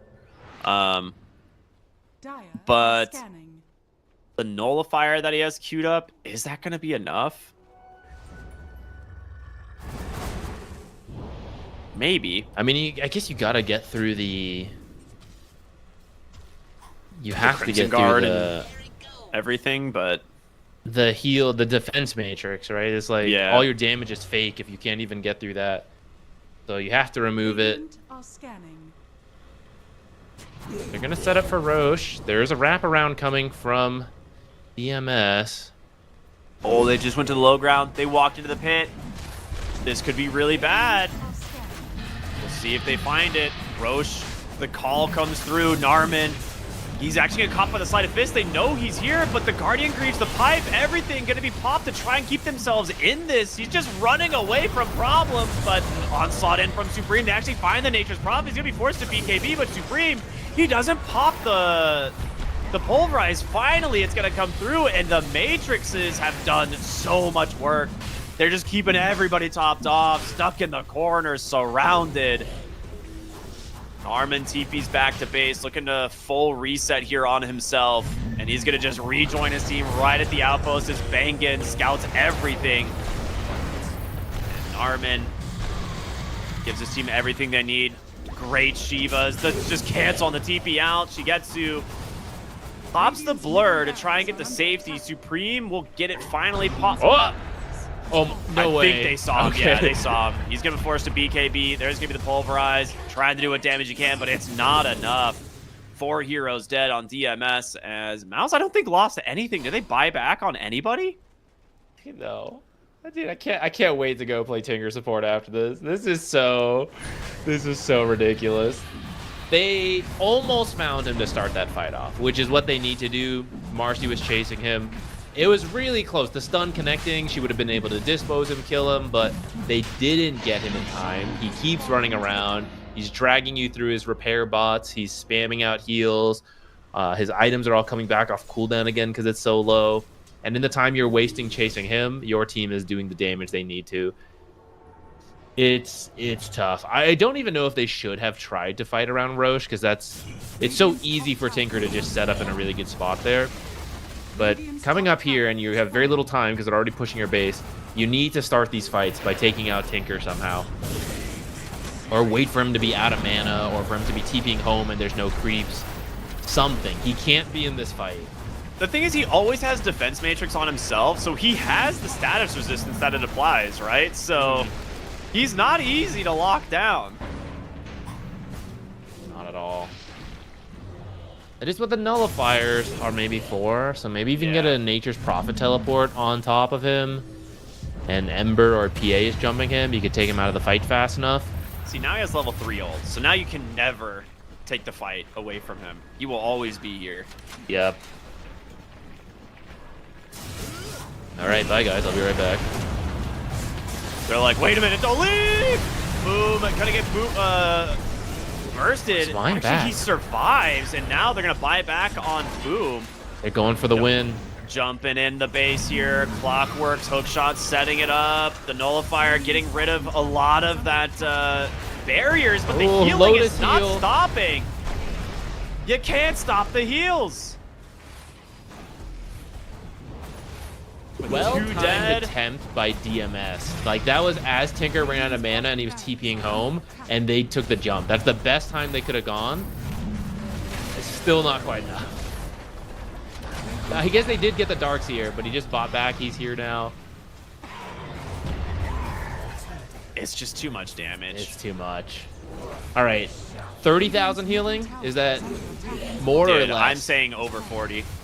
40,000 healing? I think it's over 40,000 healing this game. They were grouped. Oh, he got the locket too. Yeah, that's what I think. Is like with the lock. I think you're right. This is I like think you're easy right. 40,000 healing game from the Tinker. It's a pretty fast game though too. Yeah. 30 minutes. Banner to finish it off. Yeah, you can't deal with this. There's no way to get into this fight now. Yeah, see what's going on, man. There's skeletons, there's machines, there's bugged Clink's particles flying everywhere. What Every is time happening? they come back, every time he comes back, it's like your team will be full HP again. He's just gonna guard. Oh, wait a minute! Ooh, Oh, almost they get burst the jump, but Clink. just gets pushed back, and they cannot finish the job. That Ember is tries gonna to be jump him in the GG. back. Mouse grab themselves a 2-0, which I want to give props to DMS because they actually won the lanes and like convincingly both games. But the draft from Mouse and their like decision making that like on paper you're like, why are they doing this? Like, why is the Tinker just mid lane for 4 minutes? It works out. Yeah, I think Miles did a great job of recovering off of a rough laning stage and then playing as a team, but also understanding. Just look at the healing. 58, almost 59,000 healing. 58,902 healing from the Tinker this game, everybody. So Continue your that's- point. yeah. I was like, I'm pretty sure it's over 40,000. If you told me it was closer to 60,000, I would have been like, nah, no way. That's impossible numbers. Man, that Go is ahead, a though. lot of healing for what was a 30-ish minute game. That's 2,000 Um, healing a minute, dude. Yeah, it's a lot. It's a lot, dude. 45 was way too strong. I think it was actually probably fairly viable in the last patch, but you had too many people who would tilt out over it. And you need to overbuff to interest people. And I think if you actually reverted back to what it would be, people would still do it now. But yeah, they needed to be shown a window of like, this can be done. And you won't be flamed for it because other people will have it in their mind that maybe it can be done. And now that they know it can be done, now you can bring it back down. But yeah, I mean, Tinker support's very new. DMS might have just been caught off guard by it. Like, I think we have answers to it. Oh, we don't. 60,000 healing. Yeah, maybe that's a bit too much to deal with, right? So I can't blame them if they thought they could handle it. I do think their draft it didn't quite make as much sense to me, but I also don't want to flame that too hard right now because the patch is so new. I love to see teams try stuff, and I'm sure they had an idea for it, right? That maybe just we didn't get to see because Tinker did Tinker things. So I'm not going to be too harsh on it, but I do think at the end of the day, it does seem like Mao's draft came together a lot better than DMS's. So maybe a little bit of workshopping you got to do there. Maybe it's just take the Tinker out. Maybe you got to take the Tinker yourself. But that definitely, I don't know. Once that Tinker came online, that is so much healing, man. So how do you even counter Defense Matrix? Because, like, can you even Battle Demon, I guess. Like, can you put Spirit Vessel on people to, like, stop the healing? Or is, like, Defense Matrix just... Because it doesn't apply a Dispel, right? It just gives them status Defense resistance Matrix? and a No, barrier, no. right? So, like, it's not like you can, like, Dispel them. So, like, maybe your game plan is to just, like, have an early Vessel builder, something like maybe Keeper of the Light, who, like, rotates and has a quick draft. I feel like that's the only way that this works. Like, you cannot allow this Tinker to get online. Like, we saw how farmed it's been in both of these series today. It, like, is surpassing the other cores as the 5, which is not supposed to happen in Dota. So, well, he was 4 this time. He was 4 this time. That's true. So he did get a little bit more priority. But yeah, this is just a wild hero. Yeah, I do think a couple learnings from it. I think your cores need to be able to function with less gold, because Tinker's going to be farming, and he's going to want to do stacks. He's going to farm your towers that your cores might do. This is going to be the tricky part about playing it in pubs. I think silences are very good versus this hero. I played it a couple times, and when I got silenced, it's really rough because you are a natural Greaves builder, and even with the CDR, like, it's still a while before you can Greaves again, and suddenly you can't do anything in these fights. That's where DMS, like, you don't really have an Orchid builder. Shivas is really good. You don't really have a quick Shivas builder. These kind of items, auras like the pipe to counter a little bit of the repair damage, the heal bot damage, and give you more magic resistance against it, right? They don't really have a pipe builder. So this is where the drafts, maybe there was an idea for the DMS draft that we didn't get to see, but in the way it functions versus Mao's, where you need these auras and you don't have an aura builder, that's where you're going to really struggle. So yeah, I don't know the full answer to the Tinker support yet. I do think it's probably just overtuned, but I think at least, like, some of that stuff, the silences, the anti-heal, they'll be necessary. That was cool. Well, this is a fun day of Dota, everybody. We are going to be closing up for the day here, as we now have our upper bracket kind of semi-final teams decided. It's going to be Mao's taking on T-Team later. On the other side will be Liga versus Night Bulls. So congratulations to those top 4 teams as we get closer and closer. Yeah, it's been a lot of fun. This is the schedule for today. I mean, is any of this surprising to you? I would have picked these 4 teams to win their series if just based on previous data, right? Yeah, not too surprising. We got to see a lot of fun drafts, and I'd say both Dandelions and DMS showed they had a chance, but maybe need to clean up the draft / execution a little bit more before they're on the same level. But they showed strong points, right? It wasn't like a total steamroll one way for all 4 games. Yeah. Well, that was fun. We just want to say once again, thank you all so much for tuning in here for CCT Series 2. Again, my name's Cryptic. I've been here with Z Quixotics. We will see you all tomorrow. Have a wonderful evening. Bye, everybody. Go play Tinker. It's going to get nerfed. It's so broken. It really is.